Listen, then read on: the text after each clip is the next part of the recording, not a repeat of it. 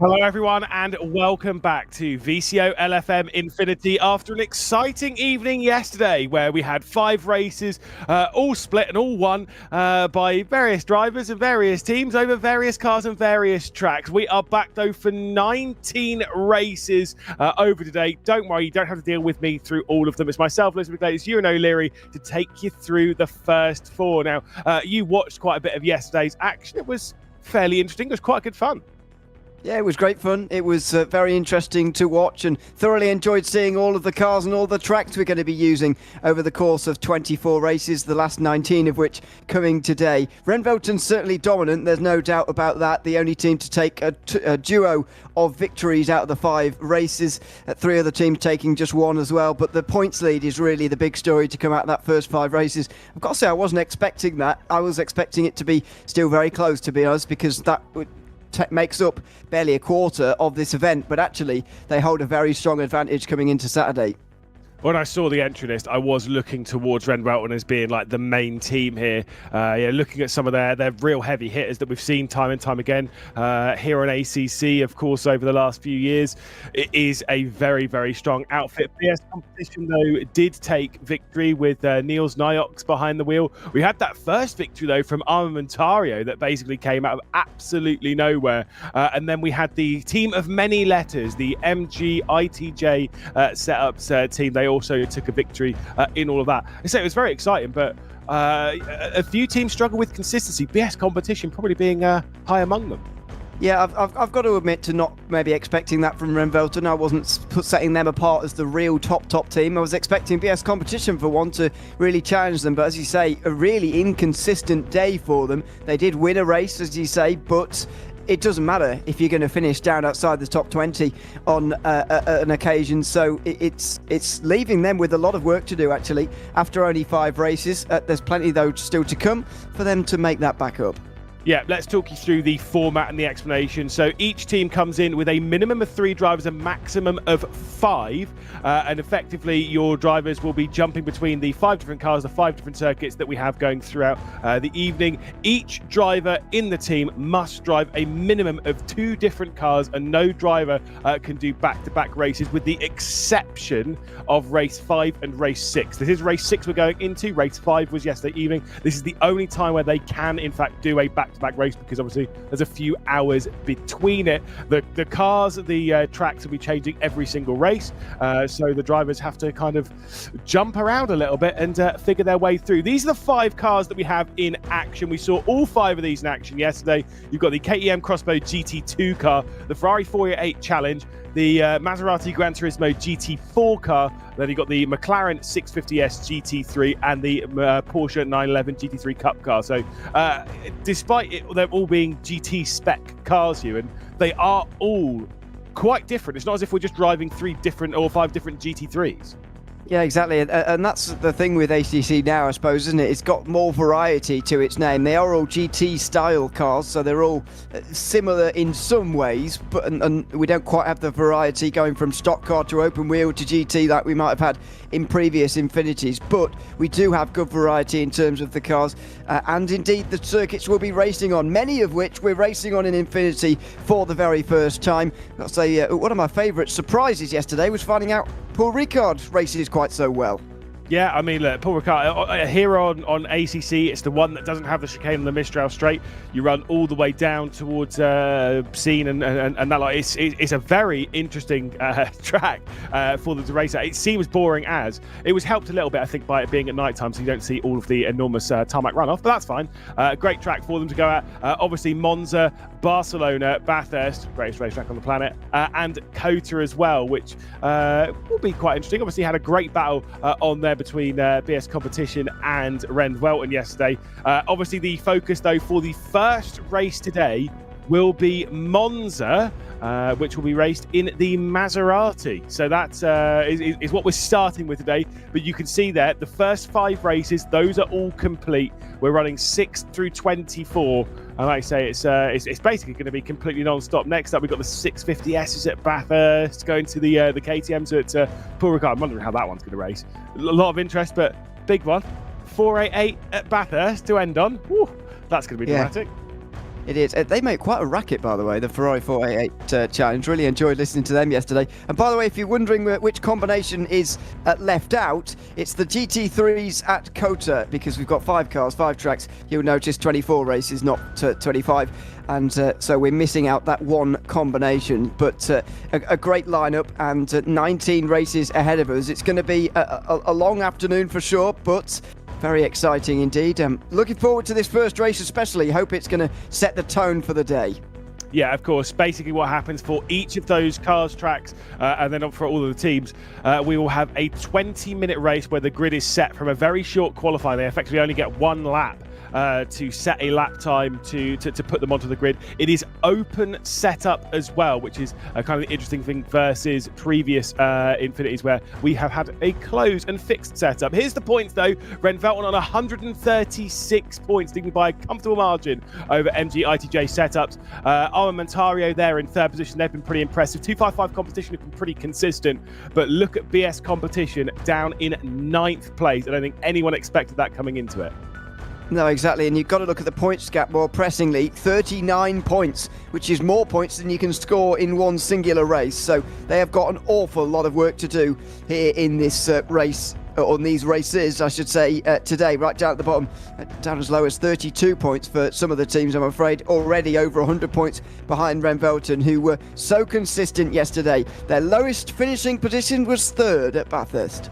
Yeah, absolutely incredible consistency. And this is the thing, this format really rewards consistency because there's no larger points incentive for taking a victory. It's 28 points for a victory. 2nd place is 27 points. 3rd place is 26. It's only 1 point per position, which that kind of format rewards you being in the top 5 basically every single race. And if you're in the top 3 every single race, you are going to run away from everyone. And it's going to be really hard for a lot of these teams to come back into it. But one thing that we have always noted with the Infinities that we've had before is that, realistically speaking, everyone's going to have a bad race at some point. Even Ren Velton, they will have a bad race. They will drop points at some point. Where that will be, we don't know. And how large their buff will be, we don't know. But I'm sure they will be aware of that as well. And that's why they're trying to build that buffer as much as possible. You might see them not starting out today by taking any risks at all.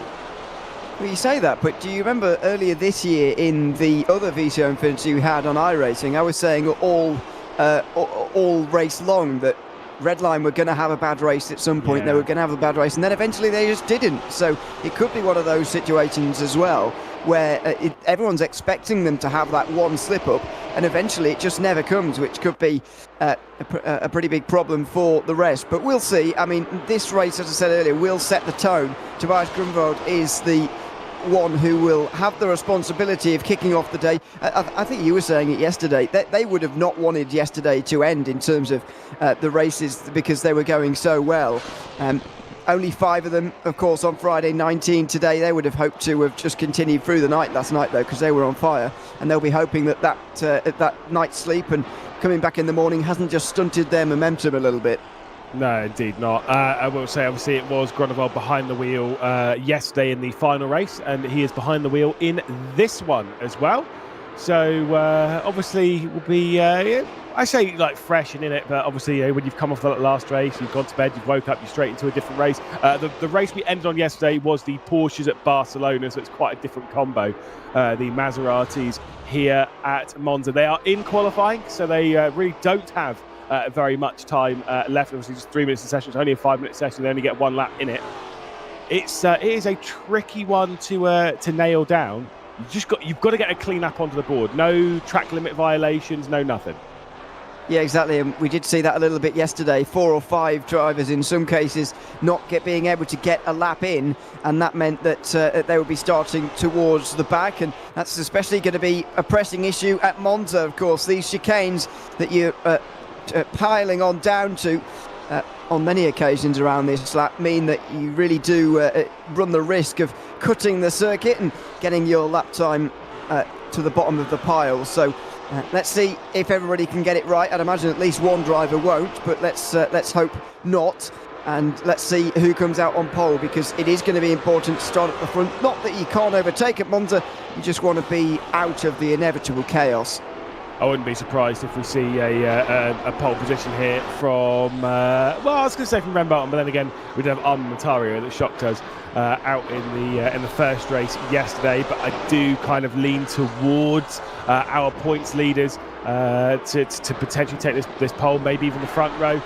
You never really know. It's such an odd combo. They don't typically drive the GT4s, not at this kind of level of competition. So I'm curious to see how that one's going to work its way through, as they'll head down towards Ascari. All in their qualifying lap. We're focused on Mia Rose here. Now back down to Big Brain Racing, which was Arjuna's favourite. They did have a couple of instances. Let's go with that though. A couple of not big brain moments, as the very easy joke suggests. To continue on about your favourite team name discussion yesterday, I want to throw one into the ring I saw the other day, Broccoli Motorsports, which made me giggle. That's quite good, but I don't know. I don't have any sort of big brain or any team names suggesting intelligence. I don't think are a very good idea generally. I think they're joking, but you get the point. It does set you up a little bit for an awkward moment when you find yourself in the wall. Yeah, indeed. It's a risky game. It's a risky gamble. Well, either way, we'll see Tobias Grunewald work his way around Curva Grande. The Williams Academy car is the one behind them as well. So at least there's that. The 255 competition, Abeladze has gone to the top of the session. We look at West Competition Racing in the number 33. They'll be pretty much the next one to work their way round. Augustat has gone into second, just about half a second off. We are seeing some slightly large gaps in qualifying than what we'd normally expect to see. That's courtesy of two reasons. Number one, they're jumping between cars and tracks constantly. And also because you only get that single lap, which can really put the cat amongst the pigeons. Yeah, it certainly can. West Competition Racing 10th place at the moment in the standings, over the line for Brenham here. And it's going to be into third place for West Competition Racing. That's a good start, but so far Václav Abeladze has the best lap time in the number 255, and that's nothing less than what we'd expect from him, to be honest. A very strong driver on ACC, especially as now coming towards the Parabolica, and the final corner is Tobias Grunewald, just behind the team name of many letters. Yeah, indeed. MG ITJ setups working its way through Parabolica. See what the lap time's going to be, of course. Victors yesterday with Lozio behind the wheel, if I remember correctly, out towards the line. Let's see what Teodin's going to do. Let's see, up to 6th position, back to Tobias Grunewald. Is it going to be pole? Yes, it is. And absolutely no one is shocked. Wow, that is a margin. Have you seen it? A second.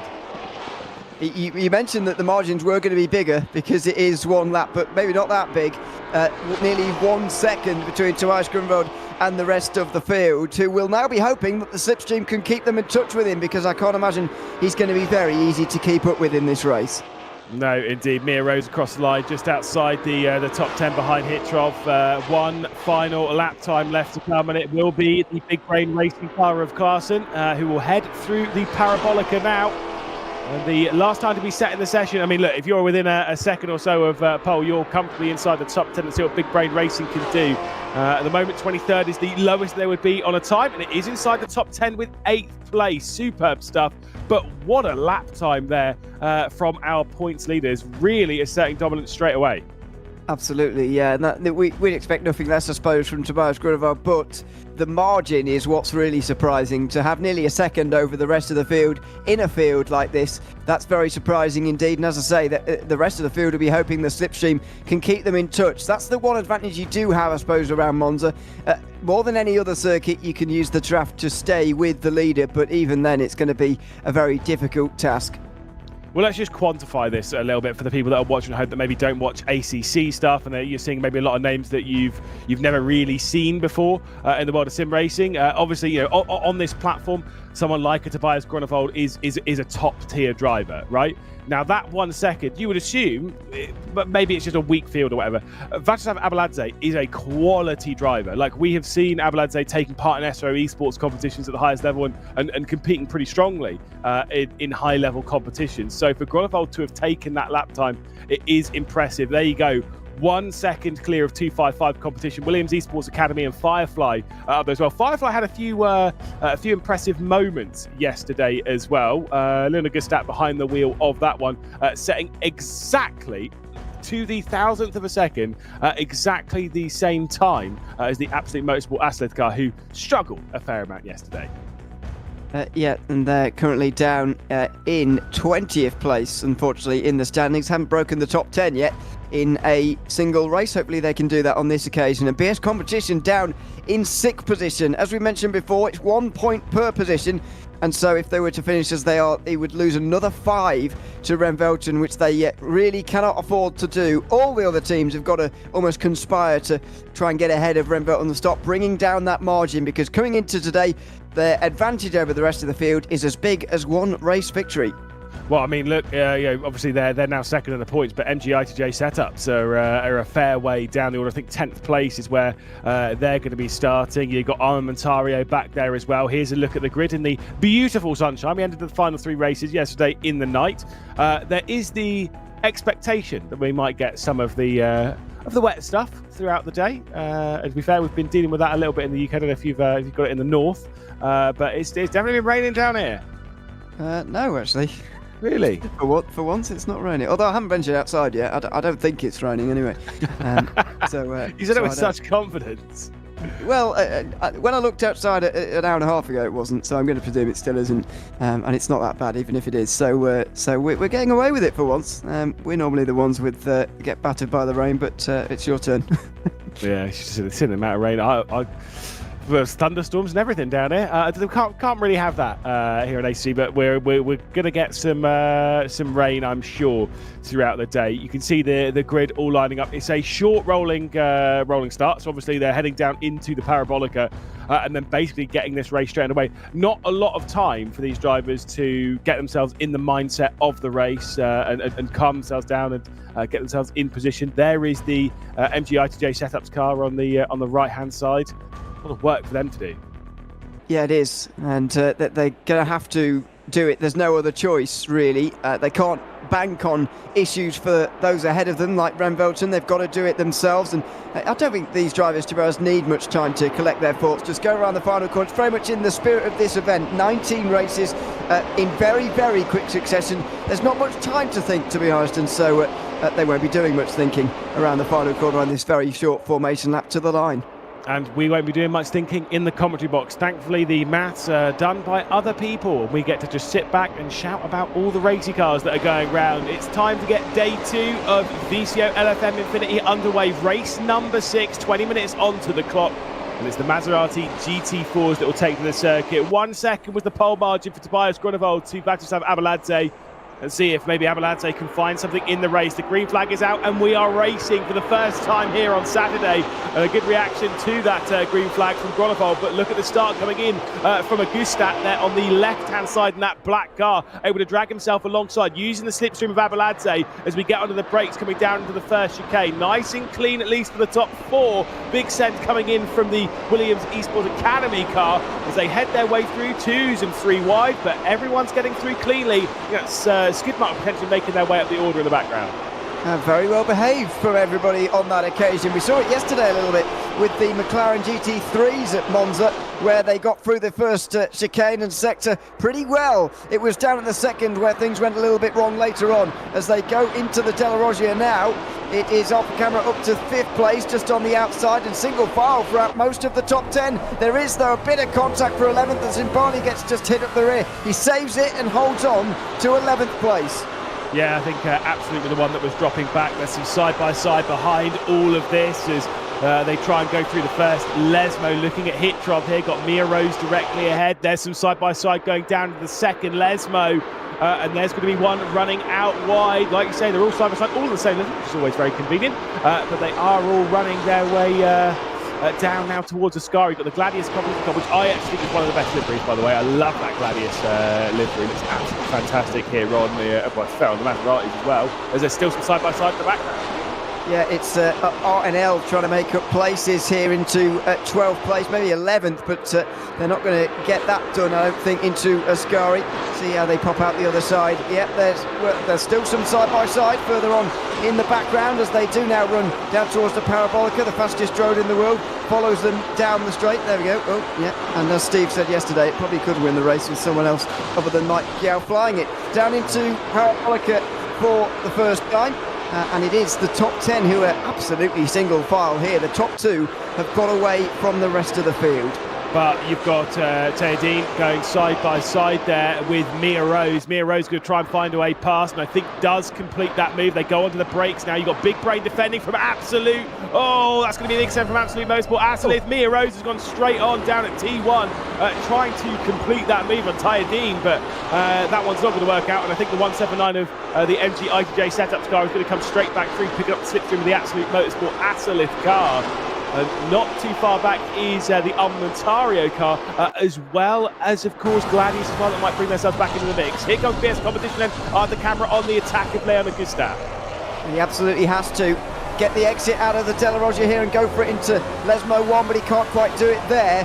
You generally want to stay alongside into the braking zone there, just to compromise the driver in front of you and then get the exit, as we have a look for the first time on board with one of these drivers. It looks like he's got a sort of curved screen display from here.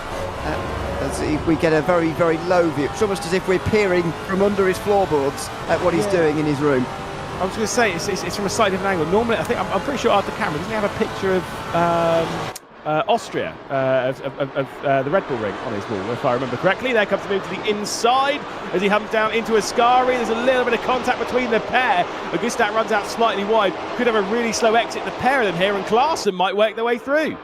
Yeah, Klaassen's going to get the double slipstream here. Camera getting the exit there. He just held back at the right moment for Ascari to get another exit, but he's still on the outside. That's been his eternal problem on this lap. And here comes Klaassen down the inside. He's not going to make it free wide. It's still pretty early in this race. He's going to leave it to Camera to go down the inside and get up into 4th position. I think he's going to manage it as well. And luckily for Augustin, he can slot into line and have another go on the way towards turn 1. Yeah, you can see them all battling there on the right-hand side of your screen. Watch out for the Absolute Motorsport Asalith car as well that might join their way. Big Brain's going to try and go through the middle. Big defensive move coming in from Arthur Camera as they battle over 4th position. Tom Gorka has absolutely checked out on this. Arthur Camera with a big send on the brakes down at the inside. It might be too deep though. Is he going to get it stopped? Just about. Big Brain goes around the outside, coming past the second apex. Big slide coming off the corner. What a fantastic battle for 4th place.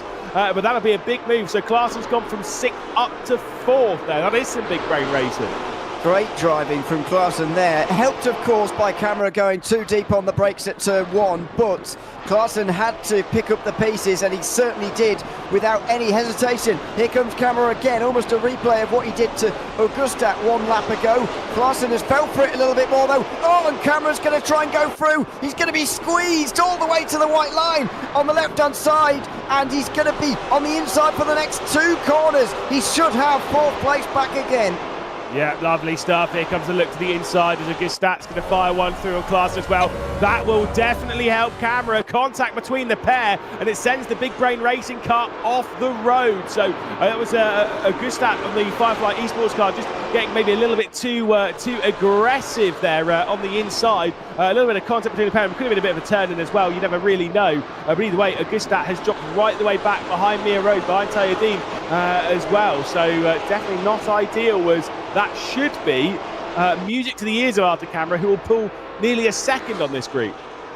Yeah, and if you can stay away here, then he'll consolidate 4th place, really. I'd be surprised if he can catch any podium places. He'll need stuff to go wrong up ahead for that really to happen, but he'll be pleased with 4th, considering where he started. However, I think Leon Augustin is going to be finding himself in a bit of trouble with the stewards after that. He fired down the inside, like you wouldn't believe, into Lesmo 2, and I'm afraid did cart Klaassen off the road, who's now down in 12th. Yeah, here comes Firefly then back on the attack. There is Klaassen in 12th position, trying to get past the G-League car of Podens. There might be a couple of bits of side-by-side, the hence more of the defensive line coming in, I think, from the Firefly car. There is the move to the inside. West Competition Racing also defending from the RNL car in the background. As we head back up to the Firefly car, was battling with the blue steel of Mia Rose, who I think might have run wide. We saw it run wide earlier on in the race at T1. Might have had that again. Yes, did exactly the same thing again, I'm afraid, on the way towards turn number 1. I think single file that time round, though, just missing a braking point, which is easily done at the biggest stop on this racetrack.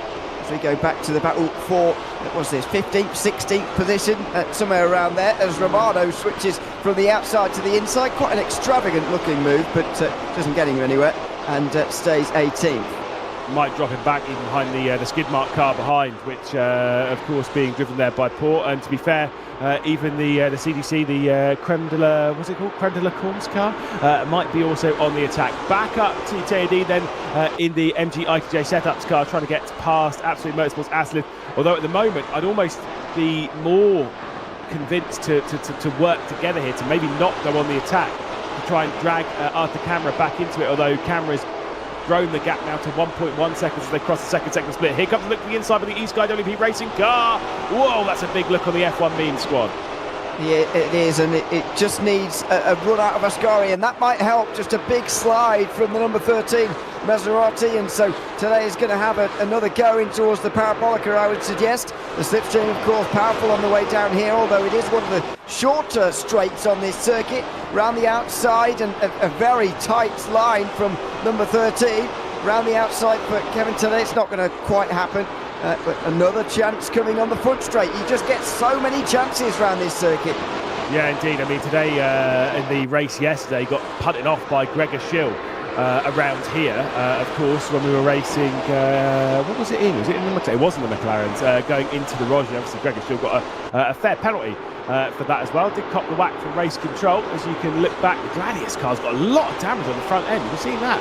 The entire front end of that Gladius car is kind of bent and crumpled, so there's clearly been a fair bit of contact. As we'll drop back then to see the Skidmark racing car getting past the Creme de la Course. You literally cannot miss these two cars, they are quite bright. Yeah, I like the Creme de la Course livery as a commentator, because it is obvious. Down the inside again on the way towards the De La Roger for that car. Hoffman late on the brakes. Too late? No, not quite, just enough, late enough, and Sven Paul will have to go round the outside. Bit of contact between the two, and now the number 11 will try and come through as well. Looking up the inside in the red and white of Hoffman, who just has to go up around the outside. A bit of a wiggle on the inside, I'm afraid, for the 11. Just gets him into Christopher Hoffman, and somehow they right each other, and they're still going. Yeah, I think Naga Racing might be copping a whack on that one, just a little bit too tight to the inside, and I think clipped the curb maybe even slightly and just pushed them straight out into the side of the Creme de la Course car. So just a little bit awkward as they've dropped back a fair few positions. Big defence coming up the hill as they get onto the brakes. I think it was the Wild Things racing car trying to get past the Virtual Racing team, which I'd say Virtual Racing team car, by the way, up there with nice liveries for me. I like a little bit of light blue, a little bit of a dark colour, and then obviously the yellow, but still Gladius is best. Just saying. Okay. I'll not when it's crumpled, clearly. But, no, clearly not. but yeah, I get the point. And meanwhile, while we've been talking about it, it's just been overtaken for 10th, I think. Klaassen is making up places again and moving back into the top 10. So the Gladius car is moving backwards, unfortunately.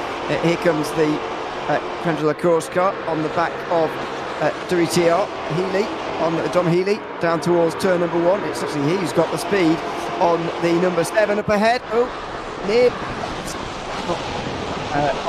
In the middle of the road, we're staying in the middle of the road, making sure that Healy can't go through in towards the first lane. He's going to be tapped around instead. Yeah, Healy has gone for a bit of a wild ride in the Wild Things racing car, and down the order Healy's going to go now back up into the battle of the back end of the top 10. And the MG ITJ setups car is dropping backwards. Defensive line coming in as it's going to try and hold off the Gladius competition car heading down to the first Lesmo. Gladius to the outside will try the up and under here at the first Lesmo. We'll get alongside. Might have been a bit of an overlap there, but they're all good as they depart the first Lesmo. The MG ITJ setups car struggling a little bit in this race. They're second in the points at the moment, and the points leader now well clear, 2.1 seconds clear of the of Abalante in second, 6 seconds clear of Gorka, and about 1,000 miles clear of this group here. And they'd be over 30 points clear of the entire field if things were to stay as they are. Exactly 30 points, not over the 30 points, but exactly. That's the sort of margin we're already talking about in this edition of VCOxLFM Infinity as we go on board here with the 179. This is MG ITJ setups looking backwards at the Gladius livery. I'm not sure I can agree that it's the best one, but it's not terrible. It's pretty good, come on. Out the final corner, looking for a way through. Yeah, it's okay. to be honest, I can't really see the damage that you're talking about, but if there is some, then I guess that would be holding them back at such a straight line speed circuit. Yeah, I can't see it really. Looking, I think you're blind, mate. Possible. Zach Sweeney's not on here, so you're taking the place. That's fine, don't worry. As Hitrov to the outside at the moment, going for the move. eSky Racing will be making. Oh, sorry, never mind. It's the Armamentario car for a second. I was like, wait, they made loads of progress because they were in that livery. But no, it is the Armamentario car that's made a fair amount of progress here. Up down to 7th position, trying to get past Firefly at the moment, and up into 6th. We'll get alongside almost. Oh, there's been a brush in between the pair of them. Hitrov's going to centre the inside, but does not fancy going for that move, and I don't blame him. Yeah, he very nearly hit the number 8 completely off the road there. He was trying to find a gap almost that wasn't there. Bullied him almost into finding a way down the inside, but eventually he didn't really use it to make a position, so that's all going to be okay. But 6th place is all that Armamentario are going to be able to rescue after being the first points leaders in this edition of VCOxLFM Infinity. They've dropped back ever since. They're currently going to be over 30 points behind Remvelton, who are leading the points, and so this position is vital. Every position is, and every point will be by the end of the day. Yeah, got Mia Rose on the attack as well, desperate to work their way up the order at the moment, right on the rear end of the 121. Blue Steel Racing taking a slightly alternate line, of course heading through Ascari, trying to get that better exit, but of course the slipstream's being dished out from Augusta onto Hitrov, and should mean that there's going to be some defence coming down into the Parabolica. Mia Rose can't do anything about it. Front of the car absolutely filled. Big Brain Racing with a big send, bit of contact as Mia Rose gets into the rear end of Hitrov, and Big Brain Racing work their way past the pair of them. So Glassen's gone for the double at the Parabolica and could be going for an extra position coming down to the T1. Yeah, another great piece of driving from Clarkson. It's not the 4th place he was previously holding in this race, but it will do for now. It could be 6th position on the way down towards turn 1. He's going to have a look to the inside, and he's got the confidence to go late on the brakes and have a look for this position. He's given a lot of room by Augusta. He's going to go around the outside of turn 2, and he's going to maybe get through. Meanwhile, Yuri Hitrov is hit by Mia Rose through turn 1 and 2 as well, and so a bit of a gap opens up to that battle between 6th and 7th. Yeah, and look at this line coming in from the Armamentario car. Hitrov over to the left-hand side of the circuit to take that defensive line coming into the Rogia side-by-side up ahead. I don't think Klaas is going to be able to get past Augusta here. Sends it straight around the outside. That is going to be such a brave move. Takes it onto the curb as well. There's contact, and Armamentario nearly going for a spin. Gets on the brakes, causes an absolute stocker, and Blue Steel go round Mia Rose into the barrier after that contact at the Rogia. You had the MGI-TJ setups car coming through as well, with Gladius also, and it's just been an absolute disaster. Now down to 15th position as the I think it was the R&L car worked their way past. What a big mess that was through the chicane.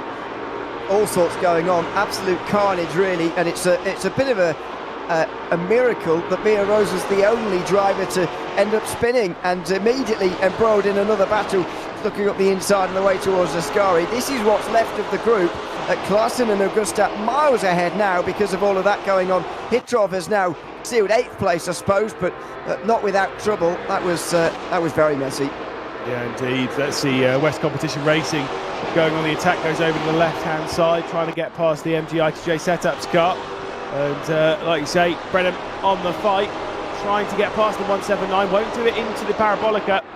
We'll probably try and do it on the way out. With the lap times they are running, we will have 3 more laps left to go of this race. It will be fairly tight up, but it should be 3 more laps because they're just under 2 minutes a lap. And obviously we've got 4 minutes left to go in the race, and Grunewald is miles clear as here comes the attack from West Competition Racing, then onto the left-hand side, going past the MGI-TJ setup car, back up towards Firefly, still keeping Big Brain Racing at bay. So maybe it's Firefly with the big brains right now. Maybe. Easy one there, knocking them down. Up to the 6th position. It's going to be a battle that remains to the end of the race, I feel, between those two. But what a great drive from Klaassen. He's been my driver of the race so far, I've got to say, as it's side by side for 10th place further behind, and also as ITJ try and make their way through on the inside towards the 2nd chicane. Still so much going on, even if none of it is for top 5 positions. Plenty of battling remains in these final 3 laps. Well, I mean, look, whilst you talk of the, obviously the top position, prizes and all that, like, realistically speaking, everyone's battling up and down the order, and they're battling for their own positions in this as well. Here comes a look to the inside. That's going to be a big one, a big set, because around the outside is going to be so it's number 44, but I don't think it might be. As they are going on the attack, is the 44 on 997. He's right completely. On the way towards Ascari, they go side by side. Not quite a move on the inside, although it's full. Jericho is going very wide, and Tadej should get through. No, maybe a little bit too respectful through the last part of Ascari in giving so much room, and through is going to go Romano on both of them in the number 38. That is going to be some of the easier overtakes he will make on the way towards Parabolica. He's going to have to squeeze himself down the inside the Parabolica, but not quite able to on that occasion. Yeah, indeed. SC Racing getting their way through, back up to Big Brain against Firefly as we head down the start-finish straight, and Carson trying to send it around the outside, still on Firefly, the battle for 6th position. Here we go. Let's see if there's going to be the move complete. Big Brain going past and committing around the outside of the first part. Great stuff, and that was a Big Brain move. I understand why you picked him as basically driver of the day. Basically just for Clarkson, as he's making all the Big Brain moves here in race number 6. Side by side again for Christian Romano, who was at one stage looking like nailed on for 16th position. Instead, he's going backwards to 18th now as he's trying to get past the number 44 of Kevin Tade again. Oh, a little bit of was that a bit of going wide for the Grande in towards second chicane, and he's going to be back to 18th all over again. But yeah, he's been looking to move through and make these double overtakes in the last few moments. Not been able to quite on that occasion, but it's been very busy down in this part of the field throughout this race. Yeah, indeed. Like I say, it's been brilliant stuff. We ran a cracking opening race here, and obviously we've got a lap more left to go. And I'm not sure how this one's going to unfold, Ewan. It's been very interesting. Obviously not at the front, where things have been absolutely checked out for our race leaders and points leaders right now. With 30 seconds left to go on the clock, Firefly still in this battle with the Big Brain Racing team. And you've got Armentario of Hitrov that's joined this fight now and is going on the attack. Into the Parabolica they go. Let's see how things are going to unfold. It's their last time down to turn 1, so it's kind of now or never for some of these teams. Well, somewhat, but there are overtaking chances, of course, around the rest of the lap, so it should be okay. Hitrov, I think, is going to be the one who walks away from this wondering what could have been, because the pace he's shown to catch up to these two on pure speed has been impressive. And he maybe will have thought, I could have finished in the top 5 or maybe better in this race had I been positioned a little bit better. In towards turn 1, Leon Augustat going right round the outside in towards 1 and 2, but he's not given the room by Klaassen because frankly Klaassen didn't need to, and so he's got a poor run now. Augustat is going to be up to Hitrov to have a go into the De La Roggia chicane. Yeah, Hitrov's probably going to send it down the inside, might feel the need to. Back up to Tom Gorka, who's closed right in with a 255 competition car that's been struggling. Maybe they've put the tyre pressures slightly too high as Abeladze in that 255 competition car. Defensive line comes in from Firefly to try and hold off. A little bit too deep though. There's going to be side by side between them as they head down towards first Desmo. Covers it off completely though, pulls it over to the right hand side. There was no overlaps, that's absolutely fine, but Armamentario are feeling hungry now. And speaking of feeling hungry, the Williams Esports Academy car looking for second place as 255 competition look to try and hold on to what would become a second place in the point standings if they held on to second, but no, off goes Abeladze. He's got issues here, he's got damage surely. I'm not entirely sure his front right wheel is even rotating. He's got off at Ascari. Yeah, I don't even know where that would have come from around here. That's a very bizarre one. Tom Gorka will come through to take second place, and the power slides come in from Tobias Grunewald. He's not going to pull a Michi Tauscher now with a big one out of the final corner. Ren Velton will take their third victory, 3 from 6, as they are running away with the points at the moment in VCOLFM Infinity. 1 quarter down, and they are comfortably ahead. The first race complete though here on Saturday, as Grunewald will come across the line ahead of Gorka, and 255 will drop back even behind Arthur Camera. So BS competition, great drive from Arthur Camera to work his way onto the podium. I know it's a bit lucky at the end, but to have got even up to 4th was handy. Yeah, very handy indeed, and they'll move up the points as well. Armamentario can't quite get 7th. Leon Augusta couldn't overtake Klaassen, and he did have to hang on in the end there from Hitrov over the line for 14th as that would continue here. There's a lot of photo finishes in the field, but if I were to guess, I'm going to guess that Abeladze hit the wall on the exit of the second chicane, because that's or the Lesmos, I suppose, because that's sort of where the wall's closest. Other than that, as I agree, I don't really see where he would have picked that up. But the thing is, if you, I do agree. Like, there's not many walls you can hit around here, and those are the most likely. But how do you hit that wall and not lose a ridiculous amount of time? Because like, he'd only drop back like, what, 3 or 4 seconds. Now, if you're hitting one of those walls, you're hitting it pretty hard. Surely you're losing more than 4 seconds. But either way, there must have been something, because that car did not look right. Speaking of cars not looking right, look at this one. That front end. Yeesh, it is used. That is well used. Or if you're on eBay, perfectly new. Yeah, sellable, I'd say. You can get rid of that for some money, as he's going to bring this race to an end. Is Naga for Naga Racing, and it's going to be unfortunately bottom of the pile for them in this race 6 of Infinity.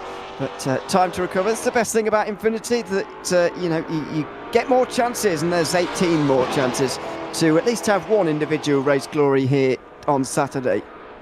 Yeah, like I say, that's the beautiful thing that we've had with VCO in Infinity in general. Obviously, here in VCOxLFM Infinity and the Infinities that we've had before, is that realistically speaking, throughout the entire course, if you're not taking part for victory, if you're not winning the title, if you're in the top 10 in the championship race, you're one of those teams that's maybe not started out so well, like we've seen like Absolute Motorsport, Assetto and stuff. Because there's so many races over so many cars, so many tracks and stuff. There are those races randomly where things just click and you can chuck yourself in for a podium, for a race victory.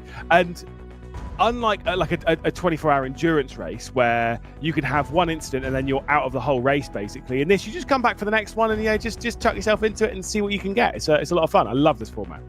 Yeah, exactly. And on average, in previous Infinities, of course, we've never done one on ACC before, but we have done 3 on iRacing now. We've had an average of about 6 teams winning per Infinity. We've had 17 in its history before this event, so about 6 each time. We've already had 3 or 4, so I think 3. So yeah, it's been very.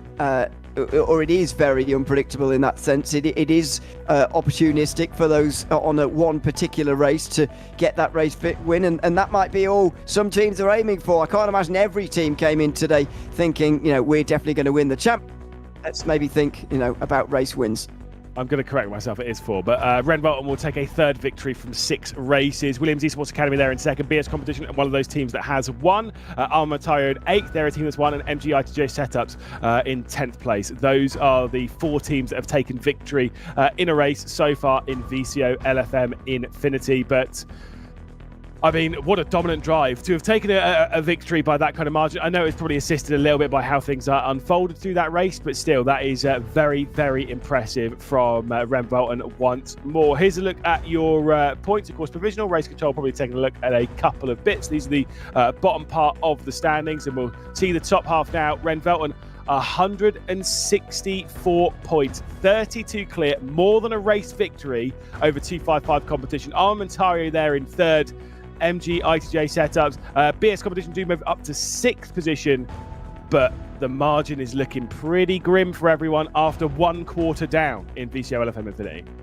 Yeah, and what this means already, with 18 races to go, that Ren Welton already have a number that they can go to sort of continue in the lead, if you like. They know what they have to do to stay in the lead of these sessions. This is the qualifying results, by the way, from Bathurst in the GT3. Sam Gaskell has taken pole for Visual, ahead of Filippo Bogiga and Andrew McWilliam for the Williams Esports Academy. Luca Lozio, who won the last race yesterday for ITJ, is in 4th position.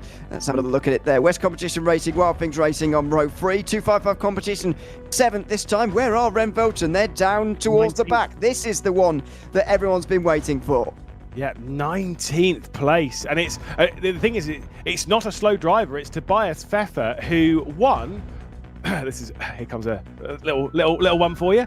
I think was the only race winner for Logitech G Esports in the VCO Esports Racing World Cup back in 2022. Because obviously that we came here on the first day in the Mercedes, and I'm pretty sure he was the only race winner for that team because it was in the, I want to say it was the last chance race, might not have been, but it has won round here anyway. Testing my memory. You're on your own with that. I don't know what you. I don't remember that, but I'll go with it. I'll go with it. Yeah, down in where is he starting? 19th position to start here. I mean, you said earlier on, everyone's waiting for that opportunity. I was speculating at the start of this broadcast. Is that opportunity for everybody else going to come? Are they going to have one slip up from Renvelten? But actually, maybe this is the chance. And Bathurst is not the easiest circuit to really make through loads of positions in just a 20-minute race. Realistically, there'll be 11 laps, maybe 10, and that's not many chances to overtake. No, yeah, it'll be surely a 10-lap race round here. Like I say, this is the one where they're going to beat some points. Now, obviously, with the points lead that we've said about, they've got a very comfortable points lead, realistically, where they can lose some of them. I can see, genuinely, I can see that points gap almost being halved, though. That's kind of like the big danger here, is that whilst it's at 30, as we can see what's underneath Bathurst, it's not very much. But it is still the greatest racetrack on the planet, so it's fine. Not going to get much argument from me on that, to be honest. Although it has started to waver in my estimations in the last few years, as you know. Right. But you know, I'm not going to doubt Bathurst. Let's hope that we have a good race ahead of us here today for race 7 of VCOxLFM Infinity. It's time to bring the GT3 cars out for the first of 3 occasions here today. So let's enjoy the ride on Mount Panorama for another 20 minutes. It's race 7, and it's Visual Esports who are taking the pole position for the first time in this event. Sam Gaskell up towards the line, looking to react to the line as quickly as possible, react to the green flag, and take the lead into Hell Corner for the very first time. Taking the racing line ideally and getting ahead of BS Competition immediately. Williams Esports Academy in third as one of the McLarens goes off, I'm afraid, in the background at Hell Corner. That's already going to give Tobias Pep for at least one position. And chaos in the background, up mountain straight for the first time. We saw chaos yesterday in this track, and again we're going to see cars in the wall, but somehow they've all avoided a huge pile-up. And Renvelten came through that one nicely. Out wide goes Andrew McWilliam for the Williams Esports Academy car, and that will be the move from Luca Lozio up now into third position in the MGI2J setups car. So solid move there, just a little bit too deep going into Griffin's Bend. I believe, by the way, the driving penalty for the virtual racing team jumping the race start. So that one's going to drop them straight into the pit lane and basically right to the rear of the field as they head through the left-handers up towards McPhillamy. Yeah, this is the real high-stakes part of the racetrack. Over the top of the hill, up over these curves, sliding your way through as well. Then over the top at Skyline, down the hill, and through the dipper. So steeply downhill at this section, of course. There's the look across the mountainside here from Bathurst, right the way to the bottom of the circuit. It's a very, very long way down as they all go single file through. And out through Forest Elbow, getting as close to the wall as possible, and then onto Conrod Straight for the first time as well. It is Visual Esports leading from BS Competition, then Luca Lozio in third place for ITJ, followed by McWilliam, who's just been overtaken for Williams Esports, and then West Competition Racing in fifth, but it's about to be changed for second. Look at this, Luca Lozio getting up to second very nearly here, on the way in towards the chase, round the outside. Oh, a little bit of contact, he's in the grass, he's just about going to hold on to third. I mean, that was a bold attempt from Lozio, and McWilliam wasn't able to chuck his way in. West Competition Racing of Apostle. Big move to the inside coming in, though, as Warner in that blue and green car, the Creme de la Course car, going on the attack. Bit of a slide in the background as Thomas has had a bit of a moment. I saw so many battles yesterday between Thomas and Warner. Obviously, had that one at Paul Ricard. Between the pair of them. The look down the inside from Warner to try and take over fifth position from Apostle. Out wide was one of the cars in the background as well, and might have even been 255. Maybe side by side for fifth place will continue, and at the moment Thomas doesn't really know where to go in the 79. Just look left and right, try and find a way through, but there's no chance for 3 wide on the way towards turn 2, and so they stay single file. Sebastian Apostle will get that position side by side a bit further behind. This is the kind of stuff that Tobias Pfeffer was trying to get himself out of, and he's still very much within it. He's just ahead of these guys, but he is not too far ahead, as Michael Moning, I'm afraid, has got in the wall at turn 2 as well. Yeah, STR Esports there, just going for the spin. I think Skidmark also came through and gave him a good whack for good measure. West Competition Racing here then in the battle for 5th position, just ahead of Creme de la Course and Wild Things Racing. Do you love that Wild Things Racing pink? It's pretty hot. Where did Pfeffer end up? So Pfeffer's only got to 16th place in that red Welton car over the first lap. So he's moved up 3, which, don't get me wrong, is not too bad of a number to move up, but it's now going to be harder and harder to move up those positions unless there's some big accidents. But accidents for him, you almost don't want them, because if you have one at the top, it blocks the road. And we had a really big crash around here yesterday. Yeah, we did. I saw Mia Rose posted on social media yesterday about the view that she had, pretty much the perfect view of the pile-up in its fullest form, and there was almost nowhere to go for everybody piling in behind. So hopefully we avoid that today at Bathurst, because we are going to be using it 4 times. As meanwhile, Chris Warner's down the inside at the chase. Oh, and that's off the road, I'm afraid, for Apostle. Wasn't given as much room as he would have liked there, probably. And so Chris Warner might find himself in a bit of trouble for that. Meanwhile, Tobias Pfeffer looking for 15th here, and he is back through again into that position, back to 5th, where it's all going on for Chris Warner, under a lot of pressure from this Wild Things Racing McLaren, and he's held on just about, but I'm not sure about his moving to the chase, in all honesty. Yeah, I mean, the pair of them had a couple of good fights, of course, yesterday evening, and looks like they're going to have a good fight here, but I do kind of agree. Possibly maybe wasn't given as much room as he would have wanted in that West Competition Racing car, but alas, we'll just, the most important bit is to just refocus on the race and get on after it, as here comes the look to the inside, big commitment. Oh, there's big contact, and that'll be Thomas sent out toward the barrier, as that was Apostle making a bit more of an aggressive move. Can't get let that red mist take control. I think he did there. Oh, and speaking of red mist, Michael Thomas has, he's actually quite well executed that move, but it was a bit of a risky move. And now Apostle side by side with the Absolute car, I think. Oh, and not quite going side by side. Absolute Motorsport Uplift driven by Luigi Di Lorenzo in this race. As he looks backwards, you can see a whole stream of McLarens behind him as well. But came through on all of that, by the way, was the Gladys 201. That's being driven in this race by Jonathan Hallomer, and he's now up to 6th position. Yeah, lovely stuff. Just coming through in all that and avoiding all the drama. Looking at Absolute Motorsport Assetto now, as you can see just ahead, and a nice look at the wall as we head down now into Forest Elbow, into the left-hander, and out onto the Comrod Straight. At the moment, it's a big lead after 6 minutes of racing for Gaskell. He's still even practicing quite a lot around here. Visceral could be the 5th different team to take victory already at VCOxLFM INFINITY. I mean, you said before it was 6 is the average we're looking for. We're already nearly at that after what, 7 races. Philip Makita 2.5 seconds out, not going to close back in. Sorry, yeah, the average 5.6, but I get we can't have 5.6 winners, so I'm going to round it to 6. Oh, big slide! Oh, and a contact right in front of Tobias Pfeffer, who just get through. He survived for Rem Velton, and he's continuing to make up these places. Down into the final corner now. He's going to go late on the brakes, and he can't quite get round there. He's going to be shoved wide, but it's another successful lap for Tobias Pfeffer, who's up to 14th place now, on the back of Hakimi in the number 401. He's going to go down the inside at Hell Corner. Oh, there's contact, and he might well land himself in trouble for that. Yeah, he'll be dragged down the stewards. Will Tobias Pfeffer getting a little bit aggressive, trying to get past Hakimi. I don't know if Hakimi turned in. We didn't see that from the angle, because we were expecting to see Hakimi pop into the rear view mirror there. Already a 15-second time penalty for the end of the race has been given out to the Creme de la Course car in 5th position. So Warner, I think that's for the incident that you were talking about, has been given that penalty. In fact, actually, I've been told it's on lap 1. Okay. That's not something I was expecting. Maybe obviously they're getting through the incidents. This is what happened in towards turn 1. Now you'll be able to see whether Hakimi turned in or whether Pfeffer was at fault himself. Wow. Oh, that's quite a small bit of contact with quite disastrous consequences. First thing to say, but can't quite decide actually. No, and that's kind of the one where I'm like looking at it, being like, do you know what? I don't know if. You wouldn't classify that as Pfeffer like properly being there, but if he's not given any room, then you're going to get spun out. I'd almost say that's very close to a racing incident.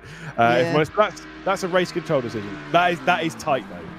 Yeah, I'm leaning towards racing incident on that too. Luca Lozio, fakes to the outside, looks to the inside, but Filippo Bocchino has seen that before and holds on to second for now. Actually has the fastest lap of the race so far, somewhat remarkably, even though Sam Gaskell is destroying the field for Visceral Esports. It looks like they're on their way to their first victory, and he has now just stolen the fastest lap indeed. On board we go with the two of them. Can't really see Luca Lozio, to be honest, but there we go. Bocchino's set her camera up a little bit better. Over the line again. For the end of the fourth lap of this race. As you say, 10 laps to come here at Bathurst in the McLaren GT3s. And just behind these cameras, by the way, Andrew McWilliam is closing in for the Williams Esports Academy as well. He's just 3/4 of a second behind. Yeah, indeed. Like I say, you can't really see Luca Lozio there. Definitely saw him yesterday. Absolutely pumped after taking that race victory at Barcelona in the final race yesterday as he flew across the line. At the moment, staring at the back of Filippo Bocchino. She's doing a great job at the moment to hang on to that second position as they climb their way up the mountain. You're actually right, but Williams goes in. I will say, start of the day, considering how Gorka was in the previous race, we've seen some good pace from Williams. They had a couple of bad races. Most notably was that first one, I think it was, from Gorka, where they dropped right the way down the order late on. Williams Esports Academy, don't count them out for jumping up to a solid position late on. Absolutely, they were one of my picks actually for the start of this event, and maybe were under par yesterday slightly. Didn't get off on the best footing with 24th at Circuit of the Americas, the very first race of this event, so maybe that just deflated their ambition and certainly deflated their actual position for the opening day. However, a good start with second place in that opening race today, and at the moment looking at maybe getting into the podium places if they can get near Luca Lozio here in the remaining part of this race, and we've still got about half of it remaining. Tobias Pfeffer's up to 12th place, by the way, but that is going to be his maximum for now. He's got a bit of catching to do before he can do any more overtaking. I think, to be fair, I think it can catch that Naga racing car. So let's not count that one out as Michael Thomas goes into battle with the Gladius car. So getting past Halaman up into sixth position is Michael Thomas in that Wild Things racing car. Looking inside from Gladius. Can't go for that move down into the final corner. Of course, they will gain a position as well on Warner after that 15-second time penalty, which I think will also gain Pfeffer one, but obviously, you know, when we talk of Pfeffer, who's already closed that gap, by the way, and just has the fastest lap of the race. Classic. Nice one, Tobias. Up to the 11th spot. We do wonder if there might be a potential penalty after that contact with Hakimi, but I kind of think he might get away with it. He is already into 11th place here and recovering a very good situation. 8 places gained so far in this race. And by the way, you were asking, is he close enough to take Warner's place? You suspected so. You are correct. He's 10 seconds behind at the moment, so he can't afford to lose all that much more time, which with Warner on his own driving at full pace and Pfeffer having to make overtakes is not a given that he'll take that place. However, it is fairly certain, I would say, because when he's in clean air, he will be quicker than Warner you'd expect. Yeah, indeed. I mean, look, I've got to say, I think Pfeffer will be within that 15-second margin, but you're absolutely right. Can't battle too hard where he's going to lose time. I think he can drop it outside of 15 seconds and close it back up, but needs to obviously get past pretty rapidly. I think this needs to be a pretty quick move on Di Lorenzo coming down into the chase realistically, and so I'd almost say back off a little bit here coming down the mountain, because you know you're going to be quite a lot quicker than the car ahead coming down the mountain. So you can actually line up a decent move coming out of Forest Elbow. Making a move into Forest Elbow is a recipe for disaster, and Tobias Pfeffer will be well aware of that. Goes for a slightly wide line coming down to the elbow. It's much wider though for Di Lorenzo as we head back out onto Conrad. I think Pfeffer's going to come straight through. I don't think Pfeffer has used the words back and off in the same sentence before, but he just had to slightly over skyline there. So close to the back of Luigi Di Lorenzo. Just up ahead, by the way, Sebastian Apostel on a bit of a recovery drive here, and he gets past the Gladius car. Here comes Tobias Pfeffer, side by side through the chase. Outside line for the braking zone, which can leave you with no space to go, but not Tobias Pfeffer, who goes round the outside and gets the inside for the next part. He gets 10th place as well, defensive slightly into the final corner, but he is the fastest man on this circuit right now, and he's into the top 10 for Brent Belton. Yeah, indeed, brilliant stuff from Tobias Pfeffer. Of course, it will become 9th place, and to be fair, definitely has the speed to close down on Wagner in the Firefly car. it shows how much a disaster qualifying was for them. And for Ren Belton, if they're only going to lose, you know, what, 5, 10, 50, like that point, that 5 or 10 points maximum, really, towards the top of the points. I mean, that is not bad. You'll take that every single day of the week, especially considering BS Competition, you know, one of their main rivals aren't leading, nor is Armamentario, nor is MGI-TJ Setup. It is Visceral, who aren't really in it at the moment, that are leading this racing comfortably.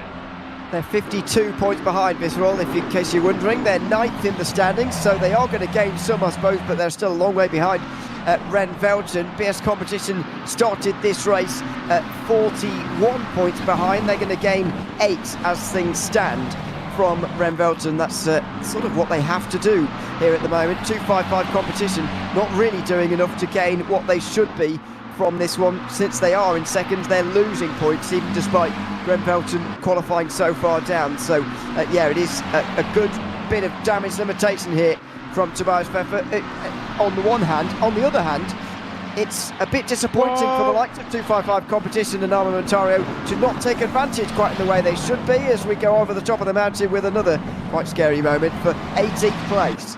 Yeah, I think that's the Uamatis car of Psycho. She's had a bit of a moment at the top. Stretch is rejoining this fight in the RNL car, and not too far back is the F1 Memes team as they head through.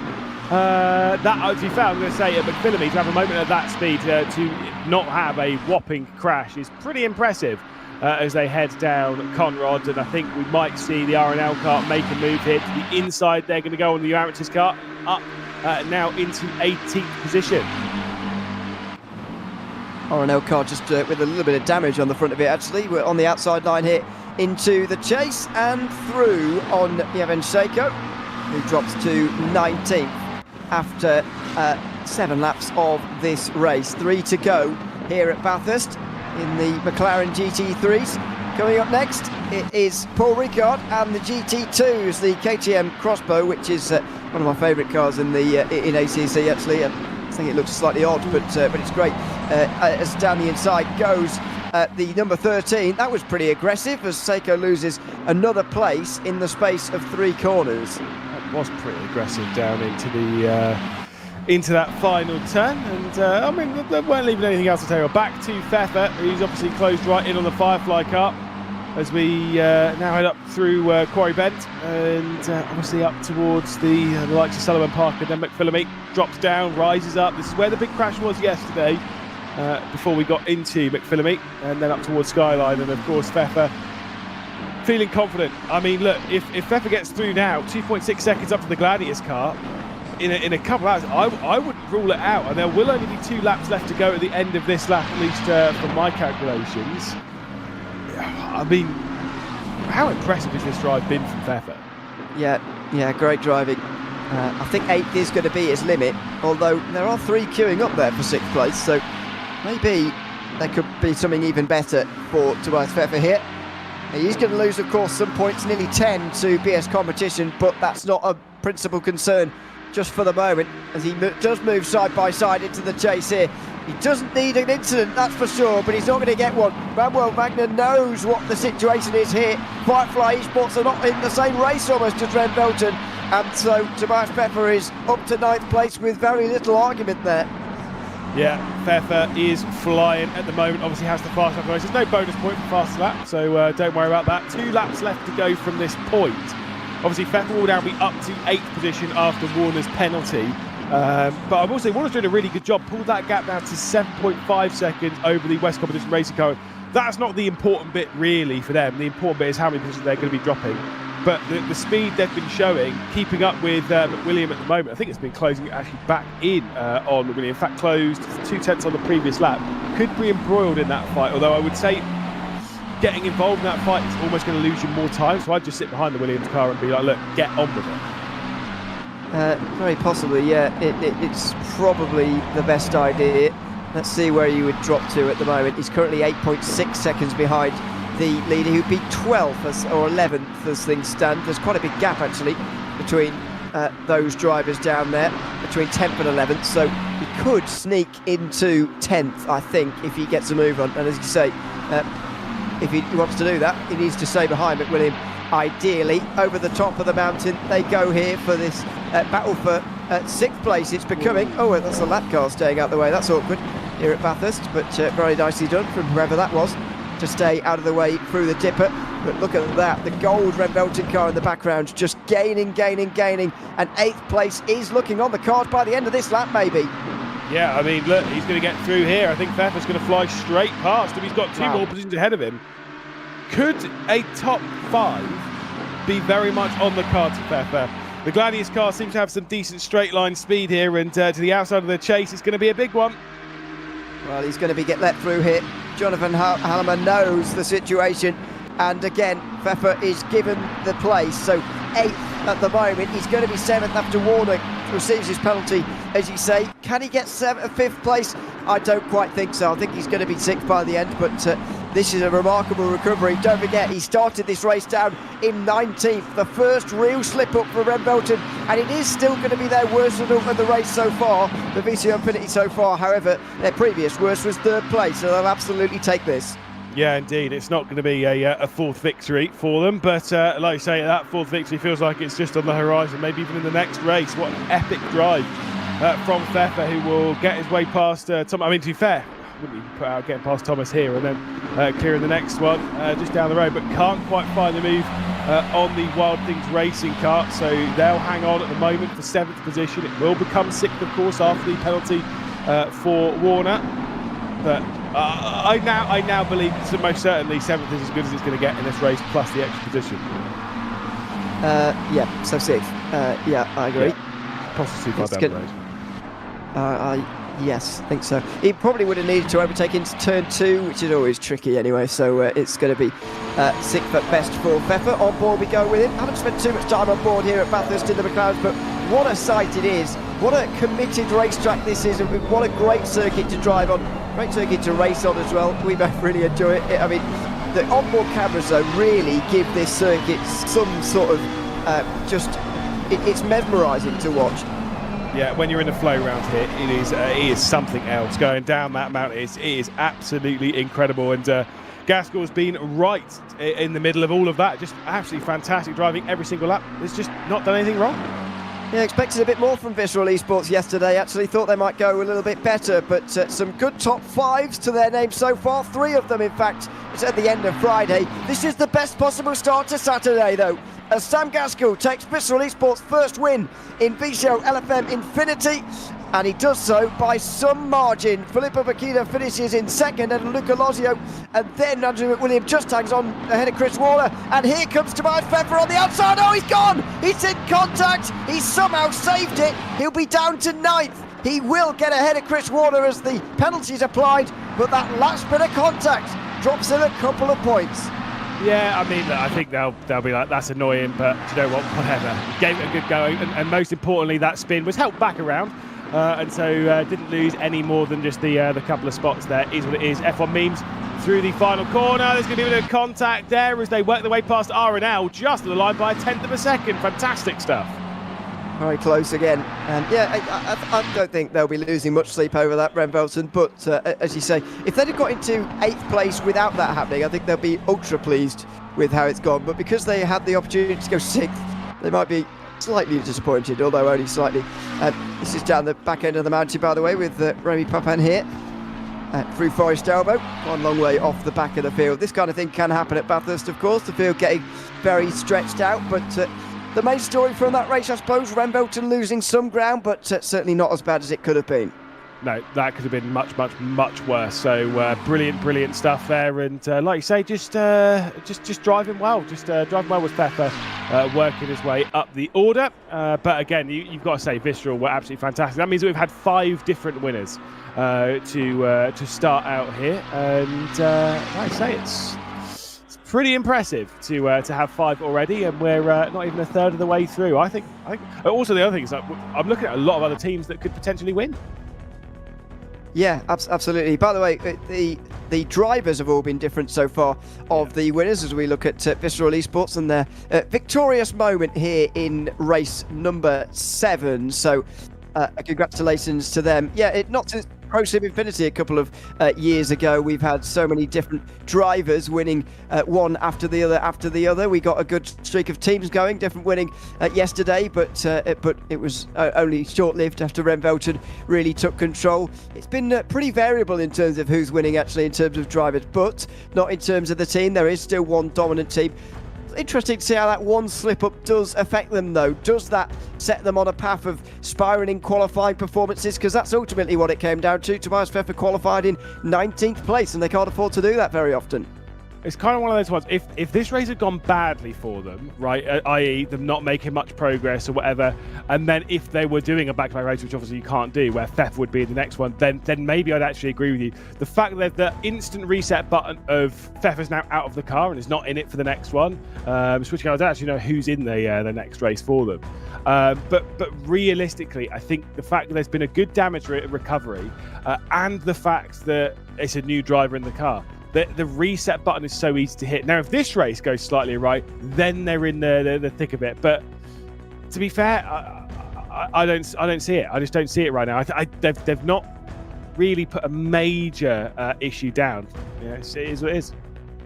One of the interesting things is that actually they'll barely have the chance to watch the end of the last race before qualifying the previous driver. I'm sure they'll just be told, to be honest, what happened, and this is how it all unfolded. 4.6 seconds the advantage in the end for Sam Gaskell, who takes the win for Visceral Esports. BS Competition in second, followed by MG ITJ Setups. Williams Esports Academy, who finished fourth ahead of West Competition Racing, and then Wild Things Racing and Gladius just getting ahead of Tobias Pfeffer at the very end. Presuming that contact for Pfeffer down at turn 1 didn't result in any penalties as well, even though he was, I guess, involved in that contact. I'm guessing Race Control didn't see him with any wrongdoing. Yeah, I mean, look, the only penalty that I've got coming through from Race Control was the one for Warner, so there is that, but I say great drive for Visceral. Will say the Ren Velton car will be driven by Leon Burnt in the next race. Here's a look at the points: 185 for Ren Velton, so 32 clear at the moment. Guess how many points they were clear at the start of the last race? 32. Yeah. Yes, yep. So they've actually not lost any points. Of course, the teams who are behind them are different, as 255 Competition drop back, as do Ama and Ontario. But MGITJ Setups have been my surprise of the race so far, I've got to say. We're nearly a third of the way through now. We can start giving them some real credit for not only getting off to a good start, but staying up there amongst some really big names. I mean, look who's behind them. Williams Esports Academy and BS Competition behind, and Ren Velton ahead. They're doing very well. Yeah, but look at that gaggle behind. So obviously you've got, Ren Velton on 185. Then it's 153, 150, 150, 147, 145. Like, it is pretty close, and those can switch pretty much every single race. I would suspect that they're going to remain that close. That battle for second is going to keep switching. Next up with the KTMs at Paul Ricard, and I don't know. This is where things, as I say, this is where things get very interesting. It is a circuit where if you do qualify badly, you can work your way up, as are most of the circuits that we have. The only one where I'd put like a little bit of an asterisk next to is it maybe COTA, but Barcelona can be a little bit awkward to work your way up because the average speed can be quite high. So those are the two major ones where I'm like, you must qualify quite well. Paul Ricard, if you qualify poorly here, it's not too bad. It's not the end of the world, certainly, especially in the GT2s. I think these are going to really race very well around here, and maybe some of the slower cars as well. We've still got the 488 Challenge and the Cup cars to go round here as well, I think so. Excuse me, not the 488 Challenge. We've got the Cup cars though to come later on. But yeah, it's going to be interesting. Qualifying still will remain important because, after all, 20 minutes isn't all the time in the world. So it could still be a challenge to make your way all the way through. But as Tobias Pfeffer just showed, even at a circuit like Bathurst, where there aren't loads of overtaking opportunities in a lap, you can actually still manage it. You can actually still make up considerable places, as he just did. Yeah, I've just seen, by the way, we'll get qualifying results to you almost immediately. Yeah, it is. Nice. Thanks, Mike. Visceral on back-to-back poles. And the thing that I was about to talk about, I was taking a look at the live timing. Visceral on pole position again. That's absolutely that's great. Stephen Roch behind the wheel to grab that pole position by just 0.18 of a second. You've got Leon Burnt up there, so Ren Velton not struggling in qualifying this time. Back 3,000 of a second, back to 255 competition after that, and then a couple of tenths back to the MG ITJ car that's qualified in fourth. The Major one in this, well, I say major, it's not like that bad, but Gregor Shields only qualified in 9th for BS competition. It's maybe the main thing to highlight in there. It's not too crazy of a qualifying order, this one. No, it's pretty uniform with actually their position already in the field, if you like. Look at most of the top teams on the left-hand side there towards the top. And West Competition Racing, maybe the big... Oh, Armamentario didn't get a lap in. That's the big surprise. Oh, yeah. I knew it couldn't possibly be that all of the top 10 teams did well in qualifying. And no, indeed, Armamentario starting in 28th place. That's going to be a big job for Viktor Rybakov, who will be driving that KTM. Yeah, well, you can see them all lined up and ready to go, basically on the penultimate corner, the left-hander that will take them round to the start-finish, the right-hander that will take them through. Could Visceral win back-to-back? They would be the first team to win back-to-back in VCOxLFM Infinity, because obviously, as much as we've had 3 victories at the moment from Rembolton, none of them have been back-to-back. Yep, absolutely. Rembolton's currently the only team as well to win over both days. Tobias Grunewald opening today with a victory and the 2 yesterday. So, yeah, it would be the first back-to-back victory for Visceral Esports and the first team other than Rembolton to win more than once. So they've got a big objective, surely, but just as Stubenrock is going to have a big job in his hands. Leon Burt just behind Max Florence and Eric Defante on the next row as well. That's some big teams who have got big ambitions for the overall championship and will be fighting with each other almost just as much. So it's going to be tough to win. Yeah, I mean, look, good qualifying from SGR Esports there in 5th position. Felix Tanzvin as well, Hacker. Also, to be fair, again, Williams showing consistency and speed at the moment in that Williams Esports Academy car. Showing quite nicely. 6th position at the moment for Felix. Once we've still got the towel. Hopefully the towel's a different towel than yesterday, though. Yeah, use it once, chuck it in the washing machine, and off you go again. I don't know if you noticed that yesterday, but yeah, it's fine. It depends how bad it gets. I don't know how sweaty he was yesterday. But I get quite sweaty behind the wheel. I really don't. I even did a 5k run the other day, and I still didn't get sweaty. I don't really seem to. All sweat. Right, Mister, I'm like shredded or something. No, I'm not. I'm actually a really bad runner, but I don't sweat either. So I don't know what that means. Is that a good sign? I think it's a bad sign. That means your body's not very good at controlling its temperature, isn't it? Yeah, that's I'm on the ropes, I think, when I go for a run, or indeed do any exercise, because I don't sweat like these guys. Maybe I'm not trying hard enough. I think that's. I noticed that when we did the 24 hours of Spa. You don't try hard enough. That's why you didn't crash though. And you didn't crash. That's fine. Okay. Either way, straight into the race. It'll be Visceral starting from pole position. Rembolton will be starting alongside on that front row. 255 competition, a team yet to take victory in the VCOxLFM Infinity alongside the it does mean then 3 of the top 4 teams have won, including the Visceral car, looking for back-to-back victories. Race 8 is underway as we get ready to complete 1/3 of VCOxLFM Infinity. Racing down to the first corner, good launch for our points leaders. To the outside they're going to go, but Rembolton settle for 2nd position. It is Visceral at the front as they work their way through the first section. MGO2J setups have to settle for 4th as well behind. Everyone through cleanly. Whoa, maybe not. Well, I spoke a millisecond too soon as a couple of cars go off the road. It's Mia Rose, I'm afraid, in trouble again. Had 1 or 2 problems at Monza earlier on, and she's down at the back here at Paul Ricard as well. Through the opening sector they go. A few skipping across the chicane, and another car goes around. Oh dear, a bad start, I'm afraid, as well for Daniel Steinbinder as well. Out of that corner, I think was spun around rather than did it on his own. Oh yeah, definitely was tapped. I know these cars have got a lot of brake horsepower, but still there was definite contact in there. Looking at Eric Defante in the MGI2J setups car, right in the rear end of the 255 competition car, not too far back is Matea, and then of course the Williams Esports Academy car. No changes in that top 6, but already a big gap. Visceral was starting out this Saturday with something else. They've had a really healthy breakfast. Let's go with that. They are gone. What was it Steve said? They've made their bed, and so they're flying this morning on Saturday, and it looked like they might be the first back-to-back winners here in VCOxLFM Infinity as we approach 1/3 distance. Let's see though, there's a big battle going on for 2nd place. Leon Burnt has not exactly blown the field away here with his chase of the lead, and so Max Florence is looking to go through, and Delfante is not too far behind either. Both of these teams, of course, trying to take more points off Rembolton, who are still leading by 32. Yeah, indeed. Well, 1 lap complete, and it's already, like you say, a 2nd lead. Fantastic stuff. And just looking completely different. Well, it's come back down now to 0.6 of a second. Leon Burton will be closing his way back in. Obviously, a couple of looks in the background. That's BS Competition. Gregor Schill going for a look down the inside of NLR at the moment, just trying to make a move and get up into 8th position again. The recovery drive required for one of our top protagonists in the point standings, and has not completed that move. I think Gregor Schill remaining in 9th position at the moment, as the creme de la course car is probably going on the attack as well. I would imagine. There was a bit of side-by-side towards turn 1 going on in the background there, unlike there is in this front group of 7, I would describe it as at the moment, all one long line. It's what we saw a little bit of yesterday, actually, at Paul Ricard. The leaders mostly calm. The midfield battle, I think it was for about 6th or 7th yesterday. Absolute carnage in the Paul Ricard race, but it was great stuff to watch.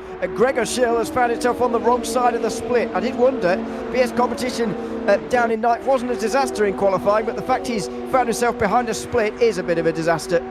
Yeah, Safarovsky in the NLR car, the main target at the moment, but the straight line speed does seem pretty handy on the NLR car, as you'll see the creme de la course with Wild Things racing right behind them as they work their way through. Gladius not too far back as well. It is, like I say, a couple of different packs, but you're absolutely right.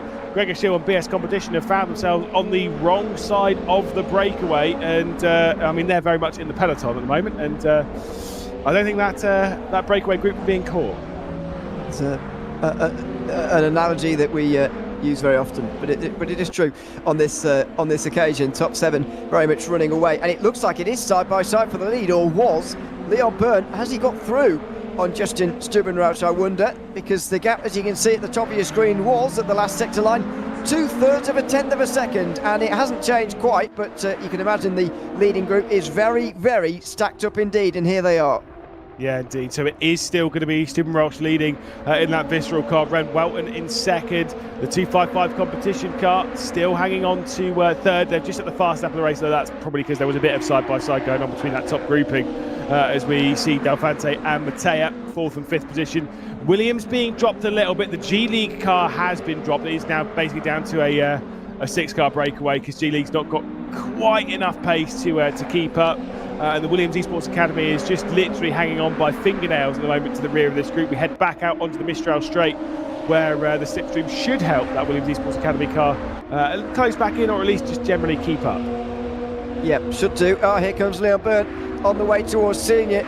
He's very, very close indeed on Stubenrauch, who's already defending. Even if we did have the chicane on the straight, there would have been a chance there for Leon Byrne to go through. He's going to be clear by the corner. He's surely got the speed here to clear himself by the fast right-hander at the end of the straight. Oh, not quite. Stubenrauch stays alongside. Through the corner, they rub slightly, and Byrne has to go wide. This is crazy stuff. Into the right-hander now, and Florenz is going to come through as well. Out wide, Leon Byrne going to drop a couple of positions here. He's going to hang on to 2nd spot, exceeds the race circuit before rejoining, still in 2nd spot. I mean, you have to say, down at the scene, the contact between them is what really sent Byrne wide. But yeah, is that just racing? Yeah, I think so. I mean, generally, when, as you say, if you go to the right, as we were looking at of those cones, then you are exceeding the track limits. Technically, you are every time, but anyway, that's a discussion for another day. He was pushed wide, really, there. On the second occasion, though, as he was side by side with Florence, I would say he went off the road to maintain the place, because they were pretty much level side by side, Byrne just ahead, but he definitely exceeded track limits there round the long right-hander of turn 9, and turn 9, and I would describe him as exceeding track limits to maintain a place, but he will probably keep 2nd place. Yeah, I think one of those race control have an awful lot to deal with. I think they'll just take one look at that and be like, oh, this is not worth our time, stop it. Yeah, if there's actual contact, if there's some proper carnage going on, then fair enough. And if it was a persistent issue to hang on to the position, then I think, again, race control would step in, but I think for that, nah, it's not worth it. Well, Gladius have completely cut the inside of the section there, as they basically drove straight on. It's a bit too much speed coming down into that sort of second complex of corners down at like 4-5, and just drove straight on. Back up with Max Lorenz, closing right back in on the slipstream. Is there going to be a switch for the race lead, though? Will Burt look to the inside, coming down the end of the Mistral Straight. Defensive line comes in once more from the Visceral car, as they'll take that defence coming down to the scene. Out wide then goes our championship leaders, and the inside line's being filled by Florenz. Could this be the switch of position now? And Bird just protects his place and goes back to the inside here. He was in danger of getting freight trained on the outside through turn 9 there, but he switched back to the inside and expertly got his second positions back from Florence, who flashed his lights, not sure what at, maybe to say well done for a good overtake, because that's what it was. Up into second place for Bird again, and Del Fante couldn't take any advantage of it. Good racing between them, and somehow they're all in the same positions they started in still. Yeah, I mean, the flashlights might have been a little bit of frustration of just like, oh, come on, I still can't get through, really? And then, yeah, fair play. That's just hard racing between the lot of them, but what an excellent battle. And Stephen Rauch is doing a great job at the front of the field. Burton's doing a great job to attack, and that was excellent driving from the Red Velton driver to have gone for the up and under on Florence, and somehow they still don't switch over, as you'll see the Williams car just fill the mirrors in the background on the STR Esports car at the moment. Matea's right there, and Tanzania Hacker has really closed right in. Yeah, he has, and this is a very compact group now for 6 or 4-6 cars. Earlier on it was pretty stretched for 7, but now they've all got very close to each other because of this battle for the lead. Stubenrach needs a very good exit here out of turn number 6 especially, but then the run through 7 as well, which is flat out. Has he gotten it? I don't think he's quite gotten as good of a run. He just needs as good a run as he did last lap, because that was when he stayed pretty level side by side. The lap before, he was in danger of getting overtaken on the straight without even going side by side into the corner. Let's see this time round. Is where are the switches going to come in this 6? That is the big thing, because we're surely going to get some switches in this 6 this time. Surely there is. Side by side once again for the race lead. We've seen that a couple of times. Is Ren Welton ahead? We head into the right-hander of scene at the moment. Stephen Rauch to the inside line, squeezes out wide just a little bit. As long as they're back in before those codes, it's all well and good. They're allowed to kind of run a little bit wide there, and it is still going to be the race lead being held by the 44 Visceral Esports car. I mean, again, just as much as we're seeing this great fight, it's kind of like one of those ones. If this was just 2 cars going into battle, it would almost be much easier to pass. The fact that it's 6 of them can create its difficulties. Although here we go down to the final complex, and Burnt's looking for a few more exciting moves than on the exit of that straight. Yeah, here he might go for it into the final corner here. I reckon he'll fire down the inside. No, he's been spun around, and somehow he's been righted somewhat as the ITJ car got side into him. Has he rejoined him before the rest of them got there? Yes, he's still 6th, and it's not a disaster for Ren Bolton, but there was contact. He must have been hit by Max Florence, who might have been hit himself, I'm not sure.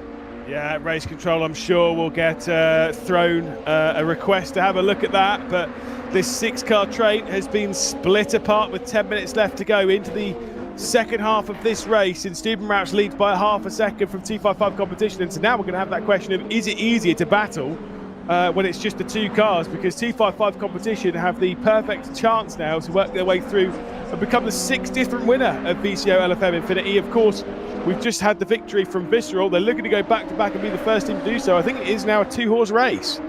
I think so, and I think it will be easier as well. You notice when Leon Burke was trying to overtake, he was always tucking back into line in time for turn 9 because he didn't want to get freight trained on the inside. If he knew that if he was on the outside, loads of cars would come through, but probably 4 of them indeed that were queuing up behind, so he couldn't afford that really.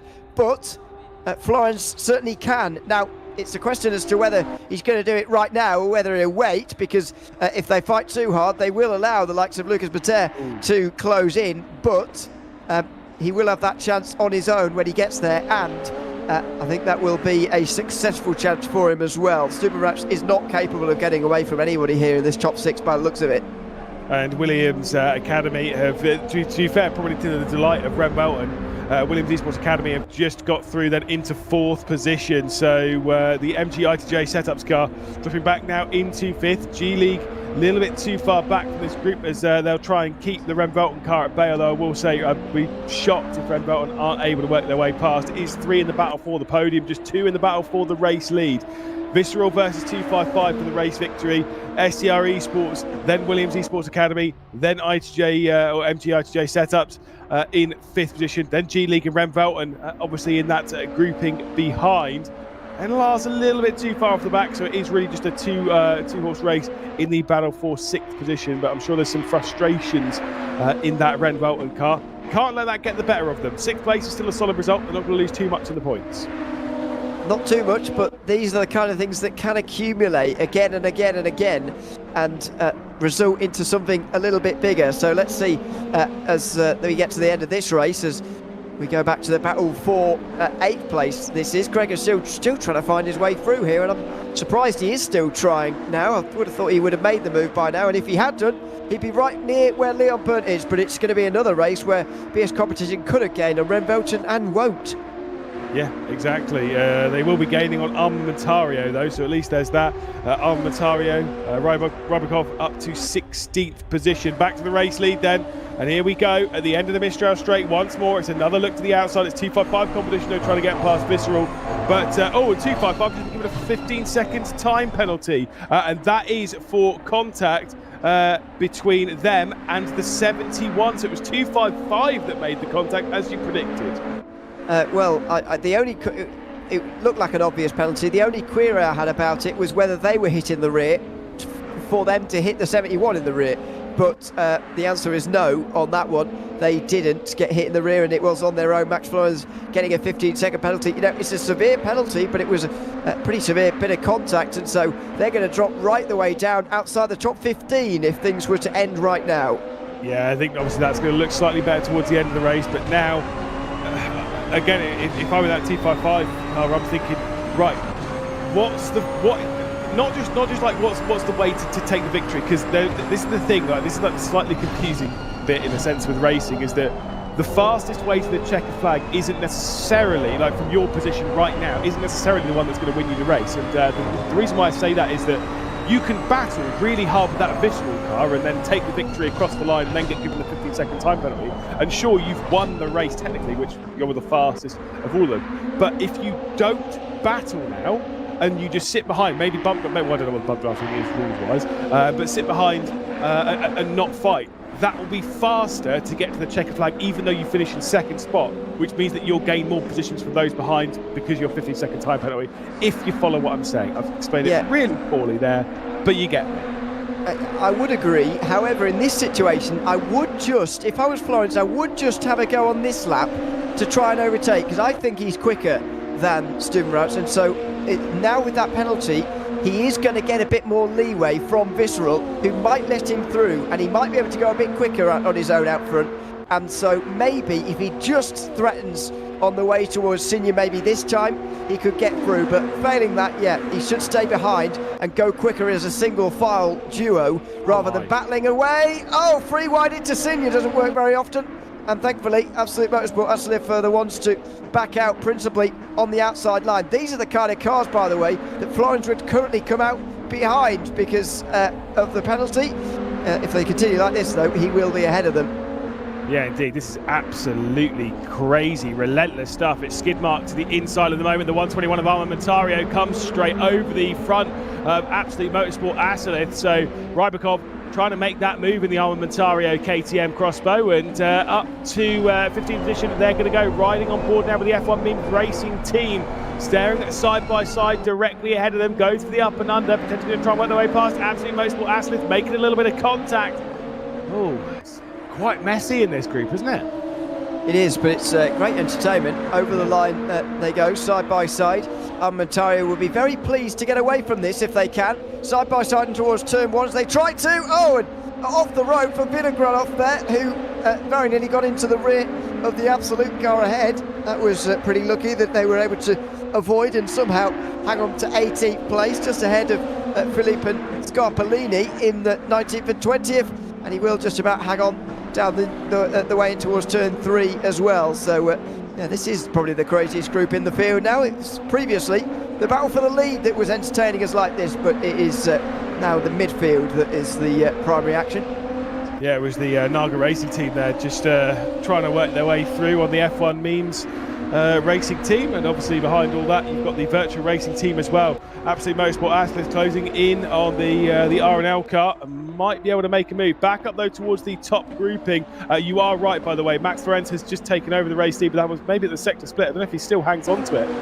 Well, no, actually they're being closed back in here, so we might have a decent battle for the race victory, because if you look at Matea, then look at Felix Tanzvidua-Haka and look at Delfante, Stubenrauch is not that far clear now. That gap is definitely under a second. They've been fighting, those two leaders. A bit of disagreement. Florence clearly believing that he could go quicker out front, and so forth. I need to try and overtake. Stubenrat's thinking, I want you as my rear gunner if I possibly can, and so he's trying to keep him behind. It's a complicated situation as they go over the line for 2 laps remaining now in this race. Stubenrat is leading again, and if he can keep Florence behind him, he will win this race. Yeah, exactly. You're absolutely right. You want that rear gunner, but for the 255 competition car, they're just wasting time. And sure, they were never going to finish 3rd, 4th or 5th with that 15-second time penalty. But it's, like you say, it's more about those positions further back, because right now they're dropping right the way down the order in what has been a closer race on time than what we've seen in a few previous ones, where time penalties can actually be a little bit more of a hindrance. Looking back to the F1 memes car, as there comes the inside move from the virtual racing team through the first corner. They're going to go out wide though on the exit of turn 2. And the F1 memes racing team's going to come straight back through. I've been so impressed with the way that Paul Ricard has raced today and yesterday. It's been great to watch, to my surprise. Side by side towards turn 3 for Eugene Vinogradov. This is him trying to hang on to 18th place, by the way, ahead of Scott Polini, who is carted out wide by Mia Rose, who, well, I'm not sure if she's backed off or not, but might well be forced to by race control later on. It's a recovery drive for her as she tries to make her way to the top 20. Meanwhile, for 4th place, side by side again. Is that 255? Oh no, it's not 255 of dropped back. Sorry, that is it's not going to be. I think that's the STR Esports car. Oh no, sorry, it is Williams Esports Academy. It's tricky to find out sometimes, but it will be the Williams Esports Academy car that's dropped back into 5th place. They are indeed confirmed to 5th place as the MGI2J setups car works its way through. Getting ready for the final lap of the race. 255 plays the rear gunner at the moment for Visceral as the STR Esports car desperate to take a first victory in this competition and make it 6 different teams. It will not be 255, but Visceral at the moment in the prime position to take back-to-back victories for the first time in VCOxLFM INFINITY. Yep, and it would be first team, of course, since Team Redline to do it earlier this year, when they were pretty dominant, to be honest, in VCO Infinity 2024. So it's not never been done before, but it has been in this edition anyway. Through to 1 they'll go. Mattea with a big job on his hands here.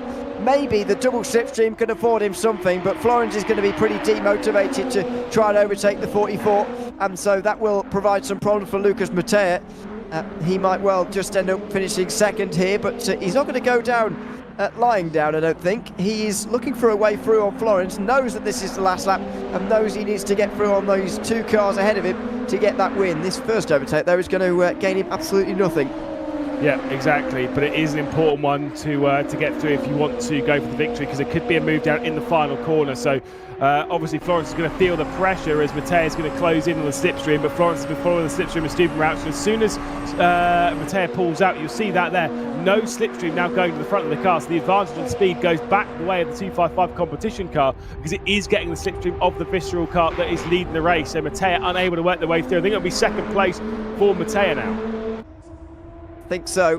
I think he's guaranteed himself that with a big gap back to 4th place as well in that battle that's continuing on. But just as Stubenrat has driven well here, looks like Visceral are going to take their 2 race victories in a row, and that's going to begin to climb them up the standings from a relatively poor start by their standards yesterday on Friday.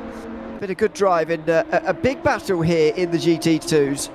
Yeah, and we'll have to wait and see if they can do the three-peat when we go to Barcelona in the next race in the Ferrari. As Stubenrat will head through into the final corner and out towards the line. Excellent victory for the first time in VCOxLFM INFINITY. We have a back-to-back winner, and it is Visceral out of absolutely nowhere. They won on the mountain in the McLaren. They've won at Paul Ricard in the Crossbow. Superb drive.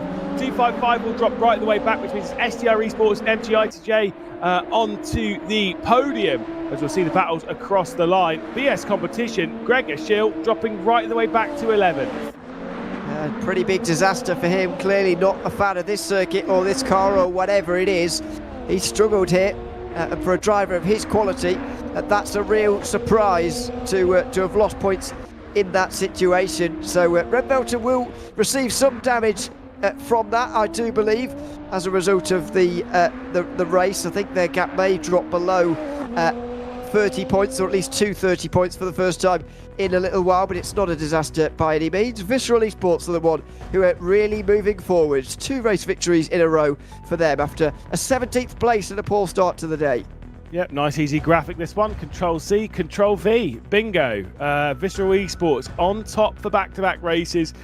Can they do 3 in a row? I don't know how many Redline had in a row in the one earlier on in the year. I'm pretty sure there was a point where they had like 3 or 4 on the I will back. tell you, they had 3 twice. So there you go. You got to go for 4 if you want to get the record. But that's just this year. By the way, I haven't checked the other years, but I think that's the most they've ever had. Because it's just so interchangeable, isn't it? This series that you very rarely string race wins together. Yeah, well, the thing is, like I said, because you can't just. It's not just like.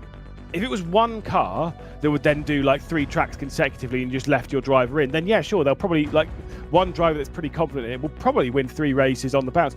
Because the car, the track, and the driver changes every single race, for a team to string together consecutive victories, it is difficult, it is impressive, because it shows that the team dynamic is working strong.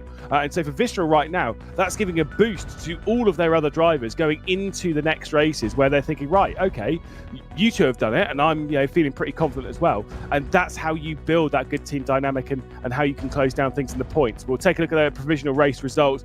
Visceral Esports taking another victory, this one by just under a second over the ST Racing Esports squad. MGI to JZ up onto the podium. Williams Esports Academy up there in 4th. Renvelton do take a top 5 after being spun round. G League in 6th. NLR Creme de la Course 255 competition got dropped down to 9th. So BS competition did pick up the there was a penalty that gained them 1 spot, but they didn't get past 255. Yeah, that's really damaging for them to miss out on that point that they really should have got. ST Racing Esports, by the way, were for shout out from that race. They're 20th going into this one, or they were 20th. As you can see, they're not 20th anymore. They've rocketed up because that's only their second top 10 of this championship. And their best result, you won't be surprised to learn either. 30 points now, the gap between Renvelton and MGITJ. And as we were talking about earlier, the gap from 2nd to 7th is only 17 points. That's where the order is really interchangeable, and we're going to see changes every single time. And those 2 victories, critically, have really thrown Visceral back into the mix. So, very impressive from Visceral the last 2 races. Can they do? Can I do it again? Who's driving for them this time? It's Kevin today who will be behind the wheel, of course, who we saw out in Monza at the first race of the evening. See if there's going to be a decent result. The thing is, at this point for Visceral, I actually wouldn't be too bothered about winning a third race. That'd be nice, fair enough. But I'm more just like, right, let's settle this down. Let's make sure that we're getting a top 5, at a bare minimum, an absolute worst, a top 10. Anything worse than that, and it's like, right, that momentum's now in the bin. Yeah, but with all due respect to Kevin Tadej, I don't think he's quite as quick as the other 2 we've just seen. And so, especially Sam Gaskell, who was really strong and really dominant at Bathurst a couple of races ago. I've just looked into qualifying at the moment, and he is well outside the top 10. So it's not going to be 3 in a row for Visceral without some sort of miracle. But with all due respect, I don't think he's quite as strong. And so you've got to factor that in. You've got to take some sort of individuality, I think, into this championship, because your teammates are going to have bad runs. You've all got your individual momentum, it feels like, for this championship, and the team is sort of a byproduct of that. Of course, that's what you're working towards. You're scoring points for the team, but there is an individuality to the momentum or not that you have, and you've got to kind of take that responsibility upon yourself. So whoever's in at the next race after this one will probably have to come off the back of that winning streak ending, and they've got to get over that and get on with their bit. Well, I mean, look, you're already looking at the qualifying results, so you could already answer this question straight away. But Tobias Pfeffer obviously struggled in qualifying last time. Do you think that momentum is going to have hurt him a little bit here? I know you can already see what position he's qualified in. Tell me. Do you know what? I think he might not. I can see what's happening. Yeah, he's not on pole, I can tell you that. I won't spoil who is on pole just yet, but we'll show you that in a few moments' time. And there you go. Gladys competitions are on pole, but it's only a quarter of a second. Yeah, I don't think it's held him back too much, don't you, Tobias Pfeffer? BS competition, West competition racing next. MGRTJ setups are up there as well. SC Racing Esports could do with setting up a run together, and 6th place in qualifying may well just do that. Armamentario are outside the top 15 again. And who else of the top 10 are down here? Not many. It's Armamentario kind of on their own again. Yeah, indeed. I'm sorry, a couple of struggles the last 2 qualifying sessions, and it's putting their back against the wall ever so slightly. Is again very impressive from Red Velton to be out there. BS competition, though, it's nice to see that out there. But Gladius competitions, hey, maybe they're going to be the team that takes that's going to be the 6th team to join now. But I can see us getting up to 8. Like, genuinely, can see us getting 8 different winners here. You'd love it to be Gladys as well, wouldn't you? With that livery, yeah, damn right. Yeah. Have they actually got one on this car, though? That's the question. Well, that is the point. Yeah, there was a lot of black KTMs in that last race, and that's not helpful for us. So we'll see. We'll try and get a look in a few moments' time. But there is the look at Barcelona in the relative morning or early-ish day here. Sun not really out at all. The main thing I've noticed about this Ferrari 488 Challenge, by the way, yesterday is just what a noise it makes. It's quite phenomenal, really, when they're all together. But we'll be able to listen to that over the course of race 9 here very shortly. I'm just sort of fearing how easy or difficult it's going to be to overtake. You can't imagine it is one of those circuits where there's going to be plentiful overtakes. Could be a little bit tricky at times. Yeah, indeed. Well, you can see back there the blue and yellow of the Williams Esports Academy car, 11th place for them. Matish Haladaki, probably, again, another one that's a little bit out of position there. We expect the Williams Esports Academy car has been qualifying quite well today. And so heading into race 9, you would expect it would be high up there. By the way, if you are bored of us two, you can get rid of us in a little bit. Don't worry. We'll bring in little and large in a moment. Oh, goodness. I knew you were going to like that. To be fair, we've recently both seen them together, and they are the height difference is striking. Let's put it that way. There's about a foot between them, and so there you go. Yeah, wow, that'll catch on. Anyway, we'll get them in a few moments' time. Half an hour, of course, after this 20-minute race, and there is a look from behind at the Gladys car. It looks like they've got their livery on, doesn't it, from here? We'll have a look from the front in a few moments' time. Have they? Yeah, they do. See.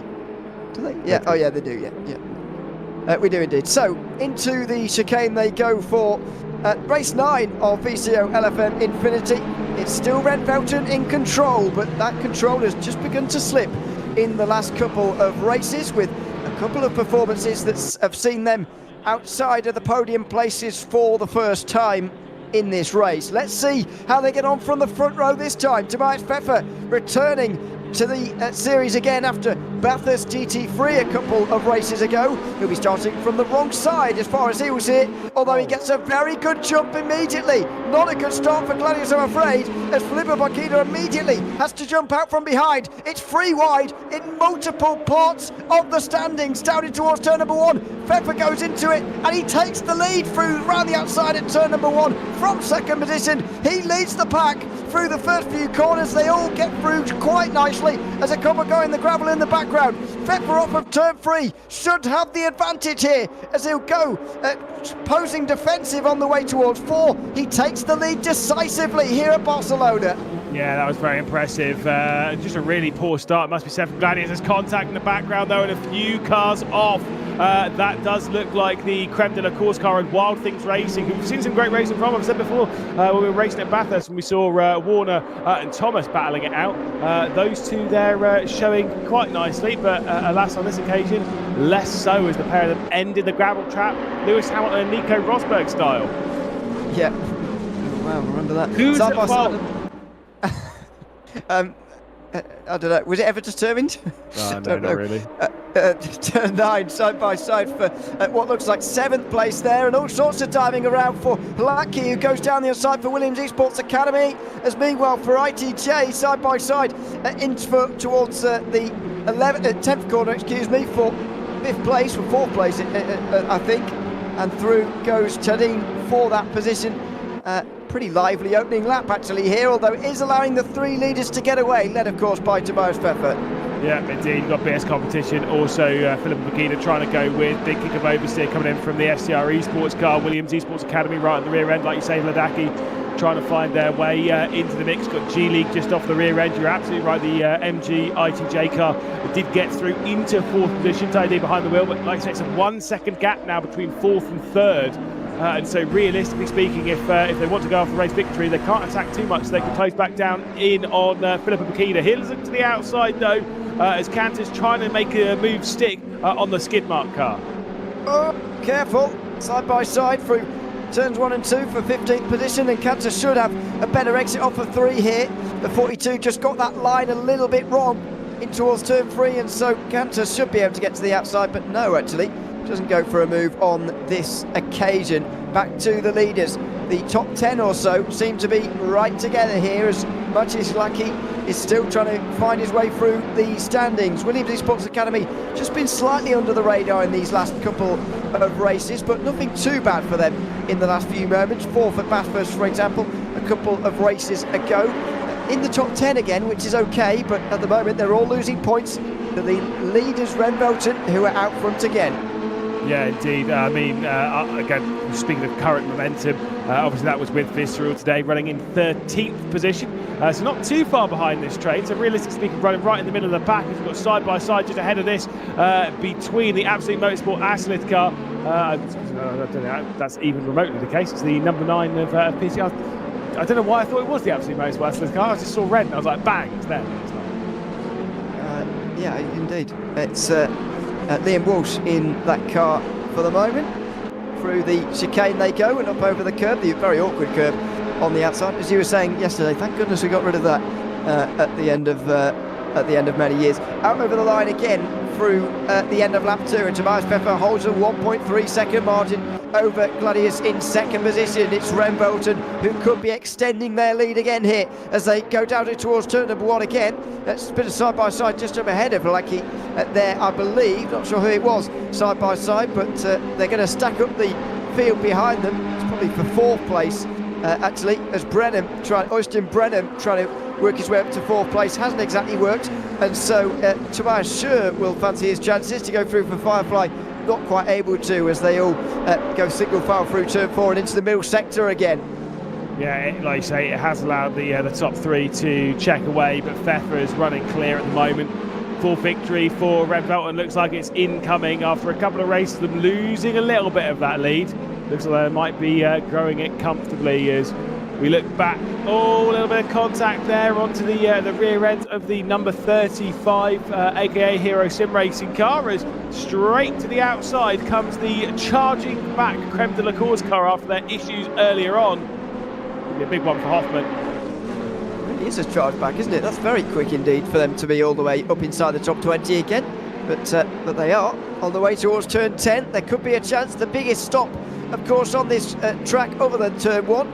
The tightest corner as well, and oh, that's not quite gone very well for Hoffman, I'm afraid. He just has to go a little bit wide, and the Naga car will be closing in as Scissor goes through into 18th position for RNL, so makes his way through on another place. This is a battle way down the field for 18th position, I'm afraid, and thankfully for the big teams, none of them really involved in this one. Even Armamentario have been able to get themselves away there in 17th, though, just clear of this group. Yeah, indeed. Still a bad couple of races for Armamentario. They need to cure whatever problem is going wrong for them right now and refine their way back into this competition, because they're losing ground on not just the race on the events lead, but also second place, which at a bare minimum you kind of want to be aiming for that. Look to the outside coming in behind from the Creme de la Course car, switches it back to the inside, goes through. So that is Hoffman up to 19th position. Yeah, good pass, and stuck up on the outside. The number 35 may well get swallowed up by some of those in behind as well here on the way towards turn 4. All sorts of weaving going on back there. Yes, that is the Absolute Motorsport Absolute car going on in the background, by the way, trying to get through anyway into 21st. Just having a look into turn 4, wasn't quite able to. Other groups in the field, by the way, headed for 4th position at the moment, headed by ITJ, who are doing very well once again here.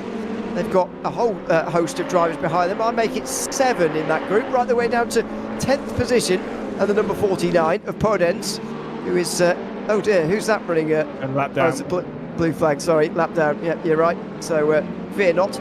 Yeah, that's probably the biggest group in the field, actually. That's 7 from 4th place on backwards.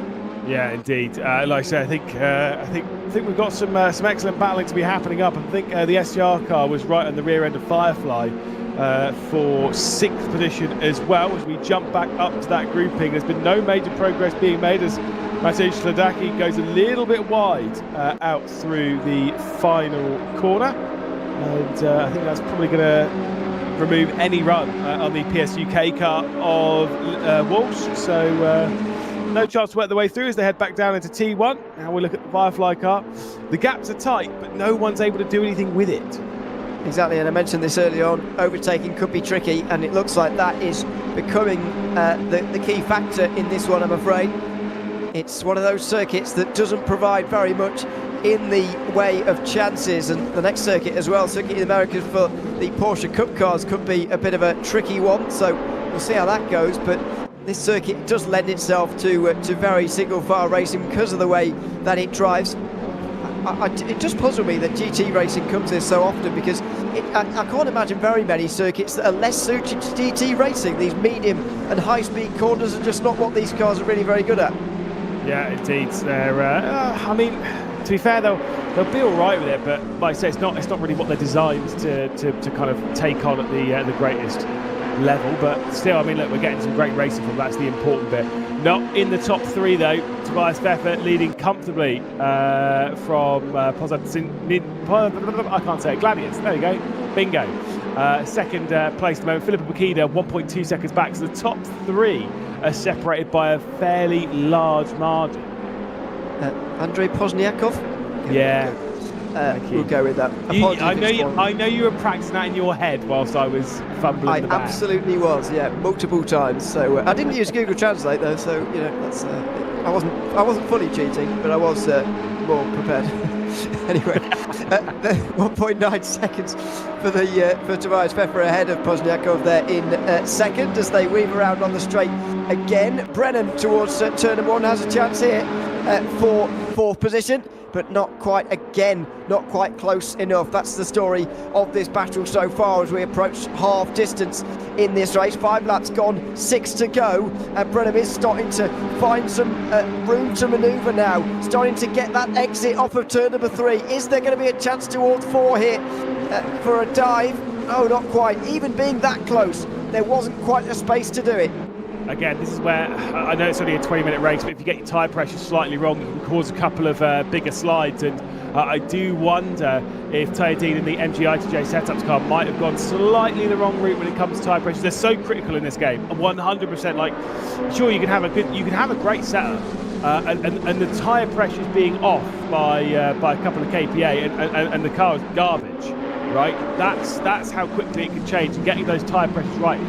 That's the way you build your setup from. I think Tayadeen, like I say, it might have gone a little bit too over, and that problem's going to get worse. If that is the case, that problem will get worse as the race goes on. It could just be pressure on the rear end for sure, but it could be something to do with the tyres as well. Well, let's see. Pressure will be mounting now on the MG ICJ setups Ferrari, the head of this group.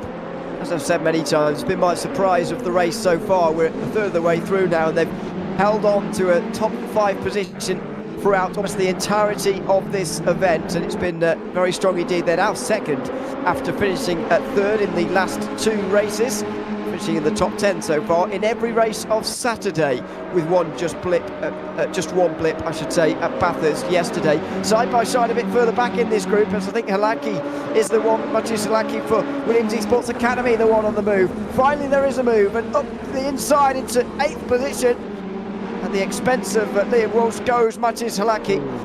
That's the kind of move we were expecting to see a few laps ago. Now it's finally happened. It does look quick, Halaki, but I think he's just underqualified himself a little bit in that previous session.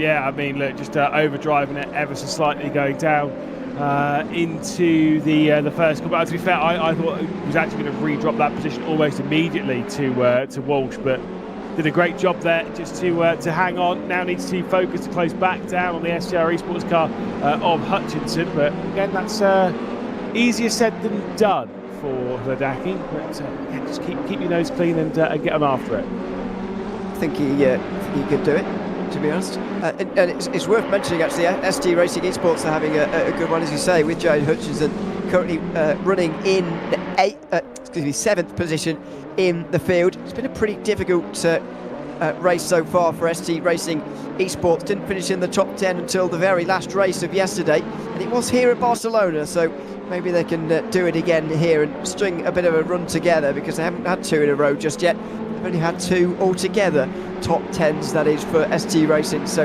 let's see if they can just hang on to this for the remainder of the race. 7.5 minutes remaining. Tobias Pfeffer still leading by some distance as Red Mountain look to take their 4th win of VCOxLFM INFINITY 2024. Over the line, this battle for 4th place, still the largest in the group, and still the largest in the race, I should say, and still nobody able to find their way past MGITJ setups, who are hanging on very well to that position. I wonder if they've actually kind of like reduced their downforce, the rear wing, just because again these are not fixed setups on these cars. So if you reduce that downforce on the rear wing and you're fast on straights, you're kind of removing that attack going down into T1, and so realistically speaking, could be taking that kind of option to maybe make things a little bit easier for them throughout the run of this race. But yeah, that's just sometimes how it goes. Is we'll see Hladaki here. Right on the rear end of Hudson, definitely has better pace than Walsh, because it's pulled quite a bit clear of that PS UK car. Maybe the Williams car's getting better as the race goes on, who knows? Maybe, let's see. I'll maintain my point though. He is the quickest in this group, and he is just struggling to find a way through because of the way of this circuit. But generally you do find when someone makes a move in the group that everyone does, and it all starts to explode a little bit. So let's see if he can make that happen here for 4th position. Down in towards turn 10 they go. Keep on the brakes, hitting their marks.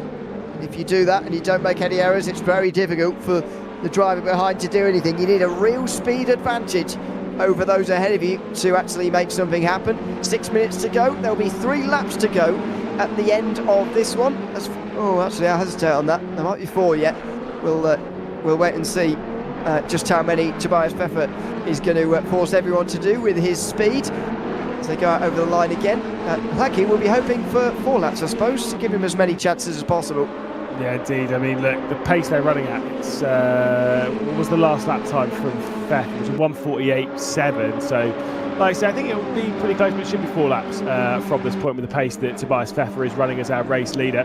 Like I said, there's going to be a lot of opportunities for these drivers to find their way up in the positions, or like you say, for the likes of Teodin to lose those positions. The top 3, they've just been kind of separating themselves piece by piece, because the Gladius car doesn't have the pace of the race-leading Remvelton car, nor really does BS competition. So it's all kind of like grown as a group. Yeah. Oh dear, look at this. Side by side and down the inside for Josip Kanter. We saw him making moves earlier on, and he's just made another one up to 13th position, and that's exactly how you do it in towards turn 4. Maybe some of the guys in the top 10 could take some notes from that. That was pretty decisive later on the brakes, and up to 13th place.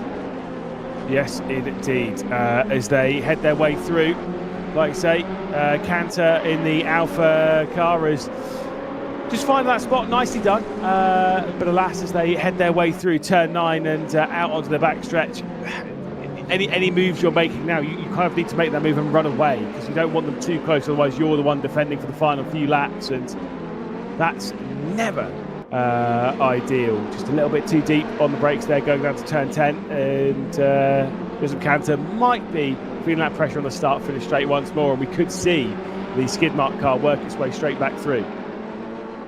We very much could, although I'm not convinced. We'll see. Through the chicane they go. Kanter misses the apex slightly for the first part there. Give him a poor run onto the second part. As we go back to the leaders, has Slaki got any overspeed on the likes of Hutchinson here? How many of these positions can he really gain? And it is all about limiting the damage now to Remvelton. We've said this before on many other races, but for the last 2, it's been Remvelton who have been limiting their damage, and their leaders only dropped to 29 points That seems to be the difference, really. Van Belten, when they're behind, do limit the damage well. And when the other teams get a chance to strike, they don't. When Van Belten get a chance to strike, they certainly do, and they've won 4 times. Yeah, indeed. And that gap's going to grow at the top. They're just so strong, Van Belten. Even the last couple of races where there's been the couple of cracks emerging from them, they've not bowed to the pressure of the grouping behind, and have just played their cards so well to kind of work their way back through the order. Obviously, for Tobias Pfeffer at Bathurst, for Leon Butler the previous round, not letting the issue with the 255 car get into their head, and then to come straight back into this one and take a victory. That gap is just going to be growing and growing and growing, and we're not halfway through this competition yet, so you can't hand them a trophy, but they're almost getting to the point where they're putting at least a pinky finger on it. It's a bit early for even pinky fingers, isn't it? I don't know. A fingertip. Fingernail. I don't know.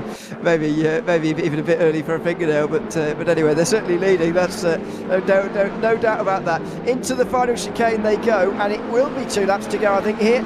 So the pace of this race has got us on to it will be 11 laps at the end of this one. One more chance for everybody to make a move. Surely on the last lap they'll be giving it a go. I mean, some of these teams especially are not even really involved at the very sharp end of the championship. They don't have that much to lose, so I can understand maybe those who are going for the overall title to be a little bit more cautious, like ITJ or Williams Esports Academy maybe, but for the other teams, they might as well just go for it. Absolutely, yeah, right, put everything on the line. Like, you're absolutely right, and this is going to happen, well, I say worse and worse, it's going to happen more and more as the event goes on, as those drivers and teams are dropped further out of contention for any major result. They will get more aggressive in these groups, where they will go on the attack more, where they will find their way through more, and that's kind of like the exciting bit. That's what we get to deal with in all this. That it is going to become almost, for those drivers, more exciting, and those drivers and teams that have those solid leads and solid positions will become almost a little bit more cautious. The dynamic of how these races work completely changes from the start of VCOxLFM INFINITY to the end. Certainly does, and we'll be here all the way through, of course, here on the VCO Esports YouTube channel and elsewhere, of course, as we continue to follow VCOxLFM INFINITY, the first of this kind on Assetto Corsa Competizione.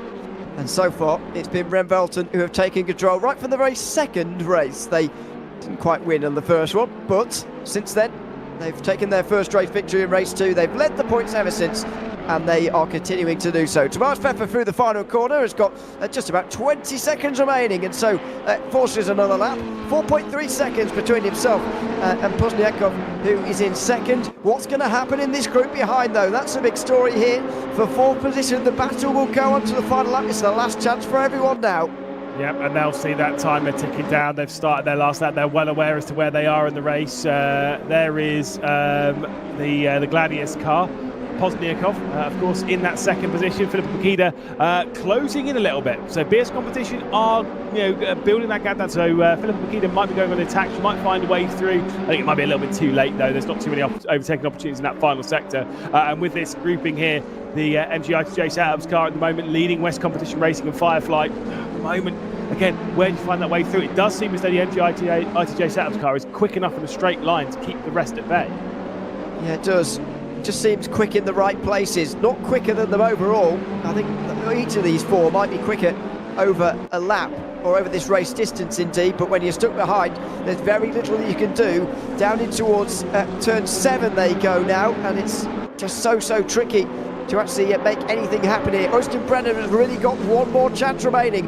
Through over the top of the hill here, the very fast right-hander, right towards the outside and avoiding the gravel on the outside. Has there been a good enough exit here? They might well have been for Øystein Brennan for West Competition Racing. Here they go. The final lap creates opportunity, and it's side by side for Huntington as well, who gets down the inside of the Firefly car.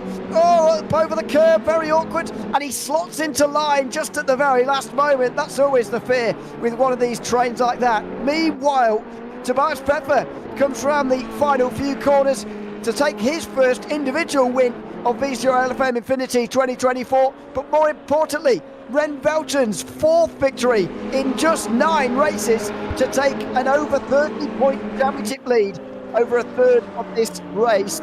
Goodness me, fantastic drive again from Tobias Pepper. 4.4 seconds, the margin at the end. The guys for fourth on back finish in the same position, but it's Remvelton in control again. Was that really Tobias Pepper's first win? Well, yeah.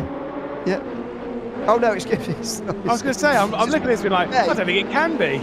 No, it's his first win today. Of course, I'm thinking about the Bathurst race earlier where he absolutely couldn't have won because he started 19th. But excuse me, first win today, not first win in the event. Excuse me. Yeah, get your facts straight. Sorry. No, at all. They do have, by the way, their fifth driver in action in the next race. We've not seen Nicholas Hoban behind the wheel. We will see him behind the wheel when the Porsches take to COTA. But what a victory again for Remvelton. Fourth one. Crazy.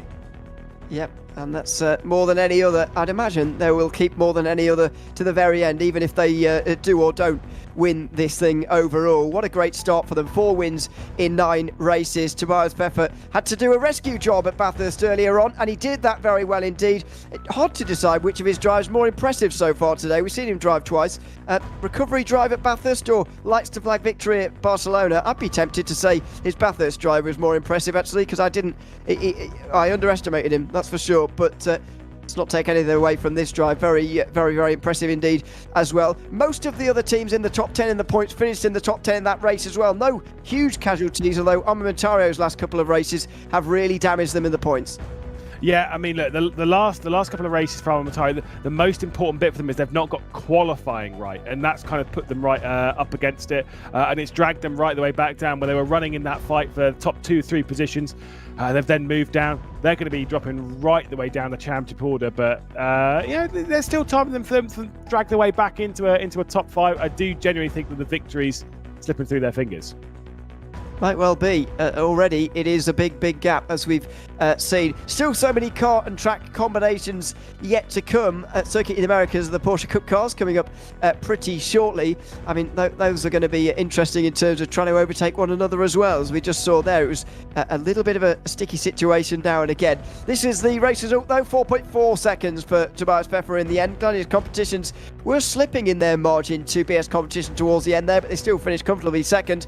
MGITJ Setups fourth again, and will hold on to second in the standings, I think, just about. It's going to be very close for a second, as always, in the rest of this race. That's the story in the points, I suppose, isn't it? It's pretty impressive to see how close second to seventh are.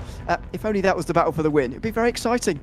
Yeah, but that actually felt that has happened a little bit in the Infinities before. We were looking at other battles and thinking, oh, wouldn't that be great if it was for the lead? At the moment, you know, the battle for the lead is Remvelton clearing away 236 points, back to 32 points over MGITJ Setup. So they've pulled themselves comfortably clear again.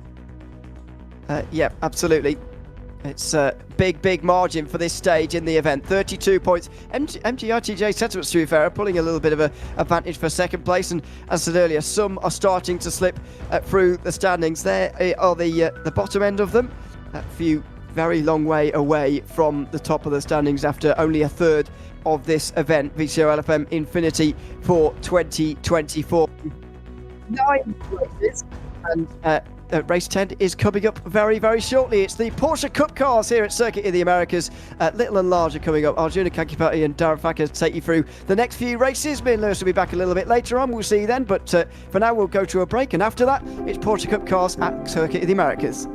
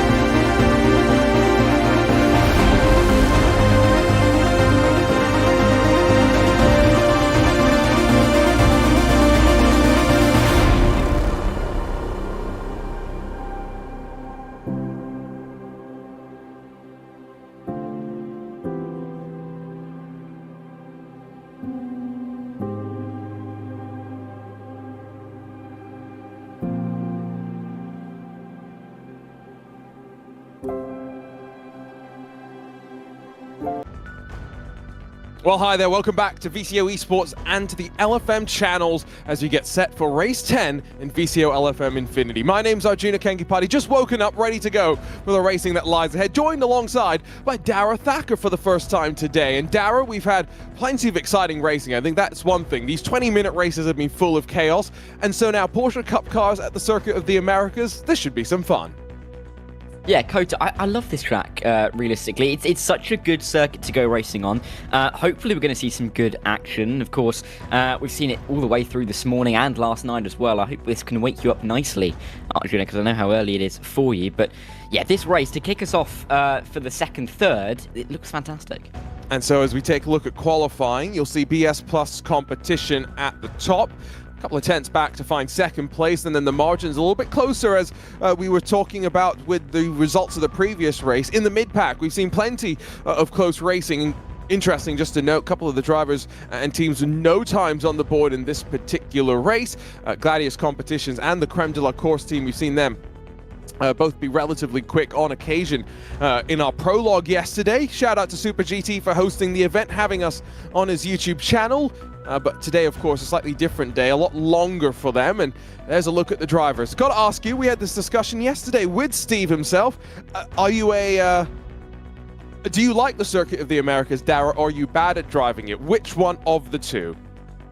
I like the Circuit of the Americas. I feel like it's one of those circuits that kind of taken some really nice elements of other circuits. Obviously, we all know about how the opening sector, you can say it looks a bit like Mackers and Beckett's, and I think that's what Herman Tilke did say when he designed the circuit. Of course, this triple right-hander that we're at the end of are currently on the screen where the cars are lining up, a little bit like Turkey Turn 8 at Istanbul Park. So I feel like this circuit brings in loads of elements of great racing circuits, and it does provide some great racing action. You're thinking it down at turn 11. We saw 4 wide, didn't we, yesterday, in the opening race of VCO Infinity. So, I mean, it does provide some great action. Hopefully we get more of that.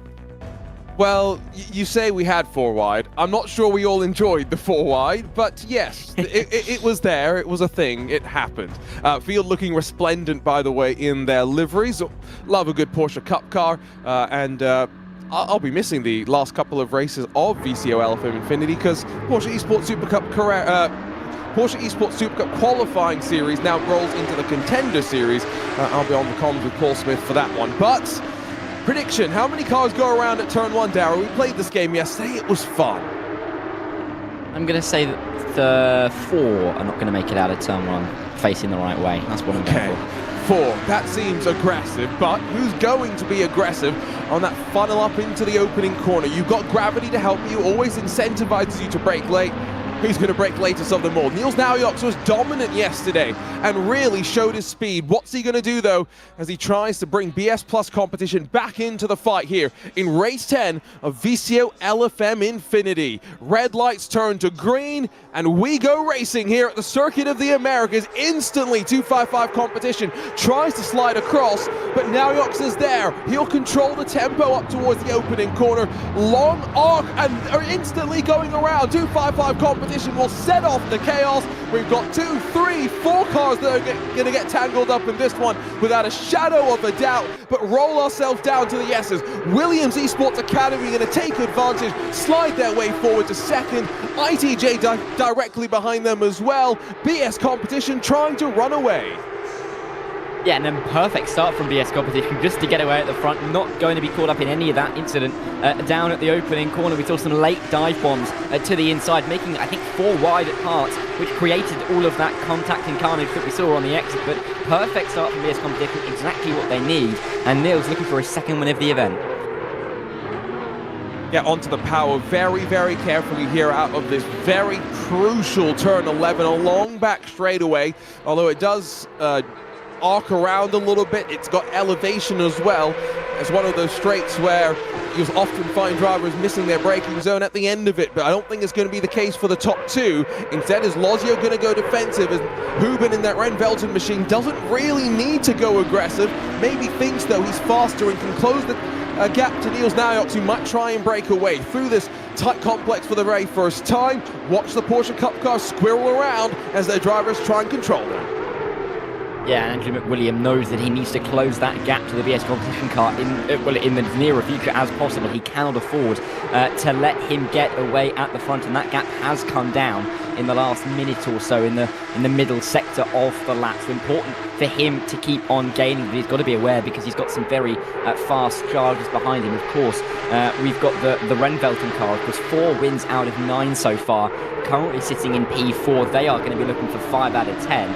And you know, they've looked quick, they've looked consistent. They're going to be someone you have to be aware of all the way through this race. And so the first lap comes to an end. Couple of drivers. What is track limits behind is the song being sung, and are we going to get 3 wide, maybe 4 wide on that climb up to turn 1? If someone behind a little bit more deep and committed under the brakes. It's all behind the virtual racing team where the action is building. It's the 606 Scuderia della Gleba crew battling out with the Visceral team that, of course, first team to have won consecutive races in VCOxLFM INFINITY, and Gaskell a little bit further behind in the running order this time by, but trying to just work his way forward slowly but surely. Again, 20-minute races. I mean, Darry, you were there for VCO Infinity earlier this year where we had the, 45, 50-minute races. This is a very different sort of approach drivers need to take. Yeah, it's just so much, more aggressive in terms of how you're going to have to drive these races. 20 minutes is not a long time, especially when you consider that the pole lap time was more than 2 minutes. So we're not looking at many laps at all. Many of these big braking zones will only be visited a maximum of 10 times in the race. So drivers really have to be quite aggressive. They cannot pass up any opportunities to make these moves. And I think that's what we're going to see for P5. Is Remy Papin going to have to defend, but he's going for the outside line. And so 255, remember, tagged around at turn 1, slide back up into the top 5 as a result of that move, but still have some efforts to be made to regain a spot on the podium. You can see the Samantha Tan Racing 38 now behind the 255, the next to put the pressure on just a little bit wider on the run out through turn 16 on the approach into this triple right-hander, which, let's be honest, Darren, a car like this, lack of downforce and that it's got relative to an F1 car for sure. This is a corner where you're always going to be hanging on and wishing the car had a bit more grip. Yeah, and just trying to stick as much throttle as you dare into that car, because you never really know until you get to the corner how much the car's going to be able to take. So it's really one of those cases of how much throttle are you willing to put onto the car, because you're not going to be going full throttle all the way through the 180 degrees worth of rotation. So drivers having to be bold, having to be brave, and just having to put themselves on the line. But this being a sprint race, as I said, there's no margin for error. There's no margin to really lose any time. You've got to be on it from the word go, and these drivers know that, and they're going to be pushing every single mile per hour to get through that corner as quickly as possible. And that's why I love this car. It's the car that Porsche, of course, uses to test the drivers in their ranks before they decide who becomes their next set of factory drivers, and a challenge that even around the world in regional Carrera Cups, up-and-coming drivers try to really get to grips with a slightly different sort of a car than anything they would have driven in junior ranks before. So now Nauyot's clear now by 1.3 odd seconds from the Williams Esports Academy team. You've got the MG ITJ crew slat in third, as we mentioned. Renvelten on the hunt behind. It's effectively 5 cars in this fight right now for third position as they sequence their way once again off of turn 11. We've already burned 5 minutes off the clock. And one thing that we've got to keep in mind, if you're just joining us for the very first time, you do have live race control, so it's not like, Dara, you can get the chrome horn out at the final corner, NASCAR style. No, race control will make sure that you get dinged for that. We've seen some interesting driving in NASCAR here at COSA, haven't we? Particularly down here at turn 11, where we're seeing the cars work their way through. Turn 12, I should say, but this is a circuit where you do want to go for a second lunge on the final corner, isn't it? Because how tight it really is. But it's just not really willing to give you that with the short run between the penultimate corner and the final corner. Drivers are still going to go for it though, but like you said, they have to be aware that they are being watched like a hawk, and there are people that will be going over the race with a fine comb, making sure everything is okay, and particularly for the big positions, if anything goes slightly awry, I think someone will have something to say about it. And speaking of eagle-eyed viewers, the broadcast always eagle-eyed as well as we jump on board with Steinbinder in the number 8 Firefly Esports entry. sits just inside of the top 10 as he begins the climb once again up to turn 1. Another racing lap complete, another racing lap to go. Tucked behind Absolute Motorsport, who's got the SMR crew, Skidmark Racing, directly behind them. One of the best names in the event. We do have some good team names. That is one thing that I do appreciate. Skidmark Racing, Big Brain Racing, the F1 Memes Racing team, who I'm hoping for plenty of memes from them today. Yeah, some good team names amongst the crew. Let us know in chat, what is your favorite team name that you've ever seen in motorsport? Dara, I'll throw the same question your way. Oh, no, you're really putting me on the spot now. I am. I don't know. One of my favourite names for, well, a team. It's not really a team, but I'm casting my mind back to the Nürburgring 24-hour. Roland Alfredson did the entire race alone, and he called himself Roland Alonefredson, which was very good. That's the only thing I can think of off the top of my head. Oh, you really put me on the spot here. I'm going to have to settle with that and put some more thought into it. We'll come back to it maybe at some point. Big Brain Racing are trying to avoid being passed right now, but speaking of passes, we got a car around and maybe passes as a result of it. 255, I think, gave a shove to the back of Luca Lozio. Huben gets through for Ren Velten to third. Lozio tried to sneak back up the inside in through this tight, twisty section, but back out to turn 16. It's as they are for the time being, with now a couple more cars joining the fun. Mia Rose in contention to add themselves to the mix, and all as we come back around to complete yet another lap. Naujoks and McWilliam breaking away, 255 into the wall. Yeah, and I think it was a slightly over-ambitious move there. It could have been Huben or Papin there, just trying to slip up the inside through that triple right hand. A very aggressive place to make a move, and in the end, just tapping the rear end of the 255, spinning them around and taking them out of any meaningful contention for big points, and it's still stuck there as Philippe Minard. A horrible place to be stuck as well. On the inside of a blind corner, almost impossible to get yourself out of that situation without going back onto the racing line. And finally getting back onto the circuit, but all the way down in P26 now.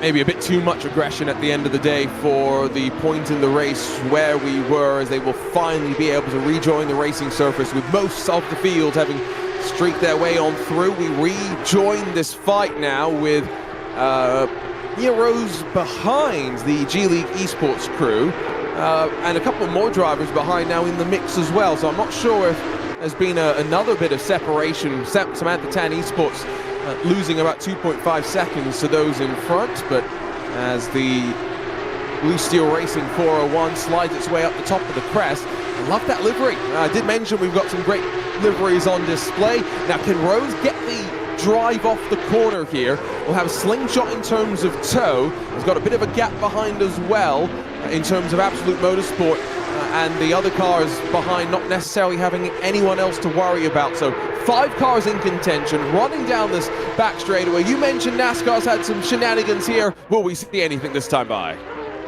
Yeah, well, let's see. It looks like it could even be 2x2 into the corner as the battle for P5 really heats up. Papin goes to the inside. Mia Roy's not having to defend, but Papin, I think, is just about going to get that move done on Moaning, and he does indeed, but the 38 back up to go around the outside at turn 13. Such a long way to walk it around there, and Remy Papin, I should say, is going to easily claim that position. Can he defend it into this tight left-hander? We've seen many a thrown move to the inside, but Papin staying ahead. P5 is his for now, but it's a big gap up to the P3 and P4 battle. So 10 minutes done. We've got 9 and a bit left to go when Naujoks crosses the line with what will be, I think, 5 laps technically complete.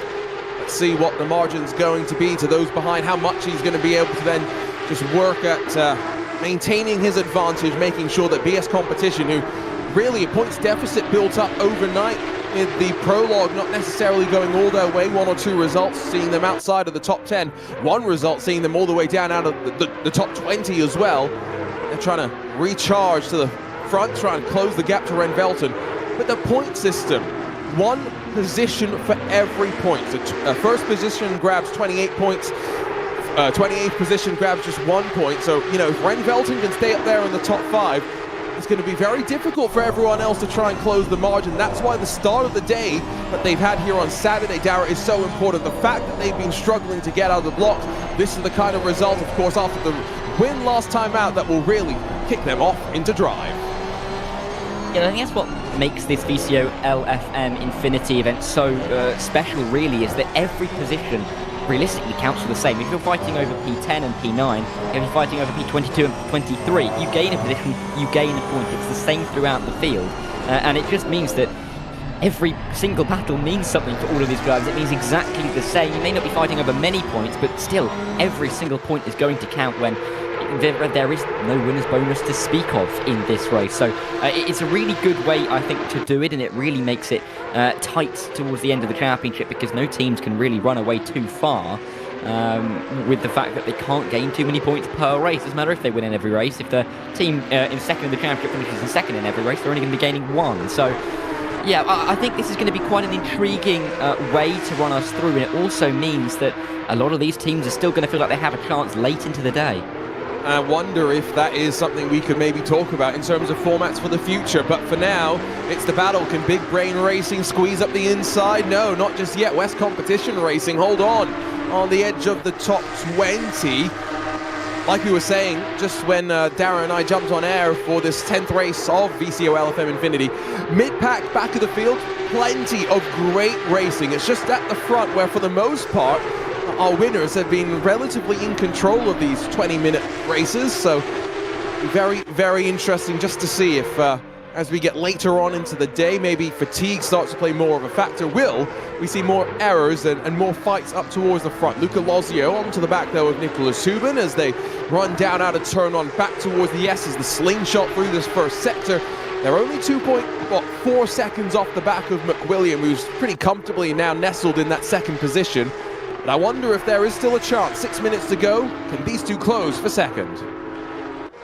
I think an element of the fact that we're not seeing too many battles at the front comes back to the idea with points, is that you only gain one for winning the race rather than coming second. So I think for the drivers near the front, they just want to consolidate their position, get the points in the bag, and they're not going to, risk it all, throw it all away for the sake of one extra point for the win. It's where we're seeing, I think, more battling towards the back of the field, because, even if you're finishing last, second last, it's still good they're gaining points if you can make an overtake on the final lap. But at the front, you've got a lot more to lose in terms of the points you've got in your back pocket. So I think a lot of drivers are being a little bit more conservative and being a bit more watchful, I think it's fair to say, when it comes to making moves near the front. But Lozio looks like he's still going to have a go at some point, but Hubin just looks like he has just about enough to keep himself safe from any attacks, particularly into these heavy braking zones. And I talk about fatigue, the fact that we've had a night of sleep also just change the complexion of what we used to describe as 24 races in 24 hours. Now you have that break, slightly shorter races at play as well as compared to the 3 previous editions of VCO Infinity, all, by the way, won by Team Redline, so we are guaranteed to get a new winner here today. It's just interesting. How do you make your driver lineups work in a 24-hour event where some need to sleep versus this, where maybe you don't necessarily need to divvy up the driving responsibility so much? Something maybe we can talk about with the drivers at some point if we get a chance to chat with them, because it's been fast, it's been frenetic. I've got to give a big shout out to the team at LFM, because Darryl, we've been running right on schedule, not really delayed whatsoever. It's not really giving anyone a chance to breathe. Yeah, I mean, we're starting a new race every half an hour. I mean, it really is fast and furious. I mean, you mentioned at VCO Infinity that happened earlier this year. With those longer races, we were getting, a race an hour to make up a full 24 hours, 24 races. But this, we are just, full throttle through all of these races. And it really does mean that the drivers have quite a bit of pressure on, because it's all in a bit of a rush, isn't it? Especially if you're doing consecutive races. These drivers are going to be having to, dial in immediately after having been in quite a high-stakes environment already for the past 20 minutes, plus, the rest of that lap. So there really isn't anything or any time for these drivers to rest, have a break.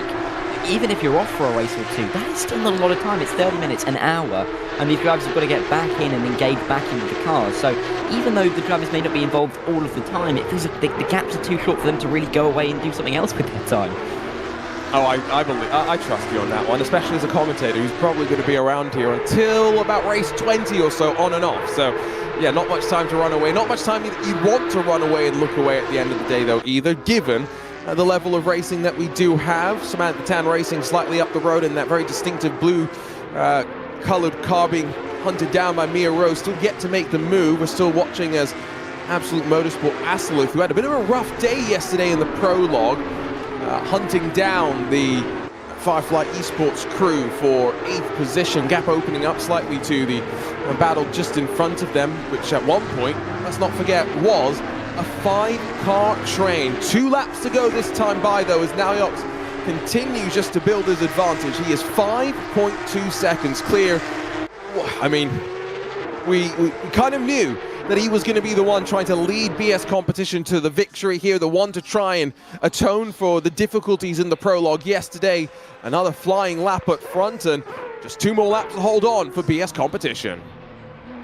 For BS's second win, and for his second win of the event as well. I mean, he won last night at Bathurst in the X-Bow GT2, so you know, he's gone into some different machinery. He looks like he's going to be winning yet again, and this puts BS Competition back on the front foot a little bit, doesn't it? Because they've dropped back a little bit this morning from where they were overnight, so this will give them a little bit of a boost going into you know, the next races back at Bathurst, Paul Ricard, Barcelona, of course, tracks that we've already been to. It's been dominant though, hasn't it? He's taken the lead at the start. He took the apex at turn 1. He's never looked backwards, and that gap just been growing and growing. 5.5 seconds in what 18 minutes worth of racing is absolutely nothing to be shy about. No, absolutely not. Again, if you're able to pull out a margin, right, half a second a lap or so, and slowly, consistently just break away, that's important. I did see McWilliam lost traction out of the rear coming out of turn 11 there. I'm not sure if that's going to bring Hubin and Lozio closer into contention onto that final lap. You see a bit of the battle scars on Sam Gaskell's machine in the Visceral Esport number 44. Now he's onto the back of that little battle we had been keeping an eye on, Firefly and Absolute Motorsport battle. Also behind them, the Alpha Racing team in the 997, not far in front of Skidmark Racing as well. Closing onto the brakes as Gaskell, but running out of time to make the move. 1 more lap to go. Are we going to see any switches of position? It's been a relatively quiet race, I should say, all things considered. Yeah, not too many drivers throwing, you know, big moves to the inside anywhere at corners. Well, we have seen it before, particularly down into that final sector, but everyone keeping it nice and calm, really, haven't they, over the course of this race. Gagliardini, the 204 driver, currently in P9, maybe having to defend from Gaskell into this final lap. But Gaskell looking for it into the final corner, maybe great run out of the penultimate, but again, it's just a little bit too narrow, a little bit too brave to go to the inside at that final corner. But look at the exit there from Gaskell. He's going to get a great drive out of the corner and should surely hit the inside line at turn 1. Now, you can go around the outside and be brave. Now, do you want to? Heading up to turn 1 for the very final time in racing conditions. Gagliardini is going to say, you know what, I'll try the switch up. You go deep, I'll cut underneath you. But squirreling around under the traction, trying to get all the power down into the rear tires. And Gagliardini is going to lose out as a result of that one. Great move executed by Gaskell to get the drive out the final corner, be alongside at the start-finish line, and be committed through turn 1 to make the move. F1 Memes Racing Team, I saw their team manager in chat slightly earlier on. Maybe watch away for a little bit. You've got a battle on the final lap with R&L Roar. Yeah, they're gonna you know, sit out a couple of races while qualifying is on. That's the question. Are they going to stick around? I mean, is someone going to miss out watching qualifying? They've got to be watching, of course, for the memes. But yeah, they've had a great start and a nice little livery as well on that car. P15 is not a disrespectful spot to be in as well, because that's about midfield in a very, very strong field led by the likes of BS Competition, the likes of Williams Esports. So yeah, credit to them for participating in the event and doing such a good job early on. But really, the story of this race has got to be Nils, who has just dominated from the front, hasn't he? And so I've just checked using a calculator, because never trust the commentator's math. BS Competition came into this race 41 points behind Ren Velton. That's the margin they're trying to close as R&L Roar. Can they make this move on the F1 Memes Racing Team? Long way around. Oh, for a moment I thought F1 Memes had got it done. Yes, they'll be able to slide up the inside, get it slowed down in time. What a battle between the two of them, but up front, it is another victory for Niels Naoyox, his second in VCOxLFM Infinity, and bringing BS Competition Yes, only 2 points closer to Ren Velten Esports, but 2 very crucial points behind Williams Esports Academy, and Ren Velten will finish across the podium spots. Nicholas Halbin decides doesn't need to go any further rather than just across the start-finish line. Fun battles up and down through the field, might see a drag race to the line in some cases, but Darrow, welcome to VCOxLFM INFINITY. Yeah, I mean, BS competition gaining, as you said, only 2 points, but they all add up towards the end of the event, and those 2 points could be critical by the time we get to race number 24. So I think they'll be very happy, but as well as the fact that Ren Velten are likely to be happy as well, only losing 2 points, having still a very good start to the morning, 2 wins out of 5 races, and on the podium at least to fit right into that. So they have been so consistent, and that is going to be what's going to pull them towards the front, unless someone like BS can continue to be consistent and keep winning races like they just have done here. You can see some of that text chat from Race Control having their say, but it is another win for the Zebras here. Niels Naujoks gets it done in race 10 of 24. There's a long way to go. But again, that now brings the margin down, at least if you trust my math, to what should be, I think, 41 points? We'll see in a couple of moments' time when we get confirmation. Race control decisions also will be processed through. Can't wait to see what the updated points tally looks like, with, of course, just 2 races left to go now, Darrow, before we hit the halfway mark of this event, and we'll be left with 12 races left. And so the next combo that we've got coming up, we'll break out the Maserati GT4, the car that started the event off, and make our way over to Bathurst. Yeah, and it's going to be quite an interesting combination. Of course, Bathurst, I think it's going to be the 3rd time that we've been to Bathurst so far in the event. So drivers, some of whom will have driven around here, some of whom, of course, will have not driven in those first 2 races, are starting to maybe get a little bit of a feel of the competition around them, particularly. Of course, they will know this circuit inside and out. They'll have driven it hundreds of times, if not thousands, but a lot of these drivers will have gauged the competition a little bit better over the first 10 races for this VCO LFM Infinity. But yeah, looking forward to it, because as we get to the halfway stage of the event, these teams that maybe are struggling a little bit in the championship are going to need to get the points on the board. And so we look at the results. 255 end up dropping down to the very tail end of the top 20.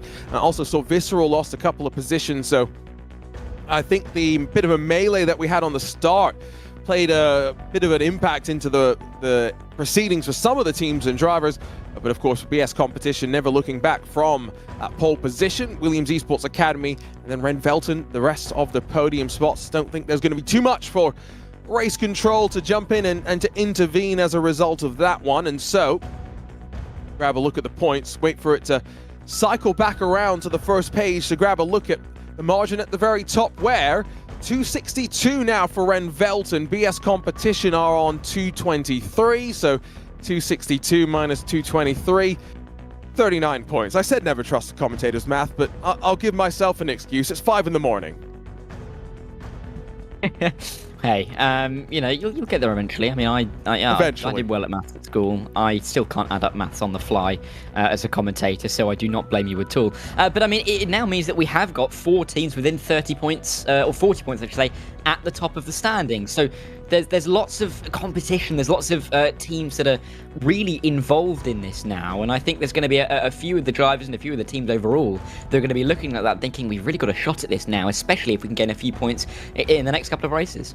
And it's not an if, but when, right? When does Ren Velten have another bad race? Is it technical issues? Is it tangled up in someone else's drama? Or do they drop it by themselves? It's always possible in the unpredictable combos that we've got coming up, because let's be real, a lot of these drivers will be very experienced in the GT3 cars. And so while they won't be necessarily so familiar with the McLaren, that will be a pretty easy challenge for them to step into, Darrow. But some of these other cars where, you know, they're not so up to speed with the setup nuances. Remember, this is an open setup competition on Assetto Corsa Competizione. That's when I think we start to see the differences between some of these teams. I think it's what makes VCO Infinity and LFM Infinity so great, is that drivers have to jump in between different cars constantly. There's no real ability to stick in the cars they're in, unless they have the ability to just say as a team, right, you go in that car, you go in that car, but that doesn't really happen, does it, deep down? So these drivers are going to have to adapt, and I think that's what makes this such a challenge for the teams and the drivers. And Ren Velten clearly adapting to that the best at the moment with their, what's that, 33-point gap. I can do the maths.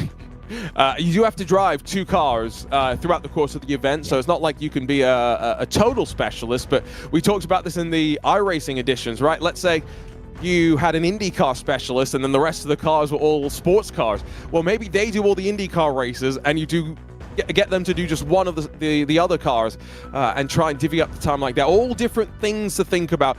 We've already got qualifying basically running to its conclusion for the race that we've got coming up. There's a look at the chase. Mount Panorama resplendent in sunshine. We saw some racing in the darkness here yesterday, if I remember correctly. Going to be easier to figure out who is who. 2:55 competition after the struggles in that previous race. Put it on pole, and by 0.3 of a second, and then more than a full second, back to 3rd position. BS inside of the top 5, but wow. That is a statement from 2:55 competition about how this race might go. Yeah, mercifully for us that this race is going to be done in the daylight. We hope, it seems at least, that qualifying was done.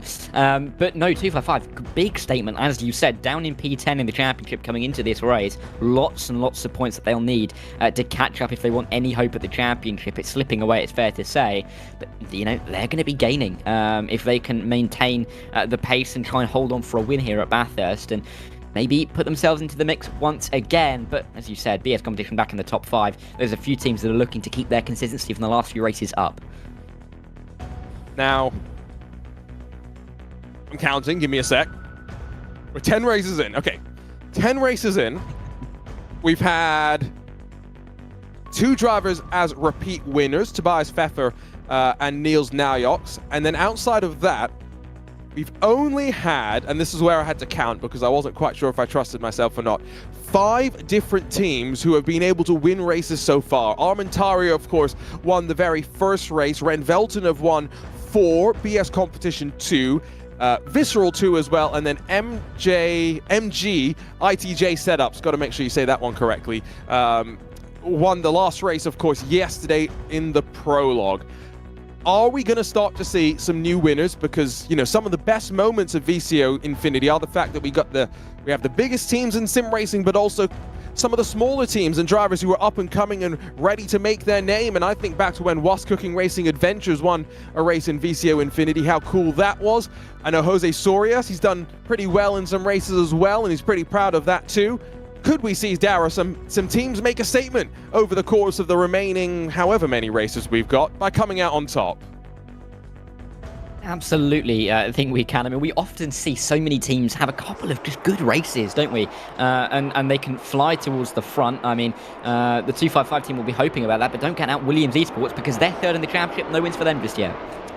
Good point. They haven't won. Could they grab a win here at, well, Lewis McLeod's favourite track in the world, a track that many will claim is one of the toughest challenges in all of global motorsports. Made our way back to Mount Panorama, broke out the Maserati GT4s. It's going to be Abeladze for 255 competition, ready to punch the throttle. Let's go racing for race 11 of VCOxLFM Infinity.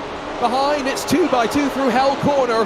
Who's going to be brave on the run down to turn 2? A crucial corner to make sure you're single file before you get to the cutting. Watch for that yellow and blue car. Williams Academy getting a bit of a push from far behind. You now pop out of line, move to the outside, instantly covered off though by Tom Gorka. This drone, one of the fastest drones in all of the world. It catches the cars on that run down to turn 2, safely through on the climb up to the cutting. Yeah, and a very, very civil start through turn 1. No one really going for it too hard, but a couple of moves maybe, or to the inside as we make our way onto the mountain. The 255 team getting away cleanly, but is everybody going to make their way through as we take our first trip over the top of the mountain and through Skyline? I think everybody at the front has got through, but we'll wait to see if everyone behind has single filed their way out, because you cannot go side by side over the top of the mountain. We've tried it before and it's failed many times. Like you say, you can try, but you usually fail. Now, this is when the descent starts as you come over the crest of Skyline, see the view in front of you, and then get to the challenge. The slingshot down through the lefts and rights in front of you, then the exit out of Forest Elbow, and the blast down Conrad Straight as you go through the gears once again. It's a, couple of car legs built up by Abeladze over Gronewold, and instantly Polyakov, the winner of the first race in this GT4 car, in the first round that we had all the way back at COTA. Didn't necessarily get all of the car in qualifying, but we know just how quick he can be. Which way does he go on Tom Gorka now as they run down to the chase? He might try and slide his way to the inside, slightly further back, look on board with the GLI machine, doesn't pop out of line in towards the braking zone. You mentioned that we have our race winner in P4 in Polyakov, but we also have a race winner in these Maseratis in the shape of Groenewald, currently up in P2 for Randvelten. He won the opening race of today, round 6 that was. We're now in race 11. So, you know, it's his second trip to these cars today. He's going to be looking to make it 2 from 2, but the 255 team hoping to keep it out in front and got a relatively comfortable margin at the moment, up to a second, very nearly at the front. And Groenewald hasn't really been able to close that on the opening lap, despite the long straights and maybe the little bit of slipstream that he would have picked up, making his way back towards home in the pit lane, really. So, going to be interesting over the next couple of laps to see who can kind of calm themselves the best, or if drivers are still going to be making these aggressive moves. These are relatively long laps as well at Mount Panorama, so I'm not talking about too many laps in this race either. So, you know, you're not going to make many moves on the mountain. I think Dara and I probably both on the same page about that. So where can you make your moves? Down maybe turn 1 at the chase. Not many opportunities to make things count. Got Hakimi in that Blue Steel Racing car slightly further back in line, but yeah, just a reminder, Polyakov not able to make his move on that Williams Esports Academy car, so still tucked behind in his quest to try and get past. They've started to drop the likes of Firefly Esports and even BS Competition, and Arthur Camera tucked in 6th position, and so got to assume that, knowing that not many laps, Polyakov going to try this time by a little bit more aggressively out of the elbow to try and make that move down to the chase. You can just see with the driver that we had on the inset there how hard it is to control these cars over the top of the mountain, soaring at the steering wheel. There was so much effort having to be put in to make sure that car gets turned in as you know, just wind your way through the barriers. You can't take any other line than the racing line through there, otherwise you're going to find yourself smack into a wall. Here we go, the BS Competition fighting for P5. Oh, a little bit of contact, a massive slide. I can't believe they've made it out of there, pointing in the right direction, but a battle for P5. Clearly hammer and tong inside line enough BS Competition into the final corner. Is there going to be enough room left? I think there is, but going to be tricky to slip it down the inside there. And there was a move made, so Armentario got forward to 3rd position through all of this, squeezed out wide. Firefly still holding on though, squeezing that throttle for all they're worth. Arthur Camera's got the inside, and which way do you go if you're sat behind and trying to decide right, left or right? Visceral think, you know what, I'll stay exactly where I am for the time being and try and get the toe. Keep an eye out on the fact though that the ITJ machine in the mix as well. Camera though now comfortably in 5th position, 3 seconds behind those in front. He's got a task now to try and close the margin on the rise and fall down up the mountain, but behind him, no move thrown. Visceral held in line for the time being. It was beautifully done by Camera, actually, coming into the chicane, taking a very wide line and braking early to get the exit, which worked an absolute treat, getting him back into P5, albeit they've both lost a lot of time up to Gorka in that Williams Esports Academy car. But, you know, greatly crafted move there from Camera. He will continue to try and keep himself away from Shaw, but Shaw will know that he has an opportunity. He'll feel like he can have another with still 3/4 of this race left to run. But this has now led to quite a bit of a train for P5, hasn't it? All the way down, I believe, to P10. Indeed, and so, you know, we've got the top 3 at this point, and then those behind in many ways, or top 4 I should say. Don't want to count out Tom Gorka as a look at plenty of the drivers on the right hand side of the screen inside of this little battle. Once again, out of the elbow, a corner which does tend to get its name changed every single year, depending on what branding they put up for the great 12-hour race. I think last year it was Bentley. Wonder what manufacturer will be sponsoring it this time by. Might end up being Maserati, who knows. So Delfante in that ITJ machine, of course. They've had a pretty decent event, all things considered, running up there in 2nd in the championship. So they're looking just to try and stay out of trouble, continue to accumulate points onto the board. Bit of a wiggle behind though as GLI alongside of R&L Roar, and making the move, nicely done for the G League Esports 49. Yeah, and up to P12 now. Nice work from, oh, sorry, up to P11 now, I should say.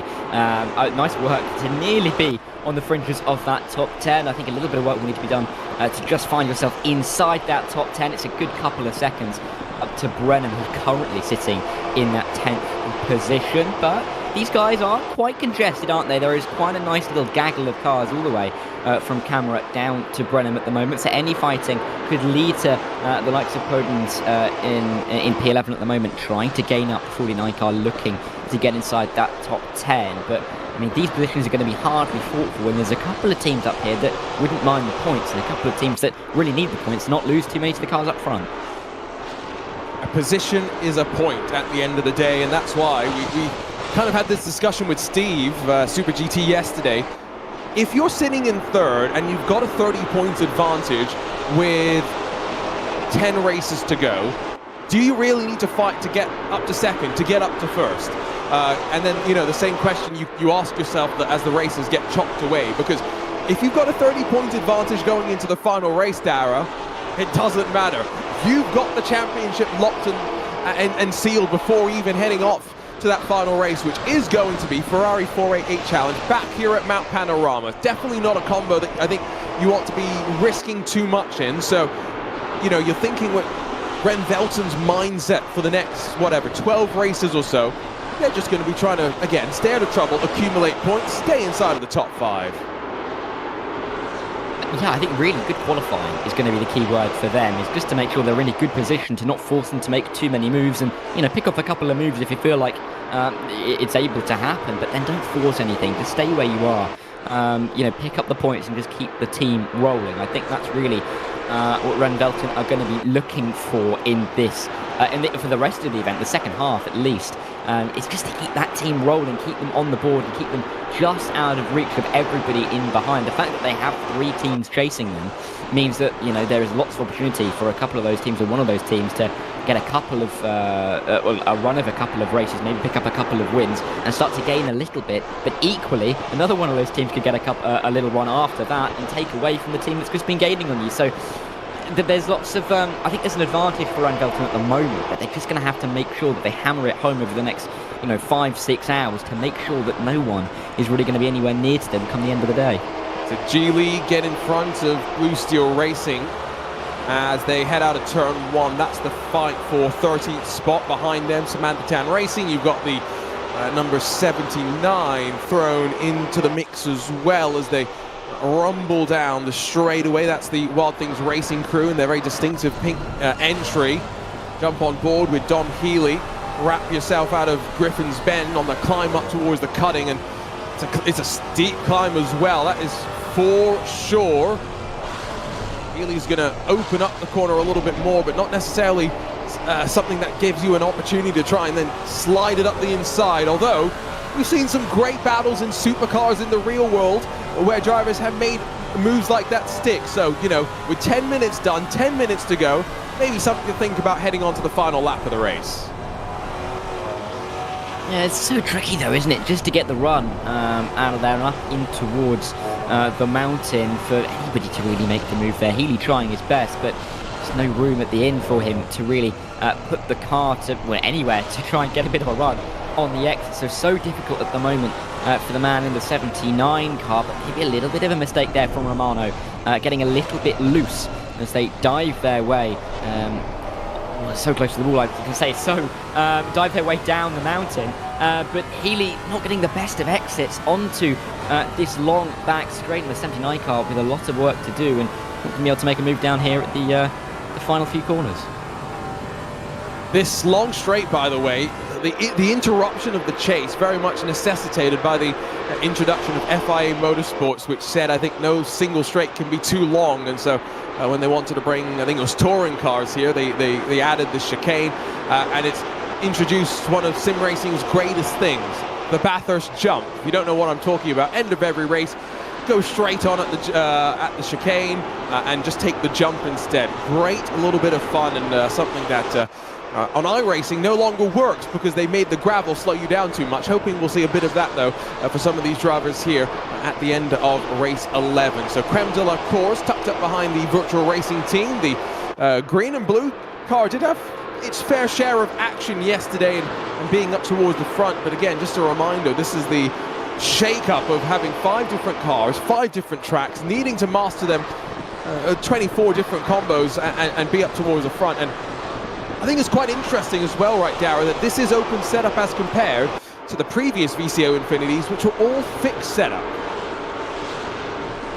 It gives a little bit more room, I think, for the drivers to really put their stamp on what they're doing, but you could also say that it does somewhat widen the gap between the pace of some of these cars, because some drivers will just, objectively have a better setup on the car than others. In fixed setups, everyone's got exactly the same machinery and is completely down to the driver's ability. Here, there is a little bit more that the drivers can do to give them a little bit of a, not necessarily a boost, but a bit of a help throughout the race, just to make the car feel a little bit better, circuit to circuit. And I think that's kind of why we're seeing difficulty in making some of these moves, because drivers are able to set up the car exactly how they want, and if they want to put a little bit more, want to increase the top speeds just that little bit, particularly down here when you're going down the corner towards the chase, it's going to be difficult for anybody to make any kind of overtake, and I think Mussolino is finding that now on the back of Healy. And this is a car as well where GT4 machines, less downforce than the bigger GT3 counterparts, but very similar to the road-going counterparts in many ways, so much more similar to a road-going Maserati. Penalties coming in, by the way. Saw the first one pop up on the left side of the screen on that timing tower. Skidmark Racing, a 20-second penalty, so a rather stiff penalty coming down from race control as well. Curious to see if there's much more that's had to be investigated. Typically at Bathurst, if there's a crash, it's the type of crash that takes out a few more drivers if it's on the mountain. We saw a bit of a track blocker yesterday when we came here during the night. 6 minutes left to go. Gap up front is 2.5 seconds. Abeladze is flying at the front of this field and keeping Groenewold at bay. And looking for 255's first win, and I think unless there's a big mistake from Abeladze, is almost certainly going to go to the 255 team. We've got Renvelten, who are close, and of course, as I mentioned earlier, Groenewold has won in these cars, but just dropping a couple of tenths every single lap. And the 255 team are going to be very happy about the position that they're in, and going to be telling their driver, get the car home. This is a very good position. Don't pressure yourself because you've got the pace, and just get the car to the checkered flag, because at the moment, as Campagnella getting close to the wall. Sure, getting close to the wall. Abeladze, just hoping to get this home, because 255, as we mentioned, haven't had a win yet so far. P10 in the championship coming into this race. They want the points, don't they? They want the points, and after that last race being tagged at turn 1, I think there's probably just an element of, this hasn't been our event in many ways so far. They are still 10th in points overall, so let's see what we can try and salvage from this, even if we're not going to be up towards the very front. Maybe there is still top 5, maybe a top 3, and that is the spirit that they will be trying to bring with them to the very end. Run down once again the chase for Visceral's number 44. And Campanella close on Shore's Firefly Esports car. Now he's going to want to try and get to the inside, you think, a little bit closer before they get to the braking zone if they want to throw a move, and so indeed just hangs back for the time being. As competition racing, we saw them edge of the top 20 in the previous race, slightly further forward this time around. And on the back of the F1 Memes racing team, where's their team manager? He'll be loving this, up inside the top 9. Yeah, they'll be absolutely thrilled in that bright pink car. You couldn't miss it if you tried, could you?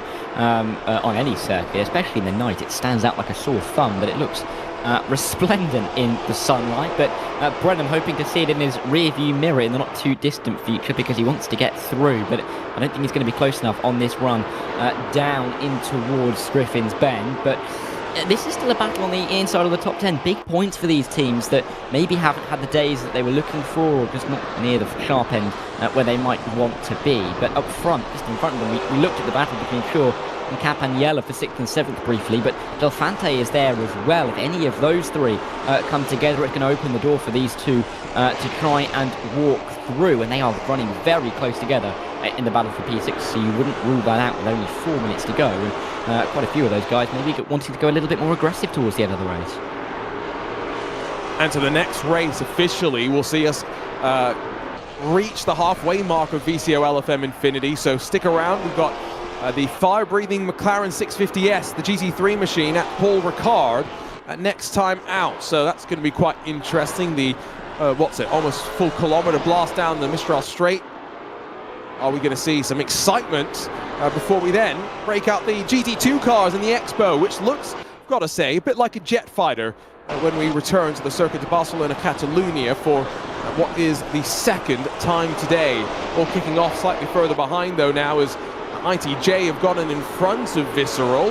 And so now Campanella looking in the rearview mirror and seeing a switch between F1 Memes and West Competition Racing. He feeds a bit of the draft to West Competition Racing, just trying to extend the fight into the kink and down to the braking zone of the chase as well. Now he swings out to maximize the arc through the corner, enters the braking zone, and so as West Competition Racing tries to go around the outside, Visceral through the grass will lose at least one position, make that two.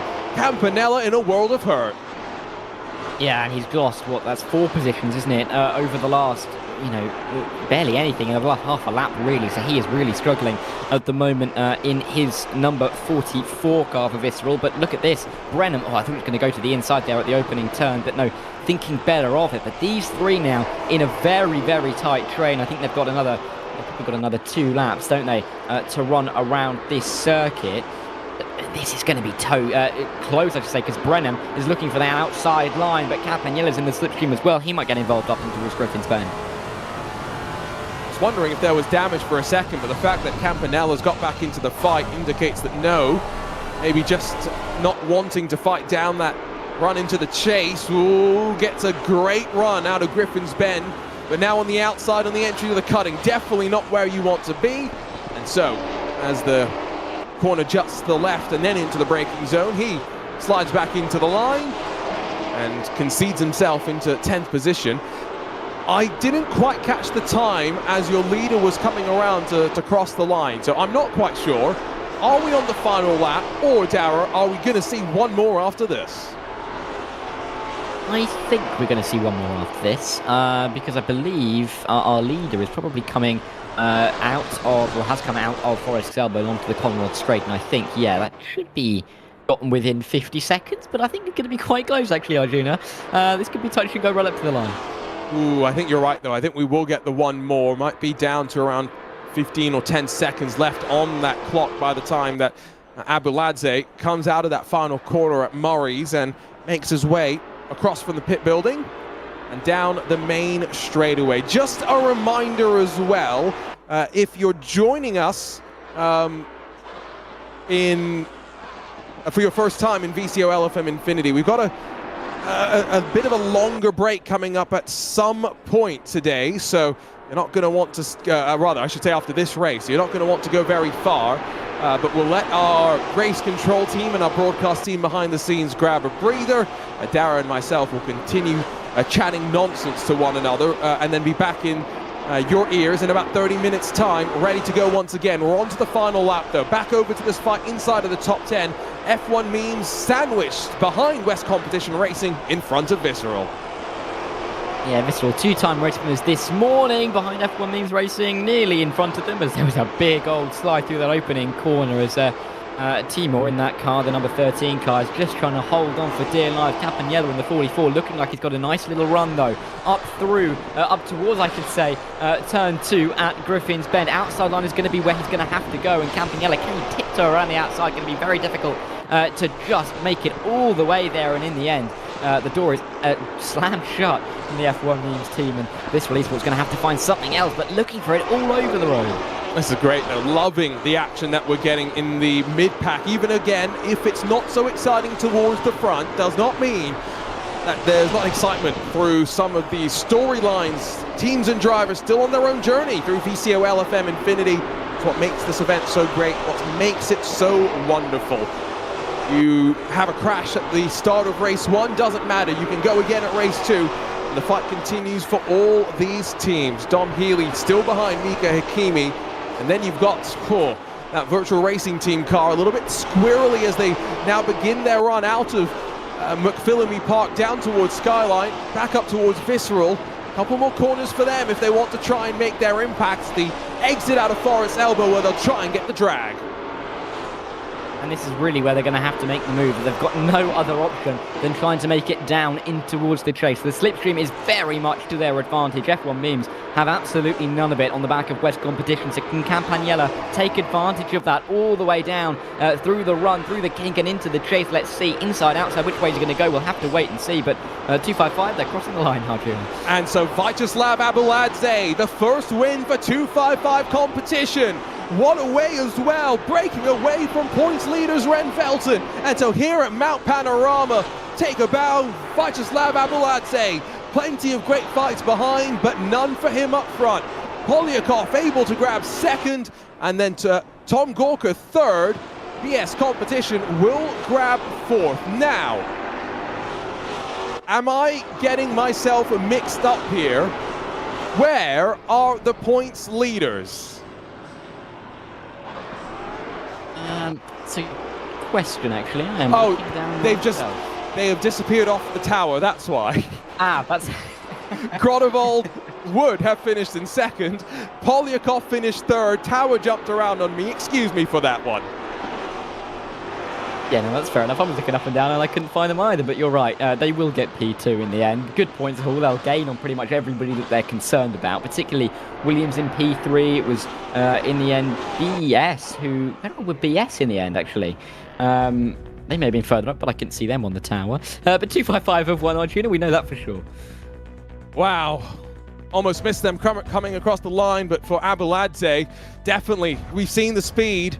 Haven't quite seen the result. It's finally come. 255 competition, their first win on VCOxLFM Infinity. And Dara, a couple of races now in the books, you and me in the commentary booth. It's time, like I said, for us to let Race Control take a bit of a break. Our broadcast team behind the scenes bringing all the action as well. We'll get a chance to relax the fingers and a chance for us, you and I, to go off and discuss a bit of what we've seen. But before we do that, before we take a break, just recap where we kind of sit right now. One race away from the halfway mark. Ren Velton, yes, in control, but I think it's definitely not done. We've still got a long way to go in this event. I mean, Red Velton, I think they're going to have, if my maths is correct, 290 points after 11 races. They've been very, very consistent, but the likes of Williams are going to be right up there with them. They're going to be within a race win worth of points of the leaders. So there's definitely a gap to be bridged there. Williams very much in it. We've seen BS in it. Viscerally Esports are in it as well after their 2 wins this morning. And there are other teams involved. 255, you've seen them win. They may be able to put on a late charge. Maybe they're a little bit too far back, but you never know in the VCO Infinity event. So yeah, this is looking like it's really well set up for the halfway point. And so we'll be back in, what is it, 30 odd minutes time or so. So go grab an ice cream or coffee, depending on where you are in the world. It's 5:30 in the morning for me. I'm grabbing an ice cream, not a coffee. I'll let you pick what you should grab. We'll be back here on VCO Esports on LFM channels with the back half of VCOxLFM Infinity. Ren Velton in control.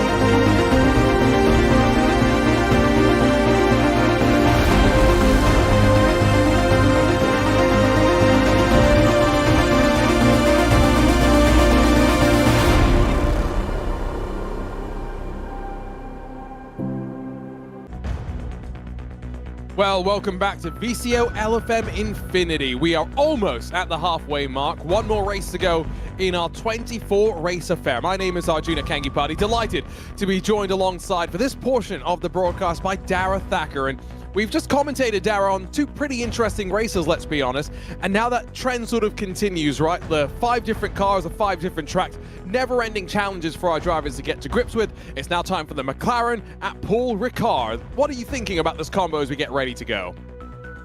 Well, I'm firstly thinking we've just been to Bathurst, of course. Quite tight, quite narrow. Paul Ricard, you can't get much wider, can you, realistically? So it's quite a transition.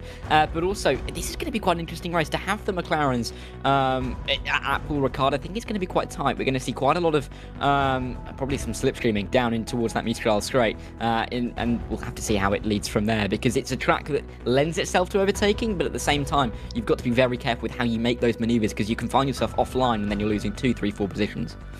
I was a little, I don't want to say disappointed yesterday in our first race at Paul Ricard in the Ferrari 488 Challenge, but I was maybe surprised by the lack of fighting in some of the battles that we were seeing. And so I'm going to just wonder in this GT3 car if we'll see a bit more of that, maybe the way that the aero performance and mechanical grip works together with this car, going to be something to keep in mind. Let's go grab a look at some of the standings where we sit right now, starting, of course, with results from the previous race at Mount Panorama, where it was Vyacheslav Abeladze in that 255 competition machine that, putting to side some of the issues they've had in the previous couple of races, able to grab the victory and pull themselves clear. Taking a look at the points, though, Dara, it is still Ren Velton leading the way.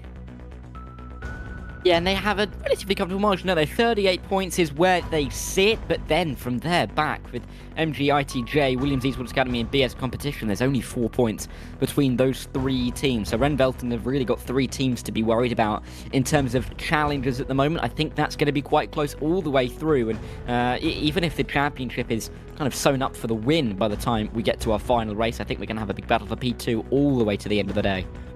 And fingers crossed, we will still have a fight for P1, because as we were saying just before our break, it's not a question of if there are going to be issues for Ren Velton. The question is more likely when are there going to be issues. And I still, poor Dylan Shrivens, we throw him under the bus quite frequently here, but Dara, I often think back to the first VCO Infinity where it was Urano Esports in control heading into the final couple of races until F3s at Road America. Dylan Shrivens, a bit too aggressive out of turn 5, got involved in an incident that, if we're being honest, he probably didn't need to get involved in, and that gave Redline the lead, from which point, you never give Redline the lead. They'll never look back. They went on to win the very first VCO Infinity. Ren Velton in a similar position now, not saying that they weren't necessarily one of the favorites. Urano were definitely a contender, but not a favorite.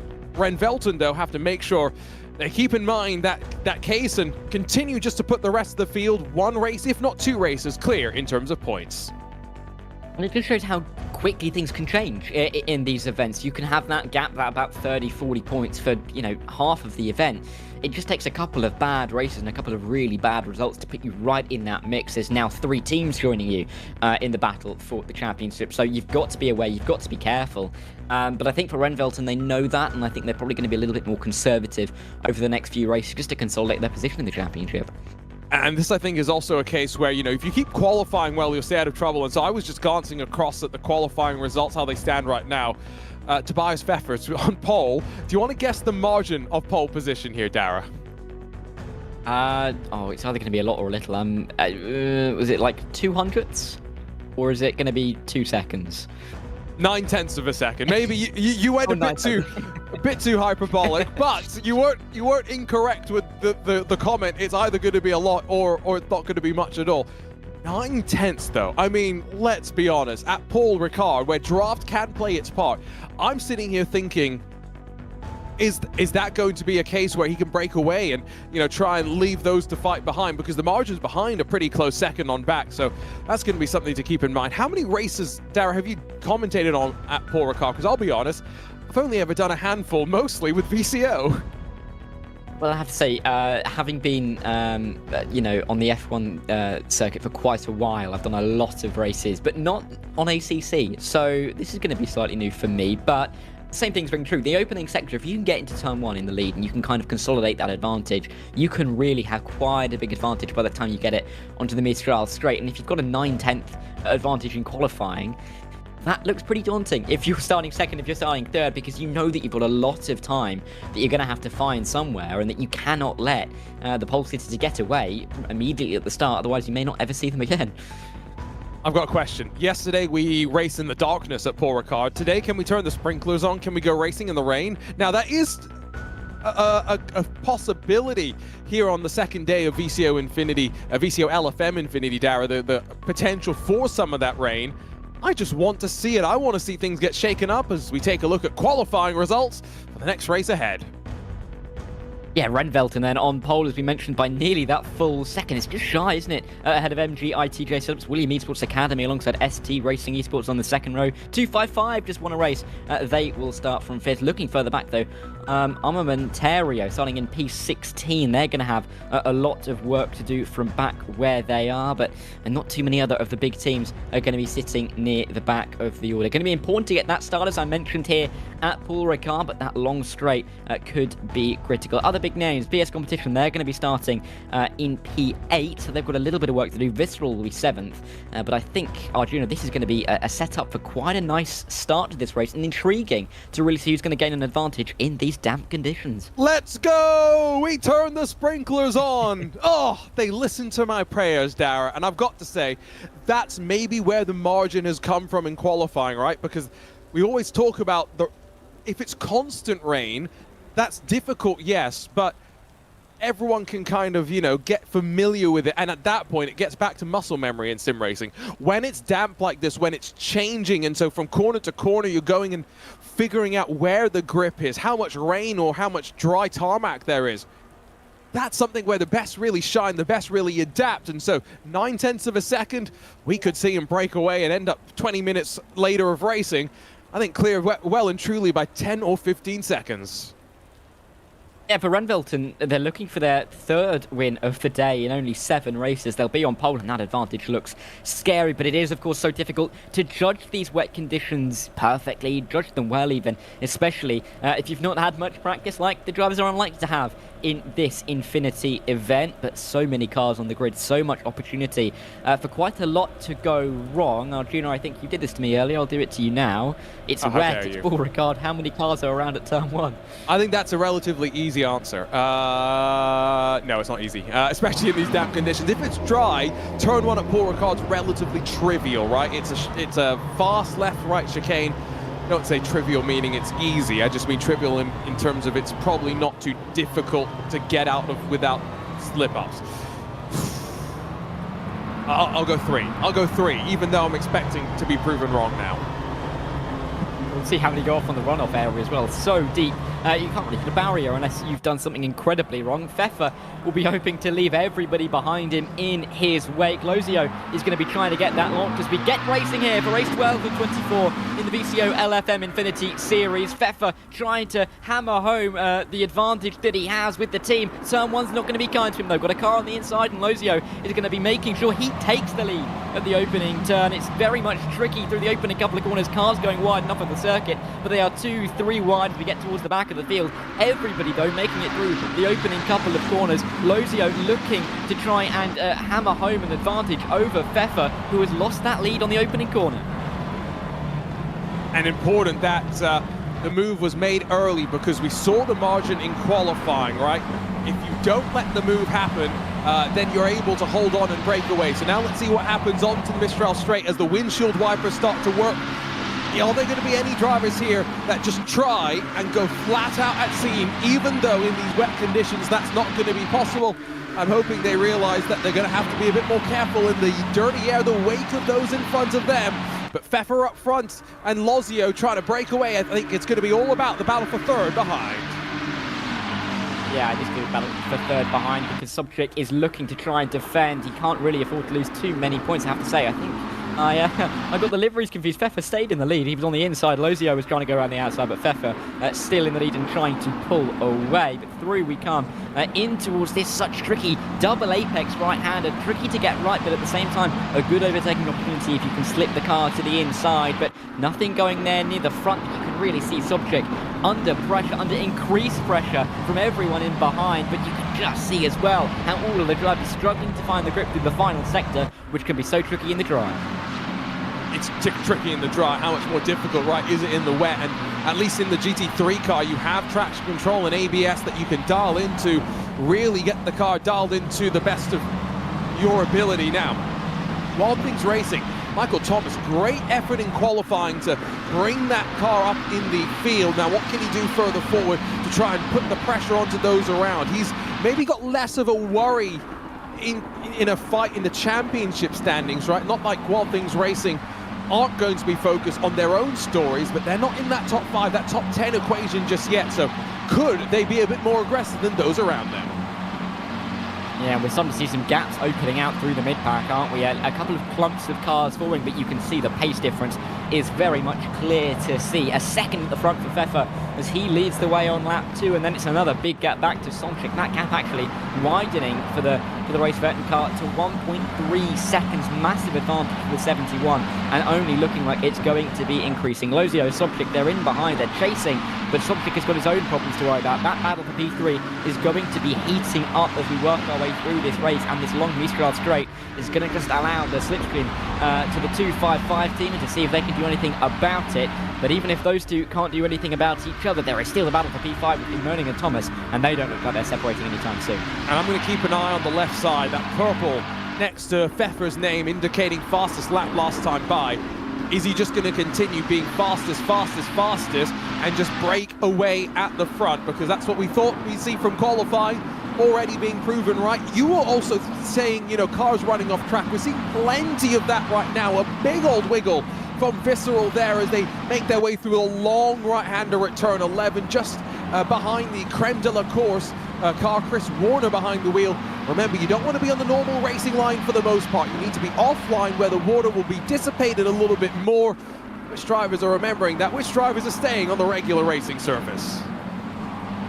It's so tricky when it's so slippery as well, but this is the battle for P number 7 as Warner, and that's a very big overtake inside line for the 501 car, bouncing his way over the curb, bouncing into his opponent on the exit of the final corner. They're still banging doors as they now have company in this battle. They have Wagner in the FIR team, the number 8 car, trying to get involved. Outside line will be his, and down in towards turn number 1, and can he just try and tiptoe around the outside? No, because the inside line will be given as we work our way through the opening couple of corners. Chris Warner looked like he had that under control, but in the end, he's going to lose both of those spots. And, you know, the problem there with running out wide through turns 1 and 2 is that you go over the anti-cut curbs and you unsettle the car. That's brave from Visceral, a bit too brave if you ask me. Once again, bounces over the curbs that are there for a good reason. You shouldn't be there. He's going to get a hip check. Warner says, thank you very much, get out of my way. And, well, all as in front of them, breaking clear. Thank you very much, says Firefly Esports as well. This is crazy stuff, but once again, it's in the mid-pack, in the heart of the action, not up front where our leaders breaking clear of those behind. Yeah, our gaps at the front, 1.7 seconds, 2.4. Lozio and Sobchik, they are, you know, they've got a lot of work to do to catch up to the cars in front, but down here at the back end of the top 10, the gloves are off. Liam Walsh looking to defend, or even just take that racing line in towards this fast right-hander, but the inside line is going to be given, it seems, as they work their way 2 by 2. It's a Noah's Ark formation as they fly through. Another little bit of door banging. The 501 going well off of the circuit nearly as far as that red painted bit of tarmac, but as they work their way into this double right-hander, so tricky just to see who can get the best line. No one trying to stick it up the inside, and Warner still having quite an eventful lap, but still in P8. Looks fun, doesn't it? Get me out of the commentary booth, get me into one of the cars, although I'm not sure the drivers will be too happy about that. Not too happy about that either, would you be, at scene if you're the AK Hero number 35. No Hero there. I'm guessing maybe a bit of contact, unfortunately. Yeah, and going around at a place where, you never know, you may have seen a bit of a rear slide. We see it time and time again, that drivers can lose the rear end in fast flying corners, but again, we've seen more than our fair share of contact so far in this race, even if it's just door banging without too much consequence. But lots still to happen in this race. We're only just over 6 minutes in. This race is going a little bit slower with the action that we are having than maybe some of our other races where at Bathurst, you know, we've got a little bit more time over the mountain where drivers aren't really forcing an overtake. Here at Paul Ricard, every corner is an overtaking opportunity, and I think we've seen pretty much a move in every single corner already. Every corner is a passing opportunity. To be fair, that's true at every track. You know, I'm thinking at Monaco, right? You can pass at turn 1, you could pass at turn 2, you could pass at turn... Now, it's not always wise, but... sorry, I just had to say the obvious. It's not as obvious as what Lewis McLeod once said. You know this one, Dower, right? The gap's either going to increase, decrease, or stay exactly where it is. Which is a great line. You get those bits of wisdom from Lewis McLeod, of course. Don't worry, he'll be back soon, just to give you a little bit more of that brain power that he's got inside there, because he does he comes up with some fantastic lines, and they are all true. But it feels a little like he's forgotten what is actually going on in the racetrack, like I'm doing right now. But what is happening is we're following the F1 memes car, currently down in P14. They've been consistent, haven't they? Today they've not been, you know, having those headline results, but they've also been there or thereabouts towards the back end of the top 10 in the early teams. So Gončaruk doing a very good job for those guys in the number 13 car, but they are trailing this battle between Di Lorenzo and Rybakov. Rybakov, oh no, and as I was saying how well the F1 memes team were doing, not their fault in any way, shape or form, they're going to be spinning around.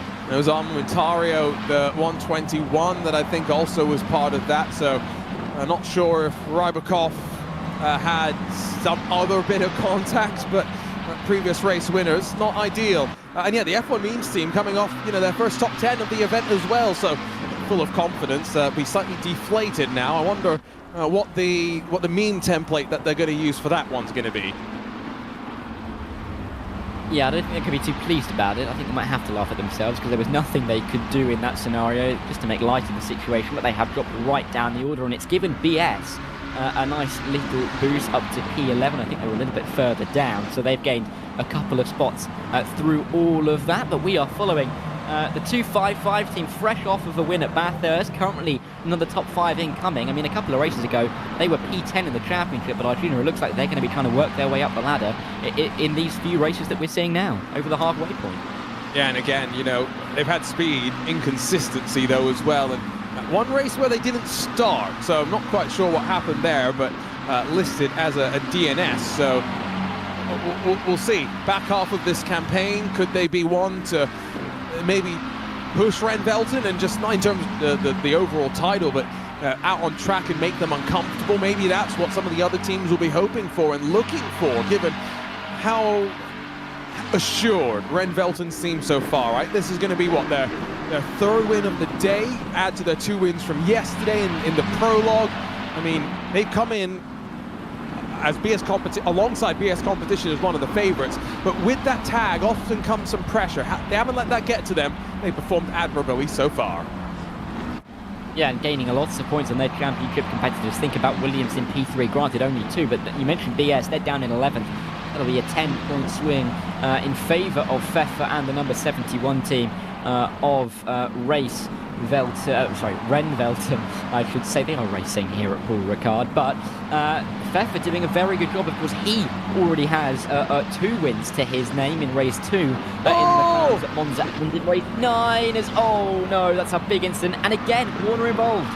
It's creme de la course around, and race control's going to be busy with this one. I haven't quite seen too many penalties come down for this particular race. There were some no further actions for turn 1, lap 1, but I'm guessing this is going to be one where race control, they just had a bit of a break. They'll take a while to review it. Visceral deep, it's going to open the door for Walsh to try and take advantage. Gets pushed out wide, slides back into line.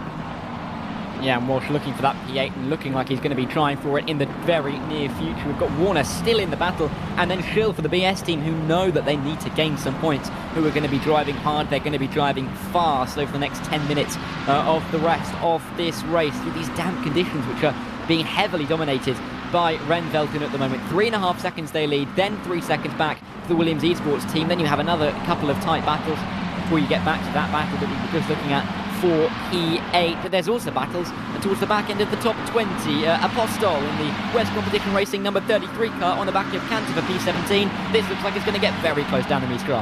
And this is the long straight as well, right? We don't have that chicane like they do in F1 that breaks this running up, and so you'll pedal to the metal all the way down the straight. It's 2x2 at the end. Long right-handed to come. Don't want to be on the outside if we're being honest. They bang doors once, bang doors twice. Almost bang doors a third time as they try and open up the entry into the corner, and Apostle has to concede. Can't slide to the inside and try and take advantage. Behind them, they're still wheel to wheel. Who says you can't race these GT3 cars at Paul Ricard? Ooh, but a very big wrist slide there from Apostol for West Competition, just managing to hold on to the car, getting it onto the paint on the outside of the circuit. That looks sketchy for West Competition Racing, and I don't think he'll be too comfortable with that. Creme Corsa have got a 5-second time penalty added to their time. It adds to a couple of other penalties you can see on the tower would have been applied to some of the drivers in this race. But Cantor defending it through that middle sector. Apostol looking for the move, but maybe pushing a little bit too hard, nearly going around, but just about holding onto the car as they fight in behind. Right, so race leader has a very comfortable margin right now. We're talking 4 seconds over Luca Lozio, although I don't think Pepper's going to be comfortable knowing that Lozio, winner of the final race yesterday, has already shown us exactly how quick that he can be. But 7 minutes to go. The question I really have, how many laps do we have left? Your leader's doing lap times under 2 minutes, and so we could be with, what, 3 laps to go next time at the line. That could leave these battles to be cut short. West Competition Racing still trying to make something happen. All over the rear end of the 997, and hitting into the rear end of Cantor is Apostol, clearly feeling like he's got a little bit more pace in his car than the drivers around him, but he just can't quite use it in the dirty air. Out onto the mid-straddle once again. Will he get enough of a run? Such a long straight, so much time to gain in the slipstream. But for West Competition Racing, they know that this move needs to be done relatively soon. They've got Remy Papin just in behind as well, who is looking for the move if Apostol can't make it very, very shortly. And here is Papin going to the outside line. They could be 3 wide as they make their way into this fast right-hander. Not in the wet. I think they all recognise that's not going to work out. 2 very similar liveries on display. A big commitment under the brakes, runs wide off the track and opens the door for a potential 3 wide to turn 11. Backs out to Sebastian Apostol. Oh, probably for the best as well, because they're still slipping sliding through the long right-hander in front of him. And now with contact, wreck in front. Guess who takes advantage? Apostol with the Moses-like reaction. Not quite sure what Papin was thinking.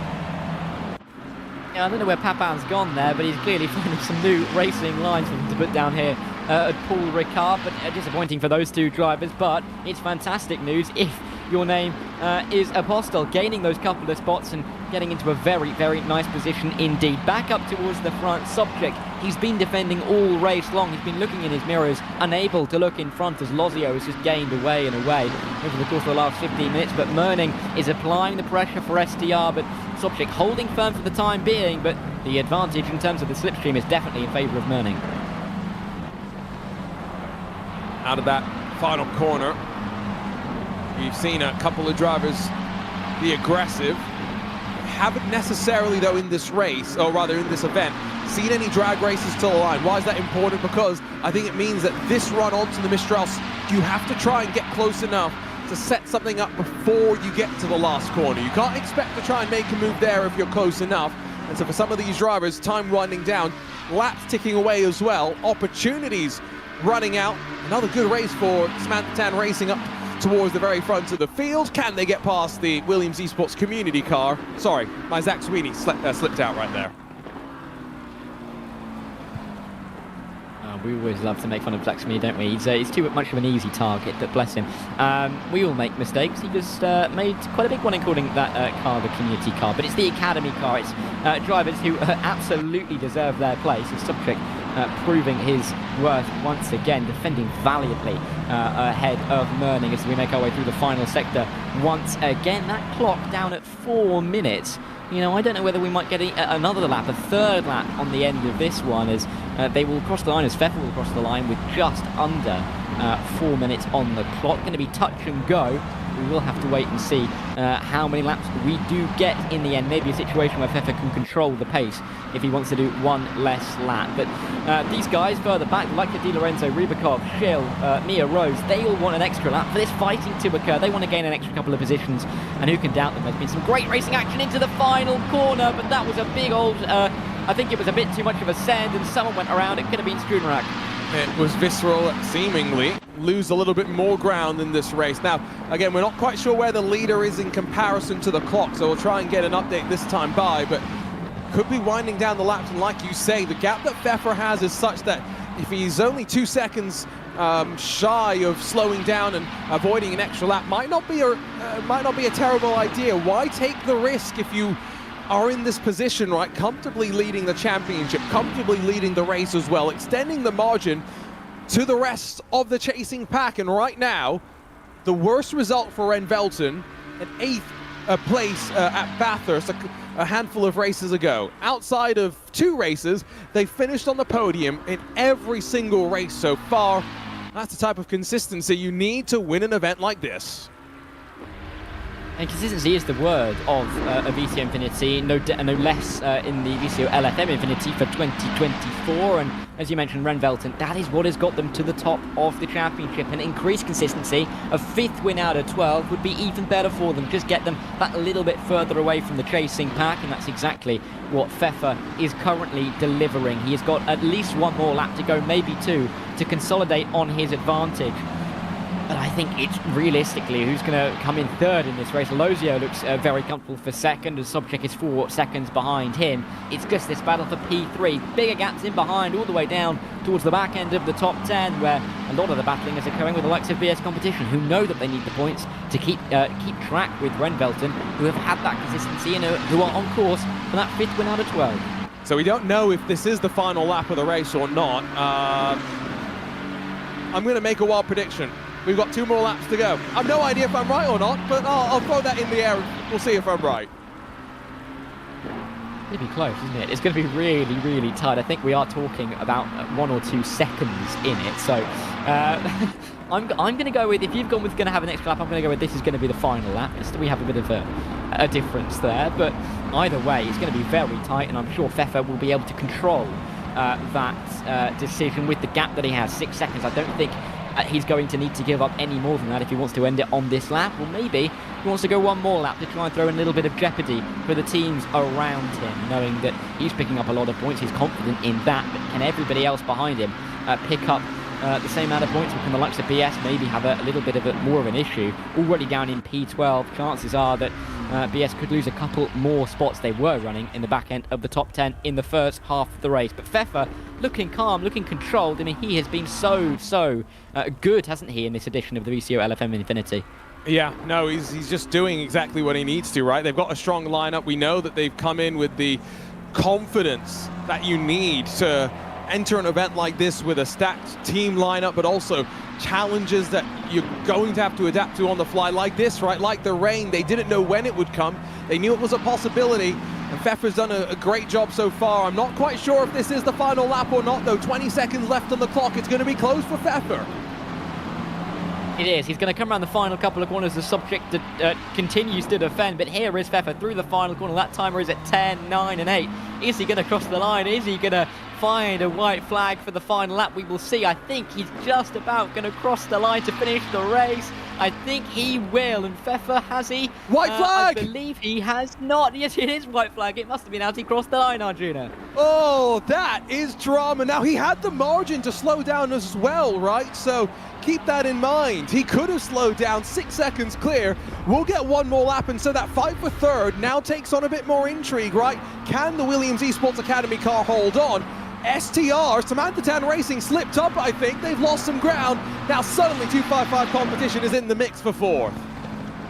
Yeah, Subject looking like he's going to have a more comfortable final lap, but Merning is going to have a lot of more work to do in the mirror department rather than trying to attack for that podium spot. Here, back in the battle for what is P11. Mia Rhodes leads this little gaggle, but they are all fighting over points that are valuable to them. Mind you, Warner for Creme de la Creme has picked up another 5-second time penalty, meaning that is now 10 seconds added to their race time. And if these guys keep fighting, they risk falling outside of that window. But there's a little bit of contact into turn 3. Mia Rose taking to the escape road, losing the position to Visceral Esports. But there's Papan on the inside. There's Apostle as well. More contact, driver around. Oh, and there's cars all over the road. Oh, the slip up on the last lap that you expect, right? But that's what these battles are all brewing. And so now, final sector, can this Samantha Tan Racing machine hold on now that it's opened the door for 255, deep into the corner. What a save, but STR hold on to the spot. Schedenberger holds on to his pants and to 5th as well. All as Ren Velten get ready to come across to see the checkered.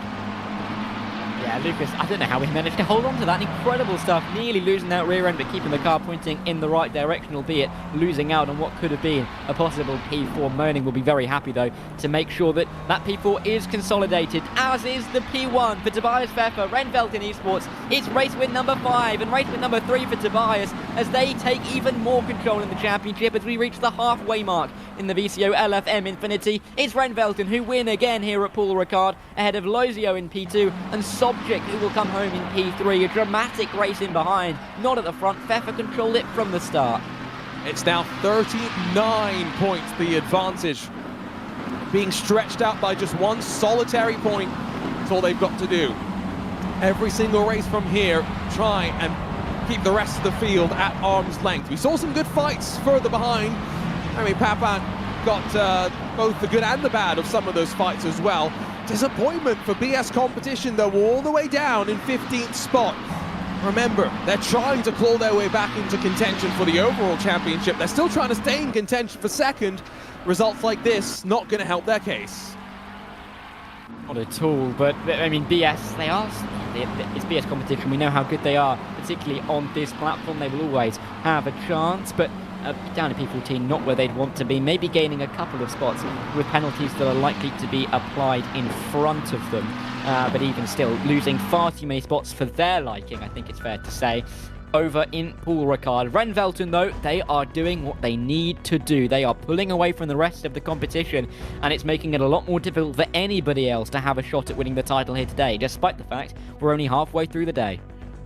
Oh, you say making it difficult. At this point, it's going to take a Dylan Shriven sort of a mental error, you know, a lapse in judgment to make that sort of rash decision that puts you in a position to place yourself at the back of the result.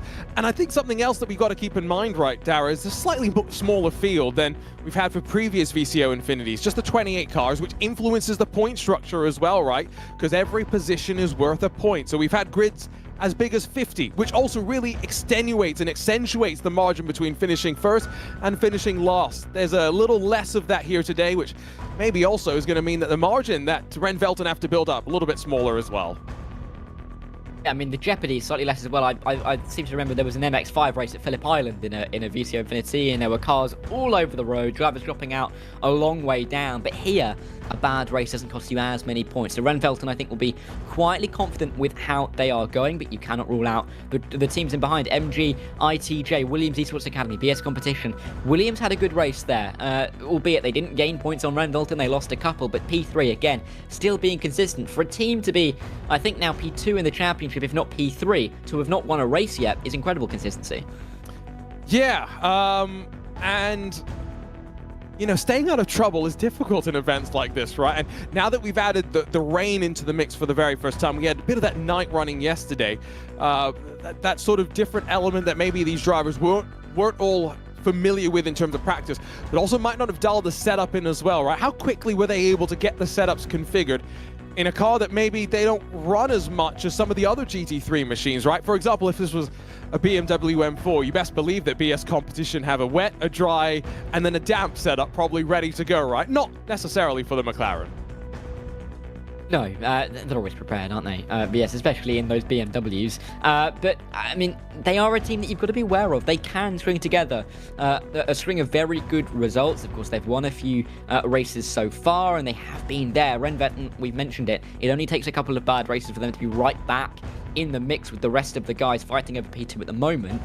They've got to be wary because, I mean, the quality of teams behind Rennfeldt are not something to be scoffed at because they really are quite high, and it just shows how good generally the quality is for this VCOxLFM Infinity series.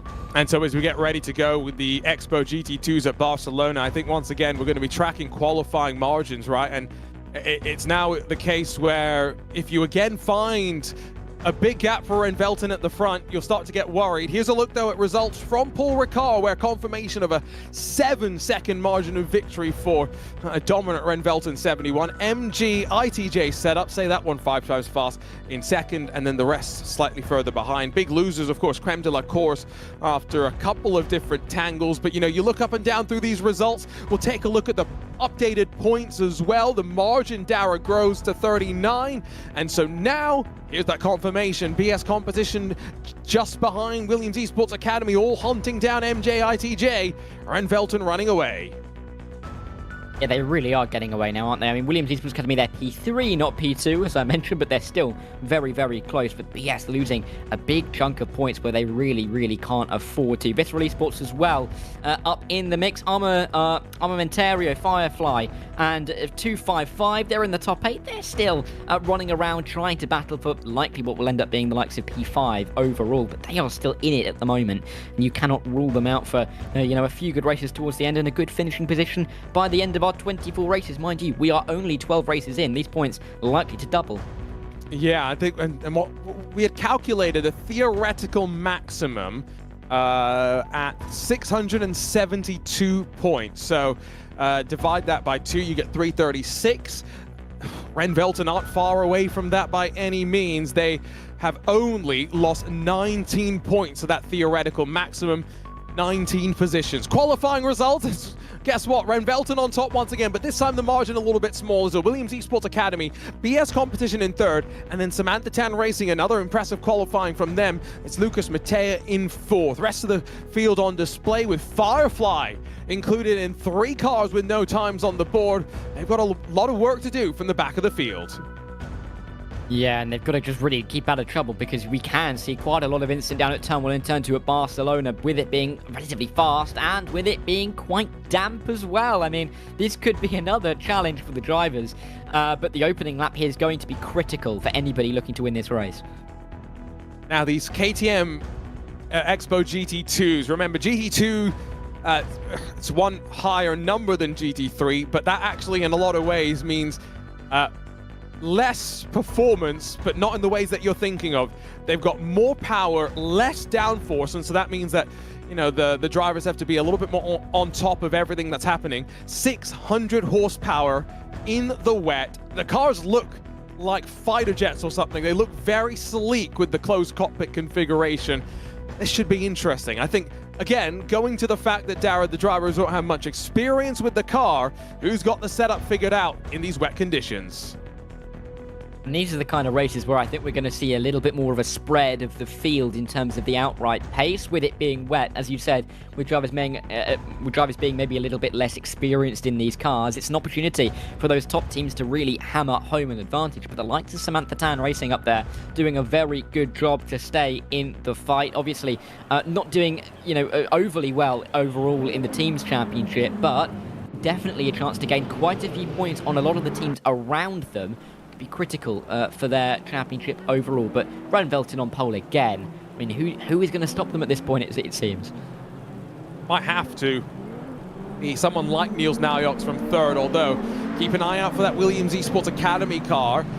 Quick in qualifying, could have put the pressure on. We've seemingly got a bit more rain than we had last time at Paul Ricard, where I think it was fair to say it was mild, it was damp, compared to this, where heavens have opened. And so, second half of VCOxLFM Infinity ready to get underway. Ren Velton up front. And here from the circuit to Barcelona, Catalunya, let's get the racing underway once again instantly. Hacker comes across to try and cover off. Naujoks down to turn 1. They're 3 wide behind for 3rd position. Make that 4 wide for a second as they fan themselves out even deeper in the heart of the pack. Ren Velton hold on to the lead. Aggressive from Hacker to hold on to 2nd spot in that blue and yellow entry. No one spins through the opening corner as the rest of the field tiptoes their way up through the long right-hander and now into the middle sector of the lap. Ren Velton trying to run away.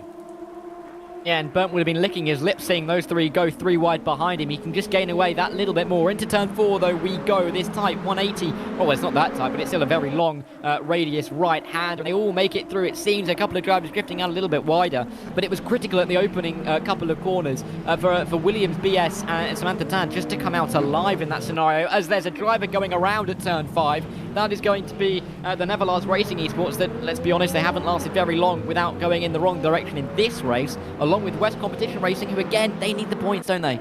That was about 6 cars that got tangled up in that one, so big spill. Run our way onto this back straightaway though, and this is a corner where we've seen already some aggression in the previous races that we've had here. Anyone looking to the inside, a bit of contact behind, as that looks like ITJ getting bullied a bit by the Visceral Esports 44 into the final sector. They'll tiptoe their way through here as well. We're not running what they do now in many series in the real world, the fast-flying, long double right-handers. Instead, we've got this awful chicane, painful for the drivers as they try and avoid the curbs, tiptoe their way through onto the power once again.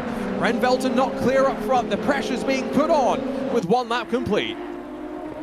As a challenge of the Constantina effect, the F1 memes car, I believe that was in the bright pink, nearly running into the back of the cars in front. So it is quite a challenge, as we are seeing the battle for P4. Florence in the 255 trying to fight over P4 with the Samantha Tan Racing entry in 255, far more in that championship battle. They have that P4 now, but Samantha Tan still want these good results, if nothing else, but for the pride. They've just got a lot of big names around them, the likes of Visceral, upcoming next.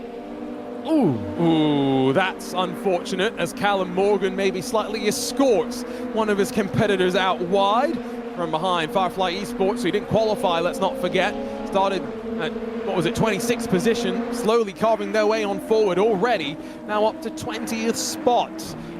This, by the way, is definitely the most tricky of the racing conditions that we've seen so far. They won't have known that have they got their drivers in that like driving in the wet, or are these drivers that are like me and would prefer if things were bone dry and they were having a nice sunny day at the Spanish beach?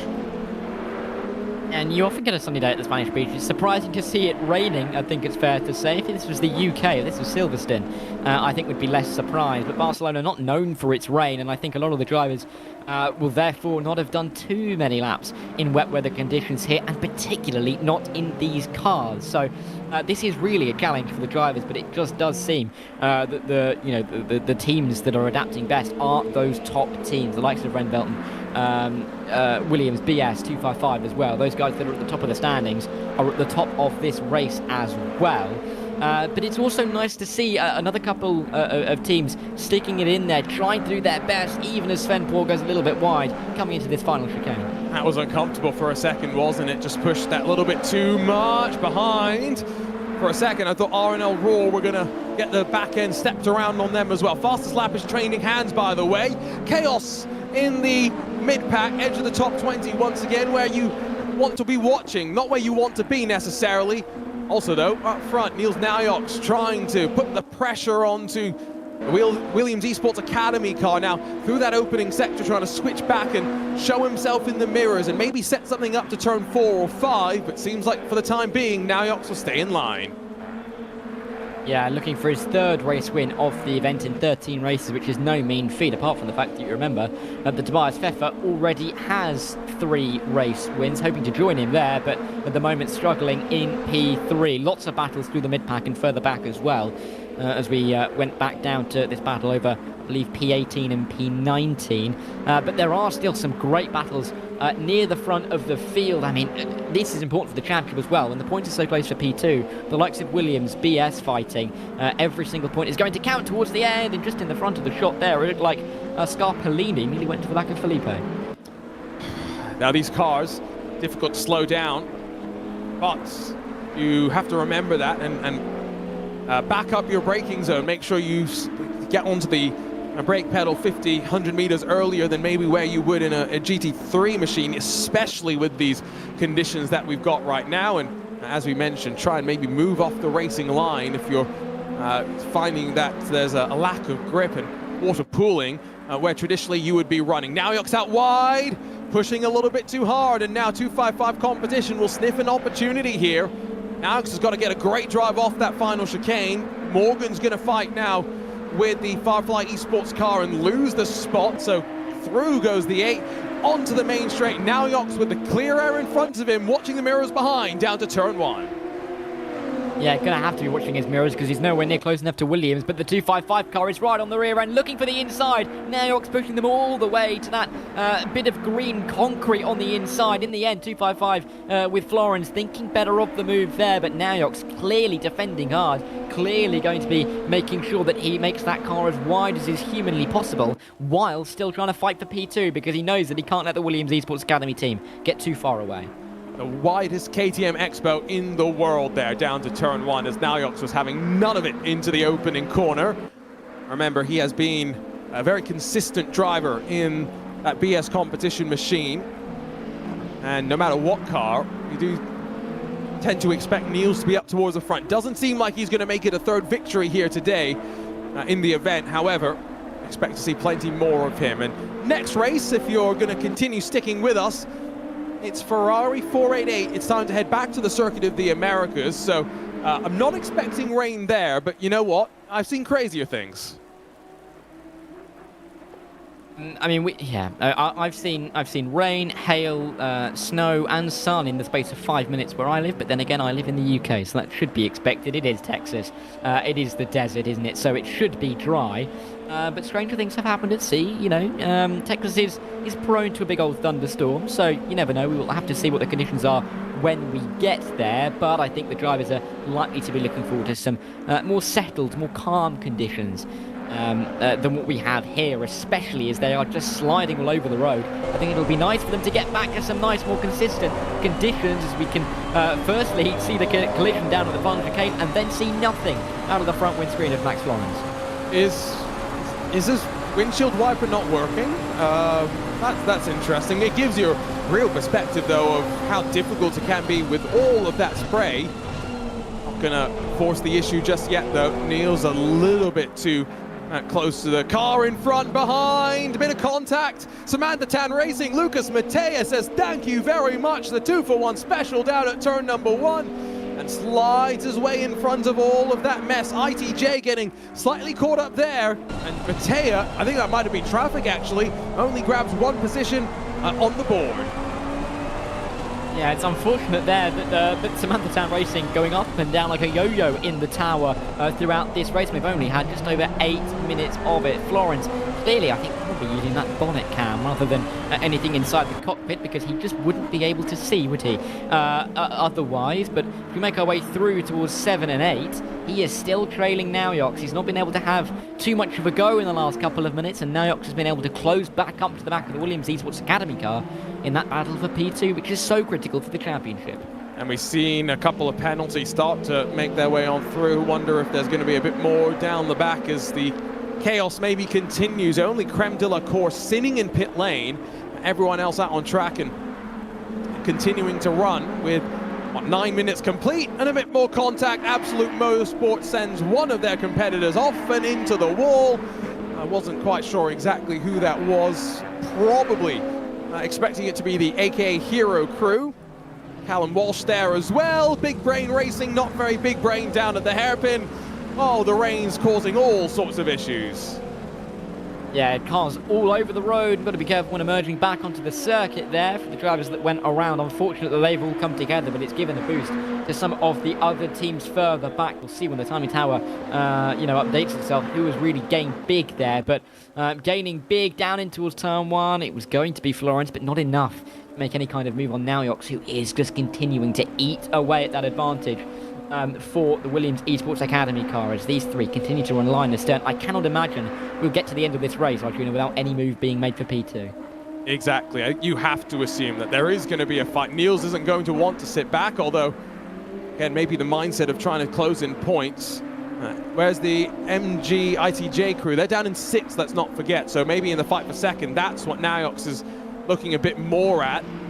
Still sat behind, and Naoyox has definitely got the windshield wiper working, so we know that he's in cockpit cam. But again, that's the great thing about sim racing. Everyone will set their rigs up exactly how they want. Some will have triple screen, some will have just a single monitor attached with a wheel to a desk, and whatever works for you, however you can be fast, that's what works. Now Naoyox to get a pretty good run over the crest of the right-hander. Don't think he's close enough though to have a look to the hairpin.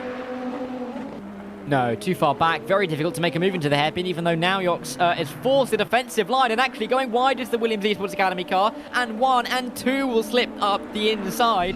And it's just gone from bad to worse for the Williams Esports Academy team. They were second a moment ago, down to 4th now, and losing a couple of points, a swing of 4 or 3 points, I can say, to BS Competition in a tight battle for second.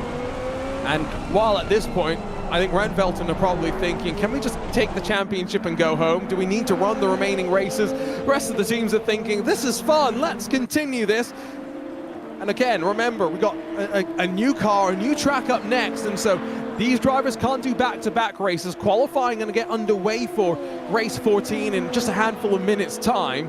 But the racing never stops here in VCOxLFM INFINITY. Back down to turn 1. There'll be puddles of water potentially pooled on the inside of that corner, but these drivers able to climb onto the curve very gingerly, swing their way through, slice up to the top. Oh, don't tell me. F1 memes, what did they do wrong to get a 5-second time penalty? I think, new rule for the rest of this event, if they can provide a quality meme that makes the broadcast booth laugh, they're allowed 1 incident per race without race control looking into it, okay? Just a couple of free points. We'll see how that slides with the with race control. But I think it's going to be, well, we'll have to see how they can work their way through the race. They've done very well to be consistent in the last few races. They've been in the back end of the top 10 early teams for quite a while. And just being able to pick up lots and lots of points, which is great to see from the number 13 car, but sadly for them, maybe dropping down a position or two come the checkered flag with that 5-second penalty. But, you know, we've seen some other incidents around them. We might see other penalties being dished out to teams and cars in their close vicinity, so there's still definitely stuff to fight for. Plenty of sim stuff going on, by the way, this weekend.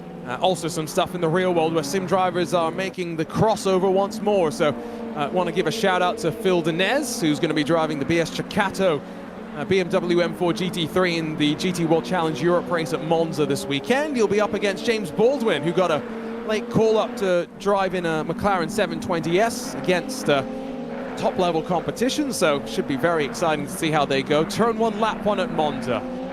Never been an issue there in history before. Never. Hoping they get through safely and they have a fun race after that. So as mentioned though, with laps ticking away, F1 memes grabbing that penalty, it will be applied at the end of the race. It's not like they have to come down to pit lane and serve it, Dara. That could be even more significant in the course of a race event.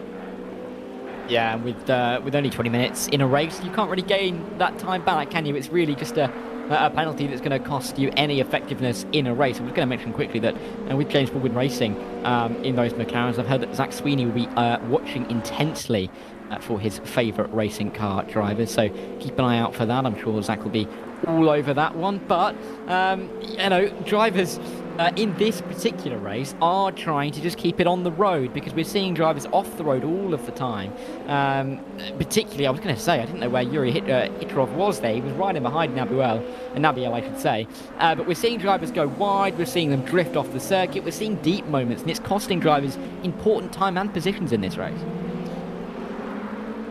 How much more rain are we expecting as well, right? That's what I'm not A, sure about, B, not sure how much the drivers know about as well. So, again, goes back to that point of how have you divvied up your driver lineup, right? You are allowed 3, what are we calling them? Jokers. So you had to declare the schedule for the entire event before the racing got underway. But let's say there's a technical issue, one driver, overslept their alarm or something. Then you're allowed to quickly switch in a new driver, but you're only allowed to do that 3 times. So that doesn't necessarily mean that you can be too trigger happy with changes, trying to adapt right now and get your wet driver in. If you wanted to, you might need to just save something in the back pocket in case at the end of the race you have a driver that needs to be replaced. You never know, we might get to race 24 as a big battle for the championship. We're at Bathurst and it starts to rain. I mean, that would be quite something. And I think teams would probably want more of a wet specialist in there, so you'd always want to keep something in your back pocket just in case. But some of these teams, may have to use those without any control, really, depending on what's happening. As you said, some drivers may, oversleep, something like that happening. It's really mundane, but does cost the team in some regard. All of the drivers have to be so aware as Sarah Young goes wide again. He's part of the Wild Things racing team, and that car really does look like a Wild Thing. It's been all over that final sector, not really on that racing line too much. Now, Wild Things have had some good results through the day as well, so it seems as though when the stars align, they can be up towards the front and fighting, but maybe in some of the cars with less experience, they're a little bit further down the running order. They do have a fight in front that they could take advantage though if there was to be any sort of a slip up. You've got the AKA Hero number 35 battling with the West Competition Racing crew. Now, These drivers are considerably back off your race leader, so Adel still has ways to run, and so, you know, 2 laps or so probably for them still to go wheel to wheel. They'll take every advantage of an opportunity to do that they can. Not going to work out for the time being. Single file once more through this middle sector. 3 minutes and 20 seconds to go though, all as the championship leaders continue to run clear at the very front of the field. Where is Lucas Burnt relative to the clock? That's the question I'm kind of wondering. I think he's coming around the final corner, so Leon Burnt, excuse me. 2 laps left to go, I would assume. Yeah, I can't see us getting another lap in. Yeah, there's no way. So there should be 2 laps left for Ren Vetten to get their 6th win of the event in 13 races, and well, I was going to say they're 3rd in a row. No, they're 2nd in a row. But they're 1st, I believe, for Leon Burnt. So he's going to add his name to the list of race winners if he can get this car to the checkered flag. Not long left for him to run though. He just needs to make sure that the car stays on the circuit. You know, don't go wide, don't risk anything too hard. He's got the gap built up already. He can just cruise home to the checkered flag. You say cruise, don't make a mistake. That's the last thing you want to do. We talked about it yesterday, the Tauscher. Don't turn off your traction control at Mount Panorama out of the final corner, at least allegedly. Causing what was a guaranteed basically win for the team to be forced to go to an extra race in what was one of our very first events in the Esports Racing World Cup. That was a big moment for AKA Hero. Ludiger Schindler holds on to the car up through the opening corner, but just about a skin of the teeth moment there as the rear end lazily stepped around on him. And this is definitely a car which you've got to be on top of, remember. Got plenty of power, limited downforce, and so any mistake really punished as we jump on board with Callum Morgan. Yeah, and you can see that power being applied on the exit of the corner, just trying to keep the car in check as the rear starts to slide just a little bit into turn 5. Can you see the cars in front? Because I certainly can't. I hope he can, for his own sake. He doesn't want to get caught up in any kind of collision where the cars appear in the mist, but I presume he has a much better sight than we do through this middle sector. There's a car going wide, though. I could definitely see that. He's probably going to gain a position there, but he has to avoid him coming back on the circuit. Final lap has begun, though. It's Leon Burnt who's leading the way. Nearly 4 seconds, and I said he was cruising. In these kind of conditions, Arjuna, with the amount of water underneath you, could nearly call it a cruise. Oh, good point, actually. Matt Aquaplane down to turn 1. He's done a good job as Niels Naujoks has tried to put the pressure on from behind after Williams Esports Academy dropped down to 4th position, and not letting that gap close, not letting the pressure get to him either as well. And so, another race about to be in the books. Head over next time, as mentioned, to the Circuit of the Americas with the Ferrari 488 Challenge, the car that's also going to end VCOxLFM Infinity. Final race will see us head with that prancing horse to Mount Panorama. If we've got a choice, can we add some rain for that now, please, as well? Yeah, I think that's going to be right on the top of the list of people's wish list, or at least the viewers' wish list, not the drivers by any stretch of the imagination. But it would be great to see if that could happen. It would really create quite a lot of drama towards the end of the championship. We've still got 11 races. We still may have a big old championship battle on our hands, but Rundvelden look like they're going to have a lot of control over it. That's for sure. I mean, the gap's going to grow now, isn't it? Whereas ITJ down in 6th position, so what was a 39-point gap now becomes, what, 44, 45 points. It's just continuing to stretch out at the front, almost to the point where they are 2 race victories clear of those behind. First back-to-back victories for Ren Velten here in VCOxLFM Infinity. Make that 1, 2, 3, 4, 5 victories on the day. Now 6 as Leon Burnt comes across the line. Not even a reaction. Still plenty of racing left to go for him. Oh, but you can't tell that he's just won for the very first time today. Rest of the field will come towards the line. 2nd going the way of BS. 3rd for 255 competition. And a big penalty for big brain racing. Moving under braking. Small brain energy right there. Yeah, and they're not going to be too pleased to pick up that penalty. They're probably going to be as pleased as our race winner looked there, because he, even though he won the race, as you mentioned, it's almost like he's just driven home or he's got dinner ready. That's another big moment, and walking through, I think that's going to be Schindler walking through. Oh, there's another driver around the outside of the final corner. They're going to be wiped out. They're going to be in the gravel, and that is not the way you want to end the race for race 13 of 24. I think it's somewhat fitting, though, given that we've had this rain. That's why you don't stop right after the start-finish line either. But back-to-back, just the second team to do it in VCOxLFM INFINITY. Ran Velton Esports, the winners of race number 13. And again, reminder, that gap now in the championship grows to over 40 points, just continuing to extend their margin. And so, Darrow, we're getting ready to say goodbye to you, but it's been 4 fun races. You'll be back in a little bit to jump back into the commentary booth. How do you feel things are situated, things are poised right now? I think you're going to be hard-pressed to say that Ren Velton aren't in an incredible position at the moment. They look calm, collected, they keep winning, they keep picking up the podiums. They look very, very strong at the moment. MG, ITJ, Williams Esports Academy, BS, they're still in that for P2, but they're just not showing at the moment what they need to be showing to catch Ren Velton. So I think, without trying to put anything on Ren Velton at the moment, they look pretty comfortable at this stage. Well, don't go anywhere on VCO Esports. We're going to step aside, kick Dara out of the booth, bring Lewis McLeod back in, and we'll get ready to go for race 14, Ferrari 488 Challenge at the Circuit of the Americas. Is everything bigger in Texas? We'll find out.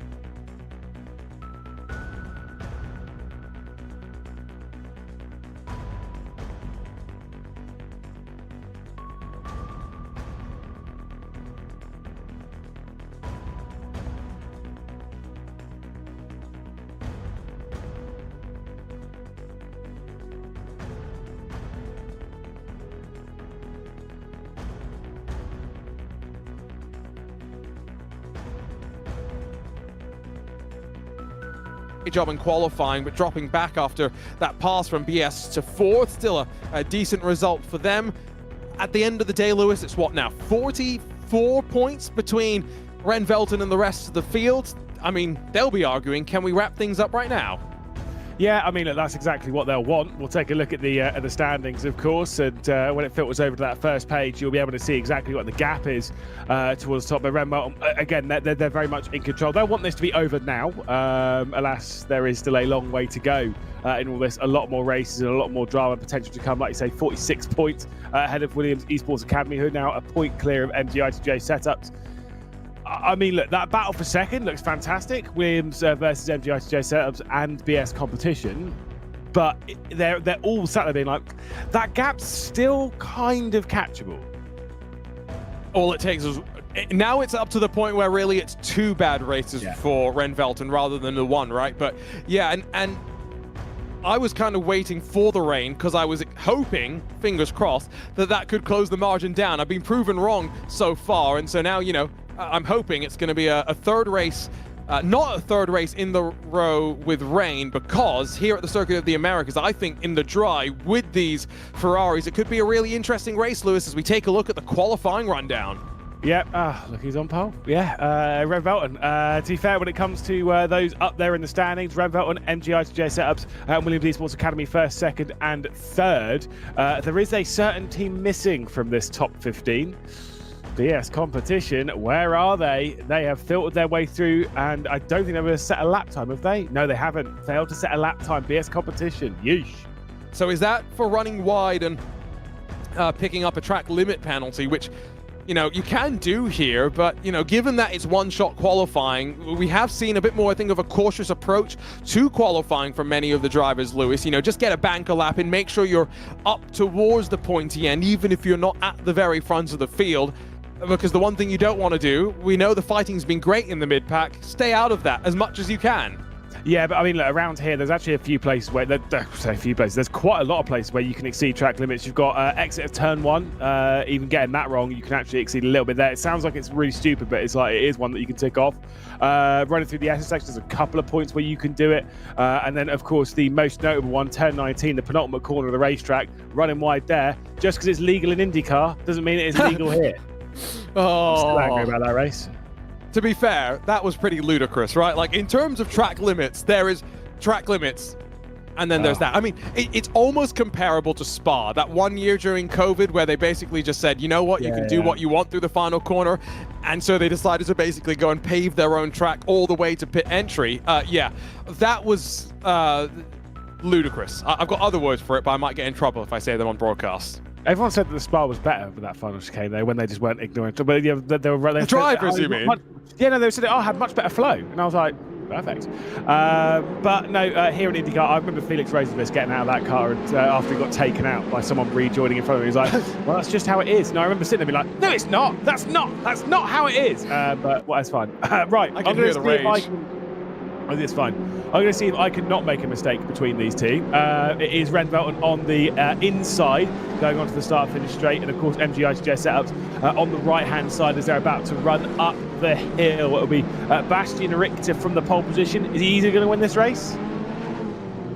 Yes. Yeah, straight up. Yeah, boring. Nah, he's not. Nah, there's going to be some challenge. I think Ladaki might send one down the inside in this first corner. Let's wait and see. They get their way to the line. That's where the green lights will come on. The green flag will be waved, and the race will be underway. Control to Bastian Richter, and the race up the hill. Already a bit of a start coming in from the 255 directly behind. They're trying to work their way up the order. Nice line into that first braking zone. Ladaki's got the inside and has taken over second position, and there comes the crash. Just a couple of people go for a half spin, but they're pushed back around. And it's only 4 wide down to the SS section. Oh, you wanted 5 wide, didn't you? And I tell you what, they might still give you what you're wanting. Bit of argy-bargy, wheel-to-wheel contact there for a second. And I thought there, the 202, great job to hold on. I thought behind there was just going to be chaos and maybe some marker breaks, but quite remarkably, even though the yellow flag is waved and there are 2 cars out through the S's very, very slowly, everyone else gets through safely, all as, guess what, Ren Velton lead. Surprise. skid marks were the one that went round there. Unfortunately, dropping some skid marks on the race circuit, and I hope that's the only place as well. But they'll get themselves back going again, and will return to the racetrack just at the rear of the field. Out wide goes the Williams Esports community car, as it's now opened up the opportunity for the position switch. Del Fante's got to the inside. Of course, I know it is the academy. Don't worry. Still got to get those jabs in it, Zach. But also joining the scene, West Competition Racing. So good start from them. Trying to attack for second position. Obviously trying to get third here past Ladaki around the outside at the end of the back stretch. It's going to be a little bit of contact between the pair of them to have the inside line of the double hairpin sequence. It's been an up and down day and an event for West Competition Racing. We expect them to be up towards the front, but only 2 top 5 finishes and no result inside of the podium spots just yet. Could that change?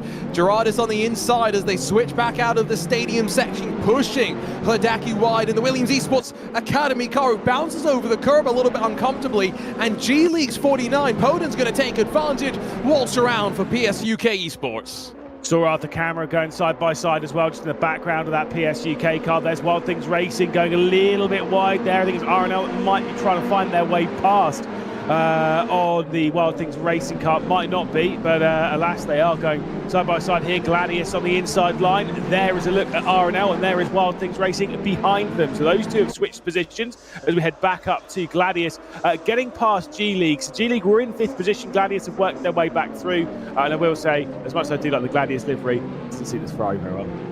Just jumping out there. There are some liveries that suit certain cars better than others, aren't there? And that's one interesting thing across the different cars we have in this event, right? Because it was big brain racing. I'm not quite sure how you spin that far down the straight, but I'm sure there's a big brain way to explain it. The different cars that we got on this event, right? They're all sports cars, but they've all got, you know, very unique characteristics and body shape, so interesting seeing how they all adapt. Firefly trying to shape up the inside, surely not going to pass G League right here. Nah, that's a wild one to have tried, and at least to fill the mirrors. I get it. Trying to get them offline, trying to get them with the door open. I get it, but that was not the position to really go for it. All you're doing is you cost yourself time, and it's going to bring the lights behind RNL and such behind. Did see that the Wild Things Racing car had a bit of a look. There was a look down the inside rather from STR Esports. So there might be a couple of moves back there. Wonder how much race control's going to have to take a look at, because again, busy job for them. Firefly, ooh, can they slow it down in time? Very, very deep, but that's very well executed. As much as Podence was shaping up to try and switch back and cut underneath, not given the opportunity, and sure, looking straight forward instantly, not thinking about defense. He's going on the offense. How does he plus Gladius in front of him? The 201, the next target in mind. Yeah, exactly. It's just finding your way through in this double hairpin sequence. We saw some great battling yesterday in the very first race, of course, that we were doing. Oh, Wild Things Racing's been round. That is almost certainly assisted. Whether it is their fault or someone else's, we'll have to wait and see. But that was 100% assisted. Wisely informed, there might not have been a particularly good read to it and all that. And there's not a good line being taken through the triple right-hander. That was maybe a tad aggressive, but we survived the second bit of contact. Again, kudos to Race Control for the work that they're going to have to do. But in front of Vining, the action continues. We jump forward to the edge of the top 10, where just in front of RNL Roar, I think it's continuing just to be the Tobias sure charge. Now, what can he do out of turn 1? Will cut underneath, but now left really on the outside, on the entry down to the S's. Shows himself in the mirrors aggressively, but not going to make the move there.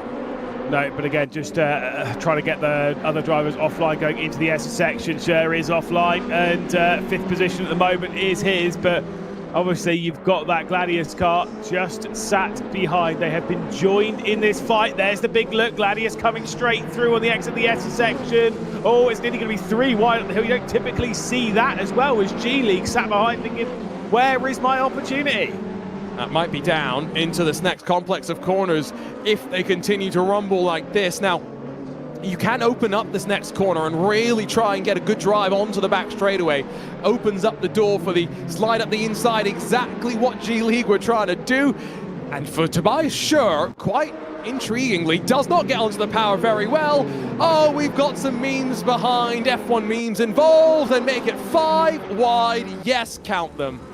Yep, this is chaos. So try and pick your way through all of this as they're all trying to funnel their way up the order. I think on the left-hand side, that's the virtual racing team car, is now switched back over to the right, trying to find their way through the middle. I mean, to be fair, it's actually, relatively speaking, it's not been that bad. You've got the Scuderia della Gleba car, great name by the way, trying to work their way through the middle. There is a look to the inside for the F1 Memes Racing team as they're too wide for about 2 or 3 rows. Bit of contact there as they're trying to find their way past, which that red car that's got straight down the inside, thankfully, has been able to get through relatively cleanly. But there's the squeeze out and there's the jump. And that's why curbs are placed to avoid drivers trying to go wide. Are we playing ping pong? Yes, but once again, we hold on to everything. Off the cameras in the mix of VS competition. How did we survive? Don't quite know. Creme de la course send it up the inside. Easy to pick them up in the blue and green.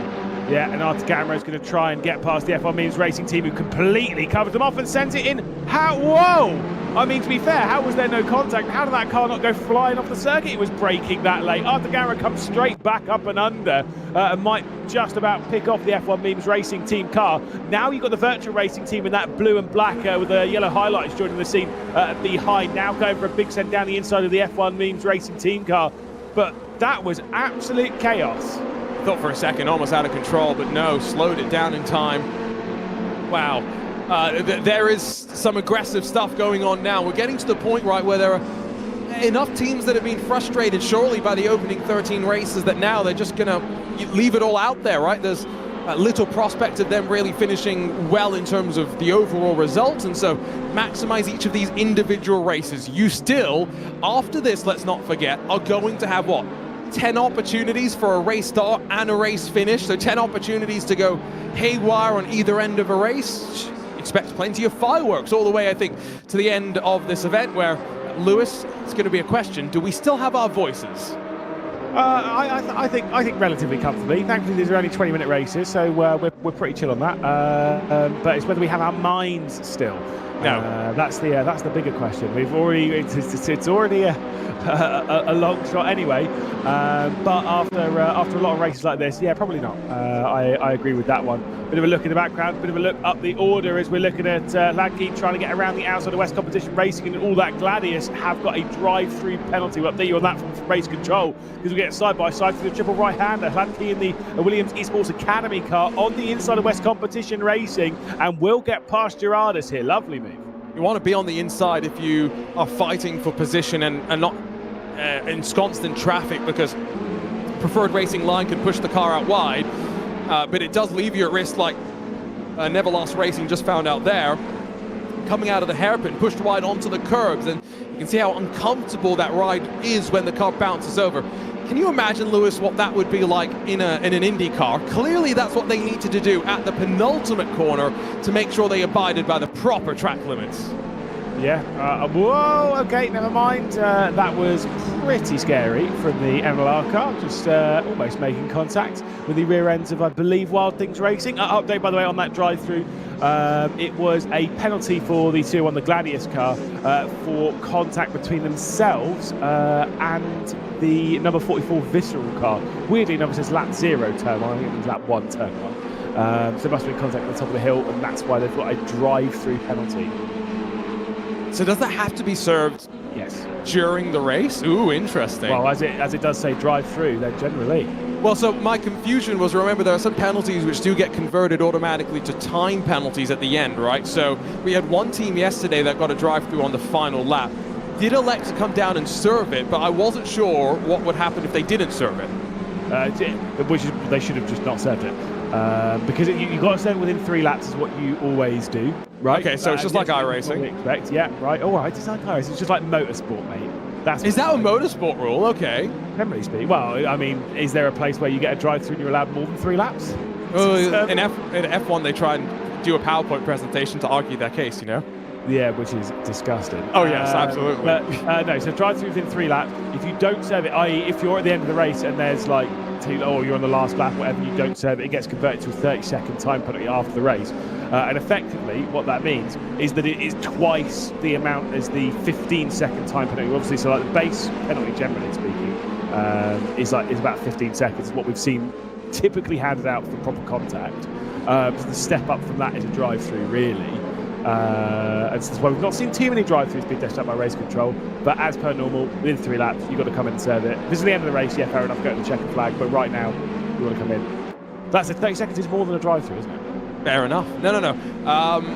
I think here depends on what the pit road speed is.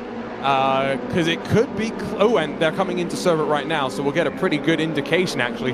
Where do they come out on track? They were right around that G-League team, so we'll get an update in about, what, 30 seconds time at most? Yeah, I think they're like 20 or... I think it's like 20, 25 seconds in pit lane, as you can see. The painful crawl down pit lane for being annoyed, but that's actually quite good from up top. But, yeah, the front of it's a bit there, isn't it? I mean, from behind, it just looks like a default livery, if I'm being honest. It's not terrible. No, I will say this livery does look really good in the Maserati, though. That's probably the thing, right? Because that Maserati, the way the cockpit comes down. No, I'm thinking of the KTM, aren't I? Oh, I think it looks quite good in the KTM, but it looks best on the Maserati because there's a lot of real estate. There's a lot of real estate on it. There's a big long bonnet. I can picture it, but I was thinking of the Maserati, of the KTM, not the Maserati. So I'm going to be keeping an eye next time we go GT4 racing. More penalties, by the way. Yeah, I'm sorry, you're mistaking a KTM for Maserati? Well, I was thinking of the KTM. You were thinking of the Maserati. Well, I mean, yeah, but I said Maserati, didn't I? Yeah, but that implies I listened to you. That's so true. Yeah, like I say, a few more penalties coming out of the virtual racing team, also with a drive-through penalty, which you can see at the bottom of your screen then. That's more for the lap 1 stuff. There was a couple of cars that were spinning off to the left, and I assume that might be where that incidente was from. Red Velton, though, continuing to lead. Delfante's not letting them run away, and this could be for a very interesting 4th consecutive victory as the big centre of the inside comes down from Warner.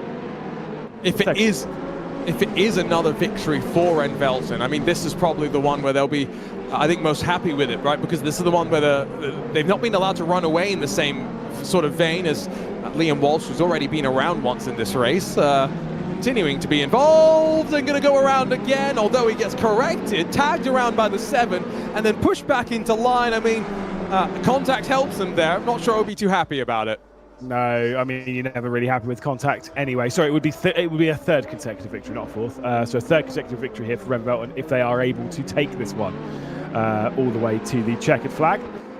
That said, I'm not going to lie, pace is definitely in advantage of the MGITJ setups car. That car is definitely quicker at this moment right now. Yes, no. And again, I think this is where the inexperience in some of these cars will show, right? Red Velton are quick. Are they going to be as quick every single time? Maybe not. Liam Walsh tried to get to the inside up through turn 1. Not really given the chance to slide his way on through as the Alpha Racing Team car absolutely blocks the path off. And just look at how much time they've lost to those in front. I mean, Creme de la Course breaking away in 14th spot. Yeah, that was, like I say, pretty scary. I'm surprised, by the way, 255 have the fastest lap of this race, especially because they're under a fair amount of pressure from R&L behind. There comes a look, PSUK just trying to fill the mirrors of the Alpha car at the moment, but can't quite find a way through. Long way around the outside, going up the hill, switched it back. The Naga Racing car is just sat behind him. That's the 3rd time I've done that. Straight around the outside, though. Ooh, PSUK, that was definitely exceeding track limits. They might get away with it, though, because it's allowed them to allow the battle behind to be side by side into turn 11. Drag race off the corner. Now, which side do you give draft to? It's not going to really matter because everyone's back into a single file train. Let's check back in with your leaders, though, because Lewis, 5 minutes to go. Not quite sure how many laps that is, but like you're saying, Delfante looking like he's got the pace advantage right now. What's Bastian Richter thinking as he looks in the mirrors? Now, just because they've brought basically the same livery does not mean that they are teammates or even mates. As the 255 will get a 15-second time penalty. There's another one for 255. They've picked up a few. What is going through our race leaders' heads? I mean, to be fair, keep it clean. As there goes the dive bomb down the inside as the Alpha car gets past the Naga Racing Team. Bastian Richter with 3 laps left to go. Race lead in hand. I mean, to be fair, I think the car behind is going to full-on risk this. I'm sure if I'm Eric Delfante, I'm putting this on the line, whereas Bastian Richter doesn't necessarily need to. Correct me if I'm wrong, but Lewis, is this the first fight for the lead that we've had in the closing stage of any race, and it's taken us 14 races to get this? We've had some, yeah, maybe. We've had some pretty close ones. We've had close battles, but not like wheel-to-wheel battles, have we? Well, we've not had this one wheel-to-wheel yet, so maybe you're getting ahead of yourself, son. Touche. I think you're right, though. That's why I'm the first time VCO Sydney we're going to commentate with it. I think that's why the mindset, though, right, really has got to be risk it if you're ITJ. If you're Ren Velton, you're in the ear of Richter saying if he goes for it, see it in the mirrors, let the move go. It's not worth 1 point. Remember, that's all that's the difference is here. And that's something Darrow was bringing up that I really thought was an interesting idea, Lewis, for a future VCO Infinity. What happened if there was a bit more of a benefit to winning races? What if that gave you a 10-point bonus? Would you start to risk it a bit more? Yeah, no, I think there'd be I think there'd be interesting implications if we had a more standardised points format for this event. I don't know how it would change things. I mean, I've always said to you and that, I like a point system that does really reward podiums and victories. Right, I really like a top-heavy point system because it really encourages you to go for it. Whereas you have something like this for both of them. Like, you're talking about a point swing. So you're less talking about the points situation, you're more talking about the victory situation, which obviously every driver wants to win races and stuff. But again, it depends on what kind of cards you're playing. But if this was like I say 5, 6, 7 points difference between first and second, I guarantee there would have been an attempt already. Like, at least a look, at least something. That's not saying that we're not going to get one over the next couple of laps. Delphante is right there. But I don't know how this one's going to unfold. Obviously, Bastian Richter's got a little bit to work with here because he wants to be, or he wants Ren Velton to win 3 consecutive races. They can at least take 1 record off of Redline potentially. And 2 I didn't even think about Redline records. Yeah, that's an entire different ballpark to start thinking about. Now, 2 laps to go. Delphante thought about a look to the inside at turn 1, tried to then open up the corner and go a bit wider, slowed himself down if anything, and so just watch that body language of the car because the move is coming. It's more a question of when. Where does he feel that he's got a bit more speed? Could it be out of here, out of turn 10, down into the braking zone at 11, before they even get onto the back straightaway? Could he pull a surprise? I think he's a bit too far behind, at least this time by. Yeah, potentially, but slipstream is quite extreme on the backstretch here, so we could see the MG ITJ setups car take over the race lead. We'll have to wait and see. Like I say, Ren Velton on 2 consecutive victories at the moment. 3 they could be on. I can't remember. Like I said, I don't know what the record is. I think we kind of went. Redline had 4. Or no, they did have 3 twice in the last one. But I don't think anyone's really got 4. I don't recall anyone doing 4, but again, memory. Nah, I wouldn't trust your memory anyway. Yeah, I put out some great bits of memory earlier. Tobias Schaffer winning in the VCO Esports Racing World Cup at Bathurst in the Logitech Giolta Esports car. Ewan had no idea. I mean, to be fair, Ewan probably hadn't watched that race at all. I actually remember that one. That was a pretty crazy race. That was the only race. He was the sole shining representative for Altus on ACC as well, which, to be fair, was maybe not a surprise given that he was the only one of their lineup that had ever done a competition on ACC going into that event. So I think we should have probably expected that. But that was before you joined Unicorns of Love, right? Yeah. I can't remember who he left before that. That's the thing. Is that one I don't remember. Obviously, now I'm testing your memory. He's one of the drivers for Red Welton. Yeah, I can't remember. Ooh. No, I think he was still Unicorns Love, but he might be. I can't remember. It's fine. Tobias, please let us know. Either way, we'll see this battle on to the last lap of the race. Bastian Richter for Ren Welton at the front of the field. Back to our camera at the moment in 12th position. We'll move up to 11th courtesy of Minar's penalty, but would very much like a top 10. Yeah, and now at this point, right, I think BS aren't even looking at Ren Velton. They're more looking at ITJ, the battle for second. Also, of course, involving the Williams Academy crew as well, who have had a very, very solid day, all things considered. I'm still hoping, though, up front, when's the send going to come? Camera makes a send, grabs 11th. Is there going to be a fight for the lead?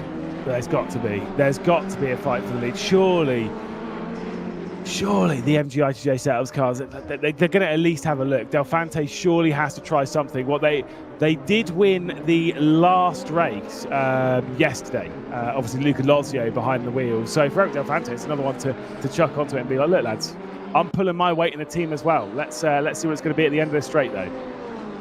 It's a bit too far back, isn't he? He's going to have to try, maybe, into turn 16. After that, I think Richter's looked quite comfortable through the long right-hander, the triple right-hander, and then the final couple of corners. Look at how Del Fante closes under the brakes, though. One final chance here in the stadium section. I think it might be done. I think it might just be done. I think for the Renvelten team, it could well be yet another victory. Obviously, it would be a fifth on the day, a seventh so far, as the points leaders could be winning half the races at the moment in the VCOxLFM INFINITY. They're in such a good position, but still, Del Fante has kept the pressure on all the way through the race. There's not going to be a dive in the last corner, is there? Surely not. No. Surely not. Too far back, surely. He's going to try, but he's too far. Come on. Come on, give it a go. Feel the mirrors at least do something. Bastian Rix, though, into the final corner, onto the brakes, chucks it in, and will lead Del Fante across the line. 3 consecutive victories for our points leader as they pull further and further clear. MG ITJ setups will cross the line in a well-deserved second place, and let's give a shout out to Hladky as well in third. I know a fair way back, but hasn't let that gap grow much more than where it was, and just kind of kept him at arm's length in third as the rest will cross the line. And remember, Williams Academy and MG ITJ setups, again, that's a tough one to say fast. They were split by 1 point coming into this one, so they've now become tied once again for second in the championship. So we've got a lot of still fun things to think about, as much as maybe for Renvelten. Continued dominance, continuing to break away and continuing to show us why they were one of the favorites, all things considered. Now, they have just disappeared off the timing screen. What's just happened? Okay. They've just left the server. Don't worry about it. Do not worry about it. Just scaring me. Got it. Yeah, it's fine. Don't worry. No, they've just as they leave the server, they disappear from the timing sheet. So don't panic too much. We'll have them back on there when we have our results shown. Just waiting for the final couple of drivers to cross the line.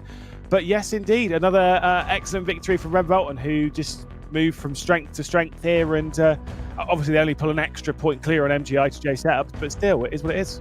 It is what it is. That's all they've got to do, though, right?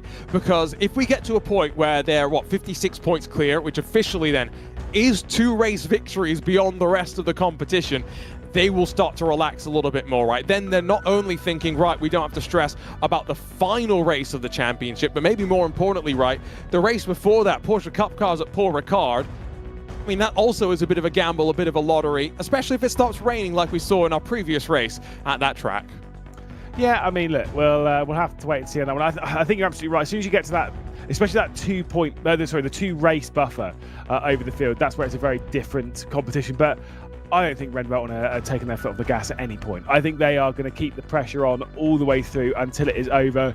If they could win every single race between now and the end of play, obviously, and still quite a lot of races time, they will do so. 100% they will keep applying the pressure. There's 10 races still to go. They want to put that record from Redline way out of reach. And so the chance for them to make it 4 wins in a row comes as we cross the pond and head over to the Temple of Speed. The Porsche Cup cars out loose at Monza, which is a really interesting combination, Lewis, right? You take away some of those driver raids and a track that is known for chaos, known for slipstream being a big part of the racing as well. Could this be, after Renvelten 3 consecutive wins and pole position in most of those efforts as well, right, by a considerable margin as well, if they don't nail qualifying here and they're in the mid-pack, this could be a race where the nerves start to raise just a little bit high. Yeah, indeed. Of course, it is a return to Monza because we've raced here twice so far in this event. And guess what team has won both of them? Ooh, Renvelten. Could you have a guess based on that? Yeah, it is Renvelten. Weird. Obviously, the first time we came here was yesterday in the McLaren 650S. Tobias Pfeffer won. We came here earlier on the day to start action today, and it was in the Maserati GT4s, and that one was won by Tobias Gronewold. So returning to the circuit. Yeah, they're probably in position to be the favourites. Let's take a look, though, at the race results. Renvelten taking that victory by just over a quarter of a second. They grabbed themselves 28 more points. Williams Esports Academy in third position, West Competition Racing and Firefight up there. G-League, great result, to be fair. To be up there and in the mix, not too bad. Good result. They've had a couple of decent results today as well, which has been the story for a couple of those teams further down through the field. I mean, G-League have had think it's 4 top 5s. So just continuing to rack up points as they go. That might also be the closest margin of victory we've had so far today, hoping that we get a few more races like that with the pressure built on, especially when it means tie for second. As I was mentioning, it's flicked over to page 2, but it is now a tie between the MG ITJ crew. Again, say that one 5 times fast. It is a tongue twister. But also now, of course, tied with Williams Esports Academy. The margin to Ren Velton almost up, Lewis, to 50 full points. Yeah, indeed. Although I will say, this race is Nicholas Hoban behind the wheel, and he is the only driver of the 5. He's the only driver that's yet to win. So maybe now's the time. To be fair, has done a whopping 2 races so far. Raced the Porsche earlier on at COTA, and has decided that actually now's a good time to grab pole position and maybe go for a race victory. What is wrong with this team, man? I think that's 4 poles in a row as well. So it is going to be the chance for Hoban to grab his first victory of the event and make it a historic 4 wins in a row. Look through the rest of the names. I don't think there's too many shocks down this back half of the field, with the exception maybe of the Williams Esports Academy team. 2 seconds off pole, down in 18th. Yeah, that is not great for Williams, who, like I say, have been looking pretty strong at various points. RNL Raw actually came off a decent result in the previous race, and they're right the way down the order.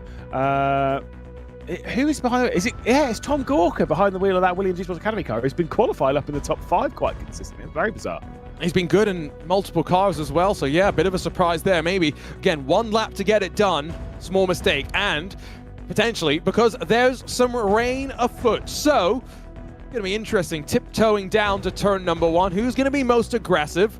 We did see a couple of the drivers clearly not racing from the cockpit cam, but using bumper cam instead, because windshield wipers were not going. But Lewis, it always makes starts a bit more interesting when you've got the heavens opening up. Yeah, like I say, things look like they've taken a little turn for the worst, and it's looking a little bit damp out there. No windscreen wiper on, though, for the interesting liveried Ren Velton here. I mean, I'm not going to lie. I think this could be a 4th consecutive victory. I think Hoban could take it, but still got Luca Lozio there, who was a race winner at the end of yesterday. So you never really know, MGIJ setups, that they are strong. I think it's kind of, they'll go on the attack really early.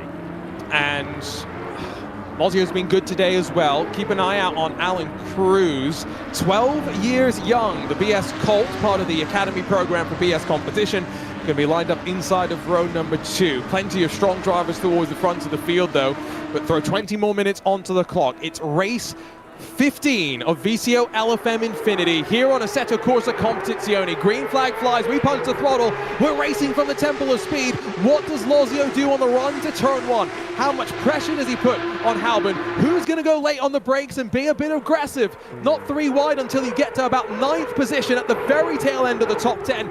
Cruz is going to hold on to 3rd momentarily. Challenge comes from Gladius now. Leaders, wheel to wheel, 1 car off into the grass behind. Couple more spinning and being caught on one another. The drag race down through Curva Grande, though. Can Hoban hold on as they swing themselves to the 2nd chicane?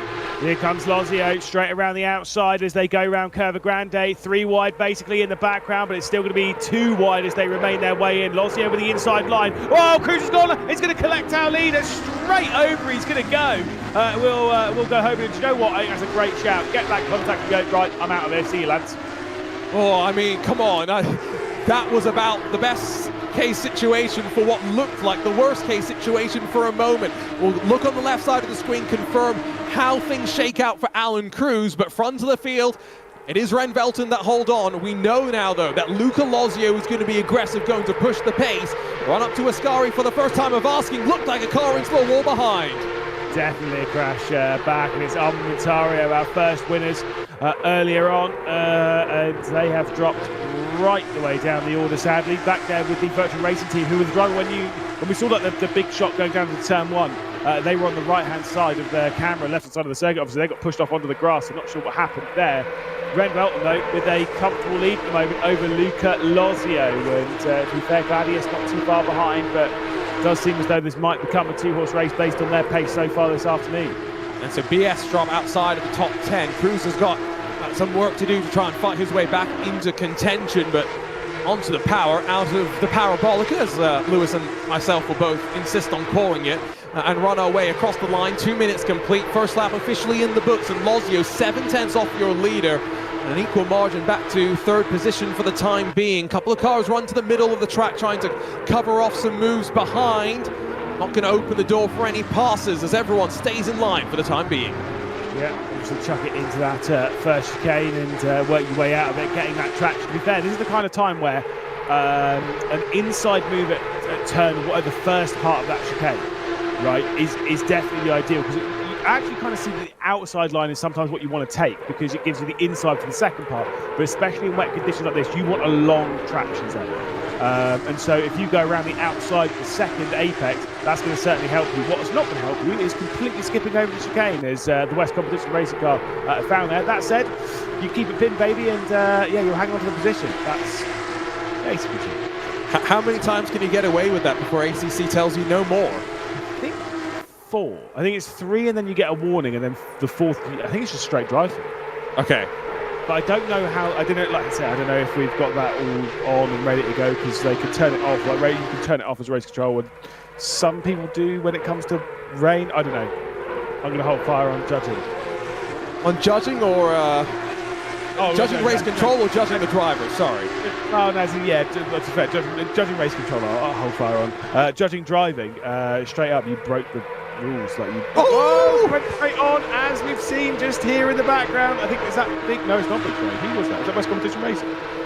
No, I think that was Big Brain. It would have happened in front of Mika Hakimi, I'm pretty sure. Oh, Sebastian Apostol's got to watch out as 255 competition heels its way to the apex, escorts the 33 out wide and says, thank you very much, I'll be helping myself to 6th position. Yeah, no, I don't know. I think, yeah, maybe I should have gone with my gut in all of that. As creme de la course, straight in the pit. They've definitely done exactly the same thing as what we've just seen, but definitely harder. They've now become the creme de la pit lane. Creme de la rubble that will be bought by Arjuna and then hung. Oh! You know me. You know that I'll buy some Porsche Cup car parts if it's up for sale. Send into turn 1. Does not slow it down in time and forces a bollard back onto the track. Yeah, indeed. That's not ideal, but yeah, big dives down there, fair enough. As the West Competition Racing car going to go for a move here, as it's the defensive line coming in. West Competition Racing going around the outside of 255. Someone's gone straight on. I think that might be the STR Esports car that's gone straight on through the chicane. Visceral up to 3rd position with Gaskell, who absolutely dominated this car at Bathurst. So now in prime position at the moment in that 3rd spot. It was Big Brain, by the way, that had the issue through Ascari. They've dropped to 11th, but seemingly have not incurred too much damage as a result of that. So quite surprised, but able to slow it down before they sideswipe the Armco on the very exit of the corner. Creme de la course, not so lucky. Here's the number 11, that flash of the lights. Yes, that was, even though the headlights aren't actually on. Yeah, Logic. I mean, science. I don't know what you mean. That is absolutely fine. Yeah, clearly just sat behind and now maybe thinking like, right, I'm going to try and distract these people now. Their livery popped back on for the Big Brain car that's already been into the barrier. Now going to try and do a Big Brain move around the outside of the Parabolica. Seen some great drives from Clarkson earlier on in the day. In fact, was it the first race around here, I think, where he was Ewan O'Leary's driver of that race. Absolutely fantastic drive from Clarkson. Got spun around and still came back through to finish well, as he now goes on the attack of the PSUK car. You can see the damage to the front end, so there's clearly some lasting scars from the prang with the wall. Can he look to the inside and make this move on PSUK? And both committed, I tell you, into the braking zone. Wind it down in time. They'll leave each other room. You can do that, you know. They've shown in the real world that you can't. In the sim, we can. Drive off the corner pretty equal initially, but Big Brain Racing should have the title line through Curva Grande, hold on to that position, and now have to cover off into the braking zone. Can they be aggressive, though, and now close up to the back of Skidmark Racing in 9th? Yeah, indeed. Defensive line coming in, though, from Clarkson just to make sure that the PSUK guard is going to stay behind. Got Tom Gorka also in there, and Cruz, who we've both seen some excellent speed from, especially from Gorka throughout this event. For Cruz, I think this is the first race for Cruz in VCOxLFM INFINITY. So at least that one to tick off. Qualified really well. Obviously went for that little slide and bit of contact coming down into the Roger on the first lap, but right back into the mix now. Look at the kick of oversteer from the absolute car in the background. And I think, you know, that mistake that Cruz made, and we've all made it, right? Push a little bit too wide onto the grass, get on the brakes, and suddenly you have limited control, especially in these wet conditions. And so I think we can all sympathize with the mistake, and we know that for someone that's already shown the speed and the raw potential is there. He's been doing some races with Niels Naujoks as part of the VCOxLFM program, just continuing to get more experience and to develop as a driver. Oh, back onto track. That's a bit of a pancake, but car clearly not showing too many battle scars there. They're able to get away with that one. Full backbreaker that is. That was a that looked unpleasant. That's kind of one of the ones. I think it was the Alpha car. That was one of the ones where if you're on a direct drive, that's the one that can genuinely hurt. Like genuinely that can hurt if you're not like ready for it. As it hits, that it can really rip the wheel out of your hand. As we will see. I will take it back, by the way. I think it was the NLR car who's battling the RNL car. Love the amalgamation of all the letters there. The WCR car, West Competition Racing, behind the 255 competition crew. That one's nice and easy for us to try and figure out.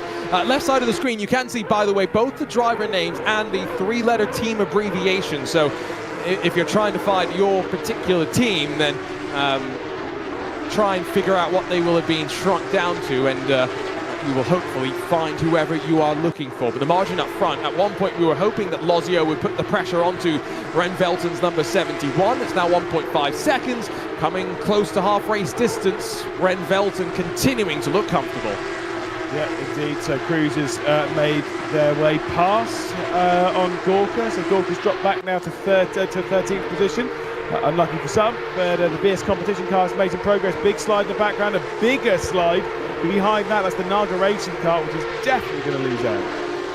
Some great team names in this, by the way. Skidmark Racing, F1 Memes Racing Team, Big Brain Racing. Definitely, if you're watching, shout out in chat what your favorite team name is. I also want to know what the meme that was posted in the Discord was. No. F1 Memes has given us a meme, Lewis. Here, I need to send you a link to this. Please do. I will do my best to figure it out /laugh. We will see.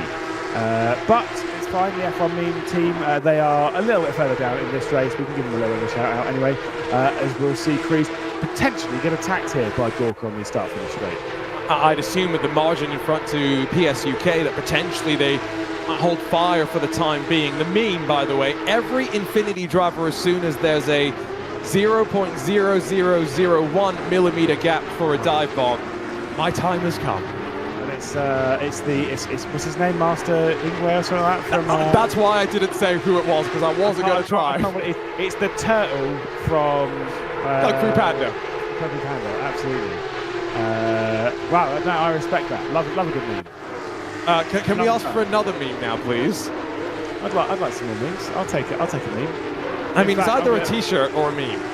No, well, it's fair. This is the time where we do the unspeakable thing as commentators and go, look, if you send us a really funny meme, we'll get Mike to put it on this broadcast. Now Mike has to commit. You've just thrown the entire team under the bus. You will do, but it has to be one. Not offensive. Not offensive. Very funny. Has to be very funny. I will not accept. Oh, that's pretty funny. What penalty? Sorry, the timing of that one just worked, didn't it? Yeah, it's fine. Whatever. SC Racing Esports, they have a penalty. It's fine. As Hutchinson up there is that driver. 5 seconds. Not too bad. Try, you'll pull yourself together. You got this. Quicker than I did a couple of years ago with the Campeonato Sudamericano Esports Championship. You know, Hutchinson's actually been one that, you know, really has been quite good, especially in this car in particular. And so, you know, you mentioned Gasco running well at Bathurst. These are two drivers that clearly have got this car figured out. The next time that we break the Porsche Cup car out is going to be for race 20 at Bathurst. It then gets used for the penultimate race at Paul Ricard. So there's still a couple of races in this car. Would expect to see those two play a big part as well. Yeah, I mean, look, like I say, there's a lot of parts to be played by various things. Here's a part to be played by Cruz straight down the inside of the PSUK car. Not maybe going to go for it. He's going to kind of go for that, but that looked half committed there, and it's just over-driven ever so slightly. Whoa, I think it's just I said ever so slightly. That's quite a and an 8-minute hard-boiled egg. That is. I'm trying to pick up the meme. It's still early in the morning for me, Lewis. Explain it. Well, it's an overcooked boiled egg. Ah, okay, I see. 7 is like like the primo. Okay. So and 8's just a little bit over. Ooh, he's going to overcook this one as well, isn't he? Ooh, Gorka does give him the spot. Alan Cruz not willing to take no for an answer, slides his way on forward. Got his timing right that time, by. Yeah, it is. But still, like I say, quite a lot of these drivers a little bit further back, like this one here, will automatically pick up a position courtesy of Hutchinson's 5-second time. It's only 5 seconds though, so it's not too bad. Sam Gaskell will probably want to get through pretty sharpish, but to be fair, sat behind, 7 minutes left to go in the race. Is there a chance that you can really get through and catch up to Lozio? Because, to be fair, basically, if Gaskell can show the speed that he showed at Bathurst, then yes, but he's not really shown that in this race. So I think third is probably as good as it's going to get, and you're going to get it anyway. Right, time ticking away. As we stand right now, Red Velton just continuing to build up their advantage at the front of the field.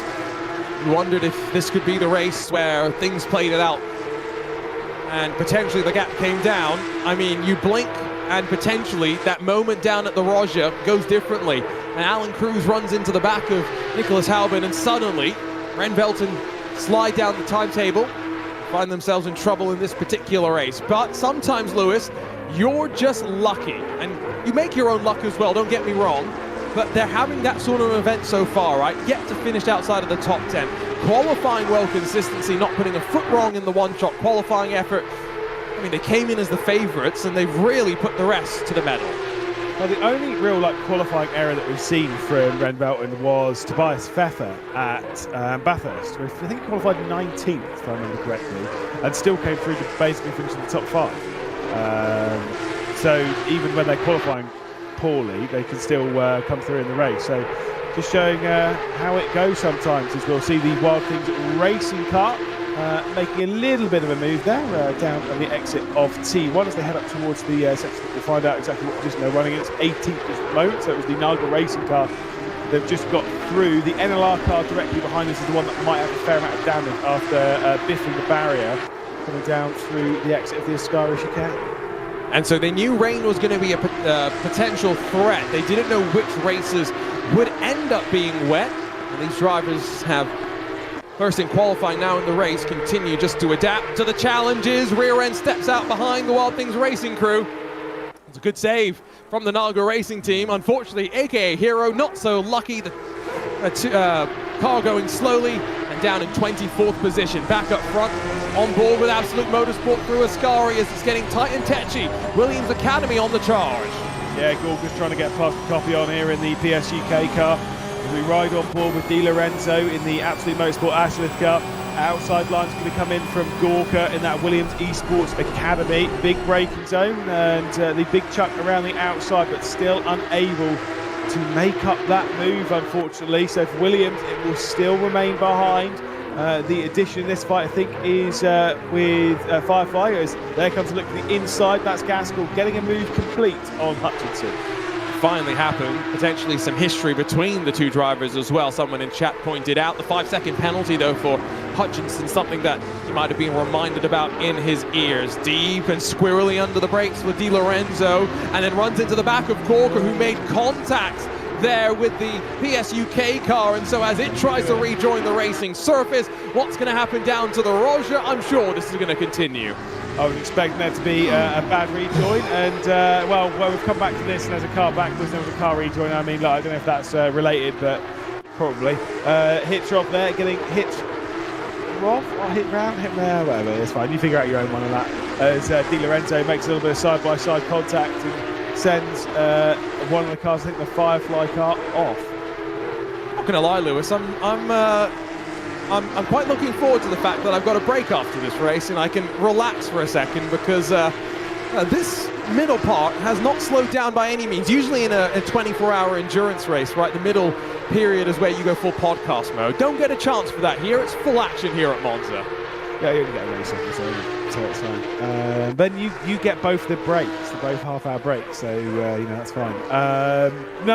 This is the thing that me and you were talking about earlier on in this broadcast, where we were saying basically, unlike in an endurance race, like you say, where things settle down and everything. This is the same for broadcasters, for the team, for everything.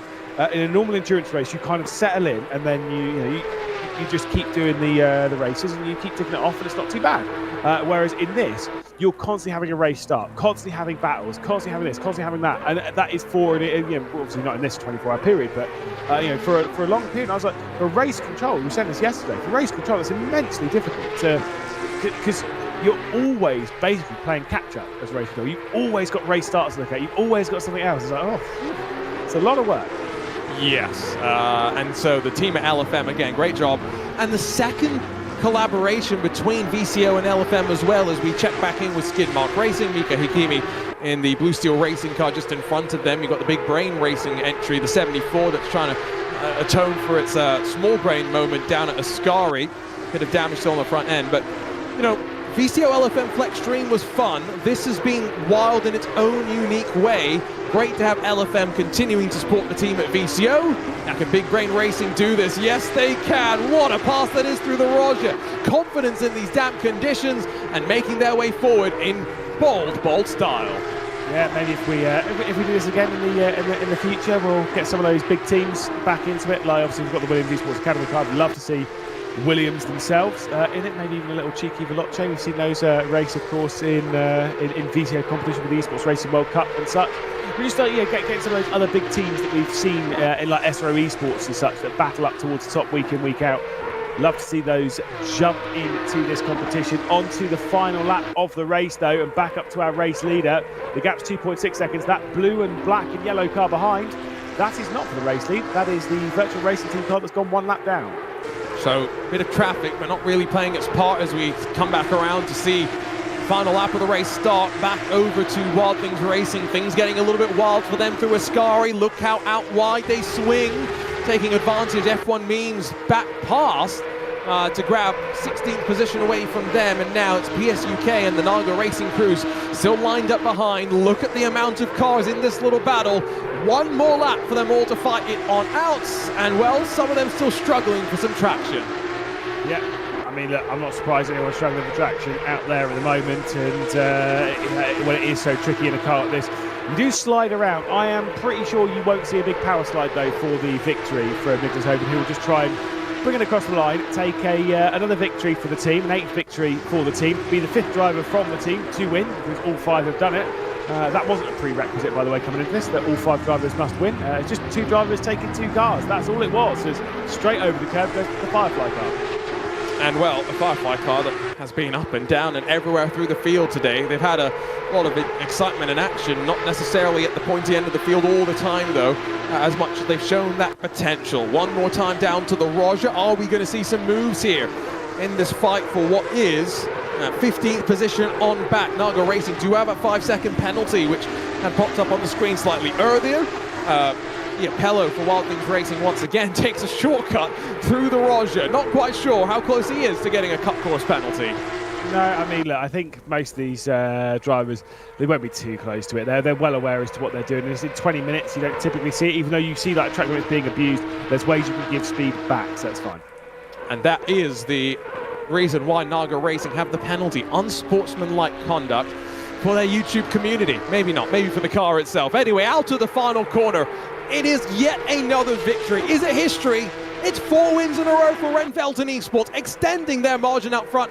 And the first time today, it's Nicholas Halban that grabs the top step of the podium. Once again, not even a reaction from the 71 machine as it comes to a stop, pulls down to pit lane and says, right, I've got another race to go and win.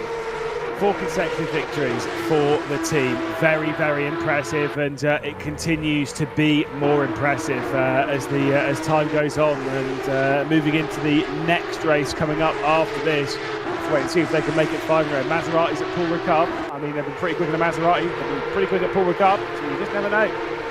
rest of the field comes towards the line to finish things off. So it looks like Naga Racing Team going to drop down to probably 23rd, 24th position once the 5 seconds get supplied. But confirmation, it's Ren Velten Esports, 4th win in a row. Yet another victory added to the tally. Is that now 8 in total from 15 races? Dominant so far. Yeah, 8 from 15. Absolutely ridiculous. They had 2 last night, and obviously they've had 6 today, including the 3 or 4 rather on the bounce that we're currently living through. And next in the car will be Bastian Richter as we take the Maseratis around Paul Ricard. And do you know what? I can see, I can definitely see it being 5. I think I'm going to agree with you. I also get the sneaking suspicion that when it comes to Ren Velten, with all 4 of their drivers, Lewis, now having won a race, that will add to the level of confidence that they feel as well, right? They clearly had fast setups, came in with the preparation done and dusted, but now that they've all executed as well, just leaves you a lot more relaxed, right? You know your teammates can go out and deliver. You can, when you're not racing, go away, eat some food, take a break without stressing too much. Yeah, I mean, I think the one thing there is that your maths aren't very good, but that's fine. There is. What did I do? You said 4 of their drivers. There's 5 of them. Bastian Richter, Leon Byrne, Tobias Grunewald, Nicholas Hoban, and of course Tobias Fatto. Oh, I can't math. Yeah, he can't count. It's fine. It's fine. Never trust a commentator's math, but that is stupid. But no, honestly, the fact is, this is why, like we were saying with why Redline have always been the dominant force in the Infinities previous. That the fact that they have 3, 4, 5 drivers, whatever it is, that can all win, that can all put themselves into the mix. That's the important bit. Well, the one thing we've learned for sure is don't trust my math ever, especially when I'm tired and a bit sleep deprived. It's time for me to get out of the comms booth. Lewis will stay in, rejoined by Dara. Thacker will be right back here on VCOxLFM Infinity. Don't go anywhere. More racing still left to come.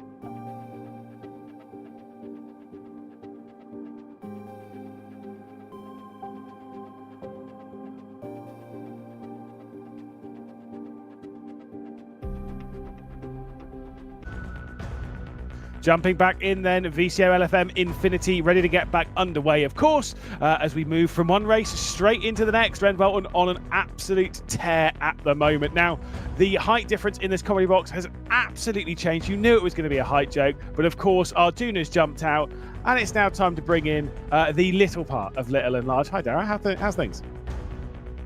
Yeah, thanks. Thanks for that. I was waiting for that. I was almost counting the time before it was going to happen. I know me and Arjuna got a great photo together, didn't we? Out at the Esports World Cup, and we really live up part, don't we? Little and large. Yep. I am tiny. You are tiny, so it's fine. But at least commentary-wise, we're all good in this comedy booth. Obviously, when it comes to the racing that you've seen before, you did 4 consecutive a little bit earlier on. You saw Ren Velten being really, really strong. And since you've been gone, obviously, they've continued their winning ways.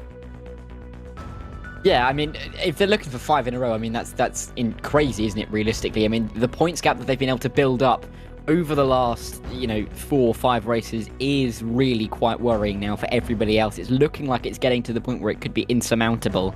And some of the teams just not really having their best races in the last couple. I mean, you can see there, Armamentario, 23rd in the previous race at Monza. I mean, they are starting to fall by the wayside, aren't they?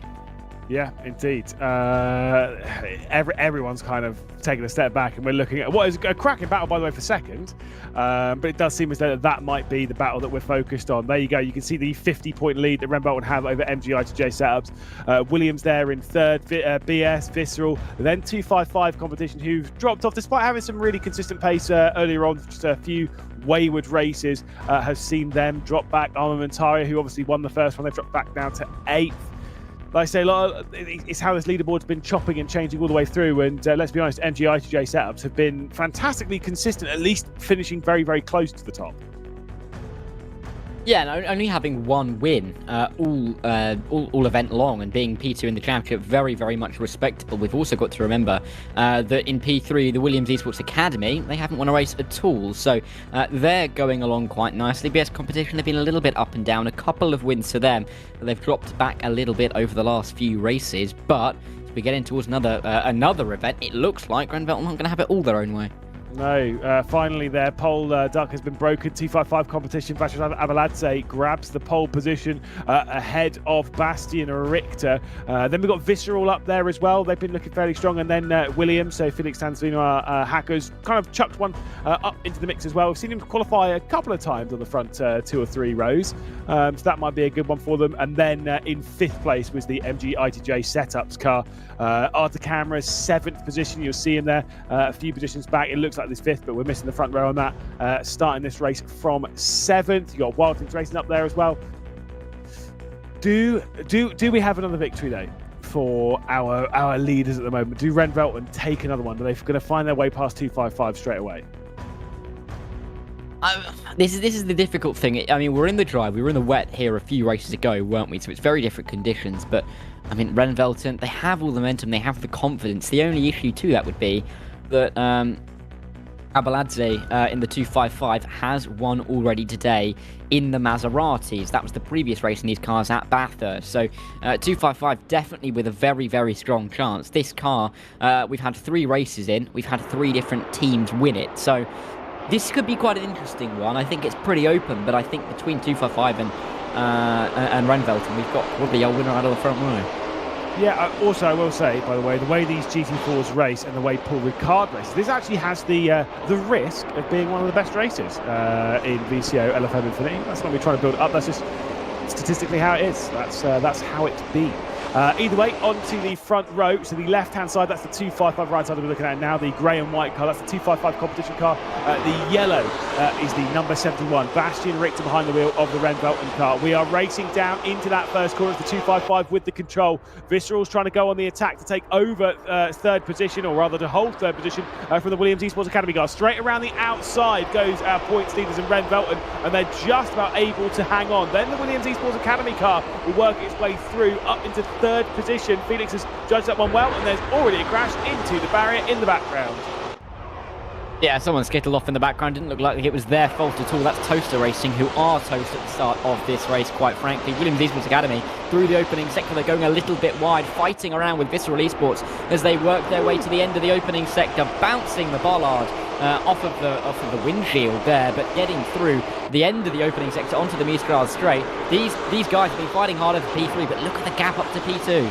Yeah, indeed. Slow pilot behind the wheel of the drone today. Oh, there we go. There's the speed we were looking for as we head down the Mistral straight. Any 2 or 3 wide in this camp. Got a little bit of almost 2 wide back there as we'll zoomies our way up to them. A little bit of a look to the inside, but nothing too major for the front. It's all pretty single file. It was the BS competition car after camera trying to work its way through. There's 3 wide here for second place.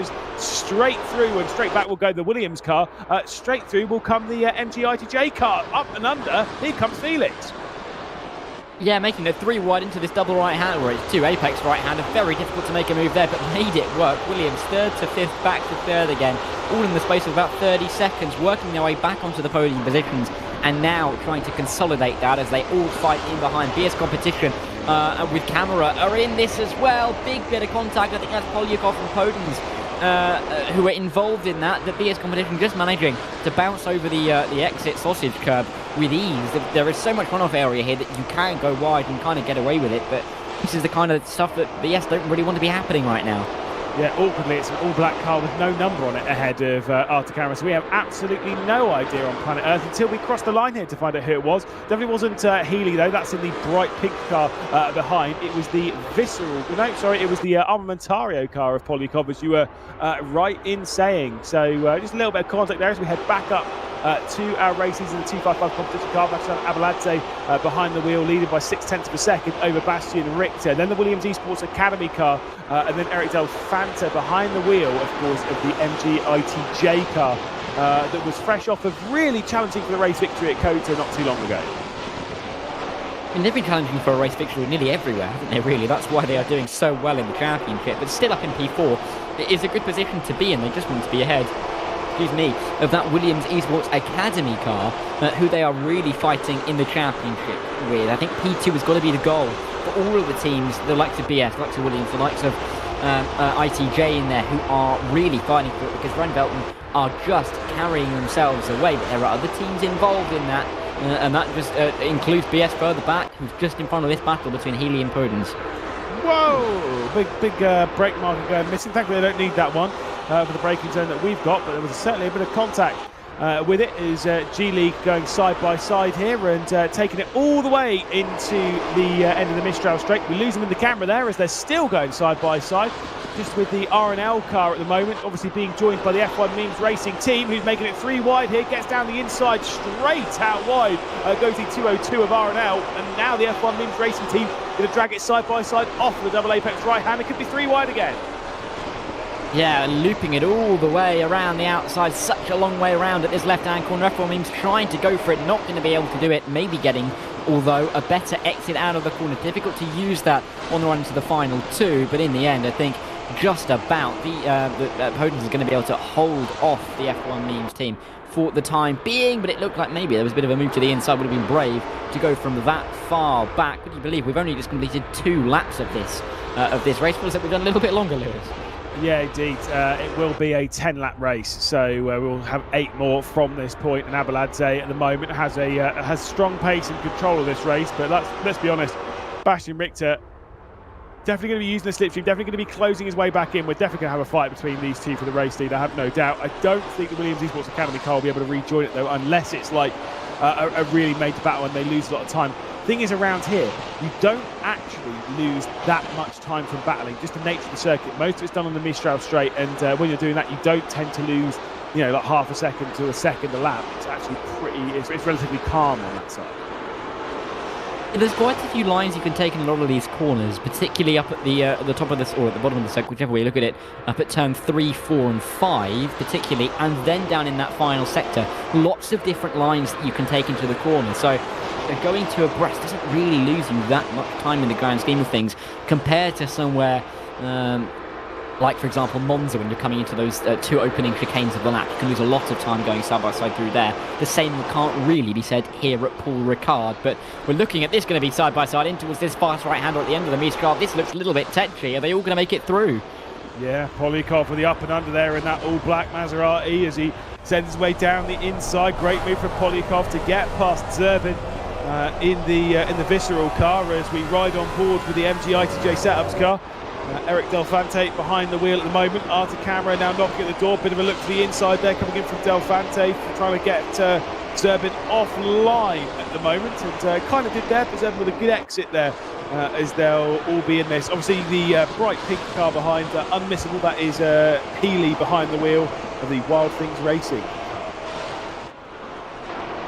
Yeah, and the Wild Things Racing car's been having a good few races and then being a little bit wild in other times, with being all over the road, being up and down the order, but that can be said for so many of the other teams, particularly throughout the mid-pack in the championship. But having a relatively a good race at this stage. Look at the train though, down in towards turn 1.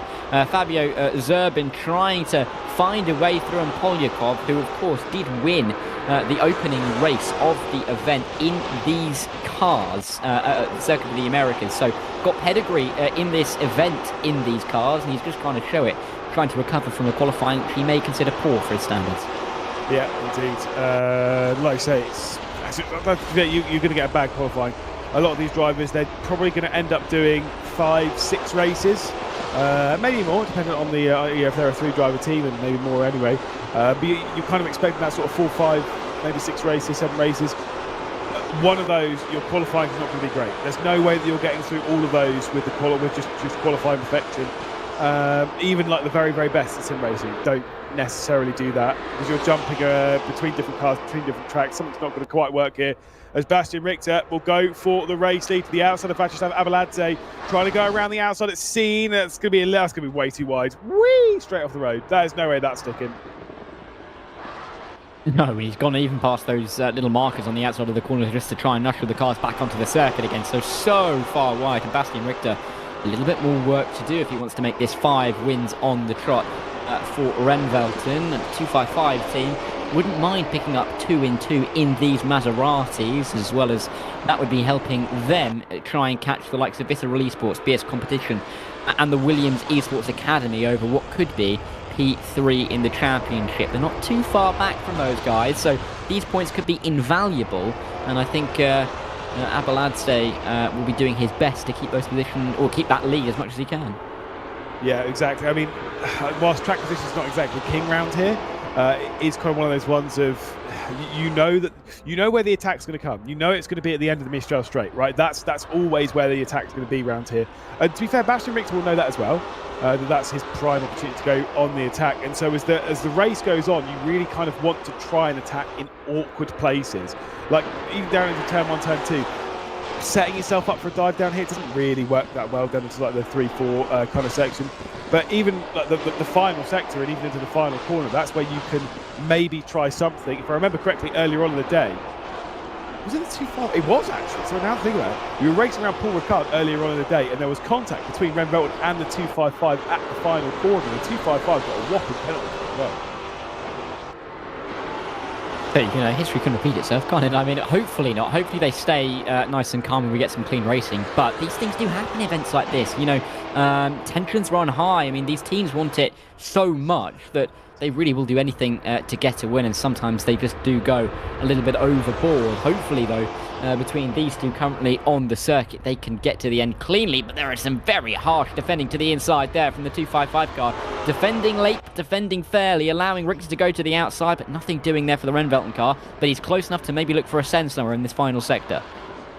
Almost made contact there on the rear end as Bastian Richter drives it in hard, brings it back to the that second apex. Well, they say so many different lines in that corner that you can make work. It's actually why I found Paul Ricard frustrating, because you'd see the driver ahead making loads of mistakes and still not losing any time, because you can just bring it back to the apex and just drive it off, and like, I hate that. It can be quite frustrating, but some of these drivers, they do love racing around here because it does give you the opportunities to go for it. We're halfway through the race, 5 down, 5 left to go in this one, and Abeladze still hanging on to the race lead. A little bit further back down the order as we see Nikolai Polyakov, like you said, started out the racing in VCOxLFM INFINITY with a victory. At the moment, 4th place is definitely not what he would have come into this race expecting, considering was this car yesterday. There's the Gladius competition car going side by side with Firefly.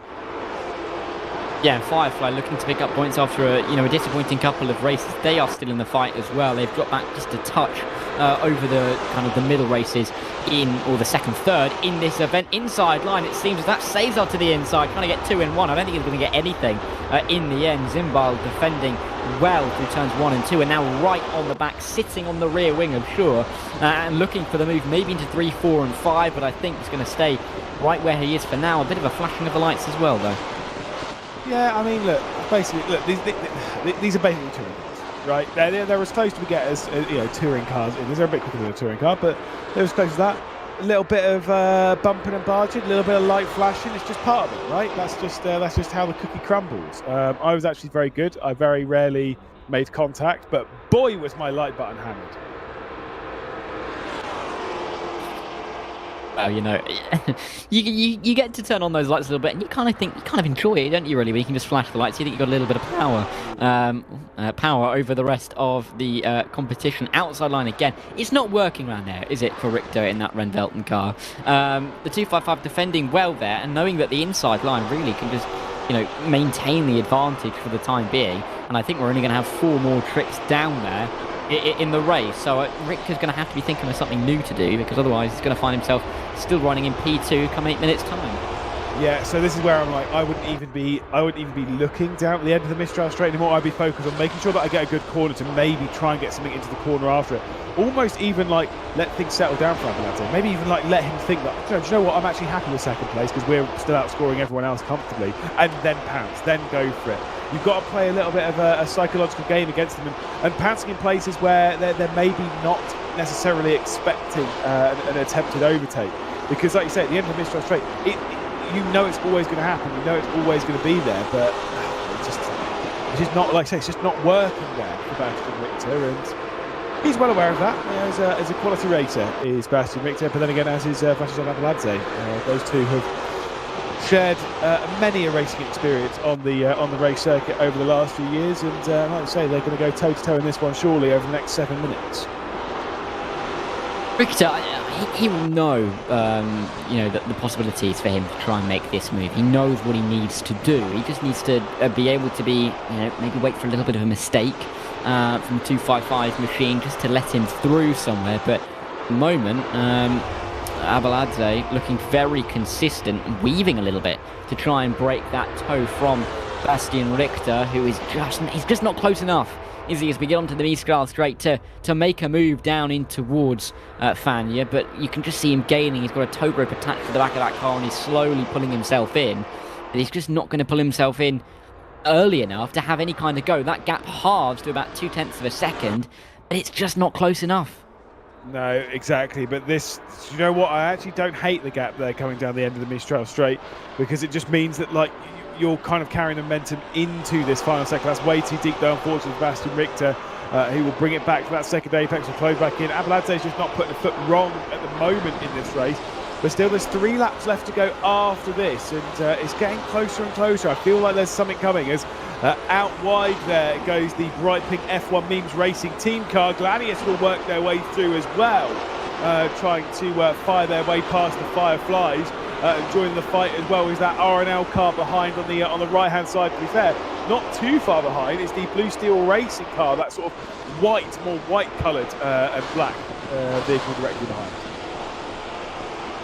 Yeah, I mean, they're all involved in this battle at the back end of the top 10, because every point means a prize, isn't it? Exactly the same if you're fighting over first and second as you are fighting between 11th and 12th. It's just an extra point for an extra position. And doing everything they can back there to just really have a good little tussle. Close as well. You can see the timing tower update rapidly as they all cross the line. Some of those cars, 3 or 4, even slipped by about 3/4 of a second, so barely anything to separate them, which is great to see, because it's nice to see so many of these teams getting involved and fighting away, despite the fact that, you know, at this point for quite a few of the teams, the championship is very much gone. But they're just enjoying their time, fighting over every position and trying to gain a little bit of pride for the team.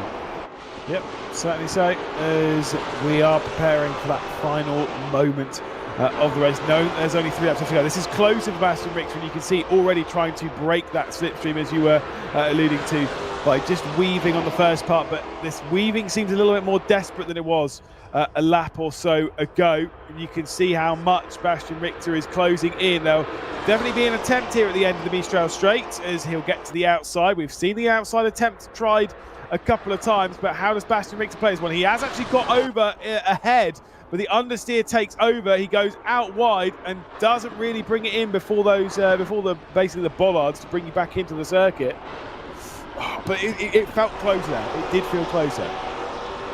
Yeah, you can kind of get a sense of how close he is when they work their way onto the Mistral straight, because the time does update at the end of the opening sector, which is just on the exit of turn 5, just before they get onto that straight.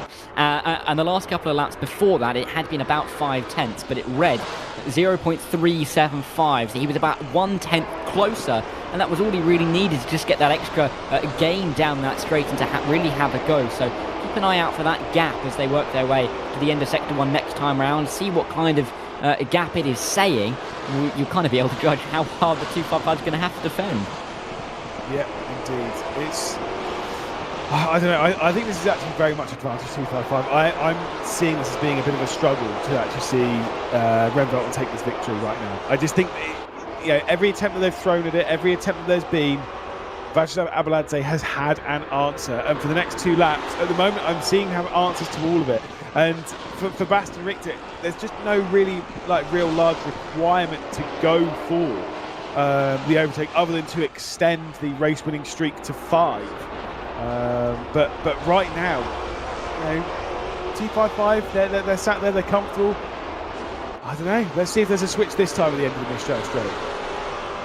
Yeah, you can see that gap at the end of the opening sector was 3.93 in terms of the amount of thousandths of a second between those cars, and you can see that Abeladze is trying to defend hard. Richter will be gaining. I don't think he's just as close as he was last time around, but he is going to be alongside by the end of the straight. Likely to see the 255 go to the inside again. Richter going to be forced to the outside line, and I think he's just going to be a little bit further behind. Not going to have the same kind of run he had just a lap ago, but you can see him just trying it once again, maybe trying to hope that Abeladze goes off his line, but sticking very nicely to it and defending the inside into the double right-hander.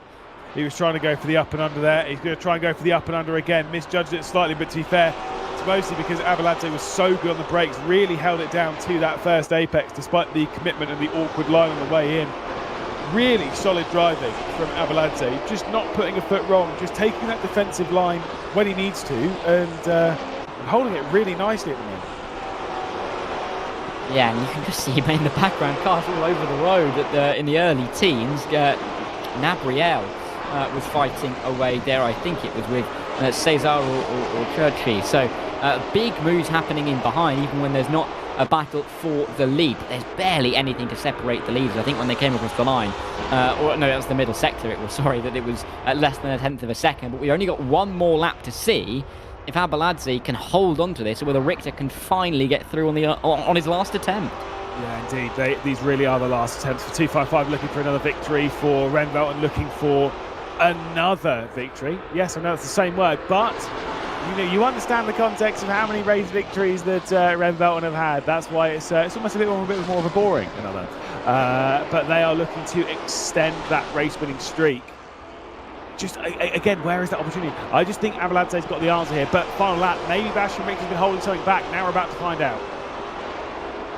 They're going to release the cars, release their foot onto that throttle and just absolutely hammer their way down in towards the Thanya corner. I don't think Richter is as close as he has been the last couple of laps, and he went a little bit wide coming through turn 6 onto turn 7 and onto this Mistral straight. I think the 255 is going to be able to control this. We'll see as they continue to murk their way all the way down towards the corner. Such a long straight, and you just gain, and if you're Bastian Richter, you want the straight to be even longer to give yourself that extra fighting chance. He's going to be alongside though, around the outside. Can he do it? He's not going to be able to do it at Fania. Is he going to be able to get any kind of up and under in towards this final sector? It's going to be so close, it's going to run to the line, it seems.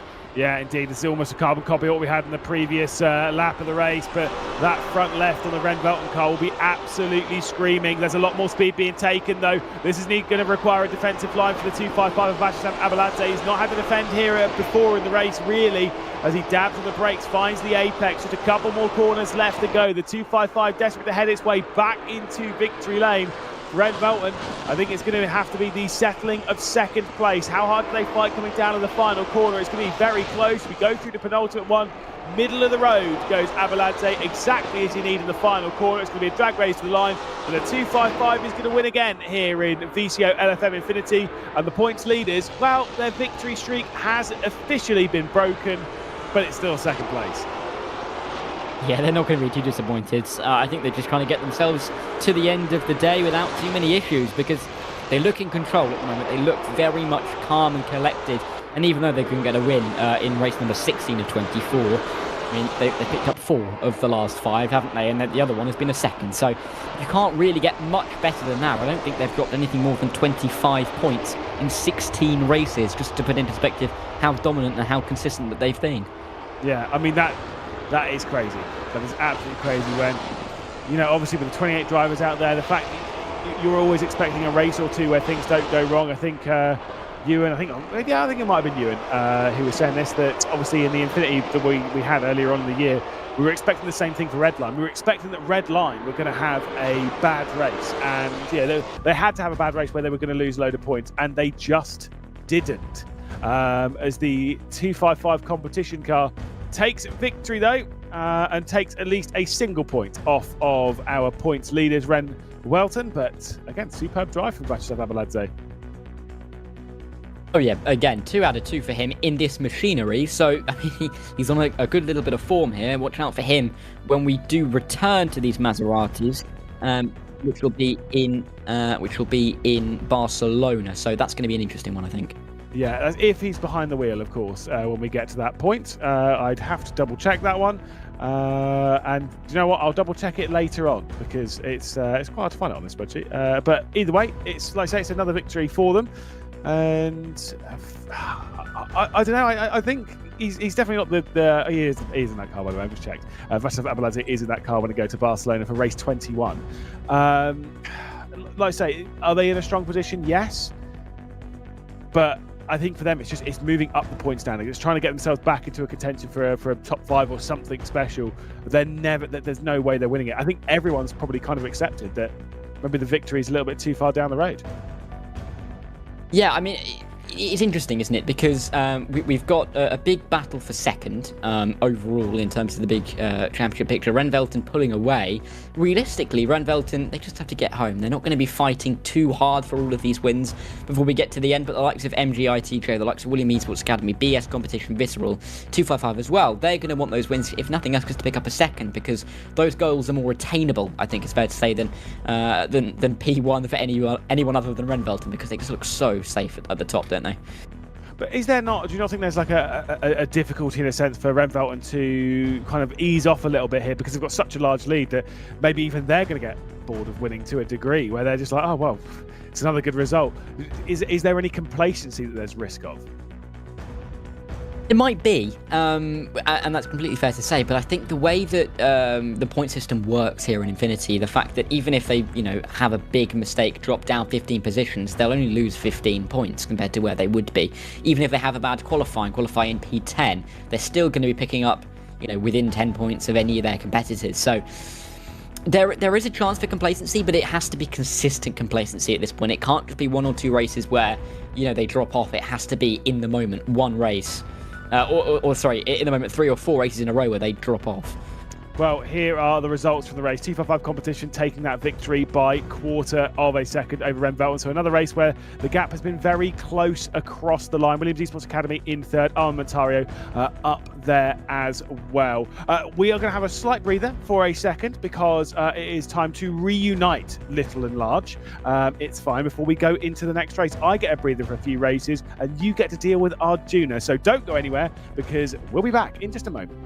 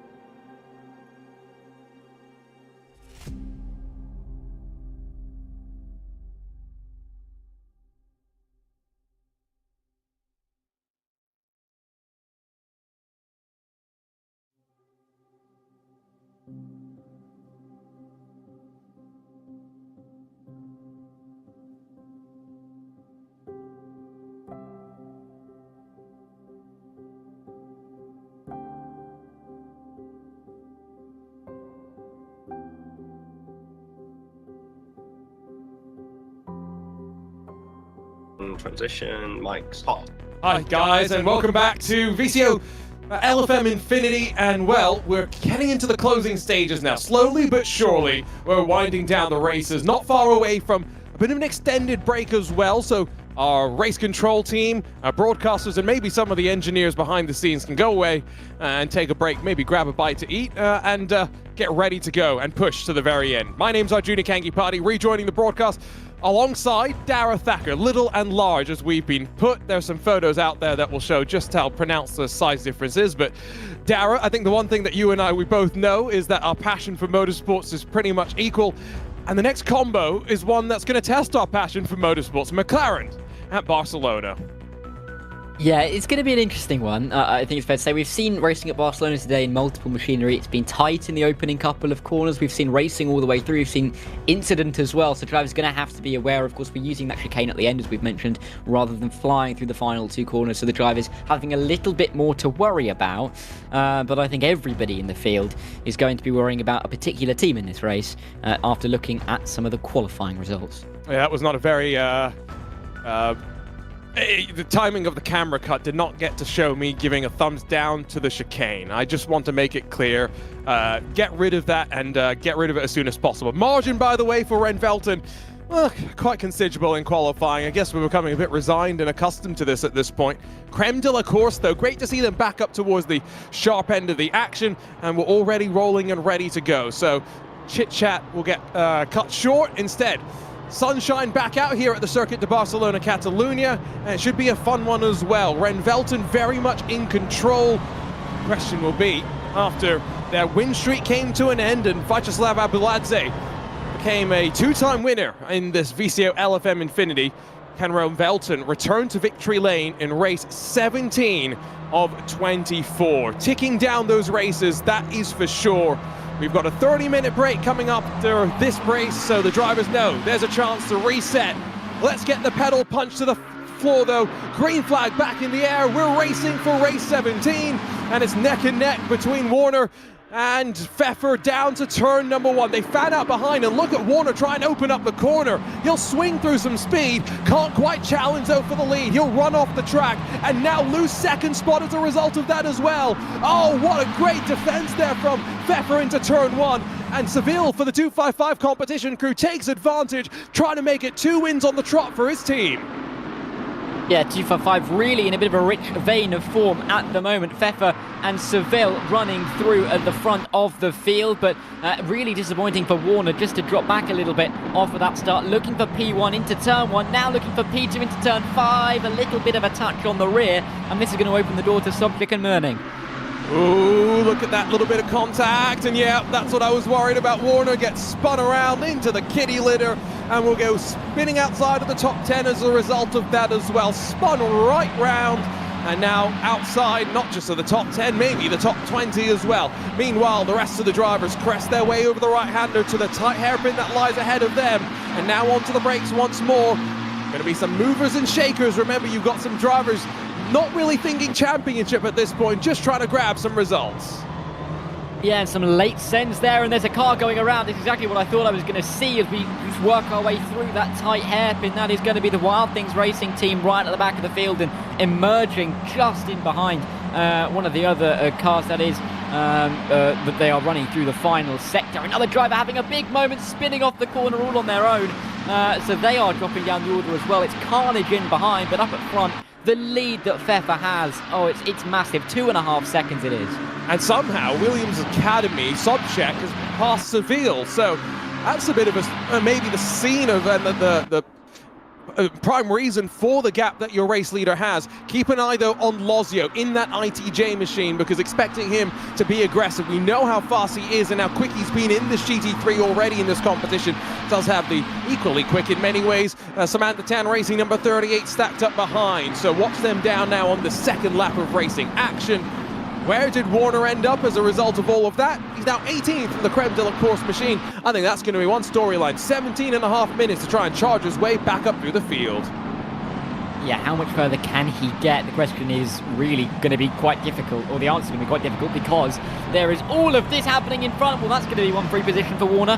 By just taking the racing line, he's going to overtake the car that was pumped off by the Visceral Esports team.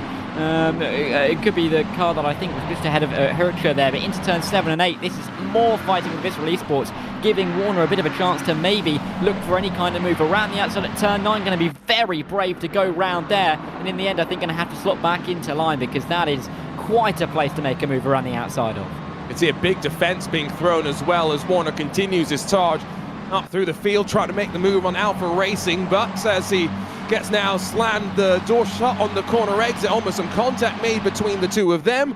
I think they survive now as we check back in up towards the front through the chicane for the second time of asking. And that race lead, it's grown to around 3 seconds or so. Lozio out wide. Door open for Samantha Tan Racing, and Michael Moning needs no second invitation. Slides his way forward, grabs fourth position. Yeah, and that's a great spot for Samantha Tan Racing, who haven't had the best of days overall, but Michael Merning has been putting in some very, very good results. So hoping to put in yet another top 5, maybe even a podium, if he can find his way past the likes of Seville or Sobchik just in front of him. But for Lozio, for the ITJ team, of course, they come into this race really in the fight. P2 at the moment, but they want to be gaining points on Renvolta, which isn't looking like it's going to be happening anytime soon. There's a little bit of, I think, them trying to fight for the lead, but also trying to consolidate second over the Williams Esports Academy team. Now the BS competition somewhat dropping back in the last handful of races. 10th, 11th and 8th, the last 3 results coming into this race. Hoping that Alan Cruz can continue just to show the raw speed and potential he has, and put it all together. Now he's back in that number 89 machine and running in a pretty good spot in 6th position as they sit right now. Great as well, I think, in many ways, to see the sunshine. The rain is unpredictable, but the drivers, I'm sure, prefer this in many ways. Allows them to get to the task of fighting and trying to work their way up through the field. Watch Firefly Esports here. Thought they were going to try and jink back to the inside, and an aggressive slide on the G League 49. Not going to happen. Instead, set things up potentially down to turn number 1.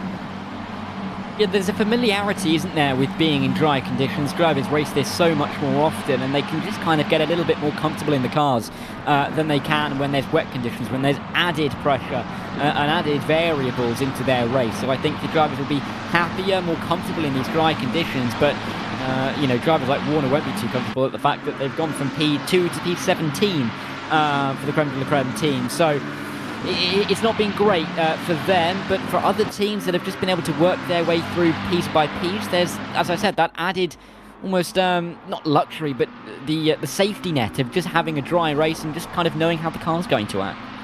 Hoping that we do get a bit more rain towards the end, though. Should be fun. Next up, if you're just joining us, race 18 is going to be the KTM X-Bow GT2s at the Circuit of the Americas. But again, just a reminder, 30-minute break to come up after this race. We'll step aside and be back all the way to the very end. One final charge for race control, our broadcast team, and teams and drivers alike. First handful of penalties starting to trickle their way on through. The Alpha Racing team has a drive-through penalty. Have seen that one pop up. And then as well for the number 35, aka Hero Sim Racing crew, there's a 20-second penalty, so that could be added as a post-race time penalty for them. But our team at Race Control, I'm sure they're going to appreciate the break coming up. Yeah, I mean, they deserve it, don't they, really? They've been on it for quite a while now, and then it's going to be, well, a dash to the end for them and for us up here, and for all the drivers as well, some of whom will be trying to do as many races as they can, of course, with the constraints of not being able to do consecutive races considered. Lots of these drivers, though, have been really consistent for their teams and have been doing quite a few races. I'm looking at the likes of Moning has done quite a few, Lozio for the ITJ team, Apostol, Papa, Wagner. Those teams have, you know, 3 or 4 drivers in, and they are really running through them quite a lot because they are all getting quite a lot of races together, and drivers are going to have to dial into each new car when we get back after the break. But really, each driver only going to have 1 or 2 more trips onto the circuit. And not expecting many trips down to pit lane, but unfortunately for the Alpha Racing Team 997, it is a trip down the pit lane for them. Here's a look back up towards the battle brewing behind Cruz in the BS competition number 89. Your leader, by the way, 4 seconds clear. So at this stage, I think we are feeling pretty confident that it is not just going to be what would be is it 9th victory for Ren Velton? I think that is correct for Tobias Pfeffer. This would be his 4th victory in the 17 races. Of course, has not done all 17 though. Been a very good performance from him so far. Sebastian Apostle though, looking both forward and rearwards. I think concerned a bit that Papan in the G League number 49 might try and make something happen here because he's closing.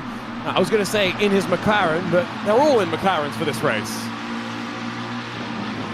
Yeah, and just a point on Pfeffer, he has won, I believe, 3 races so far in the McLaren. Oh no, so 2 races, sorry, so far in the McLaren. This would be his 3rd out of 4 races that we will have done. So clearly a bit of a specialist. Ran Velta putting him in there, but then again, you have to, of course, drive another car. He drove in a Ferrari, won that too at Barcelona. So clearly doing a very good job for the team and looking for another win, not just for him. Not just for the team, but also for him, as you mentioned. But Sobchak, he'll be looking for a win, as Williams are still without a win. They're still 3rd in the championship, but they still haven't found themselves on the top step at the podium. They must be getting close to double figure on podium list, though.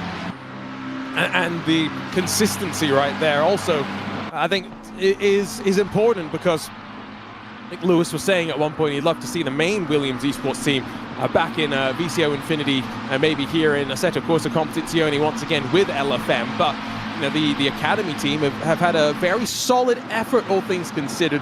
Yeah, the first round and first race of the event didn't go their way. 24th, yes. The race at Monza a couple of races ago, also maybe not ideal, but outside of that, being very solidly inside of the top 5 for the most part and showing their potential.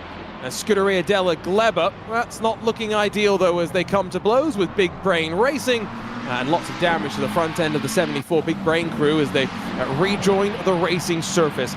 Williams Esports, by the way, 2nd, somewhat confident that they'll hold on to that because as 255 and Samantha Tan Racing looking to battle maybe with ITJ, BS Plus closing in as well, officially with half this race complete. Half still left to go. Let's see how things will play on out. Remember, if you're just joining us, you've watched previous VCO Infinities as well. Open setups for these teams as compared to on iRacing where it was all fixed setups that were provided to the teams. The teams had the ability to go and dial in the cars to however they best please. And clearly some teams dialed them in better than others, and that's kind of, I think, where we're seeing a bit of a stringing out of the championship at the front end, really, where the top teams have really been able to dial their cars in the best and give their drivers the greatest opportunity at trying to go on and win as many races as they can. Ren Velta have done so well. I believe now they've won in every single machinery. Yes, in fact they have. So they have just been so consistent and dominant across everything that we've been in, and clearly have taken that open setup to their advantage and allowed themselves to maybe gain a few extra positions because of it, to give themselves a bit of advantage over the rest of the field. And small tweaks to that setup, right, for the rain and stuff, not necessarily something the teams have to do in these drier conditions. They can just basically load in, get ready to go, and make sure they're focused on trying to get the most out of qualifying, which again, because it's just a one-lap shootout, there is a fair amount of pressure put onto the drivers. Ren Velton have not crumbled under that pressure. They have quite consistently put their cars on pole position. That's been the benchmark and the basis with which the success has been built. So expect them to continue to push toward the front and by virtue of that continue to keep themselves out of the danger zone on the race starts. A couple more race control decisions. Did see it was 20 seconds, of course, for the 35, aka Hero Crew, 10 seconds for Visceral, 5 seconds for the Creme de la Course team for a little bit of contact with the 255 on the opening lap. So Warner's going to have that 5 seconds added to that car. So all the hard charging that he was trying to do, Dara, unfortunately, may end up being a bit of a moot point. Yeah, I think he's just had a bit of a difficult race, hasn't he? Looking for another move. I think a little bit of banging on the rear, but getting up the inside in the final sector. Up into P19 now, Warner, trying to gain as much time and as many positions as he can, even with that 5 second hanging over his head. There is the confirmation of, I believe, the Visceral Esports penalty that you mentioned, Arjuna.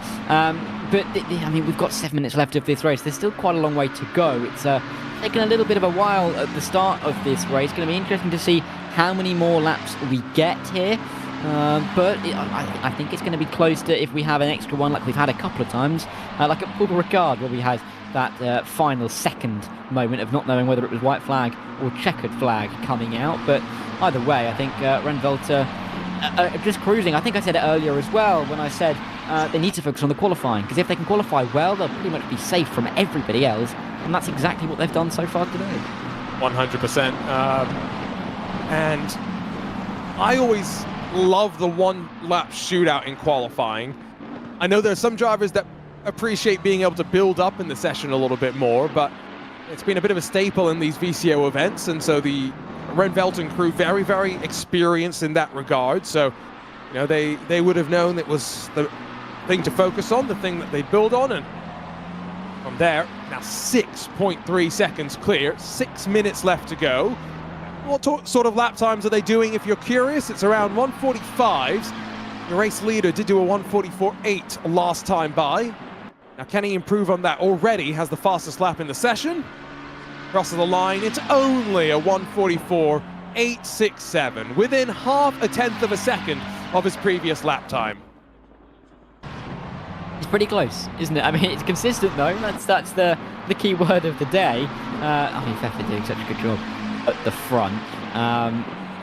Incredible, really, to see how Renvelten have just been so dominant. I mean, they have just nailed it. It doesn't matter who's in the car, it doesn't matter what the car is or where we're driving. They have just looked at ease. So really, really impressive from them, when other teams have, you know, over the course of the day fallen away a touch. It's really cool to see, actually, a team being able to adapt and work so well together and build up that points tally as high as they possibly can get it. I think it's also interesting, right, how Assetto Corsa Competizione is very sports car focused, of course, but we've still managed to find a decent amount of diversity even amongst the GT2s, GT3s, GT4s, and then Cup cars that we have available. So quite interesting, the racing that we've had. Bit of contact being made there as Armentario battles with the PSUK crew down at the entry into the middle sector. Bit of a light flashing moment there, I think, as Hytrov expresses some frustration, maybe not too impressed by the defense being put forward. F1 memes gonna have to put up a pretty stern defense here, I think, though, because the cars behind look hungry, look ready to try and make their move. 121 stretches its legs. Will it make the switch back to the inside into the braking zone? No, it looks like it's good defending from the PSUK team as the 121 tries to go around the outside, but just finds that sausage curve, and so will not be getting anything too much on the exit. But both of these guys chasing the F1 memes team, they are so close to the back there, looking to just find any way through that they can, but they just don't have long to do it. Maybe a nice run towards turn one is the next best opportunity, as the F1 memes guys look like they haven't got the best of runs through that final chicane. Struggling a little bit, but I do maintain that is one of the worst corners in all of motorsport. Just has absolutely no flow, and so I don't blame them for struggling just a little bit through there. Now, down to turn one, there's a yellow flag being thrown somewhere on the track, so that implies somebody's got in trouble. I don't think that's anyone up towards the very front of the field. Ooh, never mind. Yes, it is. 2:55 competition. Sixth at one point, now sliding down the running order. Not quite sure where they got involved. Chris Warner's getting physical as he tries to make the move on the AKA Hero crew as well. Oh, those up front with 4 minutes or so left to go, coming into trouble. Yeah, 245 gutting for them to really plummet down the order. Now they've gone all the way back to P16 after what has been a great couple of races. There must have been contact somewhere. I can't imagine that Seville did that on his own, but you know, we can never be too sure. Either way, it's going to give a lot of benefit to the likes of BS Competition and Alan Drake Cruz, who is doing a very good job up in P5. Let's see it again. No, it was on his own.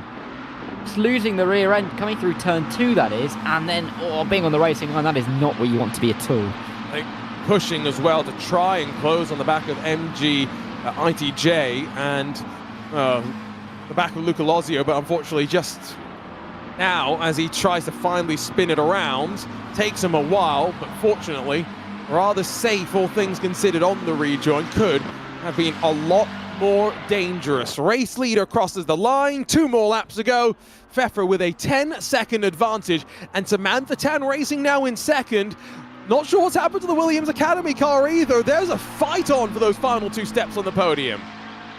Yes, Samantha Tan having a great race with Merning, who has gained a few spots so far over the course of the 18 minutes in this race. Lozio, Sobchik, they are keeping Merning very honest though, as is Cruz in the BS competition car. Those 4 are all battling over P2, but they are a very, very long way behind Tobias Pfeffer, who is just stretching his legs. I mean, this could be one of the biggest winning margins we've seen all event long, I think, if it's over 10 seconds. Let's see if it will end up being even larger than that, because Pfeffer, again, big margin in qualifying, just continuing to run unperturbed at the very front of the field. Haven't seen too much more, by the way, coming from race control just yet, so wondering if heading into our 30-minute break, if they've got a relatively short queue to work through. Replay for that Williams Academy crew. Turn 1, all by their lonesome, overcommit, out wide, over the curbs, and that's uncomfortable to say the least. It's like they went to, and that's at the same time that we saw the spin from the 255 car. So was there any kind of linkage there? The 255 may have been, put off a little bit by the Williams Esports Academy car.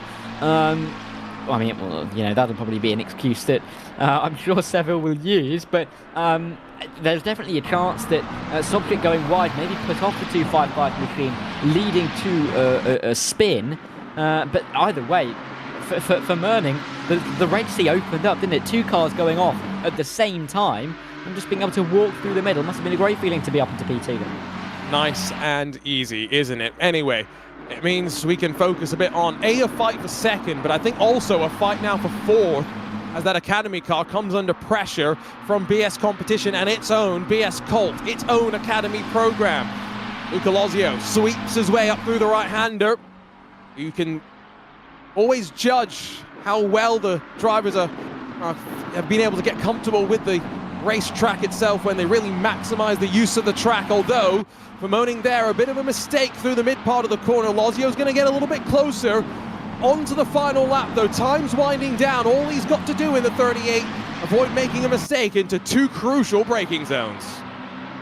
Yeah, Lozio knows exactly what he needs to do to try and put Merning off, but Merning knows exactly what he needs to do to just make sure that he defends this position into turn 10, just throw an inside line and get it stopped to the apex, because then you should be able to deal with it from there. But Lozio knows that if he can just try and get into the mirrors, try and make Merning miss his braking zone, anything like that, he's going to have a massive chance at taking the position for P2. Nothing really being thrown into this tight hairpin at turn 10. And I think that's probably going to be it for Lozio, because he's not too close. He's going to have to need an almighty send into the final few corners to do anything. But into the final few corners comes Pfeffer. All you've got to do is avoid making that mistake through the final chicane, and second's yours if you're Michael Moaning. But for Tobias Pfeffer, yet another victory. You can see the smile, he's starting to feel the rhythm. And now, as Ren Velton add 1 more to the list, 5 for Pfeffer here in VCOxLFM Infinity. Just in this race for second, though, Samantha Tan Racing fend off the chance of MG, ITJ. Just 0.2 of a second between them at the line. Really fun fight all the way to the very end. And as the rest of the drivers scramble their way to the finish, Darrow, 30 minutes now for the teams to go aside and regroup before the charge to the end. Only a handful more races here in our 5th ever VCO Infinity. Yeah, but how many are Ren Velton going to win those final 7? They've won 9 of 17 now. It's absolutely incredible. They've won more than half of all the races that we've had in a 28-strong car, 28-car field. It's been absolutely incredible just to see how well they've done, and I think that screen's going to be getting a little bit old at this point. The 71 Ren Velton car winning again, 9 in 17. It's incredible. We didn't need to make graphics for too many other teams, it turns out, because Ren Velton turned up in such a mood that they're like, why? Why bother? Great performance from them, though. And like Dara mentioned, they've won in every single one of the cars so far. That's also very, very impressive. We'd have to go through and look, but I'm pretty sure at this point, surely have won at every single track as well. 5 different cars, 5 different tracks. They've truly mastered it all. And now, Dara, you and I, we get to take about a 30-minute break as well. how are you feeling as we get ready to push to the very end of VCOxLFM INFINITY? We're down to the final 7 races after this. And a very interesting one coming up next as we make our way back over to the Circuit of the Americas with that KTM X-Bow GT2 machine. I'm looking forward to that crossbow race at COTA, but also we've got the Ferraris at Monza, of course. I think it's one we've all been looking forward to. The Porsches at Bathurst is well upcoming as well. These are some good circuits and some track and car combinations, I should say, for us to look forward to. And I think a lot of the teams are going to be looking forward to these races as well. An opportunity for them to gain a few more points. The likes of Samantha Tan, just try and build on that momentum that they've built up, and also for 255 to try and recover a little bit of that confidence that they may have lost within the team after what happened with Seville down at turn 2. And again, I think the one thing that we see now on a multitude of occasions even is the anti-cut curbs at various tracks coming into play. And so heading to the Circuit of the Americas, keep that in mind, right? Turn 16 and 17 on the run down to the triple right-hander. Last time we were there with the Ferrari 488 Challenge, saw on a multiple number of occasions drivers out wide coming into trouble as a result of that. I think we do, yes we do, have results and points before we step aside for a few moments. So confirmation of, well, Skidmark Racing skidding down to the very bottom. Creme de la Course also losing 17 positions. Chris Warner not going to be thrilled with the way the race started. The fight back was impressive though on occasions. Almost 12 seconds clear for Tobias Pfeffer though, as well, Ren Velton on pole, Ren Velton victory. As Darragh was saying, at some point it's going to start to get just a little bit boring. We take a look at the point. 56 points is the advantage. And what does that officially mean? Well, 28 times 2 equals 56.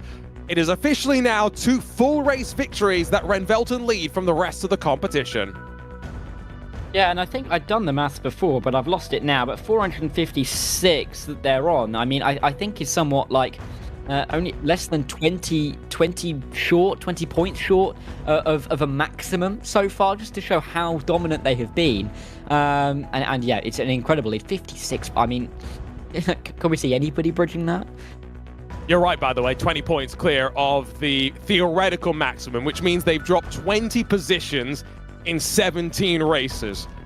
That's quite crazy. It goes to show how good they've been. The lowest result they've had is an 8th. They've also had a 6th. Outside of that, they've been on the podium in every single race, and like we mentioned, 9 victories as well. We'll step aside, charge our batteries very quickly, get ready to go. 7 more races in VCOxLFM INFINITY. Can Ren Velton continue this unprecedented streak and show Redline what competition they're missing here today?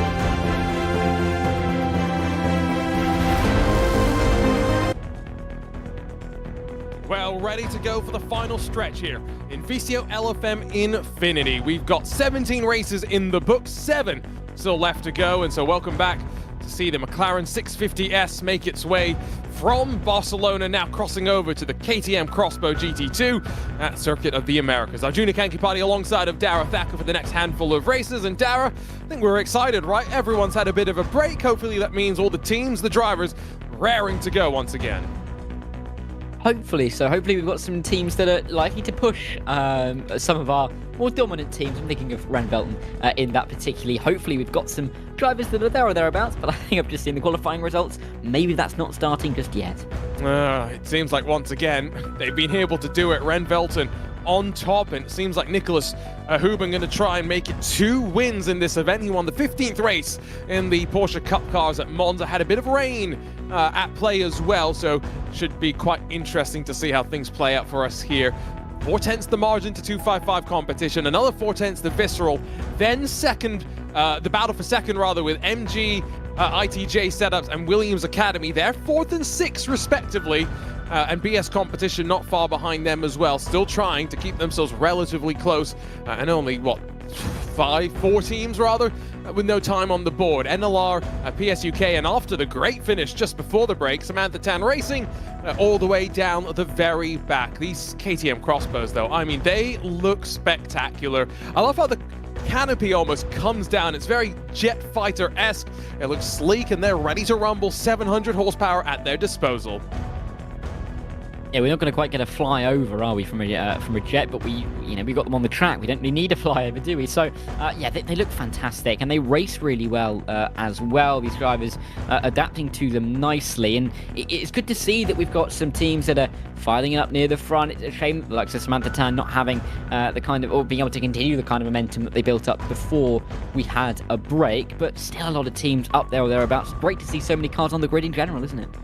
I love the fact that we mix things up even in the world of Assetto Corsa Competizione. Maybe a bit more known just for GT3s, yes, but it's got a bit more than just that. And of course, this GT2 class, one that has seen its fair share of racing in SRO grids around the world over the last couple of years. Great to see some of the additions to the class. A little less downforce, bit more power, all at the driver's disposal. There we go, though, as the field gets ready to run its way through the penultimate corner.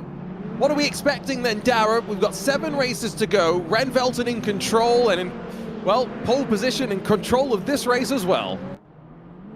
I think we're going to see a couple of teams try and take a couple of positions off the starting line and up towards turn 1, particularly Randvelten. They've got to be careful because the 255 team will know that if they can't get the lead at turn 1, they're going to find it tricky to find it anywhere else throughout the rest of this race. So I think it's going to be critical for them to at least have a go around the outside. It's a bit of a long hold here before we can punch the throttle and go racing all the way until we get to the lights, cross the line, see the green, then we go. So Randvelten going to be on the inside. What will Huben do in defense as Minar will try and put the pressure on? Keep an eye out for Visceral and the MG ITJ crew directly behind on row 2. Punch the throttle, let's go racing. Green flag flies. Felix Hacker goes all the way wide, trying to open the corner in the Williams Academy car, but as there's a spin in front of him, it's MG ITJ second in the points. Chaos as they're collected, all as Hauben runs clear down towards the S's. Drama already, 5-second penalty for the Creme de la Course team. Yeah, drama, particularly for teams that are looking to get P2 in the championship. So big news if you're 255, if you're Visceral, if you're BS, that's a competitor that is not going to be picking up too many points in this race. Williams Academy is in P6 as well, so they are going to be pleased to see one of their competitors being spun around. But generally, quite a calm start for the top couple of positions. The 255 team looks for it around the outside, nothing doing there, and I think this is now going to be Randvelten's to lose if they can just maintain this lead on the opening lap towards the hairpin at turn 12. Look at the flyby as we barrel down the back straightaway. Some drivers looking to try and make use of that draft into the braking zone at turn number 12. A lot of them trying to open up the corner as well, and no real moves until you get to just outside of the top 10, where Jan Dressler in the Skidmark Racing team number 42 has got a great view of the action. Now Firefly Esports make a small mistake on corner exit, open the door to try and go the long way around, but there's a bit more contact from behind. Might be the Creme de la Course team already with a 5-second penalty. One more thing for race control maybe to take a look at. That's unfortunate, but close quarters racing, Firefly the big losers. Yeah, it's quite an aggressive start from a couple of these teams, and Frost in that Creme de la Course team looking very, very aggressive, looking to get inside the top 10 for a team that has struggled over the last few races and having that disappointment back in Barcelona, so they'll definitely be looking for an extra few points. Dressler, though, not having too much of it, is he, at the moment? Currently down in P11, and they'll run it, or P12 I should say. Well, no, he is in P11 as they run it through to complete the end of the opening lap, but at the front, I was just going to say, 3/4 of a second for Renvelten. That looks pretty dangerous to me. Yeah, in danger of breaking away and making it potentially another streak. Now, they got 4 in a row between races 12 to 15. We believe, going back through the history books, that might be the longest streak of wins any team has put together. Maybe only Redline to try and match that. They definitely had 3 in a row on a multitude of occasions, but 4 in a row, that's pretty special. Can they start that streak once more? Skidmark Racing, though, going to be looking in the rearview mirror because they are all, well, stacked up behind and ready to try and pounce and take advantage, included in this, the Naga Racing team. Not seen too much of them in that number 11 up towards the front of the top 10, but we've seen them around this point before trying to make their presence known. Behind them, the Gladius 201 crew, a bit of a margin, then back to F1 Memes as once again onto the power. Look how quickly some of these teams pull left and try and break the toe down into the braking zone. Yeah, they try and break the toe, but that's if you can get onto this great couple of cars going around turn 11. But inside 9 looks like it's going to be thrown here, but nothing doing in the end for the number 8 car of Steinbinder as they work their way in towards turn number 12. They run through into this final sector now, which is so tight, so tricky for drivers to get right every single lap. It is such a particular final sector. There's nothing really like it in any other circuit, particularly not in this Infinity series. So drivers going to have to adapt to that part of the circuit and really try and get the cars stopped with the downforce not at probably the optimum for cars running through the final sector. But Skidmark Racing, they're doing well at the moment, holding on for P11, but they want to be getting off to P10, especially with the CDC penalty. It's an interesting track as well when it comes to a setup perspective, right? Because you need to be fast in a straight line, but there's also plenty of corners where you need some downforce, so definitely something where you're trying to balance it too. Looked like there might have been a bit of a battle heading up to turn number 1. Doesn't seem like anyone really makes the move. Might be Gregor Schill battling with Felix Hacker. The BS Plus and Williams Academy car. There's a spin, Creme de la Course, and I couldn't quite pick out who the other team was. Might be Alpha Racing Team 997. 3 wide as well up to turn 1. Brave up the inside. Virtual Racing Team loses 2 for the price of 1 initially. Gets one of them back down through the complex on power, but plenty of moves being thrown. 5 minutes complete.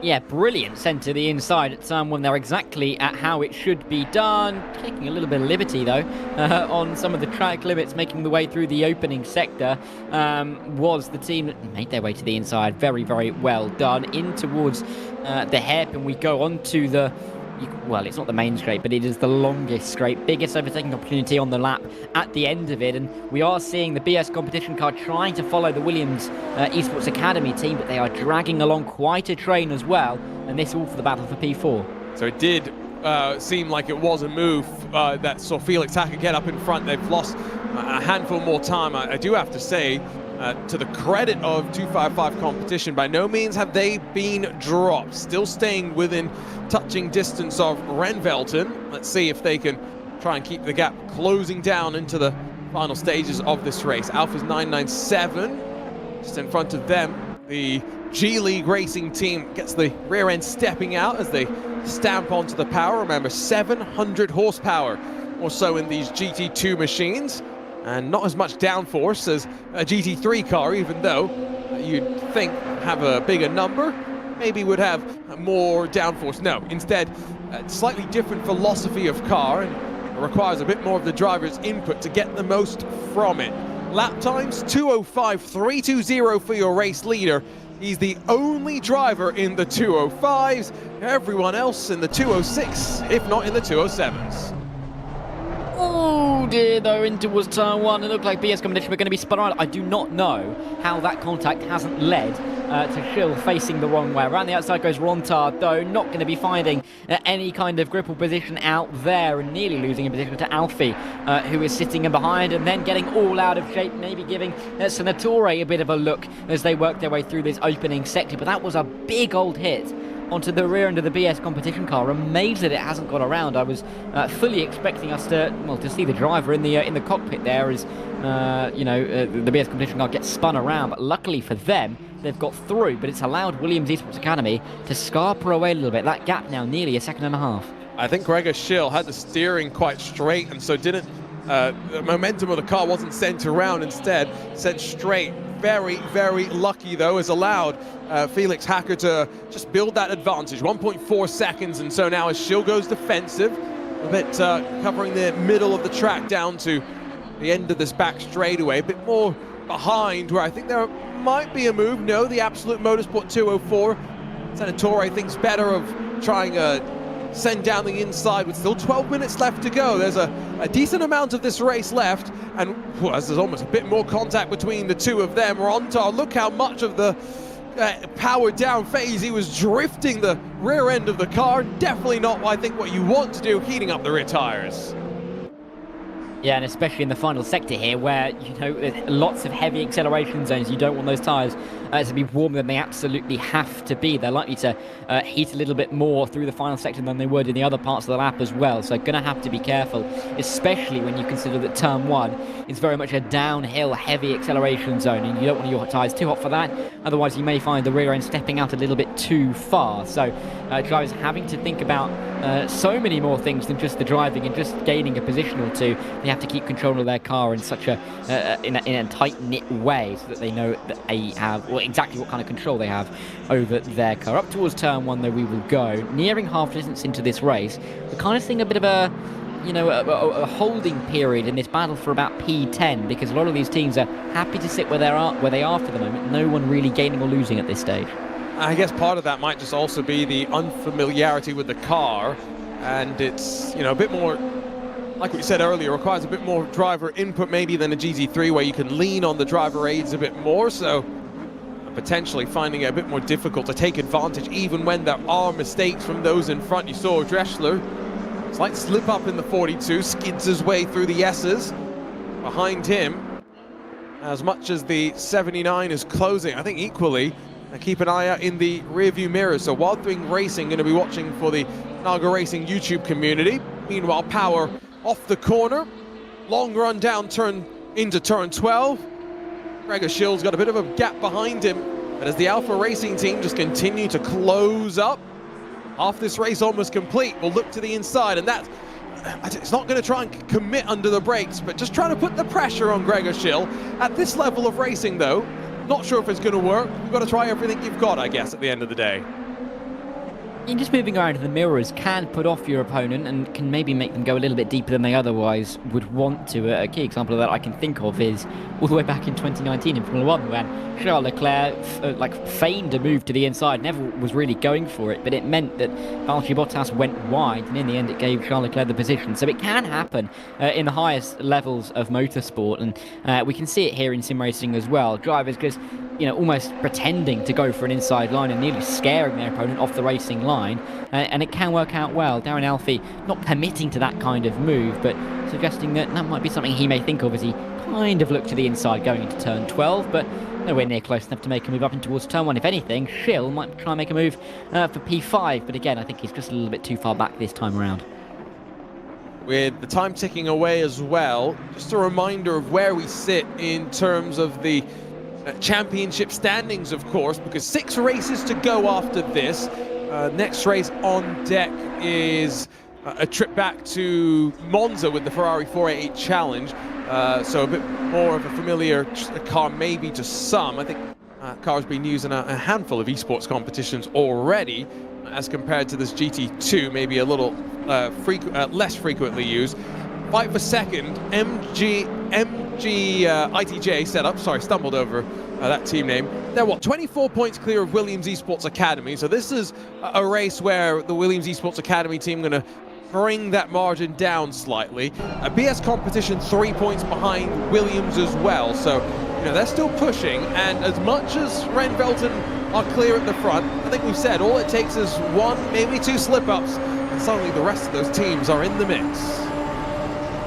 And I think that's what they're waiting for, those teams. It's just a chance, a bit of a shred of hope to try and get themselves towards the front, as we're seeing Darren Alfie braking a lot later than we saw Shell and nearly going into the back, but actually having to defend because Senatore looking to go around the outside now to the inside at turn 13 for the number 997 car, the 204 on the 997 I should say, as that move is now done. But back up the inside comes Alfie. Looks like it's a bit of a late move, but looks like it's got it done. Not got the traction though, and back up into P7 is going to be Senatore. Great little tussle there. And it was important, Senatore did not get run wide out onto those anti-cut curves like we saw the last time we were here with that Ferrari 488 challenge. So, now watch to see what he can do to try and maybe take advantage. It's clear, maybe Gregor Schilt does not have the pace to make the move on the G League 49. They're still closing technically on that Williams Esports Academy car in 4th position. Margin for your leader, though, is growing. Nicholas Halbert 2 seconds clear of Minar in the 255 for 255 competition. I think at this point it's yet another victory on the cards for them, as see another race control decision. PSUK get 15 seconds. Also noted, Armentario have got themselves a 15-second time penalty,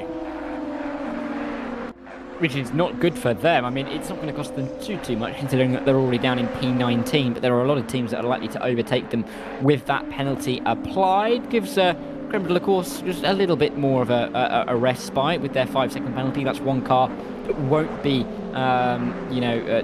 taking advantage of the fact that they've got a penalty, so they may lose one less position there, but still not looking great for those two teams, especially being so far down the order. But we are into the final stage of this race now. Only 6 minutes to go, only a few laps left. Drivers who want to be making these moves, the likes of Jonathan Hallammer in the Gladius competition car, needs to be getting a move on because the opportunities are going to start running out pretty quickly. Exactly. Looking forward as well to final stages of this event, as also PSUK getting a drive-through penalty. So a couple of different things for them to potentially have to come down and serve. Now, G League are on to the back of Williams Esports Academy. There is no question of that, and shaping up to try and set something up. We know Rontar can be aggressive. We equally know Felix Hacker has shown his willingness to get stuck in elbows out defense. Keep an eye on that Gladius competition. Almost run into the back of the car in front. They were so deep and committed into the corner. It's worked out all right, though. They've been able to get out in front of the Naga Racing YouTube community, avoid running into the back of the Wild Things Racing 79. I don't know what you're talking about, though, Junior. It was all under control there, down into that braking zone. I'm sure there was no worry from the Gladiator car, worrying about hitting the car in front, because it did look a little bit sketchy, didn't it? But as you mentioned, Artur Rontar, he's looking for that move. P4, he's close, but again, it's not close enough. Drivers are losing a little bit too much time in the opening sector and the final sector to really make any kind of move down in towards turn 1, down in towards turn 12, those heavy braking zones at the end of the straight. And it just means that the drivers at the moment are looking relatively safe in their positions. Nothing is really sticking at the moment for anybody trying to craft and develop some of these maneuvers into overtakes. So it's looking good if you're Felix Hacker in the Williams Esports Academy car, but you've also got to be aware that Rontar, as you mentioned, won't mind going for a late move, maybe on the final lap, if it means gaining a point or two for a team that have struggled, it's fair to say, over the opening 17 races.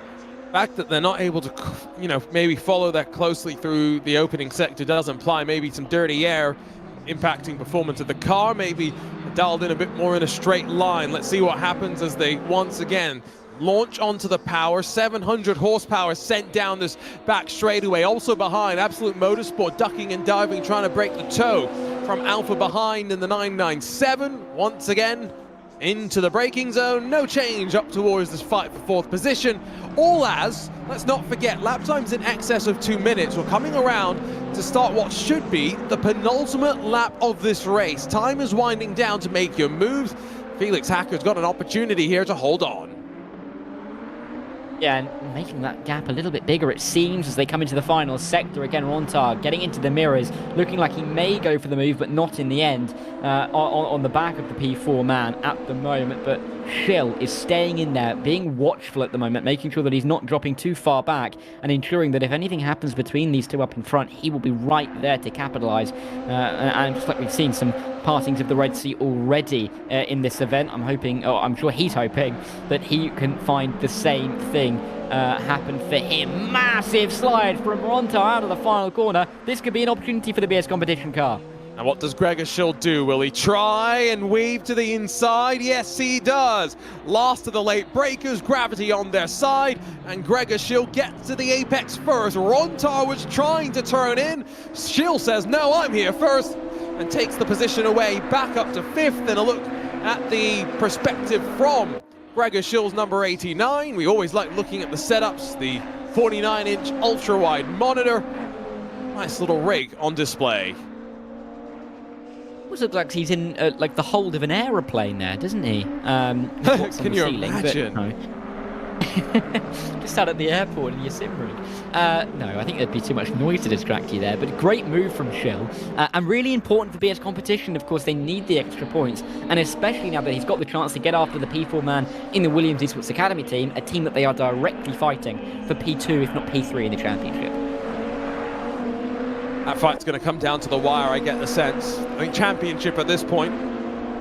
Ren Velton on the same page as those in the broadcast booth, stay out of trouble. That's all you're really looking to do. Meanwhile, MG ITJ setups out of turn 11, showing some of the battle scars from the turn 1 incident. They fought back to a decent degree.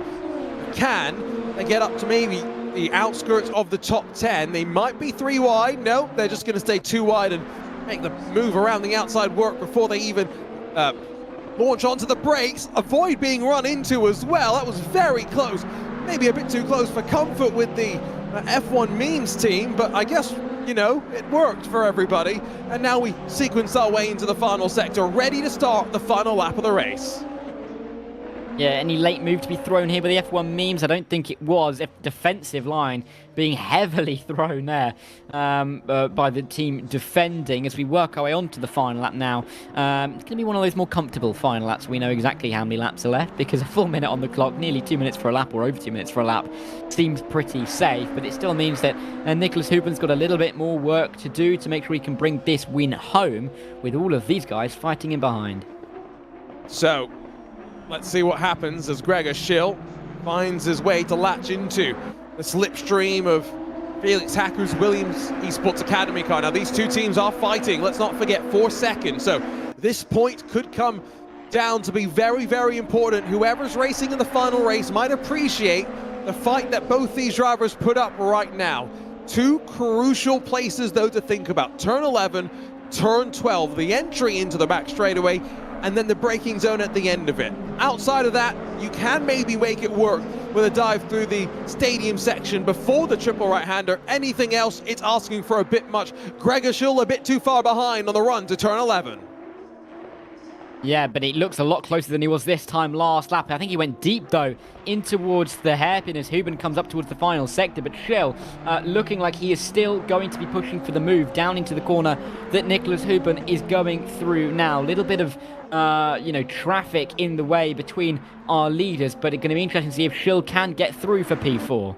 Doesn't seem like he's going to be close enough.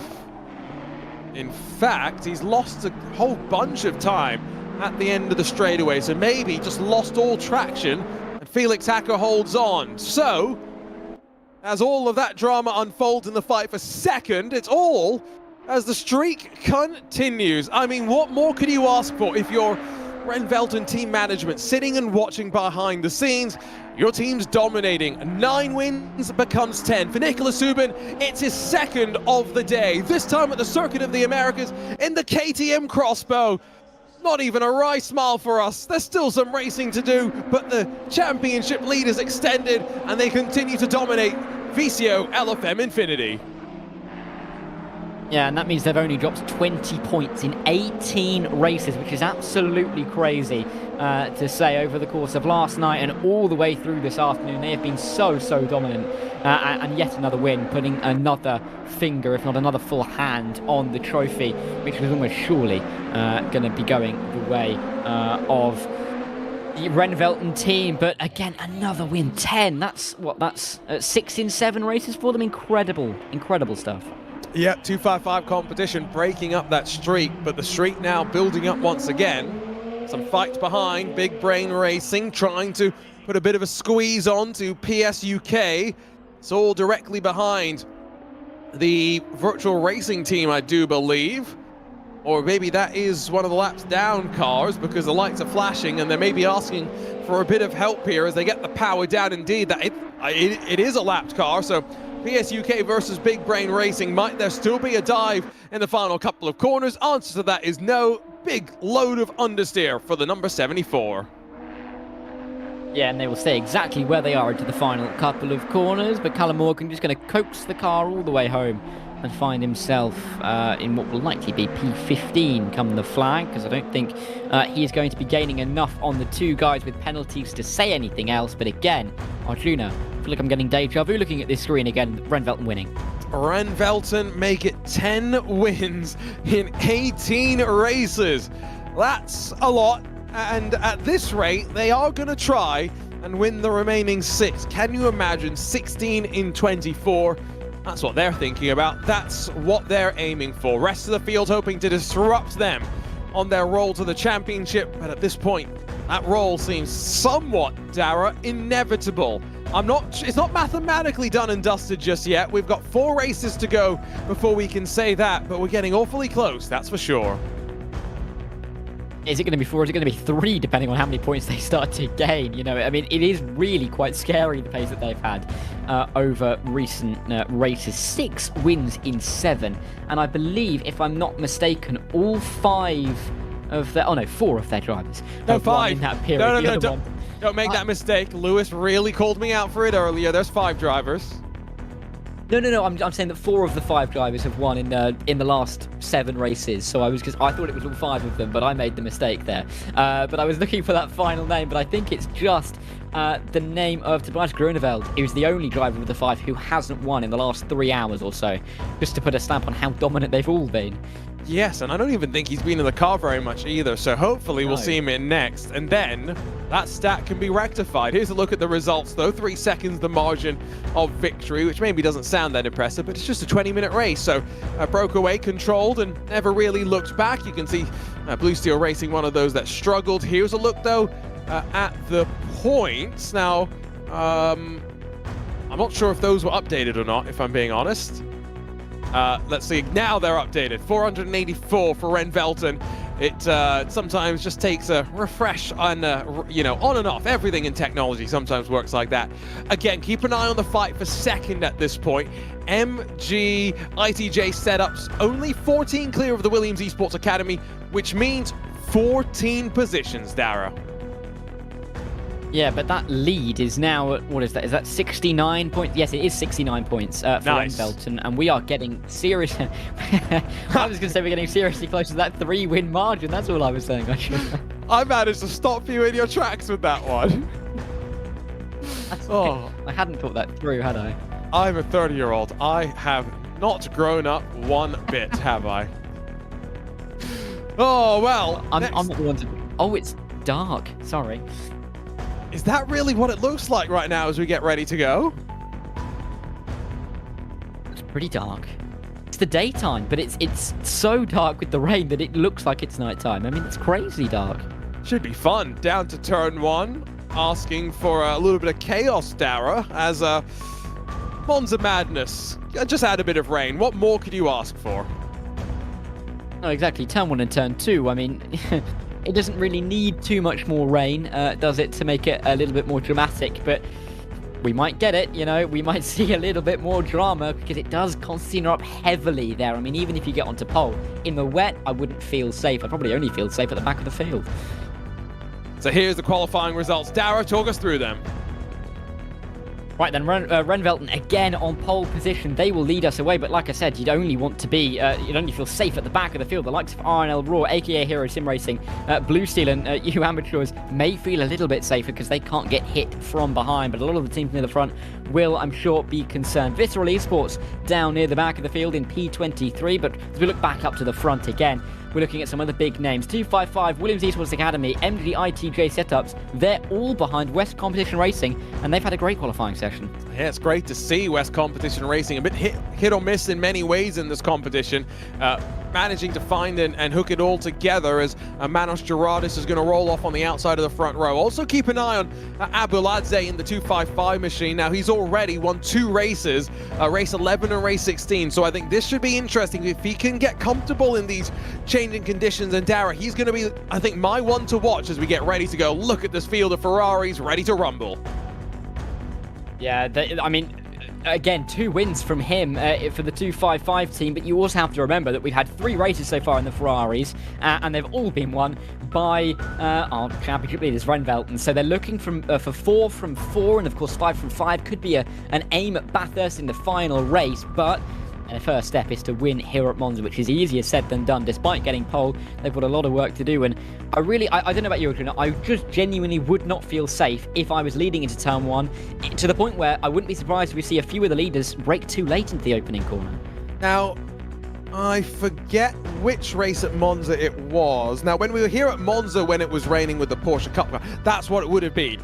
We did see a little bit of drama through turn 1, but it wasn't too major if we're being honest. That was one of the races I think you were away for, Dara. Basically, what happened was leader, how do I best describe this? Leader and second place went side by side through turns 1 and 2.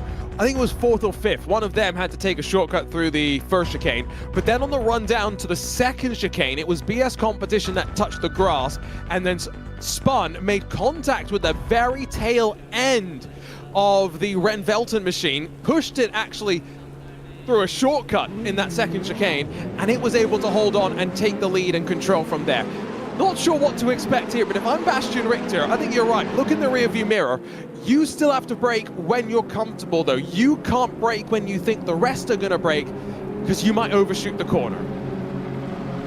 Yeah, this could be quite dramatic, I think it's fair to say, down towards the opening corner, but it will be Richter who leads us away. We've got the West Competition Racing team in P2. They're hoping for a win, for some big points, something that they've been missing in the last few rounds, but it will be Bastian Richter looking for a 4 from 4 run for Renvelten in these Ferrari cars. We're about to go racing in the final quarter of the event. Race 19 to 24 is about to go green. Bastian Richter will lead us away as we make our way towards the start-finish line, and we are racing in Monza for the 19th time of 24 for the VCOxLFM INFINITY series, but Bastian Richter has the launch. It looks like it's West Racing, and it's the 255 side by side in towards turn 1, just in behind. Richter braking not too early and is going to make the corner, but in behind they are 2-3 wide. There's all manner of banging of cars throughout the corners. I think everyone's going to make it relatively safely through, but not without quite a bit of contact. Yeah, second and third pinching on one another, so Gerardis and Abuladze still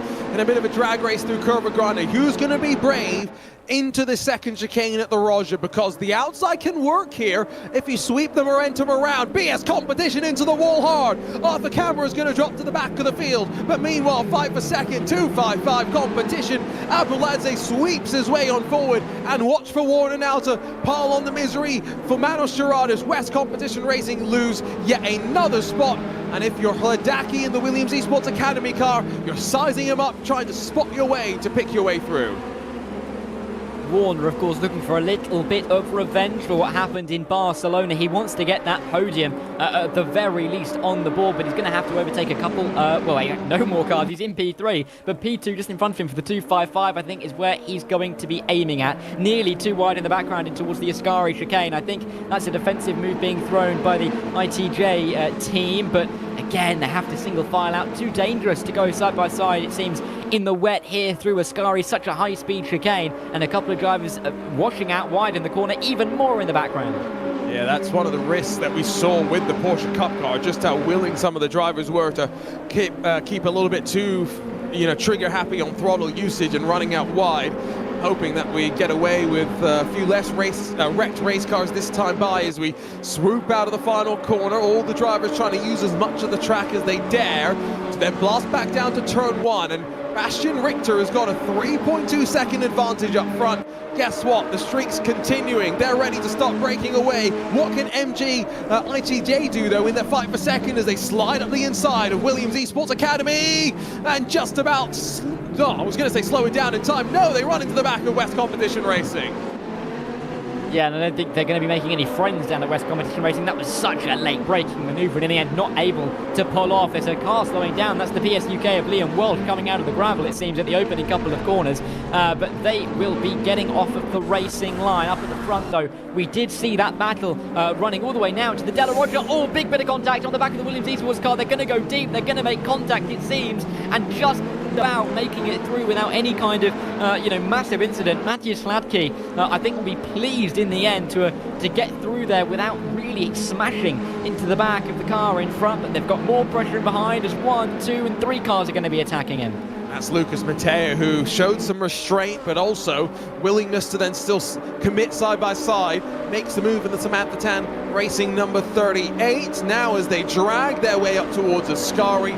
Not just behind as Armenterio try and make a move. Also looking to the inside goes Mateo on the Wild Things Racing car. Squeeze into the braking zone. Deep commitment and almost an overcommitment. 121. The Armenterio car slows it down, loses the spot once again though. Great sequence of racing as all the cars survive. I do not know how Hitrov hasn't hit the back of the car in front. That was absolutely crazy. Now looking at maybe even 3 wide down into the Parabolica, down in towards the final corner on the racetrack. It will be another attack from Hitrov on Hladky, but nothing doing this time around. They'll make it through the Parabolica as they're side by side in behind for P number 11. They'll make their way out onto the start finish straight once again. Window wipers having to be on full pelt as cars are all over the road, on the inside, on the outside, through the middle as well, and you've just got to pick which part of the racetrack to be on and hope it makes sense for you. Yeah, one thing that we know is that the middle of the track is actually less bumpy than the outside that we're on right now. That might actually make it the preferred line in these wet conditions to allow the track to actually move the water away. Look at Muscolino, who's in virtual reality in the virtual racing team number 7. I think it's the first driver we've seen in VR throughout the entirety of the event so far, although I haven't been around for every single race, so maybe I'm wrong there. Yeah, I think you're right though, actually. But either way, I mean, it'd be pretty cool. It'd be pretty cool to just watch him drive without really being able to see what's going on. Just seeing him soaring at the steering wheel without any context whatsoever, if you're sitting in the room. But I think it's one of the first drivers that we've seen on the broadcast, at least here today. Very nice to see, as we've been discussing all event long, how different people have their different setups and how they work out for each other. 2 by 2 nearly, though, through Lesmo 2 in this battle over what is P number 11. As they run their way towards the Ascari corner, Mussolino is just going to go left, trying to go right, trying to find any kind of gap, but into Ascari, I think they're going to single file out at the front, still too wide in the background. But these Ferraris, they really do look at home at Monza, don't they? Got to be careful on the run up to Ascari not to overcommit, because it's so easy, like right there, to bounce. Oh, was it out of the wall? Not sure. Visceral. Kevin today also involved in a bit of drama. We've seen him run up towards the front, albeit yesterday in the prologue. He's bouncing over the grass in Ascari. Not sure that was the best of rejoins either, as Muscolino muscles his way in front of the Nago Racing YouTube community number 11. Back onto the power they go, run off to turn 1 yet another time.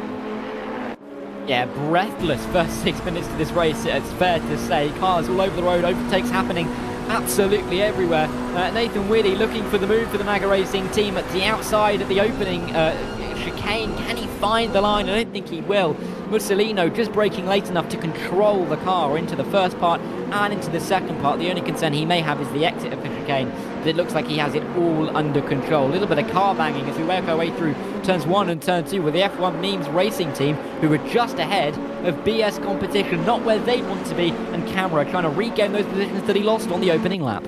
Yeah, big contact for Camera as well, right? So you've got to wonder what that's done to his mindset. Remember, not much time really left in this competition. Yes, 5 races after this might sound like a lot, but they're only 20-minute races, so they're going to fly on past. Really do not want to leave yourself with too much work to do. So I'm going to be very curious to see how that all develops for BS Plus as they try and work their way up to second. Yes, the championship as a whole, the event win may be just beyond their grasp, but best believe they're going to be pushing and galloping to the best of their ability. I like that reference. Of course, I'm sure you're a part of the herd, aren't you, Arjuna? Oh, you didn't get a scarf, did you? No, I'm sorry. My bad. Oh, you knew exactly where that's going. No, I'm sorry. I forgot Cam got it, not you. I'm sorry. No, you're in anyway, trouble now. You're fired. No. Mike! Oh, no. Oh, no. Anyway, back to the racing. There's a car in the wall. It's the 202 of Yannick Meister, who's dropping down the order. Back to P24 now in his Ferrari. And just behind, it's not Ronnie O'Sullivan, I assure you of that, in P19, but he dropped behind that driver even further, as I think he's now in P24. 3 Parabolica they go, though, to start and finish the 4th lap of this race. And they are just so close together, aren't they? BS in the background. I wonder now, if you are BS, do you just sit back and lay back, expecting these two to just tangle a little bit? Yep, you can see pushing out wide as 2 in front. One overcommits initially on the brakes, the other one slightly just goes deep and now opens itself up to attack down into the Roger, although I think you can see off the camera get a good drive off the corner. Is he already going to be passed down into Curva Grande? Yes, he is. That was beautiful, albeit with the car in front of them holding on to position after taking the shortcut.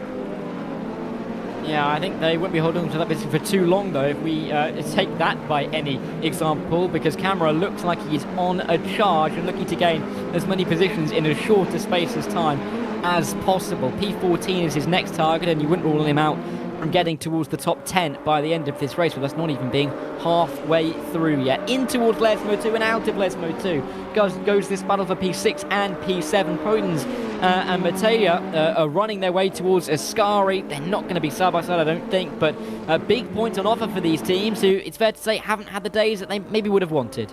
No, it's a good point, right? Like, even if you're not at the very front of the field and you've had a few off races, that is the beauty of this event, right? Every 20 minutes, the race comes to an end. You get a chance to go once more anew.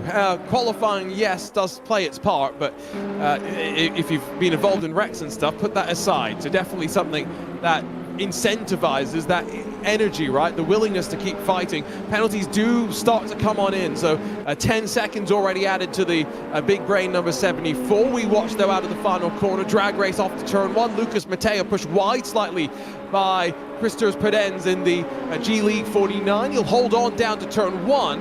Just keep an eye on the drag race down to the Roger. It's clear Mattea very, very comfortable in these wet conditions. Yeah, and looking for the move in towards the opening chicane. Not going to force it too much, though, as they run in front of this battle between the Williams Esports Academy and the Wild Things Racing car in the battle for P8. We're kind of getting little groups of 2, aren't we? 2 for P6, 2 for P8, a little bit of a bigger group up further in front. But this is Gonchuruk for the F1 Memes team trying to re-overtake Camera. So Camera not having the lap that he maybe would have wanted and not able to get after Polovchuk in P14 and having to really fight for his own position rather than making his way forward. Not what BS need with only 5 races after this one. It is uncomfortable, isn't it, as we get to the business end? Every position worth a point. This is going to drop them quite considerably back from Williams Academy, who are, 8th position to make that 8 points, and even the MG ITJ setups crew, who are sat in 5th position. So, you know, they're going to quite comfortably start to build their advantage in 2nd in the championship. So time's winding down. Dara, you and I, we get one more race after this before it's we have to come up with a nickname for Ewan O'Leary and Lewis McLeod. If we are little and large, what are they? I mean, to be fair, little and large as well. That is true. I think Lewis disowned that comment, though. I think he was accusing Ewan of being too mean to him. So we got me. Okay, good. Okay, then we won't go that far. Fair enough. Well, I mean, Ewan has a beard, doesn't he? So, you know, I don't know what you'd call them. We'll have to think about it. I'll let you whir the cogs on that one. Put it into some kind of AI generator. We'll come up with something. Oh, no, but Eric Delfante. Eric Delfante running down towards turn 1 in P5 and P3, very much in his sights. Warner, we haven't mentioned him for a good 10 minutes or so, still in the top 3 after obviously qualifying in P2 in Barcelona, just a couple of races ago, dropping down the order. Qualified quite well here at Monza, got a couple of positions off the line and looking for that podium, which, you know, would make up for the mistake, I think it's fair to say. Yeah, and again, that's what this format does, right? Gives you a chance to atone for the mistakes.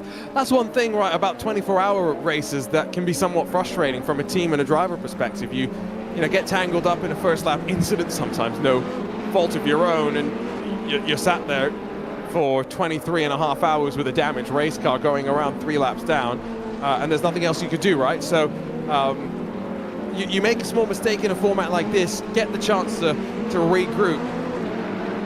I haven't been keeping an eye on how many jokers have been being used as we've worked our way later into this one. I have seen a couple of teams already elect jokers for race 21, so they're working on that process right now. Race 20, there's 1 joker. I see Visceral. By the time we get to race 23, they'll have used all 3 of their jokers, so they better hope there's no technical issues for whoever's driving in the final race, because otherwise they're a little bit stuck. Yeah, they're going to be in trouble otherwise, aren't they? Of course, we've talked about this all day long, how teams, they've got a little bit of leeway, but realistically, they have to stick to schedule. And if not, they may find themselves in a lot of trouble. Teams fighting over a lot of these points will need those extra points. If drivers can't make it and they've used their jokers, they are going to be in a world of trouble. So, going to have to be careful, going to have to hope that, for Visceral particularly, that all of their drivers are there on time. They've got no changes that they need to make, and they can pick up all of the points that they can in that battle that I think they're currently in the battle for P5 at the moment, so still doing a pretty good job. Not in the battle for P5 though is Runvelton. They are pulling away, and again Bastian Richter winning this race, and he is pulling that gap once again. It looks like it's over 7.5 seconds, and he is looking for back-to-back race wins in this Ferrari. And for him, I think the impressive thing has been the consistency in terms of lap time, not really putting a foot wrong. Bit of a foot wrong there from Gladius Competition, who now the door gets open to potentially from behind the challenge from the Skidmark Racing crew in that number 42. Arthur Camera still trying to close up to the back of this little battle, so nice little trundle down to the Roger in some cases, right on board with the BS Plus number 89 is down through the gears. Watch the curb usage here, especially in the wet conditions. Those curbs are going to be very, very slippery, and using a bit too much of them will spin that car around quicker than singing "You'll Spin Me Right Round, Baby." As are the white lines going to be quite slippery as well, aren't they? So you're going to have to be very, very careful. Coming into corners like this at Les Mode 2, you don't want to dip anything on that white line. In the dry, you're just not what you want to keep it out of the grass. In the wet, there's that extra little bit of space that you're going to have to be aware of and have to try and avoid, which makes drivers adjust, which means they have to adapt. But adapting to P14, looks like Camera's going to get that position pretty easily there. No real fight being made by Sorelli in the number 42 car. And I think another spot on the line, because the Naga Racing YouTube community, that number 11 car already passed by Polachuk in the Gladius Competition 201. So 4 and a bit minutes left to go. Your race leader across the line is already down into turn 1. My suspicion is that means maybe 3 laps to go, including the one that we're on. So time winding down. What more can BS Plus and Camera bring from this race? Well, definitely at least one spot directly in front of them. Yeah, P13 very much the target here for Camera. Down in towards turn 1. The car in front snaking from the Naga Racing team. Nothing that Camera can really do into the braking zone, a little bit too far back, but will be trying to apply the pressure, I am sure, right on the back of the number 11 car, out of the Rettifilio, and it's a very good exit actually from Camera, who sees the car in front of him momentarily disappear from the screen. Have we had a bit of a disconnect there, Arjuna? That's not ideal, is it? Although, that left side, let's just keep an eye on what's going to happen with the names as they cross the next timing line. To contend with by the end of this race, added to their race time in only about another 4 minutes time. Of course, when we get to 0, we finish the lap we are on, and we are likely, if not certain, to get 2 more tours of this Monza circuit in these Ferraris. The Ferraris are home, really, aren't they, at this circuit? They were made for circuits like this, and here comes Hladky for the P7 position. They are locked side by side up towards turn number 1. Bit of a boost in the acceleration and maybe a little bit of a sign of a straight line speed advantage for the number 49 car, but Hladky in the Williams looking for an inside line maybe? No, thinking better of it into the Rettifilio. Remember, this is a point that they don't really want to give up to the MG ITJ 179 that sits in 4th position, so you probably can feel the aggression that Mateusz Hladky wants to bring to this fight, but you got to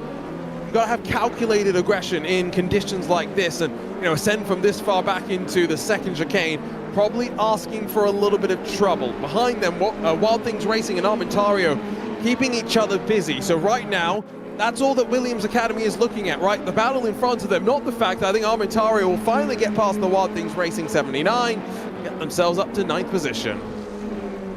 And they do indeed, inside line, and the Wild Things Racing into P9, the pink just ahead of the pinky red car. They're relatively similar in terms of the colour palette, but in the end we can definitely tell that Wild Things are up into P9. 1 position behind this man, Mateusz Hladky, looking for P7 though. He's been trying to force the issue, but it may seem as if that Williams Esports Academy car is a little bit down on straight line speed compared to the number 49 he is trying to challenge. Through the Assetto chicane, bouncing through both of the left-handed corners, and they'll make their way towards the Parabolica with Hladky in the slipstream, but maybe not gaining as much as he would want, as washing out wide is the Wild Things Racing car. Yeah, Armentario is still trying to find their way on through. It's been a good defense from Vining so far.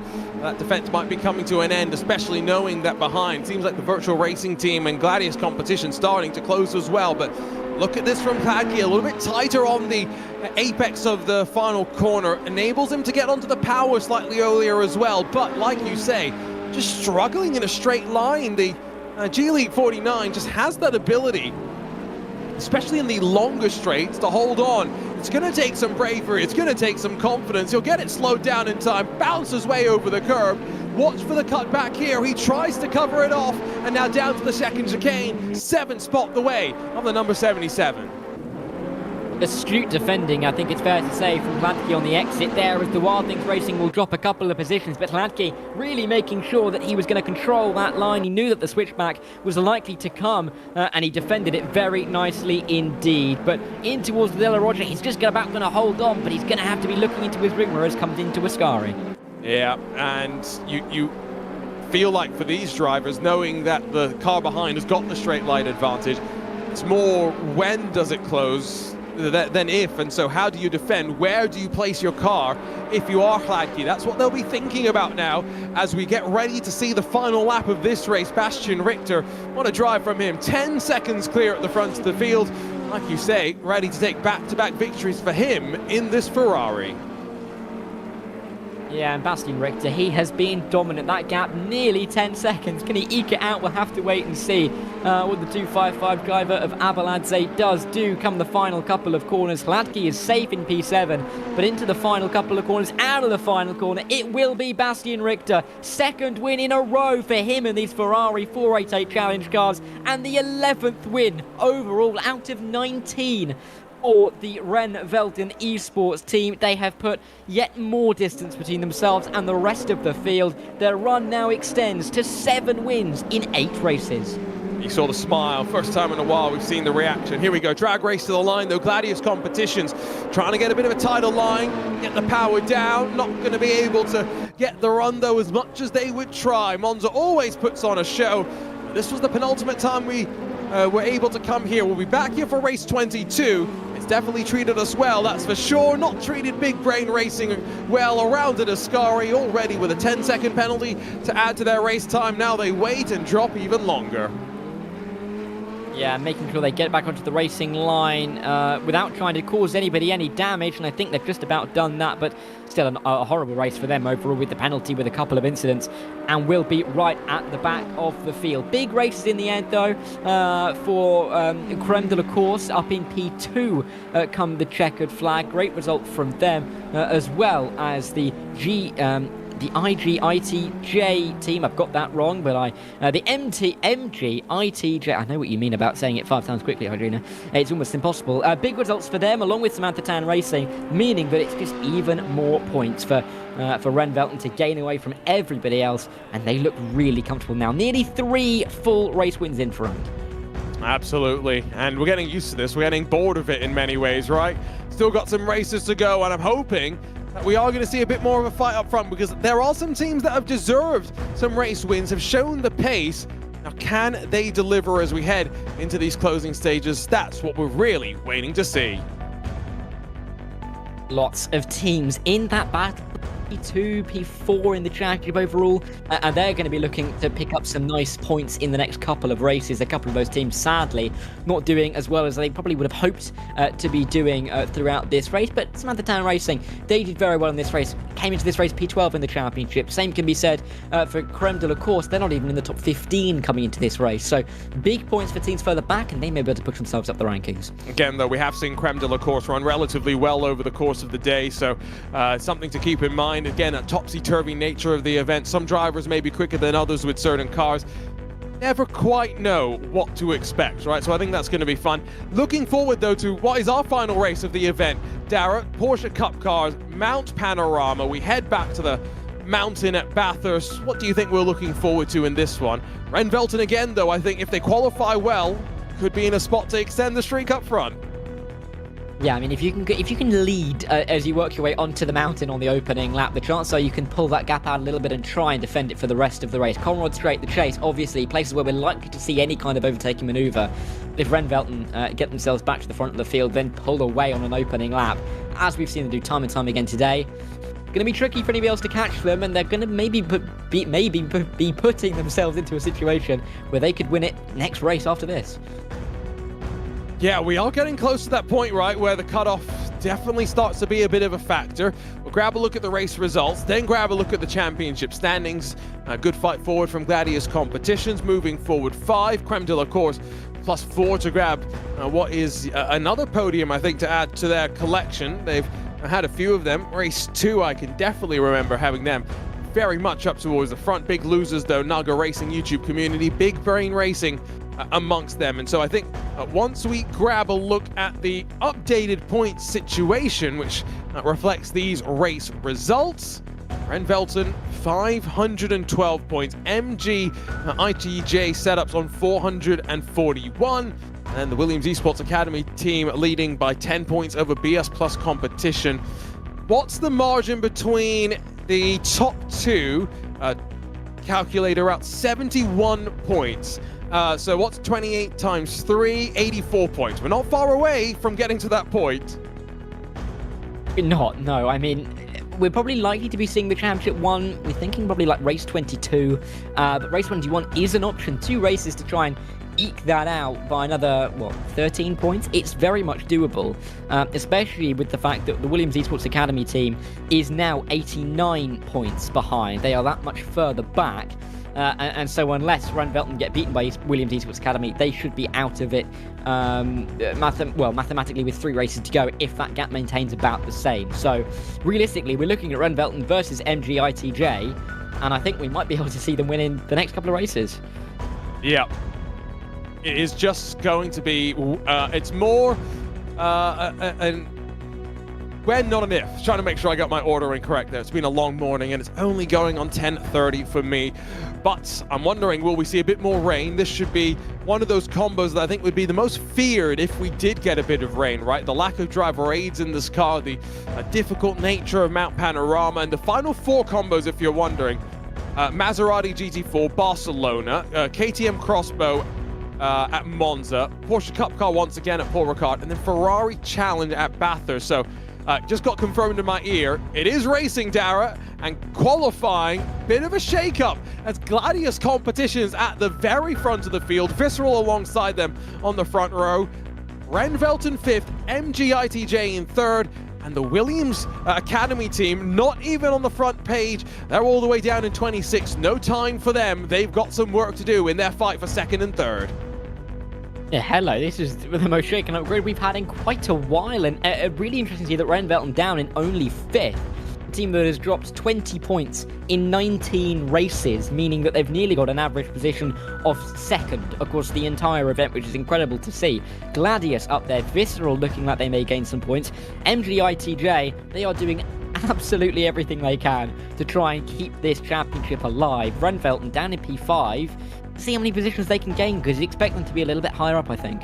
Yeah, I think that is going to be an interesting complexion at the start of this race. How aggressive do they go? They don't need to be aggressive at the end of the day. The real team to finish in front of is MGITJ. That is the main target. Behind, there are plenty of stories as well, though. Gladius Competitions have just made their way into the top 10. They're tied with Armentario, have had 3 consecutive 10th place finishes, and they convert pole position from the front of the field as they try and close on West Competition Racing. They only need 10 points to do so. They've qualified 12 positions in front of them. G League only 4 more points to try and climb to 8th. There's plenty, Dara, for every single team still to fight for, even in these closing stages. Yeah, and in these wet conditions over the mountain, anything can happen. We might see a pile-up, and some teams may benefit heavily because of it. Everybody going to have to be right on their toes. It's our penultimate visit to this Bathurst circuit, and our penultimate visit to these Porsche Cup cars. So it's not going to be over yet for either this track or this car. So still opportunities for people who may deem themselves as specialists at either the track or on the car. You want to get the points in now, especially with championship really time running out in that regard. And so the cars will squat down off the jacks, the sign that we are moments away from going racing for the 20th time in VCOxLFM Infinity. Again, a big shout out to the team at LFM, keeping us moving on a pretty rapid pace. Qualifying is happening usually just as we're finishing up each of our races for the next race. It's been a pleasure to have this sort of an event back and do it on Assetto Corsa Competizione. We had a lot of fun with VCOxLFM Flex Stream when we played with the idea of a BOP budget. Niels Naljok's the brainchild of that idea. Really interesting concept as well, because even though there'd be 2 Aston Martins in a race, you never knew if it was going to be 2 Aston Martins with the same amount of weight and therefore the same amount of performance. Expectations, Dara, for this one. Renfelten from 6th position. What will they be thinking? What will they do? Especially knowing how treacherous the mountain can be. I think realistically keeping their nose clean is number one. They don't want to lose too many positions. Yes, they're going to be starting a little bit further back to what they're used to, as we've seen over the past few hours at this point. But it has to be said, they just want to pick up those points. They just want to get over the line now. There's no point doing all of this hard work just to try and really push it for yet another race win, when you can pick up the points, say thank you very much, and get another step closer to that title. Here we go. It's race 20 of 24. Could it be the last one in the rain? Gladius Competitions have tamed it in qualifying. 20 minutes on the clock. Let's cross the line, punch the throttle, go racing once more from Mount Panorama. Around the outside, what does Sam Gaskell do? He's been quick in this Porsche Cup car, and he gets the rocket of a launch out of turn 1. Outside on the curb, still squeezes the throttle and gets his momentum running down in towards Griffin's Bend. Behind, plenty of 2 wide, but as they run wheel to wheel, door to door, into the braking zone, couple of cars jutting out from behind, including Renfelten and Burnt. Who's going to be the leader up the mountain for the first time of asking? Who's going to climb them up to the cutting?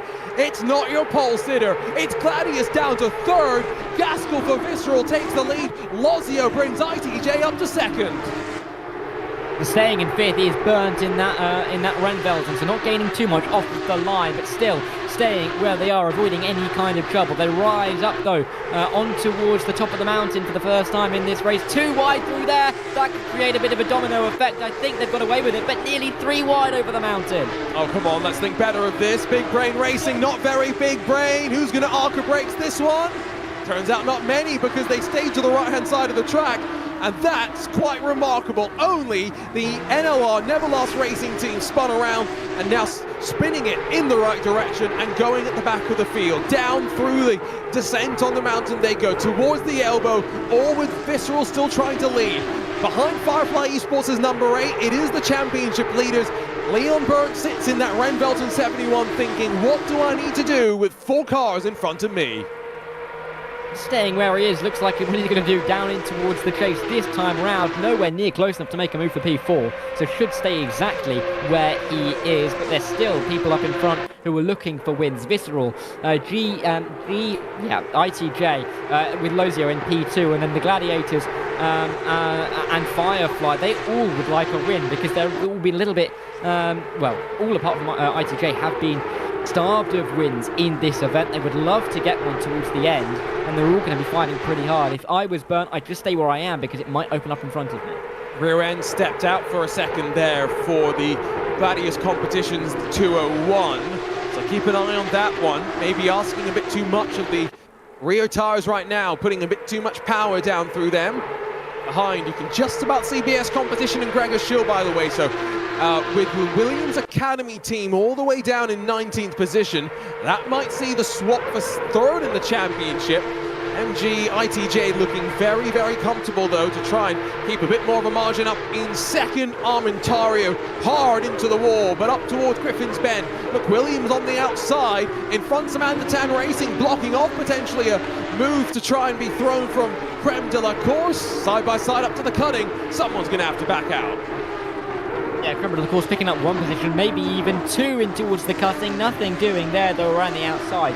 William has had a very good start, though, starting from, I believe, P25 or P26, up to P20 at the or P19 for the time being, looking good to try and gain a few more spots as they rise over the mountain again for the second time, but losing a position there to the Creme de la Course, which I think may not be to McWilliams' pleasure, too heavily needing those positions and needing them fast.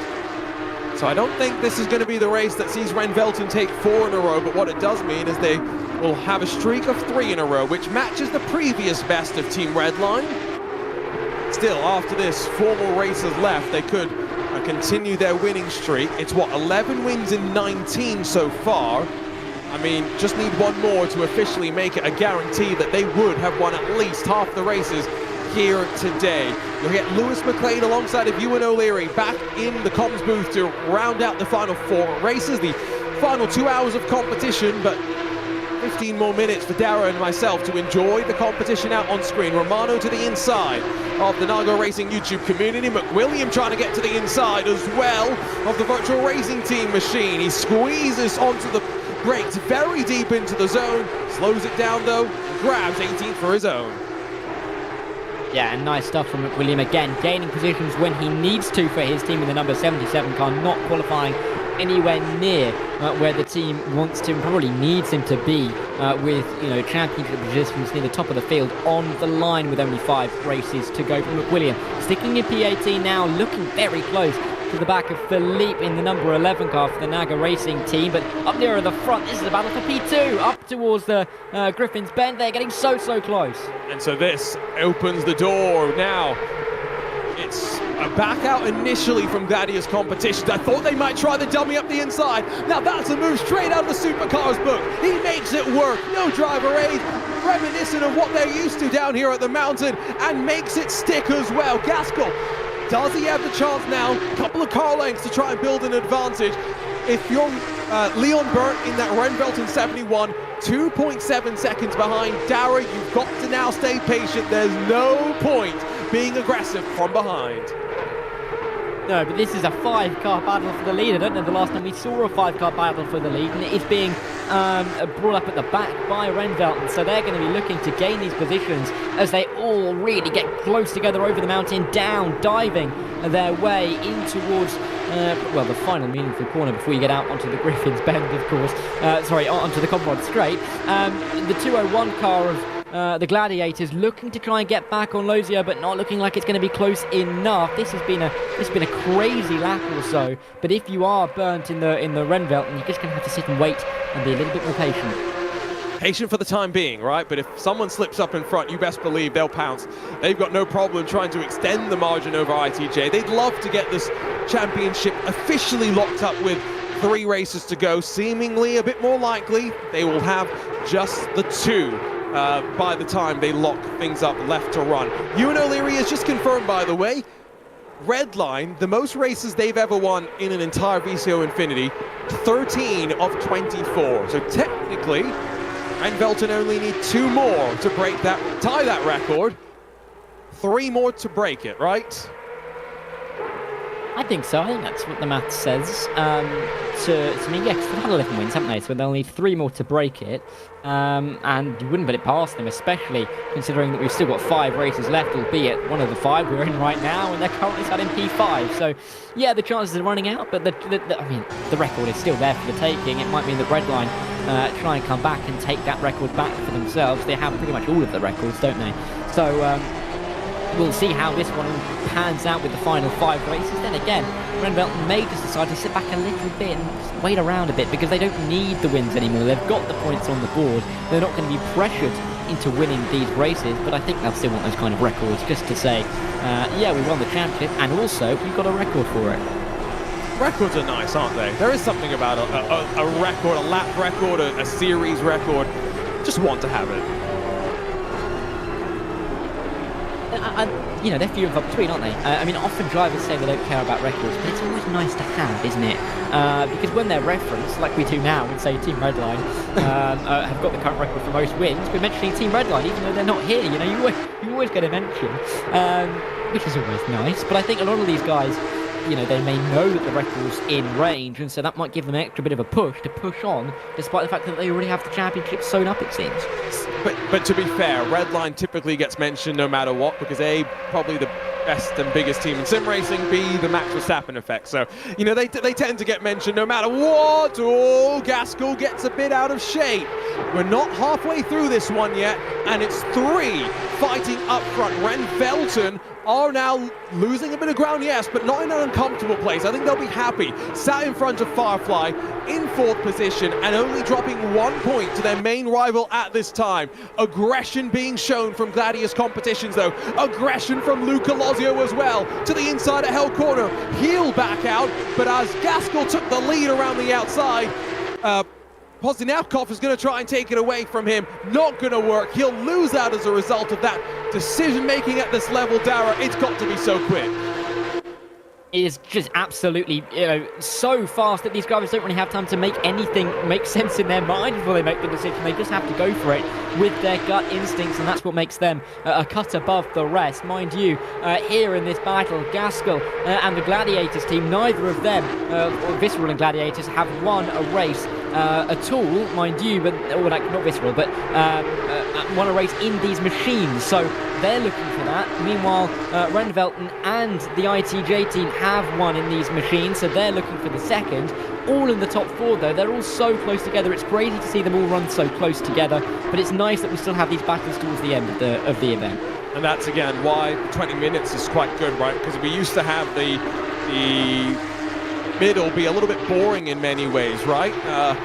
You have 5-10 minutes of craziness, 20 minutes, 30 minutes of maybe a little less, and then again 5 or 10 minutes of craziness on the end. So get rid of that middle and you always get a bit more fun. Officially halfway through, Virtual Racing Team and the F1 Memes Racing Team somehow avoid coming to big drama at the top of Sulman Park on the entry down to McPhillamy as they now run down through Skyline down towards the Dipper. They've lost a good 2-3 seconds to those in front. Argo Racing YouTube community just in front of them, trying to break away as well. Meanwhile, race leaders, there's a look at the 3 fighting up front. And look at Luca Lozio in the middle of that. The aggression just from the body language as he sits over the wheel. You can tell he's not settling for second, he's going for first. Yeah, and you can see it, that the team really wants it, don't they? They want to try and keep in touch with Ren Velton, no matter how difficult that margin looks to be to close, but they are going to be looking for every single win. MGITJ haven't won in quite a while. They're going to sit in behind at turn 1. Mind you, they haven't won since last night. They haven't won today at all, so they're looking for their first win of Saturday after they won in race 5, but you know, they're looking everywhere. Loads goes going inside, outside, up towards turn 2, but will he be able to get all the way around there? It's brave, especially knowing it's slightly off camber as you start the climb here. He puts himself in danger, but there's good respect being shown between the 3 here. And again, remember, Gaskell's shown his pace in this car already. That's what this format brings to the forefront. The experts in the car can dial themselves in that much quicker. And so once more, over the top, they'll be led by the Visceral number 44. A Visceral team where, of course, let's not forget, Sam Gaskell has won a race for them. It was back in the McLarens, but it was here at this track. It was the second race of, not the second race, it was the second race of the day. Long time ago. What can he do now, though, with the pressure really on?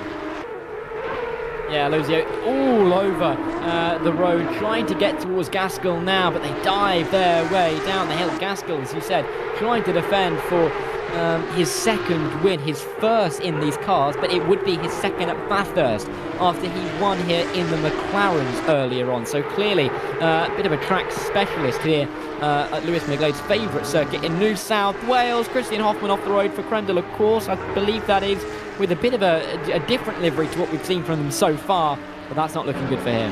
No, suboptimal. Ooh, can they hold on? Yes, they can. Blue Steel Racing. Lights flash from, I think that's a Big Brain Racing number 74, but it's okay. There's damage, but they're all in a straight line as well. Behind the Alpha Racing 997, who's running a line all the way to the right that you traditionally wouldn't run on the entry to the kink, but just making sure that there's as little draft being fed to those behind on the regular racing line. There's a point being made, and this is a good point West Competition Racing's bringing up. Did Redline technically win all of those races with the same car?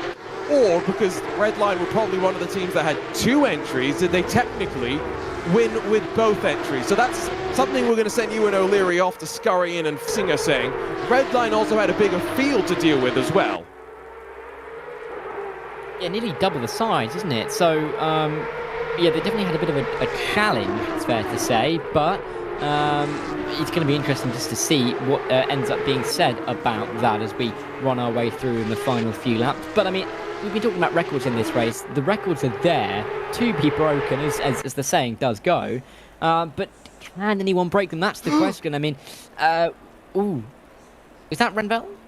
Is that MG ITJ, or are we just having some technical issues on the broadcast? Don't worry too much, I think. This might just be a case of one computer is having a bit of a technical issue. We'll turn it off and turn it back on. We'll flip over, though, back to another machine and see if we can keep up with this fight up front. So that's still Lozio tucked up behind Gaskell. We'll get some graphics up on screen when we can. Gladius Competition still in 3rd. And look at Ren Velton, still there and tucked in 4th position. Still right in the mix, isn't he? He's not going to be letting these 3 get away easily, and with these 3 fighting hard for a race win, you wouldn't put it past Ren Velton to just be able to sit in P4, watch the 3 in front, battle it out, skittle each other out together, and then walk through like the champions that they're hoping to become. But in towards the chase again for one of the final times in this race. Time is ticking down, but still Gaskell defending so valiantly. And so, officially, they'll come across the line and they'll have 6 minutes and about 30 seconds left to go. Oh, almost pushed wide there through the final corner at Murray's. Was your race leader? Let's see. Down to turn 1, who pops out of line. Lozio's going to be brave. He's going to commit. Time winding down. And he knows that if he wants to put the pressure onto Ren Velton, it's go time. He makes the move, gets it stuck as well, and I think Gladius Competitions may have followed through. So 2 positions lost for Gaskell. Watch him to be aggressive in the defense now to stop Leon Burton from making it forward in the Ren Velton 71. Yeah, Gaskell so disappointed surely to be losing P1 and to make it become P3 on the opening corner, just being pushed a little bit wide. Contact with the wall though for the Gladiators car, the number 201 up towards the cutting. They go wide this line there by Burn trying to get a good exit. He could throw a blanket. They are running nose to tail with only 4 minutes left in this race. Look how close to the wall they get. Ooh. Gladius, kiss the grass, slam into the wall. Oh, and Burnt, wise to all of it. Now, can he get through? Yes, he does, just by the skin of his teeth. That couldn't have been closer. For the points leader, Leon Burnt saw all of it as a big slam into the wall by the Gladius Competitions car, pushing just a little bit too much after grabbing pole position. Big drama for them. They're going to drop down, and now Firefly Esports next to try and make their move past. Yeah, massive hit into the wall there. up at the top of the mountain, not what we want to see at all, but Bernd managing to get his way through, which will at least, if nothing else, keep up Renvelten's podium streak, which has been going on for quite some time, it's fair to say. Bernd now up to P3. You can see the Gladiators car dropping down the order with, not the best of sectors that you ever will see, but they're now trying to hold on to what they can get ahead of the 255 car particularly. But this again, more contact at the top of the mountain. That's likely with the wall, and cars just not being able to cope with the conditions, it seems.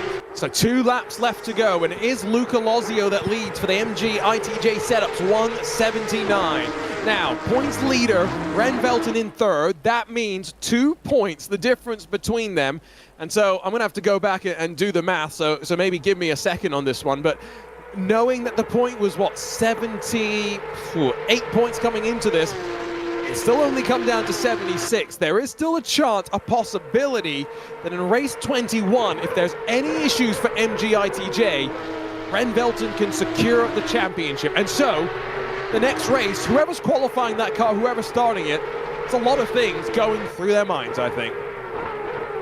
Yeah, and I think a lot of these teams have quite a lot of things going through their minds. They are really now focusing their battles in, aren't they? We've spent the best part of 8 hours today with teams trying to work out where they want to be, where they're going to get to in this championship. And with 4 races to go, it really does focus the mind and focus each team onto particular teams they want to make sure they're beating in each of the races to gain themselves a couple of spots in the championship. And I think that really rings true for the likes of the team that is leading right now, the MG ITJ setups team with Luca Lozio leading the way. They're going to be focused in on trying to defend their points in the likes of Williams Esports Academy, BS Competition, while those guys look at MG and ITJ, but also look at the likes of Visceral Esports and 255. It really does give a bit of a window for each team now to really focus who they're racing for the championship. Issues for Never Lost Racing once again, unfortunately. But that is the way that sometimes the mountain goes, and for Virtual Racing Team, good here that they're watching when they try and rejoin, conscious of who is still trying to slide their way on through and avoids picking anyone up as a result. So one more trip up and down the mountain, about 6 kilometers left to go for Luca Lozio to grab what would be his 2nd win in VCOxLFM INFINITY. First win came in the Porsche Cup car, quite fittingly, at the Circuit de Barcelona. Slightly different, but quite technical in its nature as well. He likes these sort of challenges. He's right over the wheel, wheeling that car. 1 more lap to go. Yeah, and sat in the dark room. It goes back to the conversation we were having. We've seen lots of light setups with drivers being in rooms filled with light. Very dark room for Luca Lozio. Clearly likes to be focused on the screen in front of him. And he's been focusing on the track in front of him because he hasn't had to worry about the drivers behind for the last few minutes. Spin around though. That's the Virtual Racing Team, I should say. The number 7 car going around. And that bonnet doesn't look exactly how it was made. But either way, they've not had the best of days. But going back to Lozio, I was just going to say, he looks so calm and so composed as they try and consolidate P2 in that championship. And I'm looking through the results. They had a 28th place finish in the 3rd round, so that would have been when we brought the KTM Crossbows here to Mount Panorama. 10th place at the race at Monza to open the day up, and then a 13th place finish at COTA with the KTM Crossbow as well. Outside of that, they've basically been a staple inside of the top 5, which again goes to show consistency. It takes you a long way, Dara, and this is a long slog at the end of the day. They will well and truly be earning 2nd at this rate. Oh, absolutely. They are pulling that gap as well, as they have done for the last few races. Just gap a bit by bit and eking it out away from the likes of the Williams Esports Academy, who come into this race 18 points down. Will leave here quite a lot more. P12 compared to P11, that would become a 29-point gap. So more than a race win for the Williams Esports Academy to make up for P2 in the championship. So I think we're starting to get our championship positions set, and Lozio doing a lot of good work for his team. And remember, champions, they walk away with $2,000, second $1,000, third $500, and there is prize money all the way through the top 15. It goes down as you run. For Luca Lozio, though, solidifying second for MJ ITG setups, but doing so on the top step. It's another win in this Porsche Cup car, his second of VCOLFM Infinity. He conquers the mountain. What more is there left to say? Yeah, congratulations to him. Second win for him, I believe. It really is a great result for the team. They'll all be corralling behind him. No move to be made from Schill for P8, or for P7, I should say, for the BS competition team. And it means that we've got more drivers coming through. Big gaps throughout the field haven't there been in this race. The wet conditions, the tricky conditions to deal with, along with the car and the battling that we've seen, has created some of these big gaps.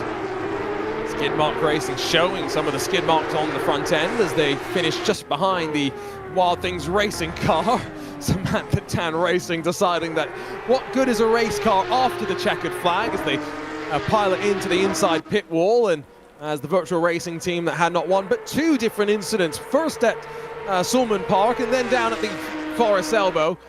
That is very much a Porsche Cup car that's going to need a considerable amount of damage repairs before it can go back and race for the penultimate time in VCOLFM. Race 23, this Porsche Cup car will head to Paul Ricard before final race. We return to Mount Panorama with the Ferrari 488 Challenge.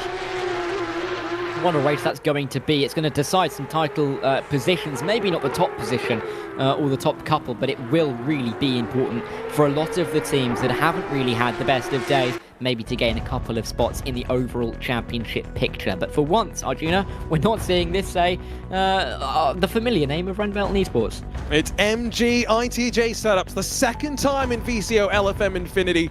They've been on the top step. It's Luca Lozio once more. Porsche Cup cars seem to suit him. Does it in the tricky wet conditions here at Mount Panorama. Well, Darrow, time has flown on by. It's time for you and I to wrap things up, to hand over to Ewan and to Lewis, and then final four races can officially kick off. Some closing thoughts from you, though, before we say goodbye. How have you enjoyed it? What are you expecting with these four more races we've still got left in store? We're going to see some tight races, aren't we, really? We've got four to go, as you mentioned. We've got four different tracks, four different cars. We've still got lots of these combinations still to run. And it really is going to culminate in those Ferraris at Bathurst. It's going to be a great race to really wrap up the championship. We'll see who can come up where in terms of the overall positions. There's quite a lot still to decide, as further back, the gaps aren't quite as big. So there's still lots to look forward to. And we'll have to see if and when Ryan Belton can secure the title. And as mentioned, the prize money goes down all the way to 15. So there is going to be lots of fighting, you best believe that. We'll take a break here on the VCO Esports channels. Don't go anywhere. Four more races to go in VCOLFM Infinity.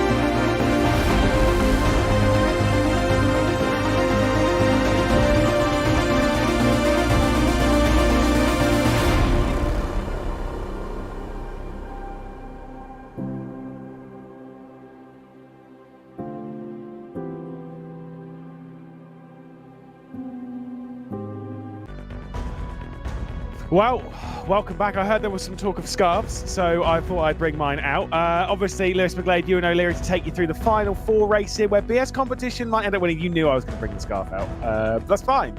It should be a lot of fun, this one, yeah? Yeah, you look like a Coventry City fan, to be honest, more than anything else. To be fair, no, it's someone, what was it, who described it as it's Manchester City blue, and I'm not going to lie, I love Florent, I nearly burned it. But obviously, here we are, qualifying has been settled here, and it's 255 competition on the pole, Ewan.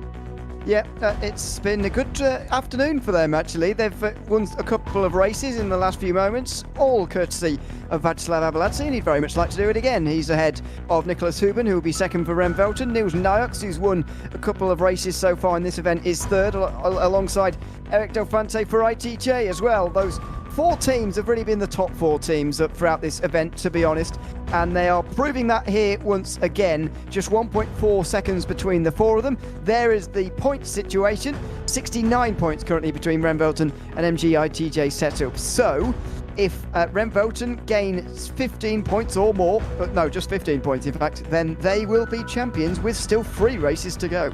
Yes, indeed. Well, we are deep in the night here, apparently at Barcelona. So that's something for these drivers to get their heads round. Obviously, for these drivers jumping in, the night races, they can cause their fair share of trouble. Did a little bit last night, but not as much as we would have thought, maybe.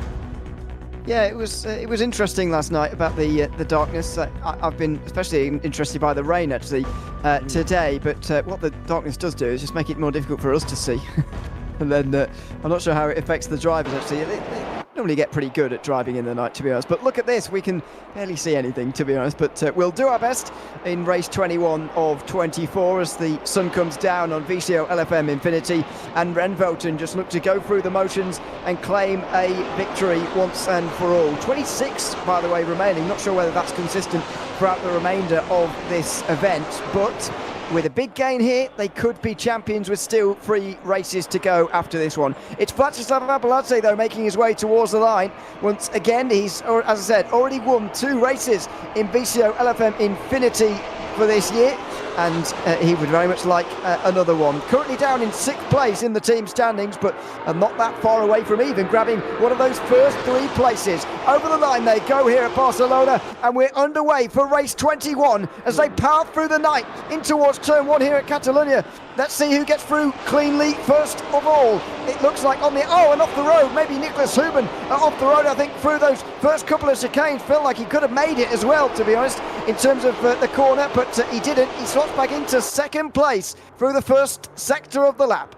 Yeah, got to say, 2 cars definitely involved in a crash. I think it was about 3 or 4 right in the background, though. It was the Armamentario car that, of course, won at the first race yesterday. And the, was it AKAs, whatever they're called?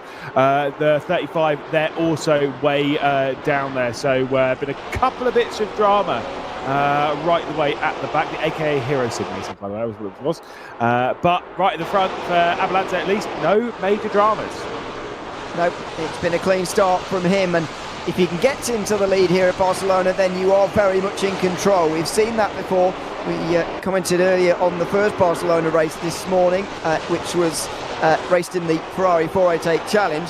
Very much took until the very last lap until people really gave it a go. Now, not sure whether that was just early in the event nerves, if you like, and whether those will have gone now, and there will be moves earlier, but we'll see as they all fan out on the way down at the braking zone there. The tight left-hander, the big hairpin, the big stop, and it is a little bit side-by-side actually, for around 10th place in the field, but not for the leaders. And as I say, those who have held on to track position towards the front will have a good chance of holding on to it right through now because of the nature of this circuit. Yeah, indeed. There might be a little bit of a move back here, though, as there is a touch of a dive as they head down onto the brakes and into that final chicane. Might be skid markers. It's very hard to tell in the night. I think Gladius most certainly at the top of those, and Dom Healy's been sent round going through the excellent chicane. And I can tell you, I'd say that was assisted, but if you clobber that curve on the right-hand side, it can rotate the car slightly too much as here comes the move. Down the inside for Nicholas Hubin, didn't take very long at all, and he only missed out in qualifying by a few tenths of a second, so maybe that this was on the cards. He goes through, moving into the lead, just ahead of Václav Abeladze. These two won races 15 and 16 between the two of them, and Hubin went on to win another one just a few races ago as well. As off the road, I'm afraid, into turn one goes Mika Hakimi into the gravel. A fair few incidents early on, actually, in these GT4s, including on the front straight. I thought I was seeing things, but there's a few cars off the back. I believe a few cars went off on the very first straight of the race. Yeah, they did. Yeah, that was the Armentario one and the AKA Hero Sim Racing. They were the ones that were having to crash in the background as they were heading down towards turn one. I guess that a few drivers just kind of maybe trying to go for gaps that really aren't there, trying to fan out, make it 3 or 4 wide, and just making those moves on the start finish, and then just maybe some getting a little bit too aggressive on that run down towards turn one. It is the best overtaking opportunity on the circuit. We've just seen that, and that's why there's been a switch for the race lead, because as much as you can move on the run down into turn 10 as well as that final chicane, they're just almost like they're too awkward to make those moves while they're reprofiled in real life. Yeah, exactly, yeah. It's close for the lead again. Niels Niox is into second place. Didn't see that, but he's ahead of Václav Abeladze, who obviously has the fastest lap as a result of being across the line first time round. There's a bit of debris there on the road as well on the way through turn 13. Not entirely sure what that was all about. Out of the chicane they go, and now through the final corner. Such a slow final sector with this version of the circuit that you really need the power out of that final corner, and then the big slipstream as well. Niels Niox with the fastest lap on lap 2, then Elton assisted, of course, with the slipstream down the straight. He's going to have a look, I would suppose, but nowhere near close enough. He's going to have to work on this through lap after lap, as many others have had to here at Barcelona. Yeah, I mean, Niels Niox has won 2 races so far in VCOxLFM INFINITY. Of course, one of those was yesterday in the KTM Crossbows at Bathurst, and the second one was, of course, a little bit earlier on the day in race 10, which was the Porsches at COTA. So could tick off a third car that he could be victorious in on a third track as well, which is a pretty solid combo.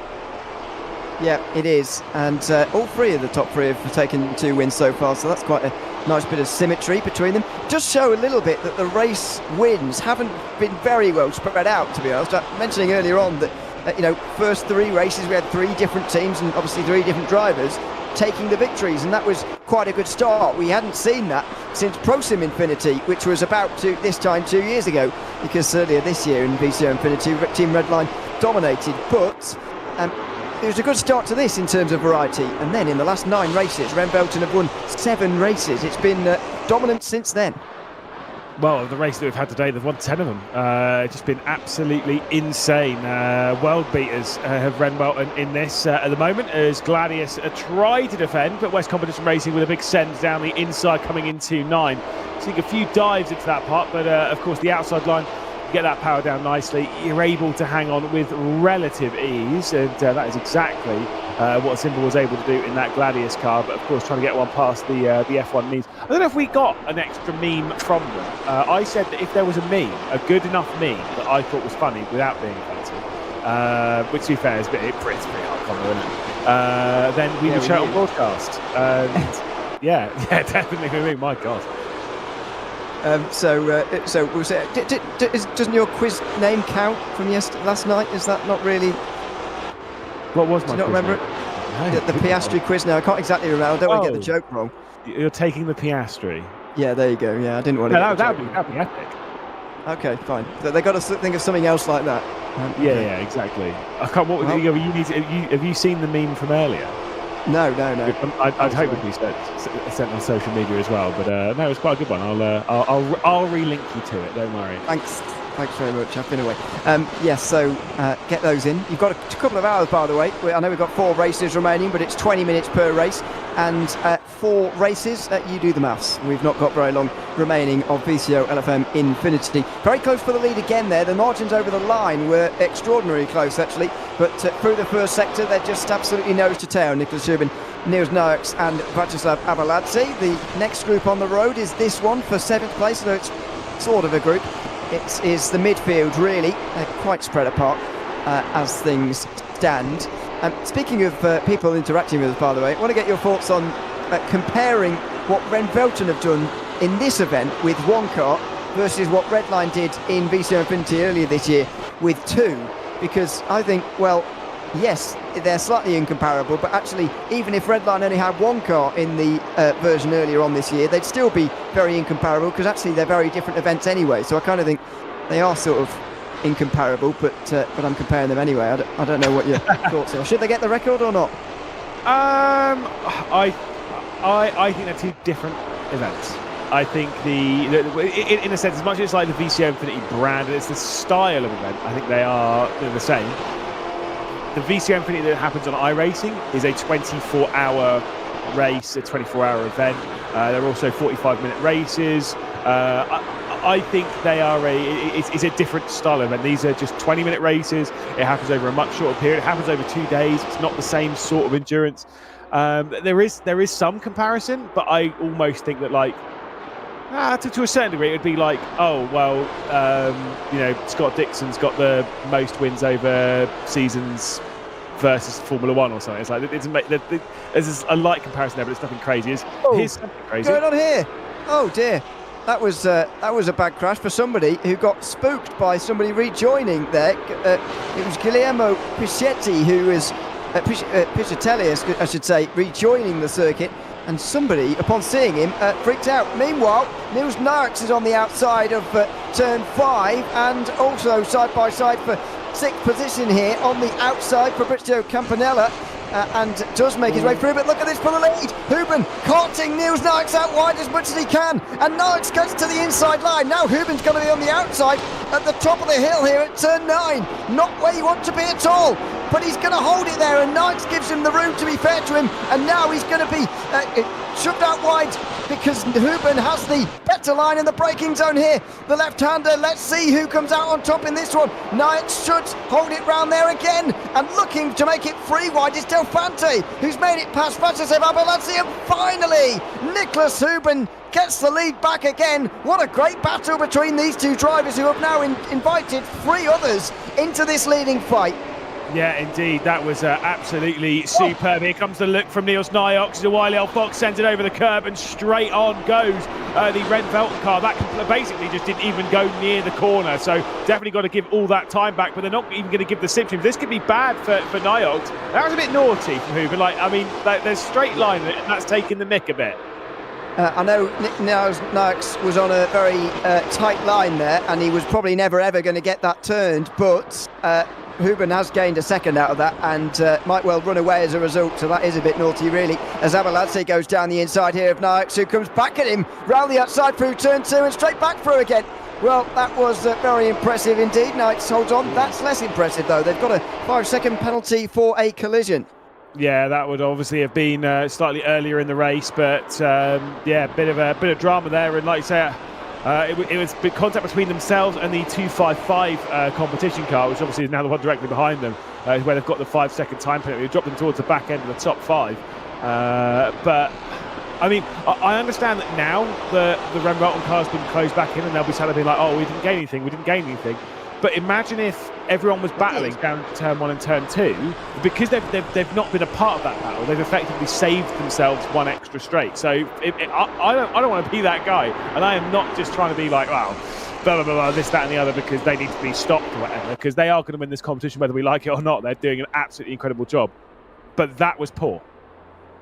I think it's a very difficult argument to make that they didn't gain anything. That would be a very difficult argument to make.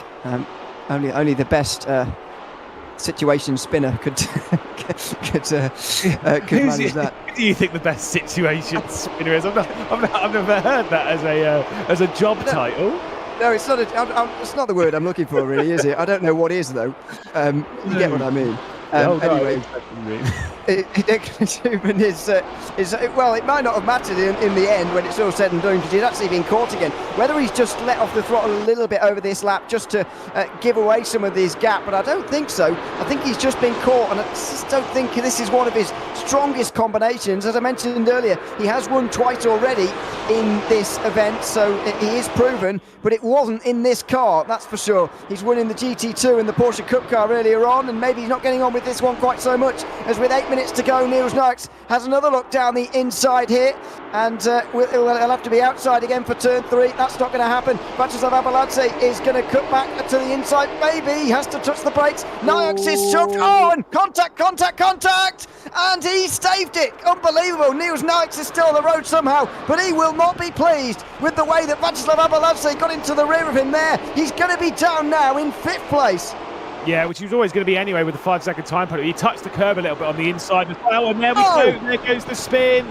Oh my goodness, was that 2.55? Yes, it was. 2.55's been sent out to the barrier. Václav Abeladze's chances of winning another race here have gone up in smoke, dust and grass and gravel. They certainly have. Their 6th place in the standings, by the way, not that far behind Visceral Esports. And with the way the race was going, they could have gotten themselves into a position of bolting ahead of them, but that's not going to happen. Instead, they'll be looking over their shoulder at Firefly Esports and the like, who will look to catch up, although that is a rather large margin for this stage in the event. As I mentioned earlier on, mathematically, you'd need 84 points, I think, to get ahead and stay ahead of the rest of the field. With 3 races to go, that for Ren Velten, of course. That means they'd have to be 81 points ahead of the rest of their rivals. They're currently 69 points ahead, with ITJ currently in 2nd place and look right behind Ren Velten. It's not going to be sewn up with 3 races to go, but that would be extraordinary if it was anyway. They'll have to wait at least one more. Yeah, it's one of the ones that everyone's looking at it being like, look, the end of race 22 is where this is really going to be sorted and settled. Realistically, the end of race 21 would be just a touch earlier than we were all expecting. You've got to remember as well, by the way, for a lot of these drivers, for a lot of them, this is their last race, right? Because quite a lot of them will not be back into the car before end of play in a few races' time. So a lot of them are wanting to sign off on an absolute high. Of course, none of them can do the next race because there is a rule against it, doing back-to-back races. But some of them still might have a little bit to do, so they might see some jumping in. Niels Naix, for example, will be back in the car for the Porsche at Paul Ricard for race 23.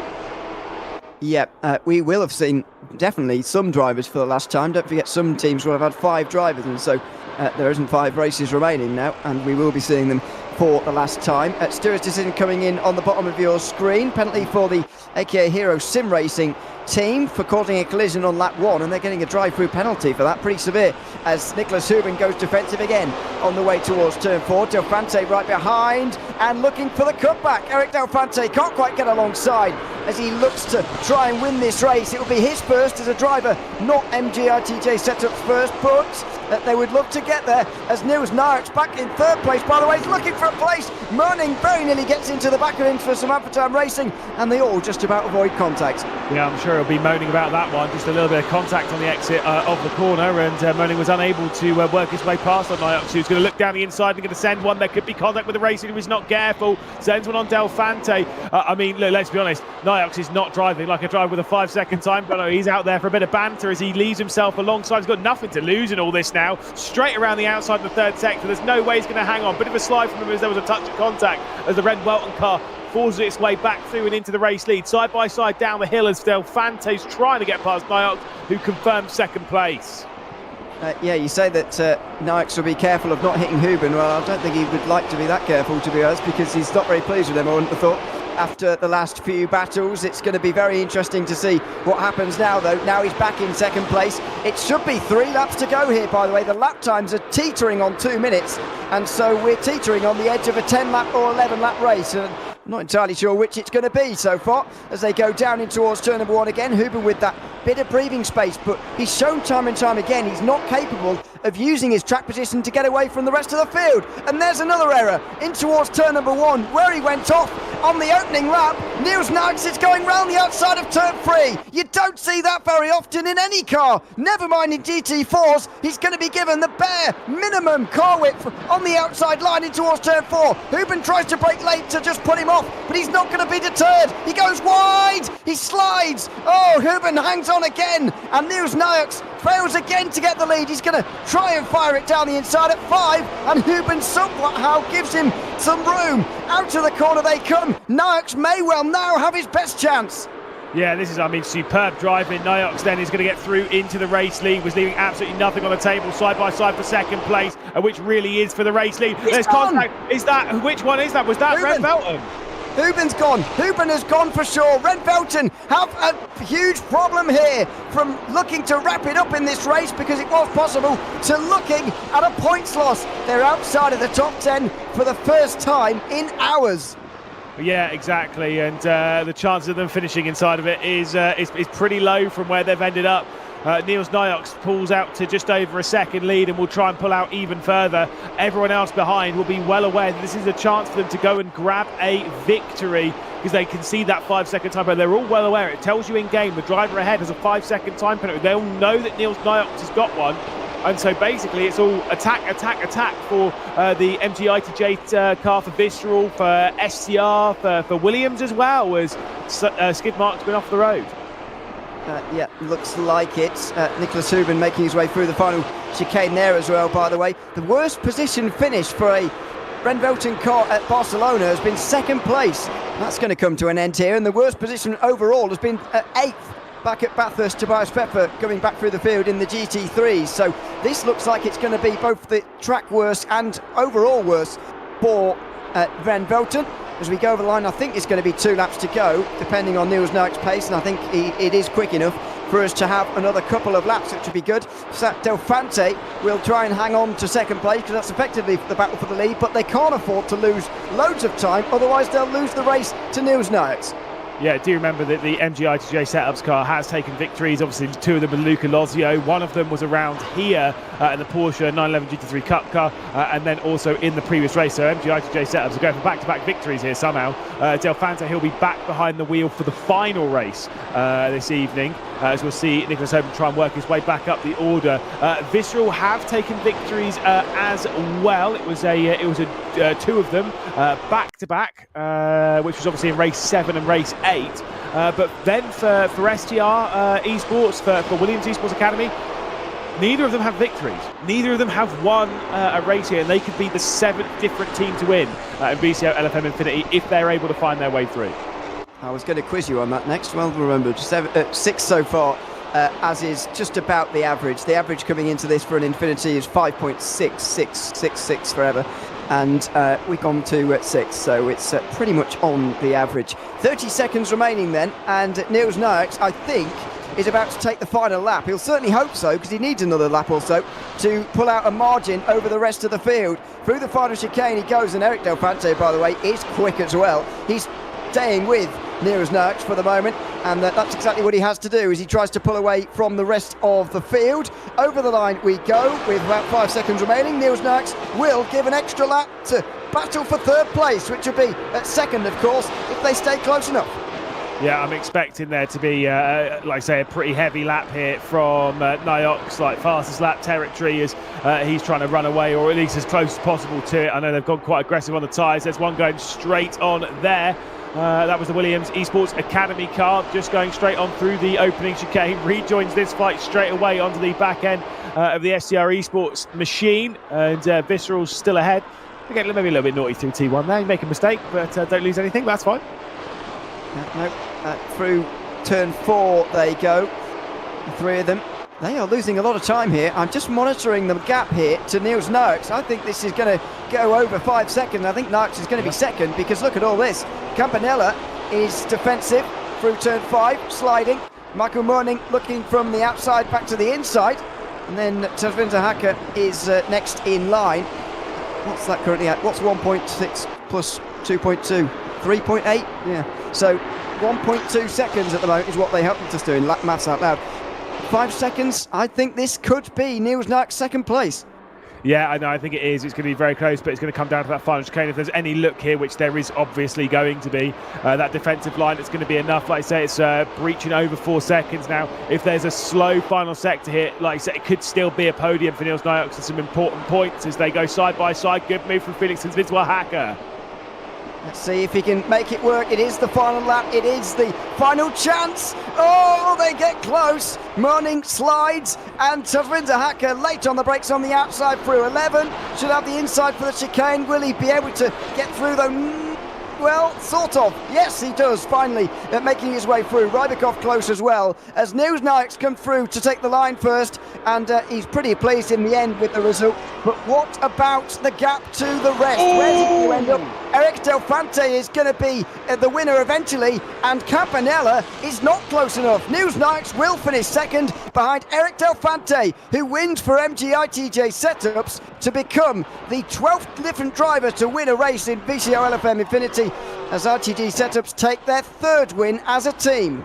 That's crazy, though. By less than that, well, I think it is less than half a tenth of a second. Nils Naix finishes second. That is absolutely wild. So tight, so close. But it shows how important it was when Naix took. For one, it showed how important it was for him to take over the race lead, and why he was getting so aggressive about it. But also how impressive the pace was from Naix once he took over the race lead. I'm sure that those would have been 3 absolute quali laps.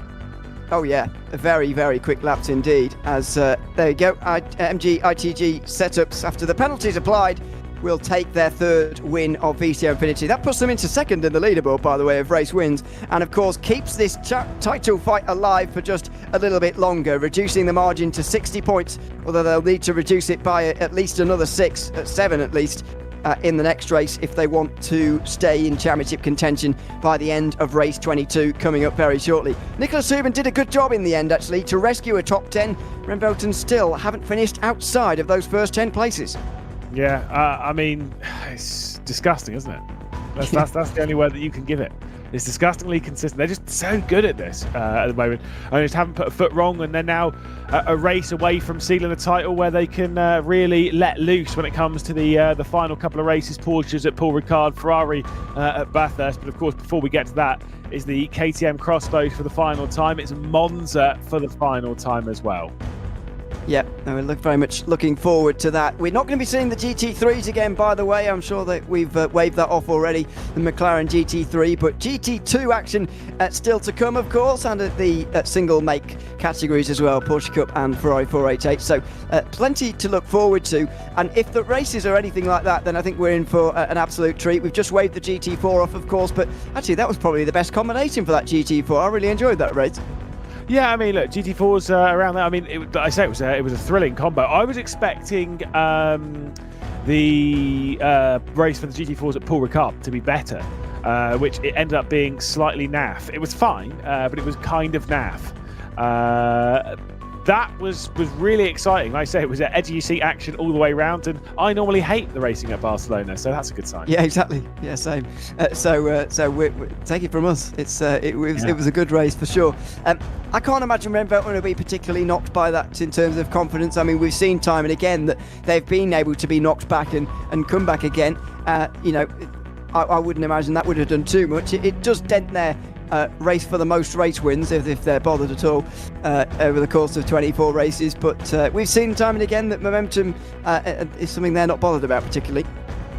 Well, we can see the results in that race where it's MGITJ Setups taking victory. Like I said, they only just managed to start that final lap with where Nils Naix was 2.5 seconds. He finished down the road, which then means that he was dropped 2.5 seconds back after the 5-second time penalty, and that ended up being just about good enough for second place.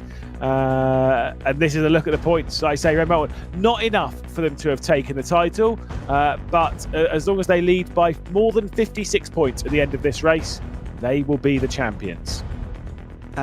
Yes, more than, I thought more than 54. But anyway, we're arguing about 9 here or there. Well, yeah, because you go score. Well, typically you lose 0. That's not true. You can if you DNF. You can DNF.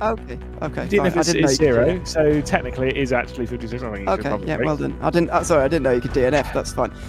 So there you go. That's the qualifying result, by the way, from the previous session. MGITJ Setups are on fire, and they're on pole again here, just ahead of Leon Byrne. Excuse me.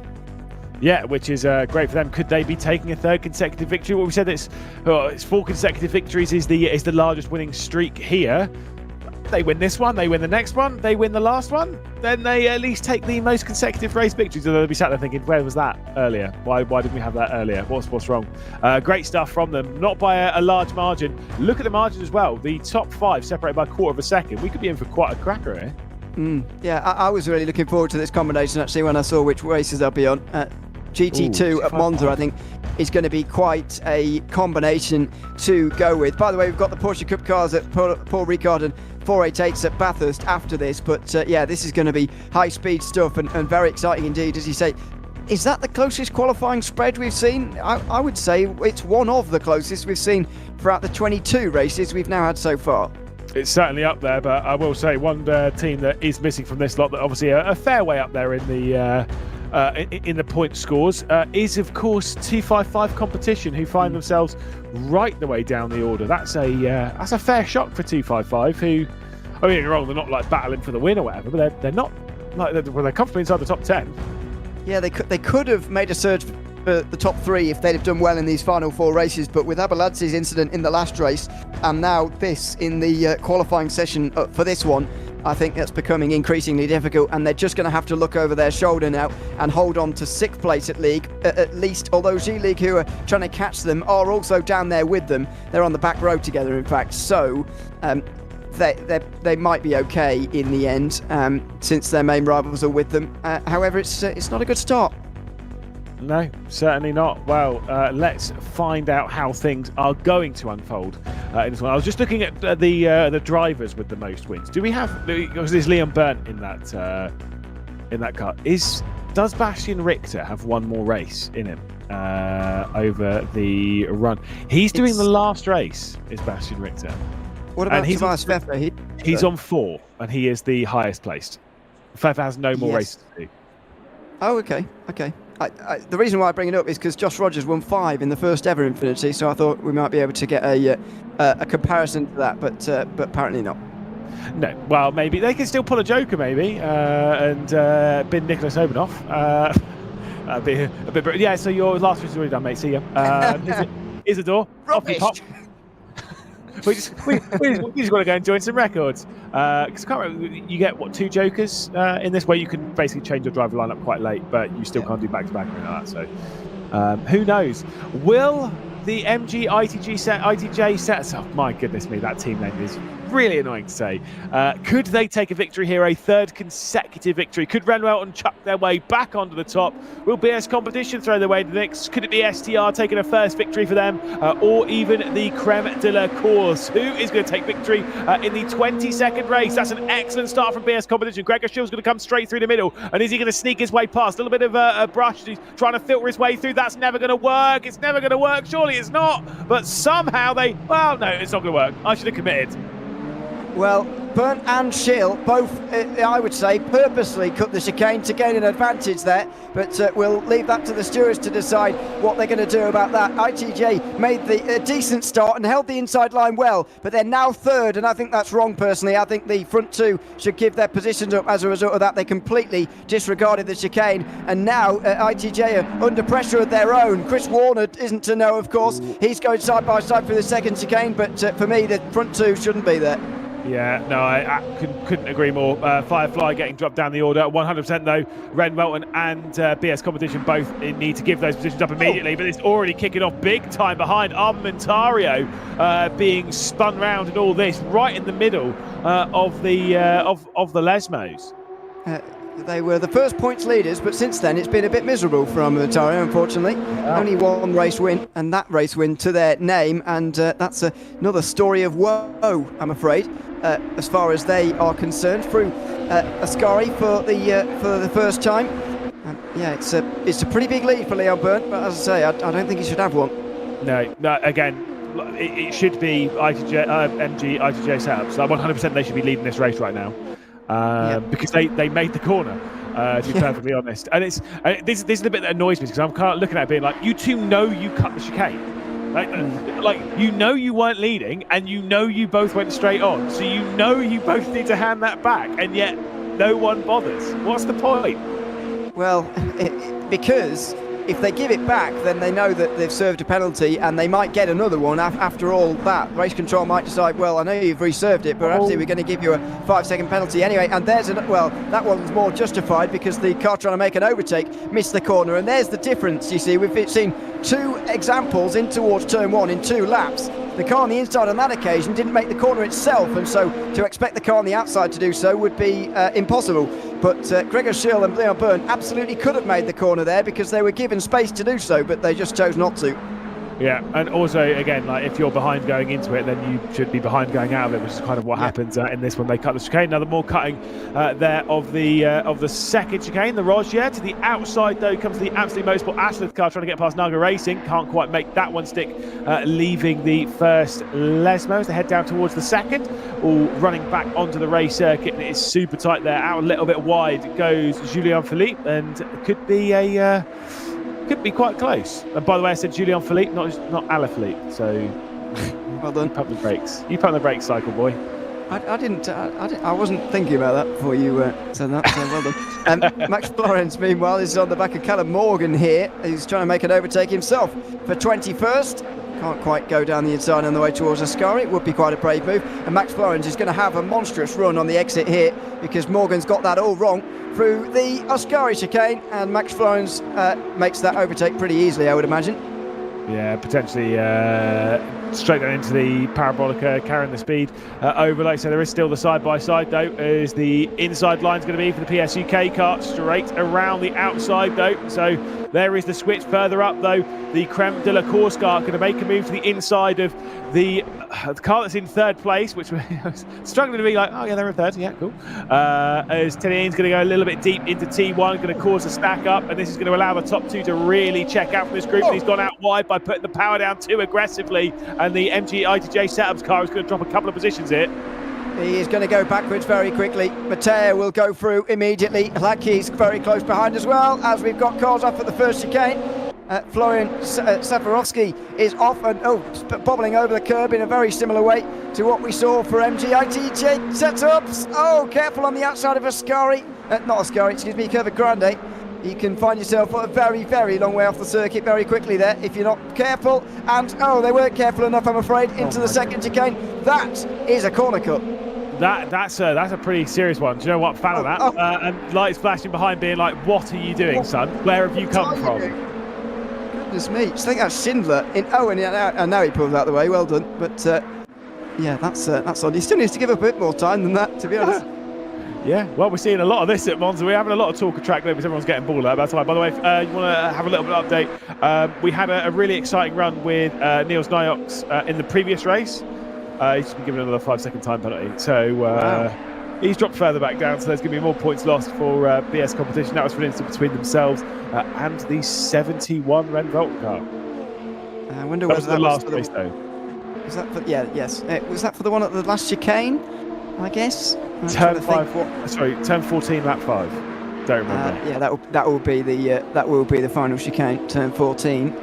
That would be when he was trying to stuff it down the inside on a very, very narrow line indeed. And Nicholas Huben just decided not to do the chicane. We've had a bit of that recently, just not doing the chicanes, and so that one's been rectified somewhat.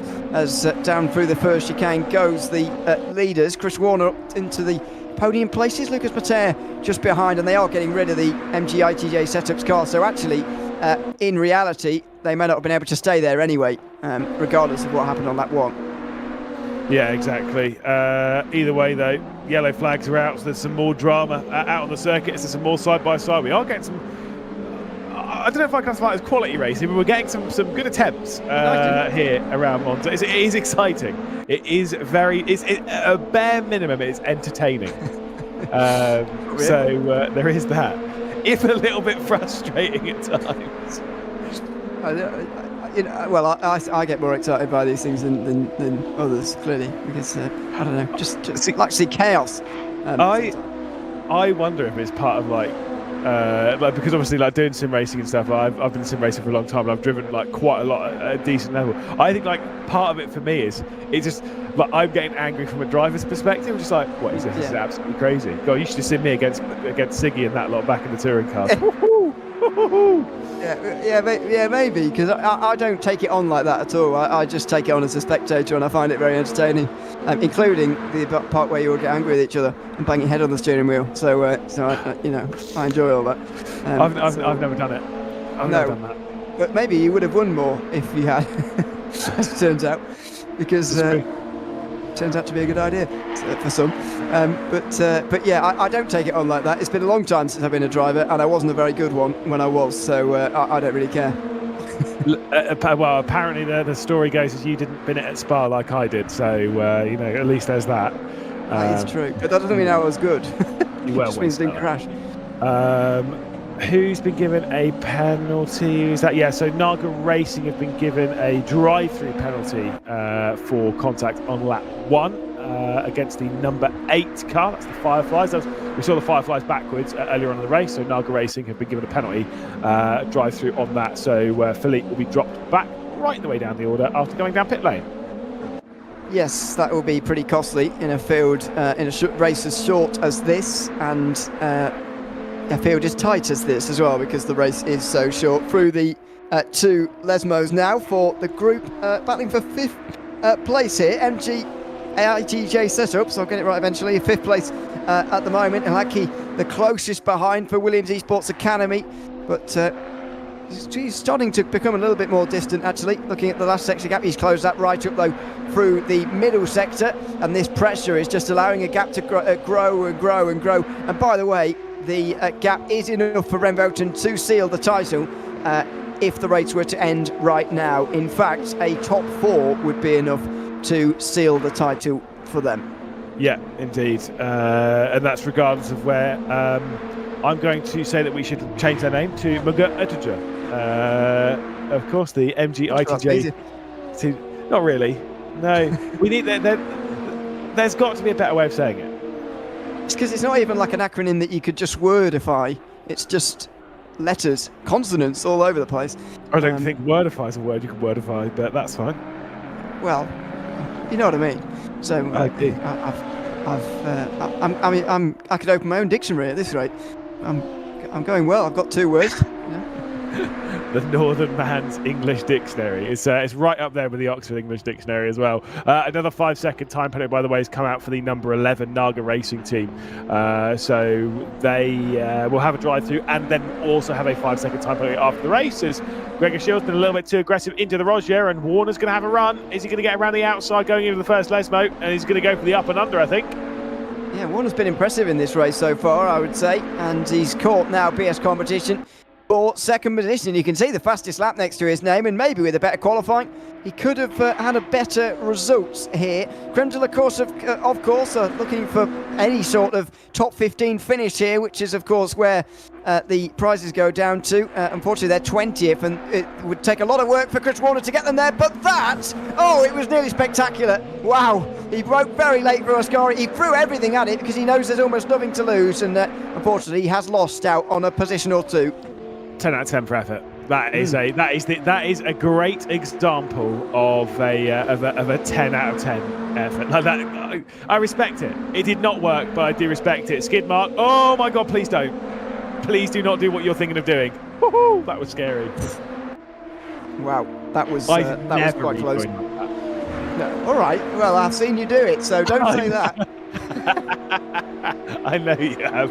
Floored it straight back onto the racing line and killed about 2 people as we got side by side between Williams Esports Academy and MG ITJ setups. Yeah, side by side, and later on the brakes on the inside, especially for Hlaki in the Williams car. You can see that with the orange bits on the rear end, ahead of MG ITJ setups, who are continuing to fall down the field, I'm afraid. Look at this, Justin Stubenruch now closing in through the Curva Grande. He's going to have a big slipstream here, double slipstream on the way towards the Variante della Roggia.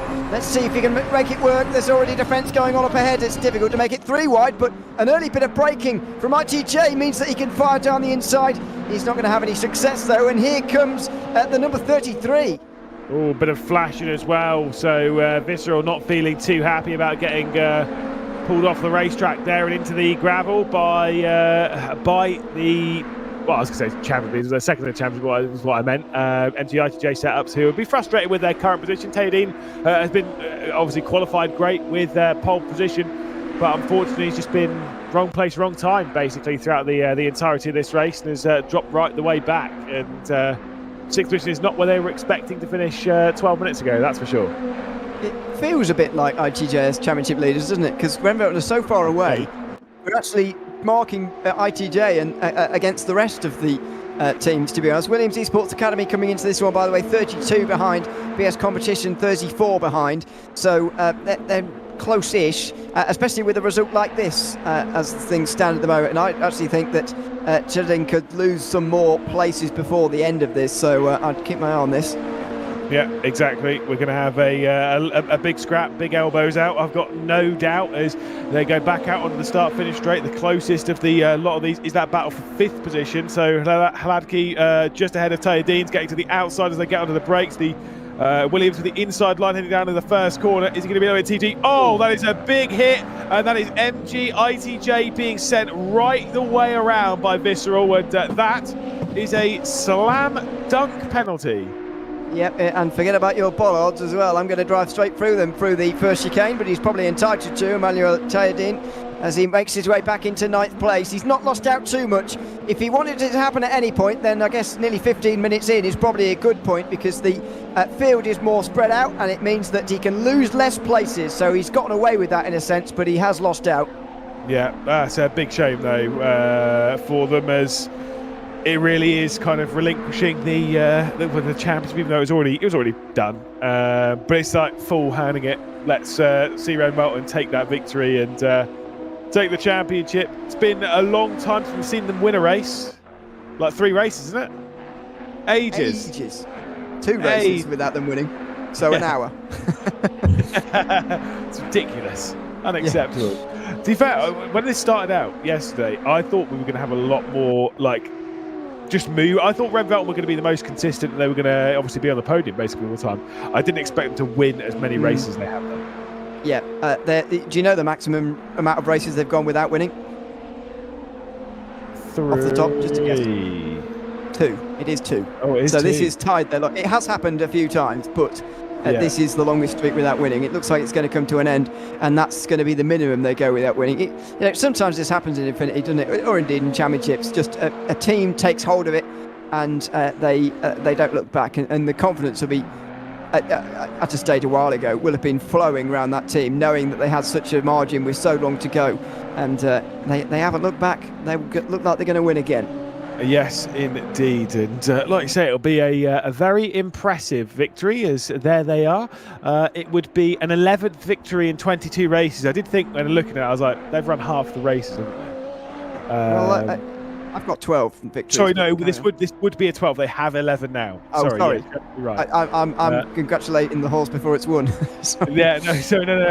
I was trying to do that, but I honestly, never trust the commentator's maths. I forgot to +1 because obviously they haven't won this one yet. So yes, it would be 12. We've run out of fingers at 11. Well, if we get Dara back, he definitely hasn't. But that's nice Norfolk joke there. It's fine. Chris Warner closes his way right the way up to Mattea, the SCR Esports Cup. Of course, currently hanging on to the final position on the podium as they work their way through Ascari. I think they're dragging back Gregor Schill though. I think Gregor Schill might have maybe started slowing down the last couple of laps, at least from what my eye is. I don't know. I think it's this lap, because his previous one he set a personal best. So I think it's this lap, the one that he's not completed yet, that's really put a dent into his hopes. Not that he would have hoped of winning, I don't think, anyway. There's 3 laps to go here, by the way, so there's plenty of chance left for Mattea to make a move, and Chris Warner as well, if they get their act together. I don't really know how they can do this though, because they want to fight with each other, and they will be close to getting through on 2nd place as well. So this could be a pretty difficult decision to make for Chris Warner now. Has a look up the inside, doesn't go for it. Gregor Schill only lost 7 tenths to Warner and 2 tenths to Mattea. Not disastrous. Well, I mean, 7 tenths is a pretty big margin, though, isn't it? And if that's the tyres starting to fade ever so slightly, then they could be tracked back quite a bit. There will be 3 laps from this point, considering the pace of our race leader, Bernd. So, I mean, it's not going to be an easy run to the checker flag, that's for sure, from Gregor Schill. Any mistakes, it's basically over, as we'll see the Alpha Esports car has been right on, and that car, well, the way it was wobbling there didn't look great, did it? Not really. Don't know whether they were just wobbling out the way of everybody because they didn't want to get collected, or whether there is some damage to that car, but dropping down the field, there's no doubt about that, as out of Lesmo 2 they go. Chris Warner still very close behind Lucas Mateo still holds, of course, the fastest lap, and he just seemed to actually be the fastest driver, just without the track position that he really required.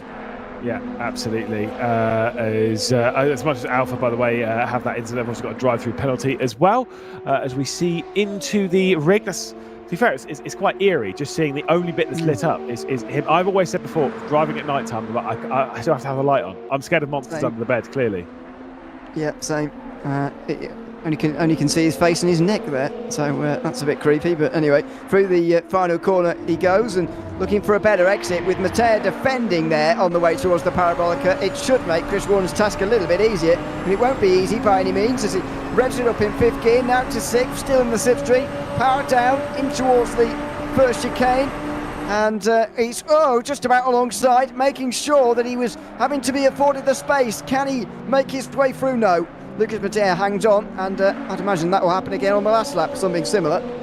Yeah, surely there's going to be a little bit more of that left to go. And like I said, they've still got plenty of time for these moves to come about, as we'll see the Alpha car come into the pit lane. Back down to the Absolute Motorsport Assetto car, just trying to get past R and out at the moment. And obviously not that close to do it down into the Rogier, that's for sure. No, not quite. Defence from the 606 car, I think that was, but barely defence really, just moving around on the straight in towards the second chicane, and they'll come out single file as well. There have been some groups forming throughout this race, but I've got to say the field has spread apart a bit more than I expected in this race. It's been a lot more about speed than races at Monza normally are, where it's about tactics and slipstream and battling. But this race has been a little bit different to that. Yeah, exactly. It's been a little bit more, to be fair, it's been a little bit more messy. Oh, speaking of which, whee goes Visceral straight over the Ascari chicane. That almost looked like brake failure of some description. Just did not have any attempt at slowing down. Maybe if he started braking on the grass, then he would have just decided, nope, it's not worth spinning. I might as well just go across the corner entirely, as Leon Burke goes through onto the final lap. He's got more than 20 seconds remaining. He's going to squeeze another lap out of this race, but it's a lap of honour really, as Ren Belton look to take their 12th victory of the day. There you go. That's basically how I drive. Lights all on, because I've always. It's not because I'm actually scared of monsters out of the bed. That's a different problem. It's more. I find having the lights off and just having the monitor on, it's a huge amount of strain on the eyes. Yeah. I can't. I'm already blind. So that'll be good for you, really. Being blind. No. well, that too. But leaving the computer screen on without any lights or whatever, it can't be good for you. I'm not a doctor, but it can't be, can it? I am not a doctor either, mate. So that's fine. I don't think anyone as a part of this broadcast is an eye expert. So if you're in chat and you know if there is a medical reason to leave your light on in your room whilst you've got monitors on, feel free to fill us in. Eye expert is my favourite part of that sentence. That was good. Yeah, not an optician. I'm just going to the eye expert on Monday. Just get my appointment. No, dear. Anyway, come on. It's a much cooler name than optician. Well, yeah. Anyway, Chris Warner is going to have one more chance to get through it on Lucas Mateo, and it's going to have to be Parabolica. Is his run good enough out of Ascari? I think it might be. Certainly looks good enough from Warner, but we might have to cut away from it, because Ren Belton are going to come through the final corner in just a second to take a 12th victory in VCOxLFM Infinity and to take VCOxLFM Infinity. They're side by side though in a battle for third. Mateo and Warner are taking all the attention as the lights are flashing for Ren Belton. They have won VCOxLFM Infinity for the first time. Absolutely fantastic as the battle in a drag race across the line has Warner and Mateo just about crossing with a small margin separating them, less than half a tenth of a second. Absolutely incredible, but it does go to creme de la course, that final spot on the podium behind, of course, BS Competition. What a superb performance it has been from Ren Belton. Absolutely dominant, winning it with 2 races left to go. Yeah, fantastic for Ren Belton again, and Leon Burt taking his personal 2nd victory of the day as a driver. So a very good job from him all over again as the final drivers come over the line. Now, G-League Racing are one of them coming over the line. Where's the 255? Max Florence has made up a lot of positions. He's got up to 13th place, I think. And so that's gained them a few points, and it's kept them clear in that battle for what it is in 6th place. Yeah, indeed. As the final drivers come around the final corner to cross the line. Still 2 races left to go. Just because it's one does not mean it is over. Ren Velton win the race and win VCOxLFM Infinity. Absolutely incredible. All 5 of their drivers have won. They have the driver with the most victories in Tobias Pfeffer. And of course, they have the title. Just an unbelievable performance. And I did highlight it yesterday. I was like, well, they are one of the teams to certainly look at. And it's mostly because of their lineup. Bastian Richter, Leon Berndt, Tobias Gronewold, Nicholas Hoban, and Tobias Pfeffer. Absolutely incredible. Yeah, there aren't any weak links in that lineup, as we've seen throughout today. So, very well done to them already, because to wrap it up with still 2 races remaining is quite remarkable. I admitted it earlier on today. I didn't quite have them down as I didn't even have them down as my winners, to be honest with you. I thought it would be a lot closer than it has turned out to be, but they've pleasantly surprised me. I've got to say, Ren Velton Esports, they've been fantastic, and especially these last few hours have really been cruisy for them. It's been, it's all well and good having a big gap early on, and looking back 9 points or whatever it was, 28 points after Friday was a big gap. But it doesn't feel like a big gap with so many races remaining. But for the last few hours especially, it's felt like a big gap, and they've made it look like one too. Yeah, indeed, they've made a hard game look easy, as they've basically just completely dominated, and also as their most amount of races without a race victory is 2, and there's 2 races left to go. So even if they don't win either of these 2, that record will still hold. They will have won, and also they would have won half the race because they've won 12, and we've only got 2 more races to go. That would be 12 or 24. Yep, that is pretty much settled. They win this race by half a second, by 5 seconds. My brain's not working, my goodness. Kremden, of course, will come across the line in 3rd with ST Racing, just behind by literally half a tenth of a second. Super tight. Great drag race between the pair of them, and a great race. Yeah, it was.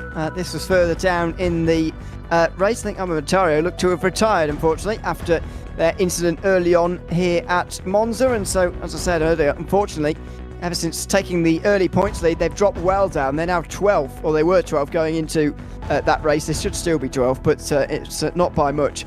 And let's have a look at those championship standings. 80 points with only a maximum 56 remaining means that Ren Velton will be the champions. Williams Esports Academy made some strides on MGITJ setups there, and so they are now only 15 points behind them. Not sure why BS Competition aren't closer, to be honest, but they're 4th, ahead of Visceral Esports, who are not far behind them. Yeah, exactly. Like it's just such a tight margin for various positions. And this is the thing, is that everyone's battling for their own thing. Whilst yes, sure, Ren Velton have won, it really does seem as though MGITJ have the hold on 2nd place. There are still other teams battling for the position. I mean, Williams Esports Academy could take over 2nd place if they have a few good races. BS Competition in that tight battle with Visceral as well. A few teams, don't get me wrong, are kind of sat by themselves away from everyone else. But everyone's got to be focusing on their own little battles, and much like what you have in an endurance race, when you get towards the end of the race and you're quite close on strategy with someone else, it doesn't matter what the position is. There are going to be tight fights up and down this order because of that.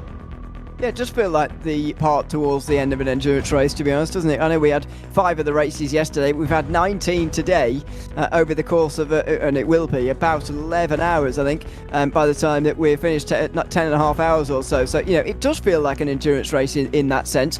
The beauty of VCO Infinity, especially the 1st edition, which was the closest, is that you get a championship battle all the way through and hopefully at the end as well. Unfortunately, we haven't quite had that for the lead, of course, but we are going to have that for other positions. And 15 points between Williams and ITJ for 2nd place, that's a crossable margin.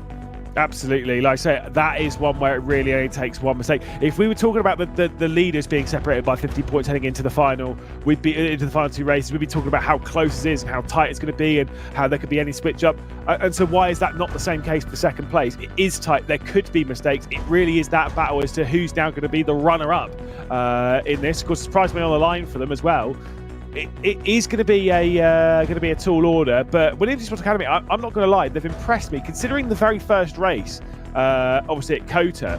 they had an issue. Tom Gorka was behind the wheel. I can't exactly remember what it was so long ago. There was an incident, they were running slow, they basically scored no points in that first race.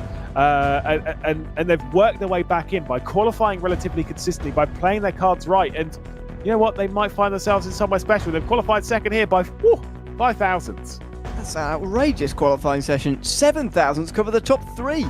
Mentioned that the previous session was one of the closest ones, but that's probably even closer. ST Racing Esports are third ahead of Remvelton. The newly crowned champions, Nicholas Huben, will be driving for them. Michael Thomas will be driving for Wildpings Racing, and they've done well to get up in the top 5. And Luca Lozio making his final appearance for the ITJ team. He'll be hoping to add another win to the 2 he has already. From 6th position, Sam Gaskell has already got one as well. He's 7th. Then Sebastian Apostel for West Competition Racing, who've got a bit quiet recently, I've got to say. West Competition Racing, it's a shame because they are a very strong ACC team, especially. They're 9th in the standings currently, just in behind G League Esports, who have just dropped to 8th. So that's your qualifying order. Any surprises down here? Gladys Competitions, I suppose, is a bit of a surprise, but none of the huge names from the top 5 are in the bottom half. No, it's only really like maybe Creme de la Course in 19th, but you know, like there's no major like big shocks down there. It's only if we get like a BS competition, Williams Esports Academy, obviously Armamentari and stuff, when they've had those poor qualifyings and they end up down there, that's more of the shock, especially if we see our champions Ren Welton down there, which, to be fair, I'm disappointed they didn't go, right, champions done, last to first challenge, let's go for it for Tip Fancy Races. Wimps. I think that's their idea of fun, maybe. It's weak sauce, mate. That's weak sauce. That is mildly disappointing, I've got to say.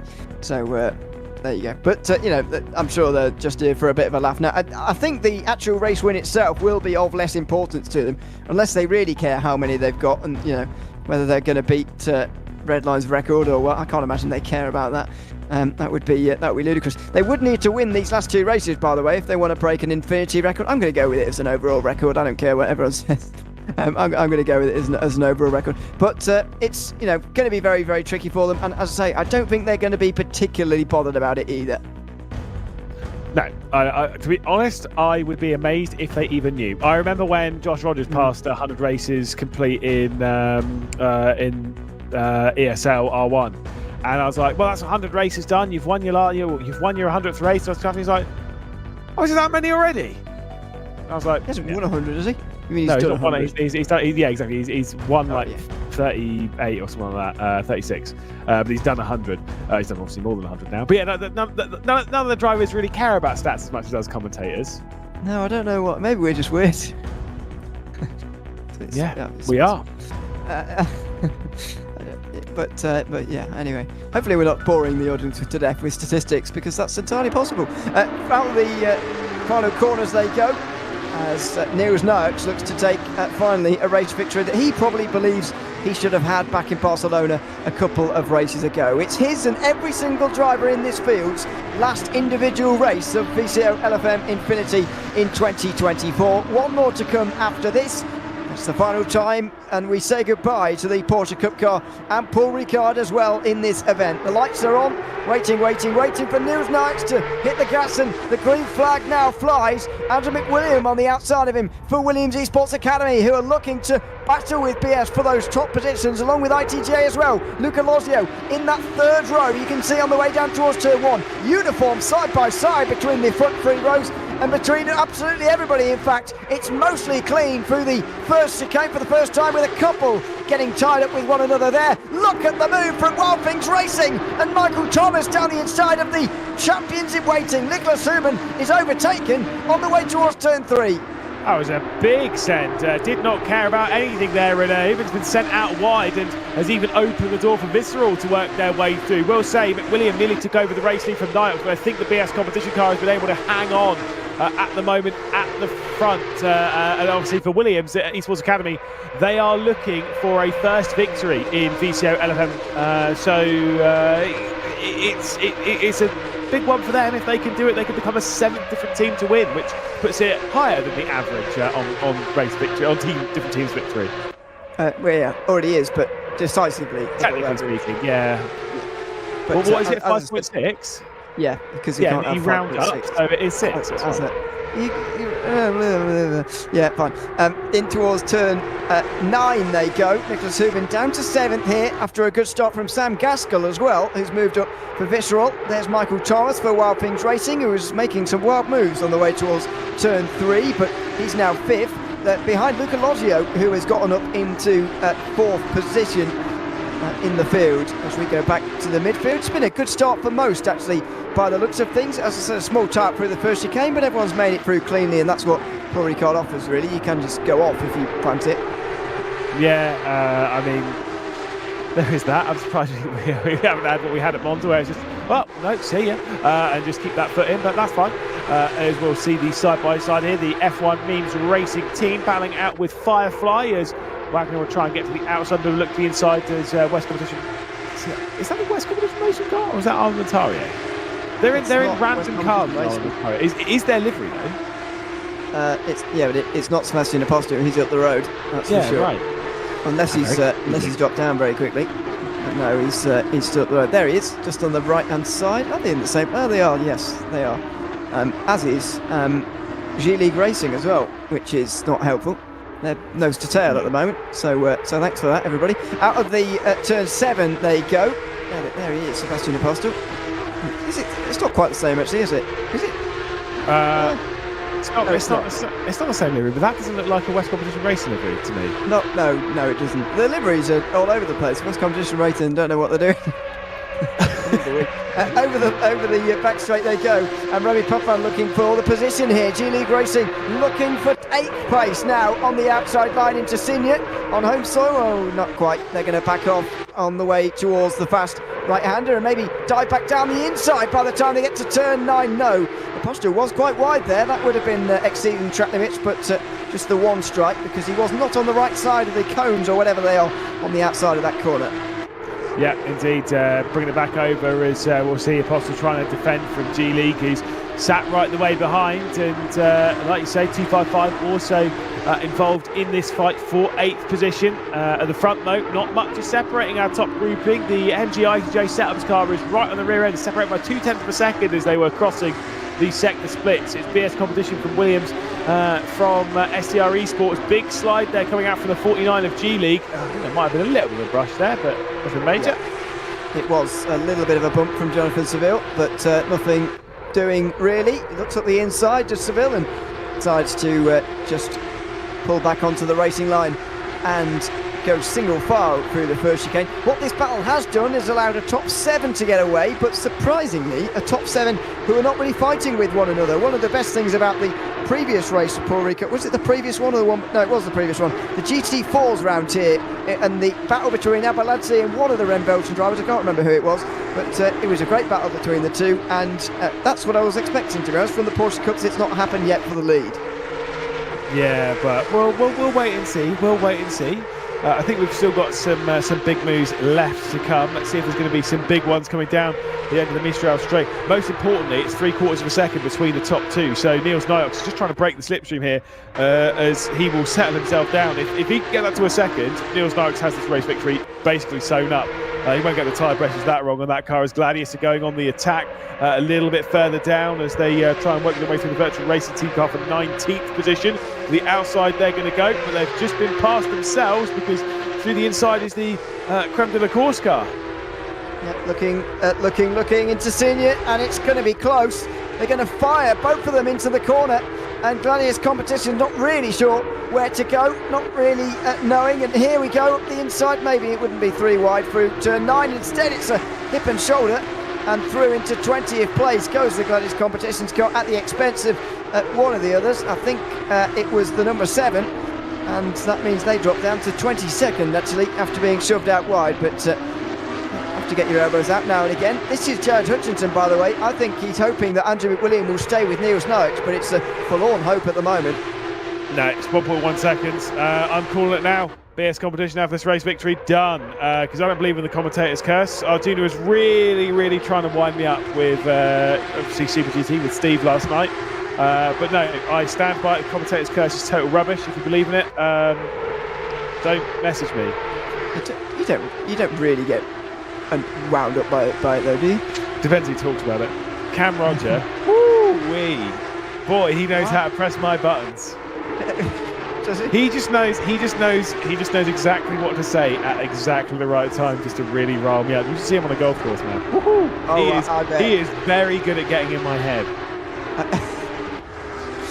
He's a mind game magician. I don't know. Magenius. Yeah, he's a mind game genius. Oh, speaking of not mind genius, and that's Jan Drechsler off the road for Skip Mark Racing. You can make your joke if you want. No, it's fine. I'll pass on this occasion.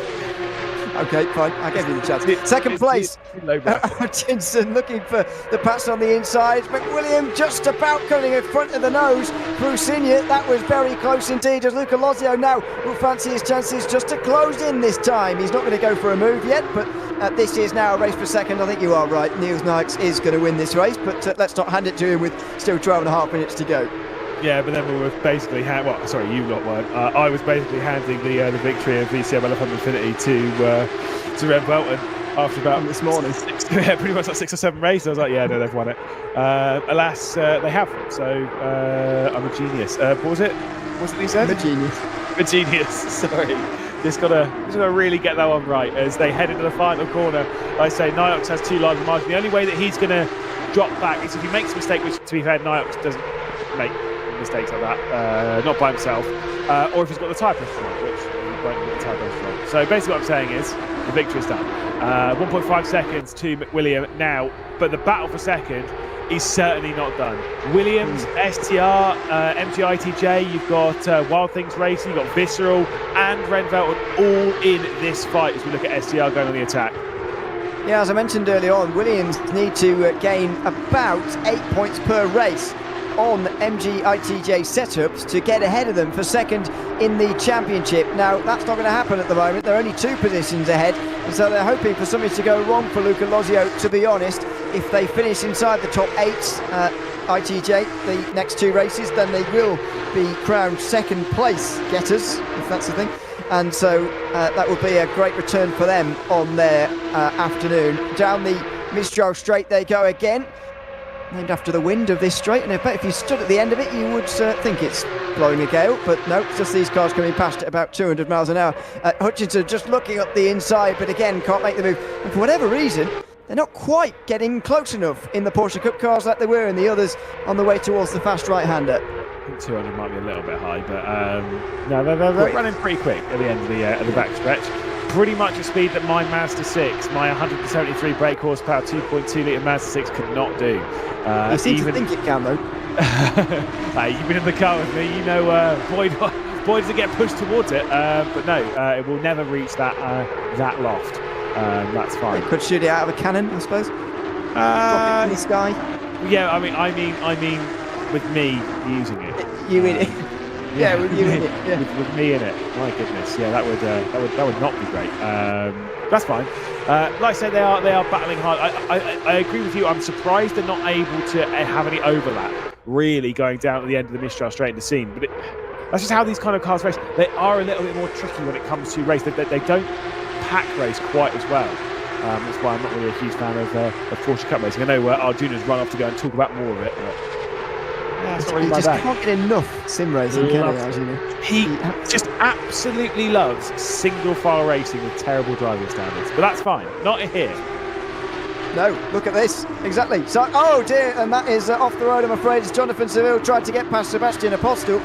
And I think Apostel was pushed wide there, to be fair, but doesn't look great as out of turn 7 and 8 they go. This could be the chance. Will this be STR Esports holding on, because they are ahead of Williams Esports Academy? So where did that happen? That's an odd place to make it happen. But here comes Luca Lozio. He wants to take advantage of this as well, while McWilliam is on the back foot. Although McWilliam's going to come for this as well. Is it going to be 3 wide? Oh, they're making contact on the straight, and the STR Esports car is wiggling down the straight under the contact. Here goes Lozio round the outside through Senior. He's going to be pushed well off the circuit, but he'll still be alongside. He's going to get re-overtaken by McWilliam, but he'll go back to the inside, will he? Just gets the bumper to the rear, and he goes back through in towards turn 9. No, not quite. He'll get back to 4th, but finally the change happens, and Hutchinson has had to go unorthodox to find second place. Yeah, I mean, that was wild. I was going to say this is about to end in tears, but somehow it does not. They get their way through without any major dramas. It was very close at one point, but Hutchinson, like I say, up in the second position, 2.2 seconds to racing. Here comes Wild Things Racing, though. Thomas looking for the inside, doesn't really send one, was certainly looking to do so on Ozzy. But I do almost wonder if that was more defending from Gaskell behind, who's shown some rapid speed in this car. He certainly has, and throughout the day, actually, in Motorsport, of course, won the GT3s at Bathurst with dominance. We had a brief look at Michael Thomas there. Got him, you can see him twice as well if you want to. Just in case he forgets what he looks like, he's got a mirror next to him in the sim rig. Don't know what that's all about. He's got the defensive here from Gaskell, though. You can see, by the way, he's positioning the car down the middle of the road towards turn 3. He's diving for the apex. Where's Gaskell going to pop out? Not quite alongside just yet, but you can see him searching for a way through. There he's on the right-hand side. Huben's there as well. Nicholas Huben looking for a way through, and they're going to hope that Thomas's run onto the back straight is just disadvantaged enough for them to have a chance. Yeah, indeed. Do you think Thomas is lonely so that he has a mirror next to him so he can look over and see someone else? That would be a cruel thing to say out loud on a broadcast. It would be a cruel thing to say. I'm not committing to it. I'm just saying, do you think? No. You could agree or disagree as you see fit. As we ride on board with the Ren Welton car, Haven closing in. Obviously, has just seen the move come in, so Visceral's worked their way through on the Wild Things Racing car coming down into scene, and we'll see the speed as we throw into that corner at the end of that stretch, and then heavily onto the brakes this double right-hander. Yeah, the car's going about 180 odd miles an hour, whatever it is. The windscreen wiper almost going at the same speed. I don't know if you saw on the straight there. They do like a wobble, these windscreen wipers. Funnily enough, they're subject to the G-forces that everything else in the world is, so they do tend to wiggle about a bit. Here he goes, Nicholas Huben on the way into the final couple of corners, forcing Michael Thomas to go defensive, but that might not be the best thing into the penultimate turn, because look at this in the final one. Thomas knows that, and he just covers his marks on the way towards those that final corner. How many laps to go here? Probably going to be another 4 yet, so plenty of time remaining for Thomas to defend and for Nicholas Huben to try and find a way through. Love that onboard look, though. You get a real understanding of the weight and momentum that they take round that final sector. And yes, the windscreen wiper does help with that, because I do like the fact that it moves. I don't like this thing that was on the other side, where it's just rock solid as a piece of the geometry of the car. It's nice to see it move around, because it does move around. Lifelike, some would say. Weird. Also, glass is a little bit better in ACC. Well, it's fine. I'm not an ACC. I'm not trying to sell you ACC. I'm just saying that visually it does some things better. That's what I'm going to do. Glass, did you say? Yeah, no, if you actually look at the glass, it if you look where it's like curved, like obviously towards the bottom of the windscreen, like to the side of the windscreen, it does curve light correctly. Also, don't worry, I don't think anybody's going to buy ACC for the windscreen glass, but I get your point. I'm not going to lie, I took one look at it and I was like, bingo, I'm buying it. Down the mid-show straight for Nicholas Huben, who should be on his way through, and maybe they'll both be throwing Gaskell here because he's giving the slipstream about, but he's not quite giving his place up. Thomas goes very deep into senior, but because there's little respective track limits, to be honest, at this circuit, they'll get away with it on the outside there, and Nicholas Huben can't find a way through. Struggled a little bit in this race, but he's probably just pleased and knows that it doesn't really matter. Ewan O'Leary is laughing because he knows I 100% bought ACC because of the glass thing. I don't believe you, no. Yeah, dear. Well, Niels Nyhawks into the final complex corners, and with the amount of time left to go in the race, I think you're absolutely right. It'll be 3 laps from this point. 4 minutes 40 seconds left to go. Comfortably will be 3 laps left to go as he runs away at the front. If he gets a 5-second time point in this race, I still think he's going to win. Well, I don't know actually. Maybe it depends how much the battle for second place is. I will say I don't think his pace difference or his pace advantage in this car is as pronounced as it was in race 21. I think he was very, very quick in that GT4 compared to the others, and even at 1 lap speed, a lot quicker. But in this car, he's a bit quicker and clearly the quickest, but he's not miles quicker, and so that's why it leads only 3 seconds rather than 2.5 seconds after 2 laps as it was at Barcelona. No, I absolutely agree, but he's still quicker than everyone else. As McWilliam here just opened the door, and that has been Luca Lozio making a move. I think that might have been a bit of a mistake from Andrew McWilliam. He obviously started this race from the front row. We need to use the slipstream to work his way past and at least get onto the podium as he battles with the MG ITJ Setup car. Of course, these two are in the fight for second place. A switch of a point really doesn't make that much of a difference. Needs some drama here. So, you know, proper elbows out, lad. Yeah, I reckon we could see some proper elbows out here on the way towards Senior. It's Andrew McWilliam on the right-hand side and Lozier on the left, but no, they are going to be cordial with one another on that occasion. What's going on back here? This is for 10th place. Sebastian Aposto has found himself down here. He's been overtaken a couple of times then in the last few moments, and Tafa Nebil is the one trying next, not quite able to get to the inside, and so Rybakov is going to take advantage and strike straight into the side, and coming in to make contact, Wagner gets straight into the side of Rybakov as well. So a bit of a disaster, I'm afraid, down at turn 9 as a few Porsches come together. Yeah, that was silly. But that's fine. You said how they were being like very cordial or whatever with each other. Then they literally proceeded to drive completely off the road. Both of them went super wide on the turn 8 it seems. They just, honestly, absolutely wild how wide they went. But at least they both went as wide as each other. Does that make it okay? Will rejoin the fight, huh? Does that make it okay? If they were both as well, no, not really. Well, yeah, it's the whole thing of like, again, we brought up Spa qualifying from it must have been 2020 from the Spa 24 hour, when they just basically invented their own track limits, especially at the final chicane, because there was a lot of reasons, but effectively they couldn't police it properly, as they just did whatever they wanted in the final chicane. Honestly, it was wild. Bring back grass, what I say. Meanwhile, out of turn 8 they go, it's turn 7, excuse me, and already Luca Lozio is alongside Andrew McWilliam, who's actually put up a fight here. I thought he was just going to be overtaken by Lozio and just be driven away from, but actually he's put up a very good fight as he tries to help Williams Esports Academy on their way to getting second in this championship. They probably need third in this race if they're going to manage it, but Luca Lozio has the power on the Mistral straight, and he has third place again as well. Through Sin they go. Sam Gaskell will close in as a result on both of them, and Andrew McWilliam will have to find another way through, but he's done it before, he'll have to do it again. Yeah, very, very close there as they were heading through the complex there. You can see on the right-hand side, McWilliam on the top, and then Luca Lozio on the bottom. The exact opposite way around as to how they are on the circuit right now, but obviously McWilliam would like to get past, be on top, and be in that third position. The likelihood of them taking over second place from STR. Mike Yao desperately tries to switch them around. There we go. You can tell that one of them's the other, because like Luca Lozio doesn't have any lights on his wings. It's the only reason I know. You can see a screen and that's it.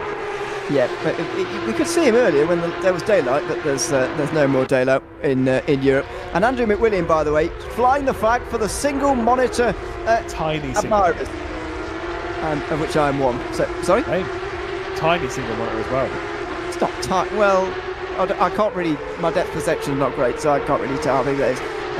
Because his hands might be huge. So you don't know. But yes, I'm glad he's using his keyboard and going quite quick with it. Yeah, I mean, look, it is what it is. It's fine. Ewan O'Leary's just not very good at judging sides. It's absolutely fine. There's Lozio will hang on at the moment, but we're on the last lap as we head back out onto the Mistral straight. Gaskell's been closing in, and to be fair, he's coming in with a whole head of steam and could be finding his way past onto the podium. What some big weaves to try and break the slipstream. Yeah, the Mistral straight is all about the slipstream down here is huge, but not least because of the high speed, but just because how long it is, especially that since we're not using the chicane halfway down this straight. McWilliam is not going to be close enough for a move. It's going to have to be a dive into one of these slow speed final corners, unless Sam Gaskell is going to give this a go, and he very much could, as Visceral Esports try and just limit the damage to BS Competition, being dealt by Niels Nuyts. And look at that, he's going down the inside, looking at turn 9, can't quite do it for the moment. What about 10? He can't look there quite either, and so Andrew McWilliam might be okay now, but he will just have to continue to look over his shoulder. Meanwhile, Niels Nuyts is going to win again. This will be his third race victory individually, and BS Competition's third as well. He's been their only successful driver as far as a race win is concerned in VCOxLFM INFINITY. and he seals his third in his final race as an individual. The Porsche Cup car, Paul Ricard goes to him, and he points at the camera, celebrates emphatically. A comfortable win for him. He points to the camera and says, I told you, Ewan O'Leary, I could do it. As there is drama at the final corner here. Wow, PSUK work their way through. It's Daphne Abiel who's been around as they head back out onto the start-finish straight. Definitely some drama at the last corner there. I'm sure race control is going to be busy after this one. Yes, I would have thought so. Here's a little moment. Big Brain Racing with a big brain move. And 23rd place at the end of the 23rd race for Team Naga. And through the final corner as well goes Absolute Motorsport Asselif to complete the field. So it's PS Competition who win the race. Race 23 of 24 down and just one more to go. That win all but seals their position as second at the end of the, as fourth does it for PS Competition, but they're still not a million miles away from Williams Esports Academy, who will have to be looking over their shoulders for third in the standings in this final race. Yeah, exactly. One more race then left to go. One more chance for glory for a lot of these teams. And like you say, it'll all be over in just over, well, actually, fair half an hour's time from pretty much now. It will all be over with one last race, one last run around. And of course, it has to be the mountain, doesn't it? It has to be Mount Panorama. The best circuit in the world? Yeah, maybe. But it is going to be a... For driving, yeah, well, you have to do a lot of waiting down at the bottom of the circuit. That's the thing. There's a lot of long straights, so you're just sort of waiting for the next corner, and which doesn't. But the mountain section, probably the best section of driving road in the world. I'll give you that motorsport wise. But yeah, we'll see how the racing goes. I mean, Ferrari 488 Challenge Racing, I enjoyed it earlier on, and so let's see how it goes at Bathurst. There's going to be a lot on the line as well. Let's hope that we don't have any pile-ups. I reckon we're going to get some. I'll put it that way. I reckon we're going to get a juicy pile up at the top. I think as it's the last race, people are going to be hungry. People are going to be going for it. They're going to be pushing that little bit harder than they would have done back in like race 3, 4, 5, that kind of period yesterday evening. You're going to be forcing it. And we saw a big crash yesterday evening as well. That said, getting alongside someone up and over the top in the 488 outside of lap 1's actually going to be really, really challenging. It's going to require a mistake. That said, going into the cutting, there is always a chance. Looking at the provisional results from the race then, 3.3 seconds, BS Competition's victory then, with Neos Niox running away at the front. MGI2J Setups beating out Williams Esports Academy, which in the battle for second is going to go very much in favour. It needs to be a big drama for MGI2J Setups in this one if they aren't to take second. That certainly does, as we look at the bottom end of the standings, and indeed the points. At 76 now, the margin between first and second, by the way, in case you're interested. Rembolton obviously at the top of that. Prizes, by the way, go down to 15th, so all of these will be missing out. However, all on the first page that we're about to see in a few minutes' time will. So those will be the positions we're really focusing on. The battles for, are there any close ones? They're quite spaced out in the top 5 now. Yeah, I mean, look, second and third are separated by a fair amount. And really, the close one is 7th to 8th. Firefly versus G League, just 4 points separating those two, when only 8 points further back is West Competition Racing, who we know are absolutely capable of sneaking a quality result out there. So we like saying there's a fair amount up for grabs, and some drivers, some teams are starting to find their form now, which is unfortunately they're a little bit too late. It is, but better late than never, I suppose. If you want to have a guide as to what each team has to do to finish in their respective position, just look at the position behind them, how many points they're on, and the amount of points is the position they have to finish in to stay ahead. So you get the idea for that. And these are the qualifying results that we've, as we just completed the session. Yeah, indeed. Renwell, and then taking a pole position to end the day. That's just an absolutely classic moment. Bastian Richter looking for a 4th victory to go joint with Tobias Pfeffer. ST Racing up there as well. BS Competition as well as the West Competition Racing. Like I said, might sneak a good result here. Williams also in tow there. Do you remember that for Williams as well, they're probably keeping their eye on their shoulder as well. For BS Competition, who've had some good form as they've been closing in. Philippa Bakida definitely a driver who could absolutely take victory in this race.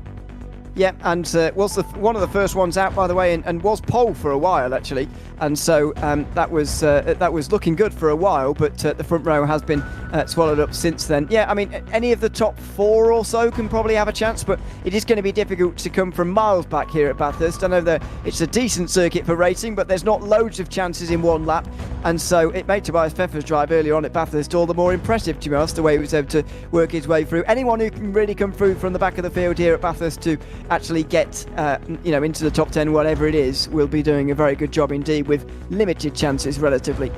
And I'm going to say it now, whoever is leading going onto the mountain, not on lap 1, on lap 2, whoever leads going onto the mountain wins the race.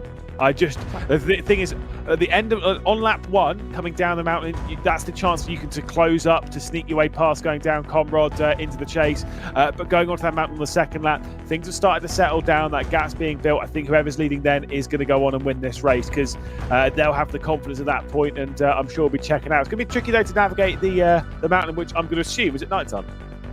It is indeed. There it is. Yeah, I'm just going to be a little bit irritating and say the driver or team leading on lap 2 at the mountain is not going to win, just to be different, because... but you're not committed to that though, are you? Well, I will do if you want me to. There's no way. No, you can't just... No, because this is something which comes deep from inside. You can't just go, no, I am committed to that. Yeah, I am. No, you're not. I am. Just to be different. No, I am. Because, well, here's my thinking, right? Either you go for lap 1 in the mountain because, the race leader is going to get into the lead and they're going to drive away. That's fair enough. I can get behind that. Or indeed, I can get behind a very close race that comes down towards the end. But I don't understand the prominence on lap 2. That's the only thing. I'm just vibing with lap 2 as being the... I'm committing to the feeling that I have. You're committing to me being wrong. That is it's not about the event itself, no, it's just about me being wrong. It's fine, I understand. I have a feeling about lap 2 just being a weird sort of marker to put it at. I can't get behind that thinking, so... Why not? Going to go for the... Because of the reasons I just outlined, so I'm going to go for the opposite. That's just not true. Either way, we'll see. Whoever's leading onto the mountain on lap 2, let's all make a note of it, and then we'll see when Ewan O'Leary's wrong, shall we? As we come through the final corner to begin the very last race here in VCOxLFM Infinity. It's been a great drive and a great championship for Renfelt, who have already secured the title, but can they end in winning ways? Bastian Richter's behind the wheel, Mattea is alongside, Filippo Bacchida, Girardis, Sobchik, Hakimi as well, who went off down at turn 1 earlier on today. There's contact between the top 2, and somehow excellent catch from Bastian Richter, who's able to hang on to the race lead coming out of Hell Corner. There was nearly absolute drama and chaos there, but Bastian Richter is still up at the front. Mattea is in behind, side by side for third position as Filippo Bacchida. He's trying to hang on to third as we got the West Competition racing car of Girardis trying to get around the outside. Big set to the inside, and that will be going straight on. I think that was Girardis who's gone straight on and into the barrier. Yeah, looked like it, but I'm not entirely sure. It looked like it, though. Looked like Girardis who's going to drop down the field. Look at these dives at the cutting. Look, watch out. Filippo Bacchida having to go around the outside of Chris Warner, who had a look through there. And you don't often get 2 cars side by side, especially as wide as these ones. And they have just about made it work. Over the top of the mountain they go for the first time. Pretty much single file, as you have to, although not everywhere. There's still people looking up the inside as they go in towards McPhillamy now and start going down the hill.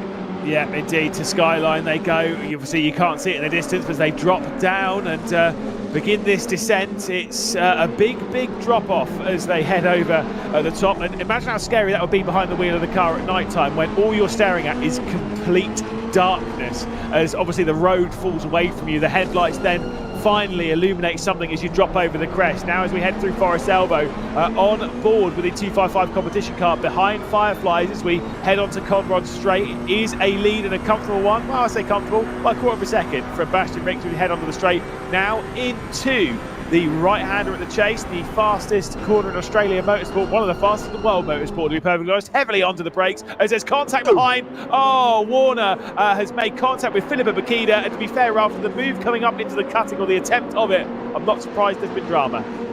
Well, yeah, I don't think it was reckless at the cutting, but clearly someone's done something reckless at the chase, that's for sure, because both of them have gone around, and Bacchida somehow has there just been a 360 save here on this final race? We'll have to get some second viewing on that, because I reckon that Bakida's just gone for a full 360, returned to the road, facing the right way, and just carried on in third. Yeah, indeed. That would be pretty impressive. Definitely want to see that one again and again and again, if that is indeed the case. But does she have some damage on that car as well, as we lose them a touch now, beginning that climb, 3.8 seconds. So we enter the mountain, and by my calculations and my prediction at the start of the race, in 8 and a bit laps time, Bastian Richter will be coming crossing the line as a victor. Let's see this instant then. Oh, Bakida slaps the curb hard. And doesn't go around for a full 360, but it's Boring. a good save, and somehow continues on in third position. I don't really know what that will be down to be honest. I guess just a willingness to allow Chris Warner enough room. She's actually just clipped the curb on the way towards the chase, and it's really bobbled her up straight into the air, straight into the side of Warner. And I don't know if she'll get a penalty for that, probably not.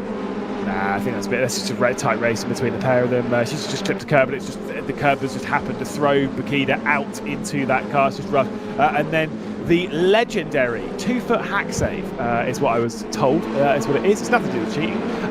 It's that if you're in a slide like that, if you press both throttle and brake at the same time as hard as you can, it tends to right the car. I don't know why. Don't understand the physics behind it. But it happens in every sim, and apparently it happens in real life as well. No idea. There's some science behind that. I know that in front-wheel drive cars you have to mash the throttles to That's just mashing throttle though, not mashing throttle and brake. I know, but I can get behind the physics of mashing just the throttle in a front-wheel drive car. I don't think I can quite get behind the physics, but it must work. Me neither. So, because I've just seen it happen. Down the inside for Mex, Matej Mex looking for 5th place and not quite getting it. I think that's Mika Kimi just up ahead in the 401. So the podium places have been able to get away as we've got a car of Armamentario again. The amount of bad luck they've had in this race has been unbelievable. Yeah, indeed. It's been pretty chaotic. Like I said, we said there were going to be a bit more elbows out in this race, courtesy of being the last one. They're desperate to end the day in the highest way possible. Although, to be fair, I'd be sat there being like, I want to end this in the highest way possible, or in a barrier somewhere. Let's really push for something here. Win it or bin it. That's the big straps in this one for quite a lot. 0.4 of a second separates the top two. Those we're seeing side by side behind with those 255 and Fireflies going side by side up the hill, I believe. Yeah, they'll get themselves single fired out by turn 2. I'll tell you what, we should have just agreed. Oh, into the wall! Oh dear, we could have a pilot. No, just a save, thankfully. But there was contact with the wall, and there's a car stuck on the inside. Oh dear, stuck on the outside through the cutting, and they're all going to be okay in the end. But that was very close to the wall. I tell you what, we should have agreed on, just to finish the point, that Bastian Richter is going to win the race. I could have got behind that. But I said whoever was leading going onto the mountain at the end of lap 2. Did you imagine it was going to be Richter? Whoever it would have been. Really? I did imagine. I did think it would be Richter, yes, but that's far from the point.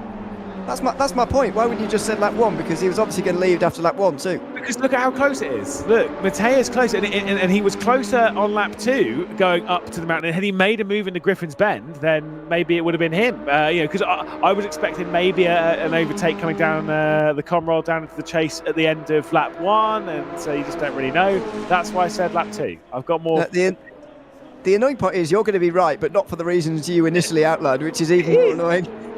No, it's not. Listen, you know, Larry, when you win 2 VCO Simi Awards, you can come and call me about who been right. When? Touche. Actually, you've been there on the flight. As everyone, when we were flying out to Saudi Arabia, I turned around to George Morgan and said, "Don't forget, you should tell them you're a no-time VCO Simi Award-winning commentator." He didn't look very happy back at me, so I said the same thing. As the defence comes in, Naga Racing trying to keep I was going to say it's West Competition Racing behind, but I don't think it is. I think it's skid marks, isn't it? It is. That's a good spot. Oh, switching to the inside from the outside on the way towards Hell Corner. This is very lively back here. Looking at the inside and very nearly contact for Naga Racing, who just have to hold it round the outside, and will now get the slipstream and probably the place now as well. Without slipstream, skid marks are probably not going to be going very far, but nobody behind can capitalise because there's not enough space. Yeah, it's getting a bit scary out here as they head into Griffin's Bend. And somehow there's no crashes. One car going out back wide behind. and even grazing the barrier on the exit of Griffin's Bend. Here comes the side-by-side into the cutting as we get onto the brakes and chuck our way in, and it will be Philippe for Naga Racing coming out on top. Yeah, somehow managing to survive side by side through the cutting. Now will they survive over the mountain, because they're so close to one another? They've almost got tunnel vision here as well, so if one of them ends up in the wall, grazing the wall, then the driver behind them is just going to graze even more. Look at how close they're getting as well around this high-speed section of the circuit. Over the top there, they'll go at Skyline, and now down the hill again, where it gets a little bit less likely for a pilot, but not impossible, as you can see. Across the corner, and it's going to be side by side through the dipper. Yeah, that's it's not a place for side by side. Let's be honest. I've genuinely, in my entire career in sim racing, I've probably only been side by side coming through the dipper once or twice, and it's never for a good reason, and it very rarely ends well as they work their way now down Comrod. It is looking a little bit awkward here for the MG ITJ Setups car to try and work their way past. Alfanta trying to squeeze their way through. Going to be losing a lot of ground here at the moment in the championship. Could this cost them second place? No. Let's see. Maybe. It's not impossible at all. It depends where Williams Esports Academy are at the moment. Sobchik is in 4th place. With ITJ down in 16th, they would be losing 12 points, but not quite losing enough points. They've got 17 in the bag, so be close.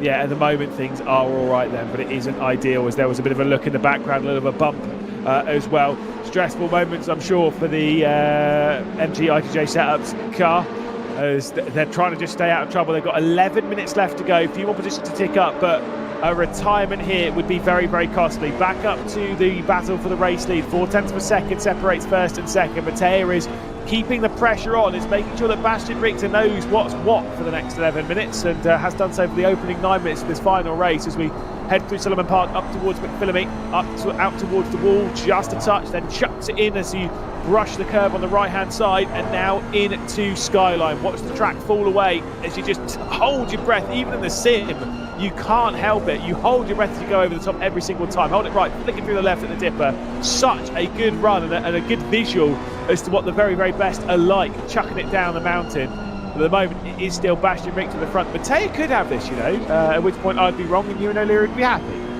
Come on, Mattea, for goodness sake, get this position, will you? With 10 minutes to go, 5 laps to go as well at the end of this one. And I said it earlier on, by the way, when we were doing GT3s here at Bathurst, the onboards at this place are just mesmerising, even in the sim, especially in the dark. Actually, it's been a great show as to just what happens, and you can see how these two are the class of the field by some distance. 8 seconds back to Filippo Bakida and Sobchik as well, who are fighting over 3rd place, and there is their fight now. They're so far in front, the two leaders. That is the true best of the best in this field. And I will say, Filippo Bakida is a quality driver as well. Yeah. On ACC, she's absolutely rapid.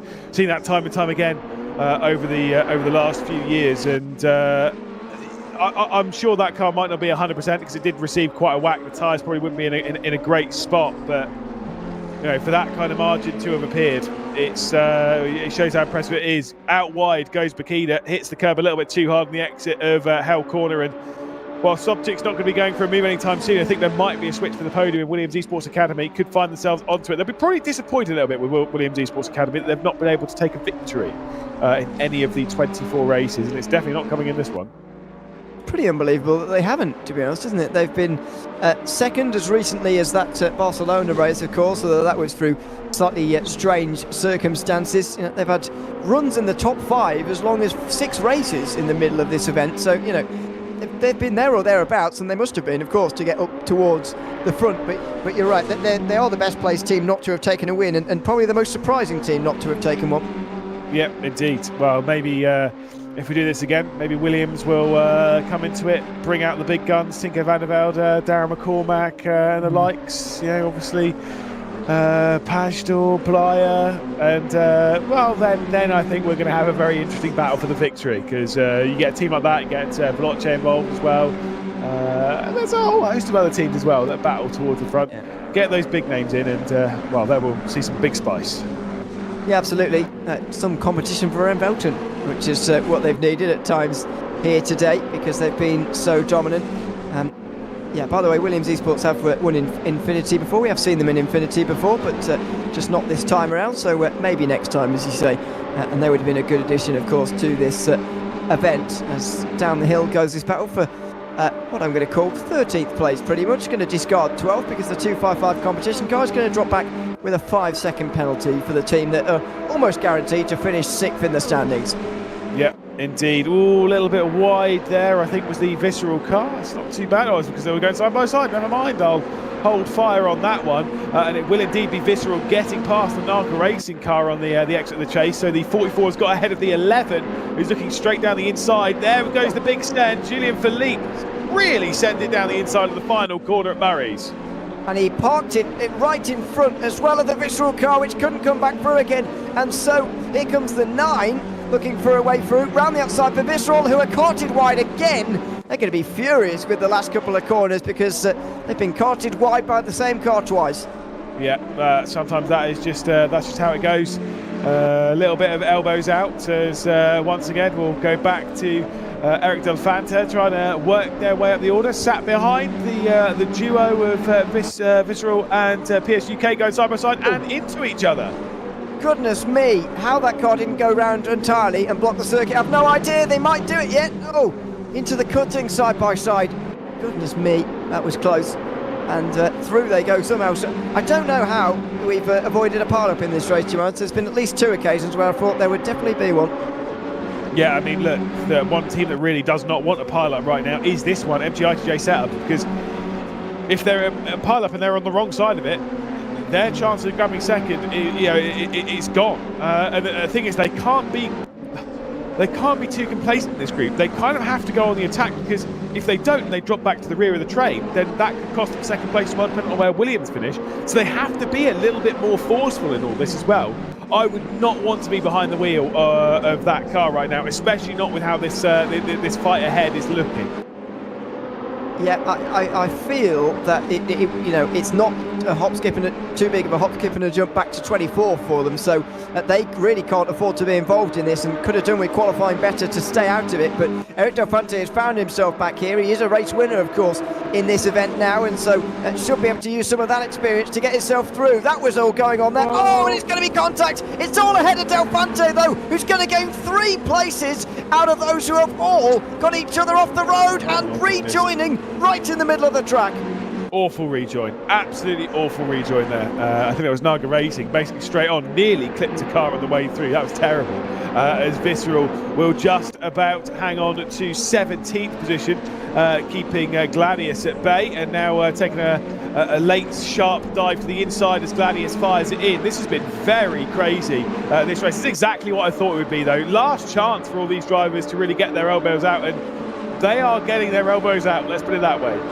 Yeah, many of these positions settled. Many of the teams know that they're not going to be getting any prize money out of this, and so they're just thinking, well, let's just go for it. And that's exactly what we're seeing here in this battle for now 17th position. Those who are fighting for the top positions, like MJ, ITJ setups, will be really thankful they're not involved in this kind of thing anymore, because as entertaining as it is, the likelihood of a crash is large. And look at this, side by side for 17th. Up onto the mountain, round the outside of Repark is not something that happens very often, and it won't be successful this time either. Yeah, Visceral just about hanging on now in towards McPhillamy, out towards that curve on the right-hand side. Visceral struggling a bit here, and a time penalty has just been dished out to G-League as well, directly behind MG ITJ setup, so that'll be music to their ears. They've got a time penalty to the 255 competition car ahead. So they'll gain that one as well. So things are looking solid to hold that. It will be by a handful of points, but it doesn't matter whether it's by 1 point, 10 points, or in indeed our champion's case where it's 60 or 70 points. Doesn't matter. Just getting that position is what matters. Yes, indeed. So they're not going to care how as they go down the Conrod Straight. Campagnella, of course, losing out on a position. And look at this. Bastian Richter still having to defend from Lucas Mattea. There the two of them are. Mattea looked like he was shaking out his right hand as if he'd injured it somewhat there, but I'm sure he's fine. I'm sure he's just gripping the wheel hard for these final 2 laps. Yeah, indeed. I mean, to be fair, these drivers, they might be a little bit tired by this point. They've had a fair few races, probably been in practice between the races. Actually, kind of one thing that you don't necessarily realise about this is, unlike endurance racing, you probably actually end up driving more in this than you would do in a standard like endurance race, because in an endurance race, you come along, you do a little bit of practice before doing a 2 or a 3 hour stint, and then you bail, and then you're good. Then you'll do a little bit of practice before your next stint. Whereas in this, you're probably doing a little bit of practice before every single 20-minute stint. Then you're qualifying again. You're doing your 20-minute stint. We don't see all of their driving because we don't see their qualifying for all this. We don't see them practicing. So they're probably doing a lot more driving than you think they are between races.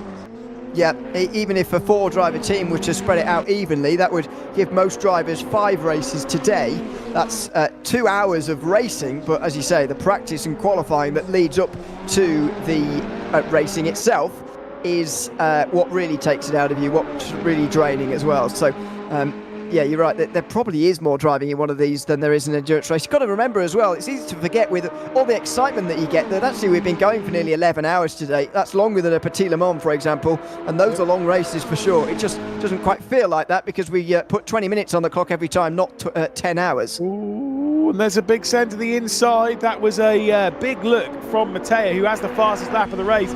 Maybe my prediction's not coming true here. Mattea's definitely hungry for it. Takes the defensive line, does Bastian Richter into the final corner at Murray's. He is feeling the pressure. Could Lucas Mattia take over the race lead in the final race? Could we have SGR Esports becoming the 7th different team to win in VCOxLFM Infinity? Big look to the inside, coming down to the first corner on the final lap as we begin. The up and under comes in, and there's been a slide, and Bastian Richter's nearly gone round. Wow, Bastian Richter saw the opportunity to win his 3rd race of the day, a 4th, race of the day, and just saw it go up in smoke in front of him. Lucas Mattia surely has got it now, as he tried to get the exit off of turn when he was so desperate to get that done that he couldn't quite get the power down in the way that he wanted, spun around to the inside, and unfortunately he's going to finish 2nd by the looks of this. Yep, and Ewan O'Leary is super happy because it means that I am indeed wrong. And do you know what? I'm happy to be wrong on this occasion. Superb stuff, great little battle, great timing on the move. Yeah, just a big slide from Bastian Richter. Just tried a little bit too hard there to hang on to the race lead. But, I mean, it doesn't really matter for them, realistically. It's just probably a bit frustrating for them to not take this victory, which means then it'll be 12 out of 24 races they've had a victory in, which is still very impressive as they work up the mountain for the last time. Out wide there goes Skidmark Racing, and could open up the opportunity for you outages to work their way through. There's contact, and again they survive. I can't believe this race. I can't believe there's not been a pilot.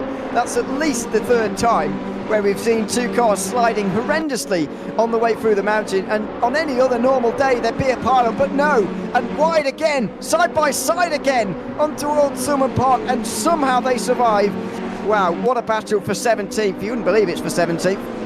No, you wouldn't. You think they'd be racing for $1 million in the World Championship at this kind of level of action. It's been absolutely fantastic. It's been frantic. It's been very entertaining indeed. And I think, to be honest, a great way for us to end this event. But it is coming to an end with a victory for Samantha Tan Racing Esports. Mattia leaves the final corner and leaves it as a victor. 7 different teams have won in VCOxLFM Infinity, and it took 24 races to see all 7. Bastian Richter and Ren Velton will cross the line in 2nd, and they have been already crowned champions effective race 22. Still, the battling happens behind, though. Yeah, and it's going to be a 12th place finish for Visceral Esports, who have made their way through after some fierce battles in this one. They couldn't quite take the chance to overtake PS Competition, who finished 3rd in this race, so Visceral Esports will end the series 5th. Yes, indeed. Into the final corner, the last couple of drivers, or this last group really comes across the line separated by so little as a string of Ferraris scream their way across the line, as ST Racing Esports will take victory in the 24th and final race of VCOxLFM Infinity. And again, what a way for them to have done it. 7 different teams winning. Incredible. Yep, and there are the overall winners. Ren Velton, as we've known for a couple of races, VCOxLFM Infinity winners. for Bastian Richter, Leon Berndt, Thomas Grunwald, Nicholas Huben and Tobias Pfeffer, all of whom have taken race victories. Those are 5 of the drivers, by the way, who've taken race victory. There are 13 overall, Lucas Mater becoming the 13th in that 24th and final race. Yeah, and 13 worthy victors as well as our 7 different teams. But what a worthy champion. I mean, Rennbolt and Esports coming into this with that driver lineup, I mean, they were really highlighted by us. I know, not by you, actually, by me. It's fine. Yeah. As the favourites, really, for it. And they've proved why. You know, they've looked strong all the way through. And the most important bit is they just haven't really put a foot wrong at all. I mean, their worst result, what was it? It was like 10th? 8th? 10th. Yeah, 10th at 9th in the end, actually. Barcelona. Well, it was 10th. Oh, but yeah, 9th at Barcelona for, I guess Niels Nikes would have got another penalty, maybe, for Barcelona. Anyway, 9th place at Barcelona. And what's impressed me, actually, not least from all of what you've said, actually, there, but also the way they've recovered from when they have, because they have had moments where they've stumbled. Let's not pretend that it's been a case of them qualifying in the top 3 every time and then finishing in the top 3 every time. That's not quite happened. They have qualified down the order on a couple of occasions, but there's been a couple of great occasions where they've just recovered situations well, like Tobias Pfeffer in the GT3s at Bathurst, about 9 hours ago or so, like Nicholas Huben at Barcelona in the GT4s a few hours ago. You know, we've had these situations where they've had to rescue their situation, and they've done very well on those occasions, and when the other teams had the chance to strike, they just couldn't do it as effectively as Rennbolt did to them when they had their moments. Yeah, indeed. Like I say, it was just an impressive run all the way through. There has been impressive runs from quite a few teams. I think the recovery from Williams Esports to have chucked their way back into it, it would have been quite tight towards the end. Obviously, we'll wait for official confirmation from Race Control on the result, and we'll show you the standings as well as soon as we get that all updated for you. Again, for first place, we know that's all set. It still will be second place for MG ITJ setups unless there's been some significant penalties post-race. But also for them, I mean, they kind of ran under the radar for quite a lot of that. It really showed some good flashes, though, at various points. I mean, that's the surprise of the event for me by a long way. I mean, it's some of their drivers we know are quick already, like Luca Lozio. I have seen a lot of drive before, and I know he is quick. But some of the others I hadn't really seen very much of. And as a team, they gelled very well, and they were consistent across the board. So to finish second over the course of this championship for them, I think is a great result. And you've just got to look at the teams that they've beaten rather than the position they've found themselves in. VS Competition were my pick for this. I've no shame in admitting that, and they beat them pretty comfortably in the end. It wasn't actually that close, even with that last race stumble for ITJ. They still had a fair enough amount of points to be comfortable over the likes of Williams Esports Academy as well, who they also beat, who I wouldn't have expected them to. So yeah, I think they've got to be really proud of their performance, and outside of the winners, the obvious choice for the best team of the event, I would give it to them. Yeah, that's fair. I mean, look, they came into it, they've performed, and they've kind of done what they expected. I mean, I can't really think of another team that would have been quite as much of a surprise to have been that strong all the way through. It's kind of the start that we saw from Armamentario. I thought we were going to see that a little bit more from a few other teams, that some that have risen to the top, have won a couple of races or won a race, and then just basically, I don't want to be that guy, but disappeared into relative obscurity, where Armamentario really did kind of struggle after that victory to open the day. I think so. Yeah, their first victory yesterday. The only other points leaders other than Rennbolt, would you believe it? It's quite weird to say. But yeah, I think part of what happened actually was they got a bit knocked back a little bit with the momentum last night, and that just carried forward, and they just seemed to get involved in a lot of bad luck. How many times have we seen them around, even just today? It's been numerous, and it's been a real shame. It seems that the stuff been very much knocked out of them from a very long time ago, and recently they've just been caught up in incidents, and I get the feeling they would have just gone, oh, another one, and sort of not angry about it anymore, but just sort of accepting their fate, because it's not been their day at all. So we know they've got the speed, and maybe in another event they can make a real charge for some of the top places, maybe not the win, but some of the top places, but this event was not theirs. No, what do we make of Viscera as well? They were the first team, weirdly enough, to take back-to-back victories. Of course, that was much earlier on in the day. There was that impressive drive, really impressive drive from Gascon, where it absolutely dominated. Visceral for them, I think they'll probably be disappointed with where they've ended up in the standings, knowing that they've taken 2 consecutive victories with 2 different drivers, 2 different tracks, 2 different cars, but it just never really clicked for them consistently throughout the day. I think the thing that damaged them a little bit was especially at the beginning. On Friday, they didn't get off to a very good start at all. If I could just get some of their results. I mean, 26th at Monza on the opening day. That's a disaster, really. And that puts you towards the bottom end of the standings right from the very beginning. But yeah, they then really got into the groove after that. And I think fifth place is actually quite a good return for them. That's around where I would expect them to be, actually. Maybe I would have put them ahead of MGITJ setups beforehand, but I would have put a lot of teams above them beforehand, so that's not saying much for Visceral. Yeah, the only disappointment for me, for them, was for Friday, and the rest was to be expected. Yeah, indeed. Well, I mean, like I say, it's just sometimes how things unfold for various teams. It's hard to kind of keep that consistency up. Again, when you've got your drivers, you're trying to be you've got yourself focused as two different teams. Two different cars you've got to drive.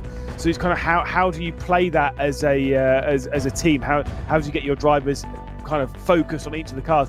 That side is not easy, and we've kind of seen that throughout, that not too many drivers are able to win in multiple cars. I think so Niels Nyox has, was it 3 different teams? So 3 different cars that he won in? I can go and check. He won in the Porsche Cup car and the GT4, and he won in the Cup car again. So he won two different cars. So that's all right. I think Ruben won in a couple of different ones. So there have been a few examples of that. Being strong in multiple cars. So that's been fairly present across, and obviously Tobias Pfeffer as well. Although he's probably been driver of the event.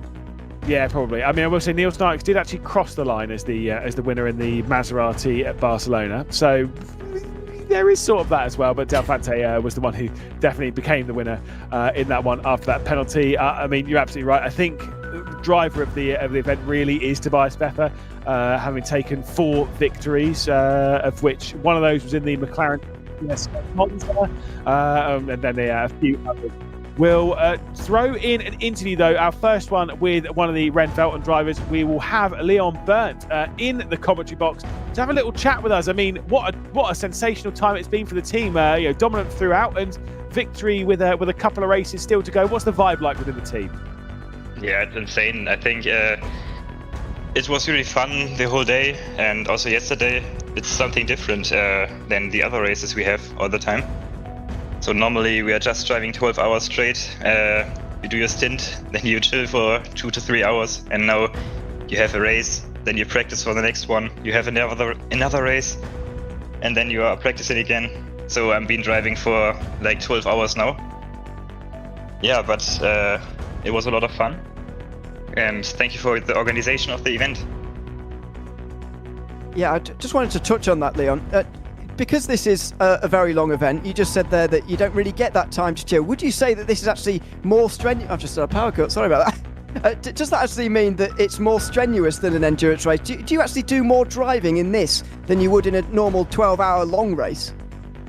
Yeah, I think in a 12-hour race you are driving for like 3 to 4 hours, maybe half an hour more because you practice before the stint. But today I think you're doing 4 races here. And then you're driving 1 or 2 hours before every race to practice and build a setup. Yeah, and you don't even have a small break. Well, it is a tough event, especially jumping between all the different cars. Again, fantastic performance from you. We'll let you jump back over to the team. Again, congratulations to you. All 5 drivers taking wins. Everyone pulled their weight. Fantastic stuff. Yeah, thank you. There we go. Brilliant to hear from Leon Burton there, and a very, very well-deserved victory. Final thoughts from you, Ewan, before we let you go and find out where all your power has gone. I don't know what happened there. That was really weird. Yeah, I really enjoyed it again. I'll say every time we do Infinity, it's probably my favourite sim racing format we've ever dreamt up. Even though it was on a smaller timescale this time round, it actually worked quite well. 20-minute races, and so yeah, I thought it was another really enjoyable event, and hopefully more to come. Well, before we do run away, they finally joined. We'll have Bastian Richter, we'll have Nicholas Hoban as well in the car. I'm going to start with Nicholas, though, because you didn't race for... hold on, I need to find out how many it was. You jumped in quite late for this one. You missed the first few races. I think it was race 10 or so, wasn't it, that your first was race 9. No, it was race 10. Your first race in all this. What was that like when you jumping in? Your team's already done 9 races. You're already in a comfortable position in the title, and now it's your time to step up. How was that? Interesting. The first day was pretty easy for me. I just was the kid with the camera. The second day was a bit more exhausting. I mean, the guys already did a great job before me, so I was there to manage the lead, and basically everything I did was avoiding the carnage, and I went through everything somehow, and I don't even know how, but it was enough to stay all the time in podium contention. And Bastian, of course, you were there in the last race, involved in a battle for the race lead. Mattea came through. There was a bit of a half spin. We won't talk about the negatives of that because obviously it was an unbelievable performance until that point. To have kind of been in that position late on, were you just going full attack for the race victory because basically the job been done? You'd already won the title, so you might as well go and have a little bit of fun. Yeah, actually, we were talking about it earlier with the team that we didn't win a single race in Bathurst this day, or yesterday also. So, yeah, obviously I still wanted to give it a good shot and go for the win, but knowing the points lead, the practice wasn't that much anymore. So, yeah, mistakes happen then, but still it was a great day, a lot of fun, and yeah, also a lot of great fights and races. Well, lads, it has been a long, long day for you. I'm sure you want some rest, you want some relaxation. Congratulations, pass it on back to the team as well. An unbelievable performance from all 5 of you today. Yeah, thank you a lot. And also, thanks for the great event. Well, there we go. It all comes to a close, Ewan. It is all officially over. VCOxLFM Infinity is officially done. From myself, from Ewan, from Dara, from Arjuna as well, who've been commentating all the way through this, as well as all of the people that have been behind the scenes on production, all the people from LFM that's been running all the race control, from Florian, and from everyone behind the scenes, from both VCO, from LFM, and all of us here. We thank you so much for joining. Also, big shout out to Super GT yesterday for jumping on the broadcast and letting us hijack his channel for a little bit. We'll see you in the near future because I'm sure we've got so many more chapters to write in this Infinity legacy of sim racing. We'll see you soon. Have a very, very warm goodbye.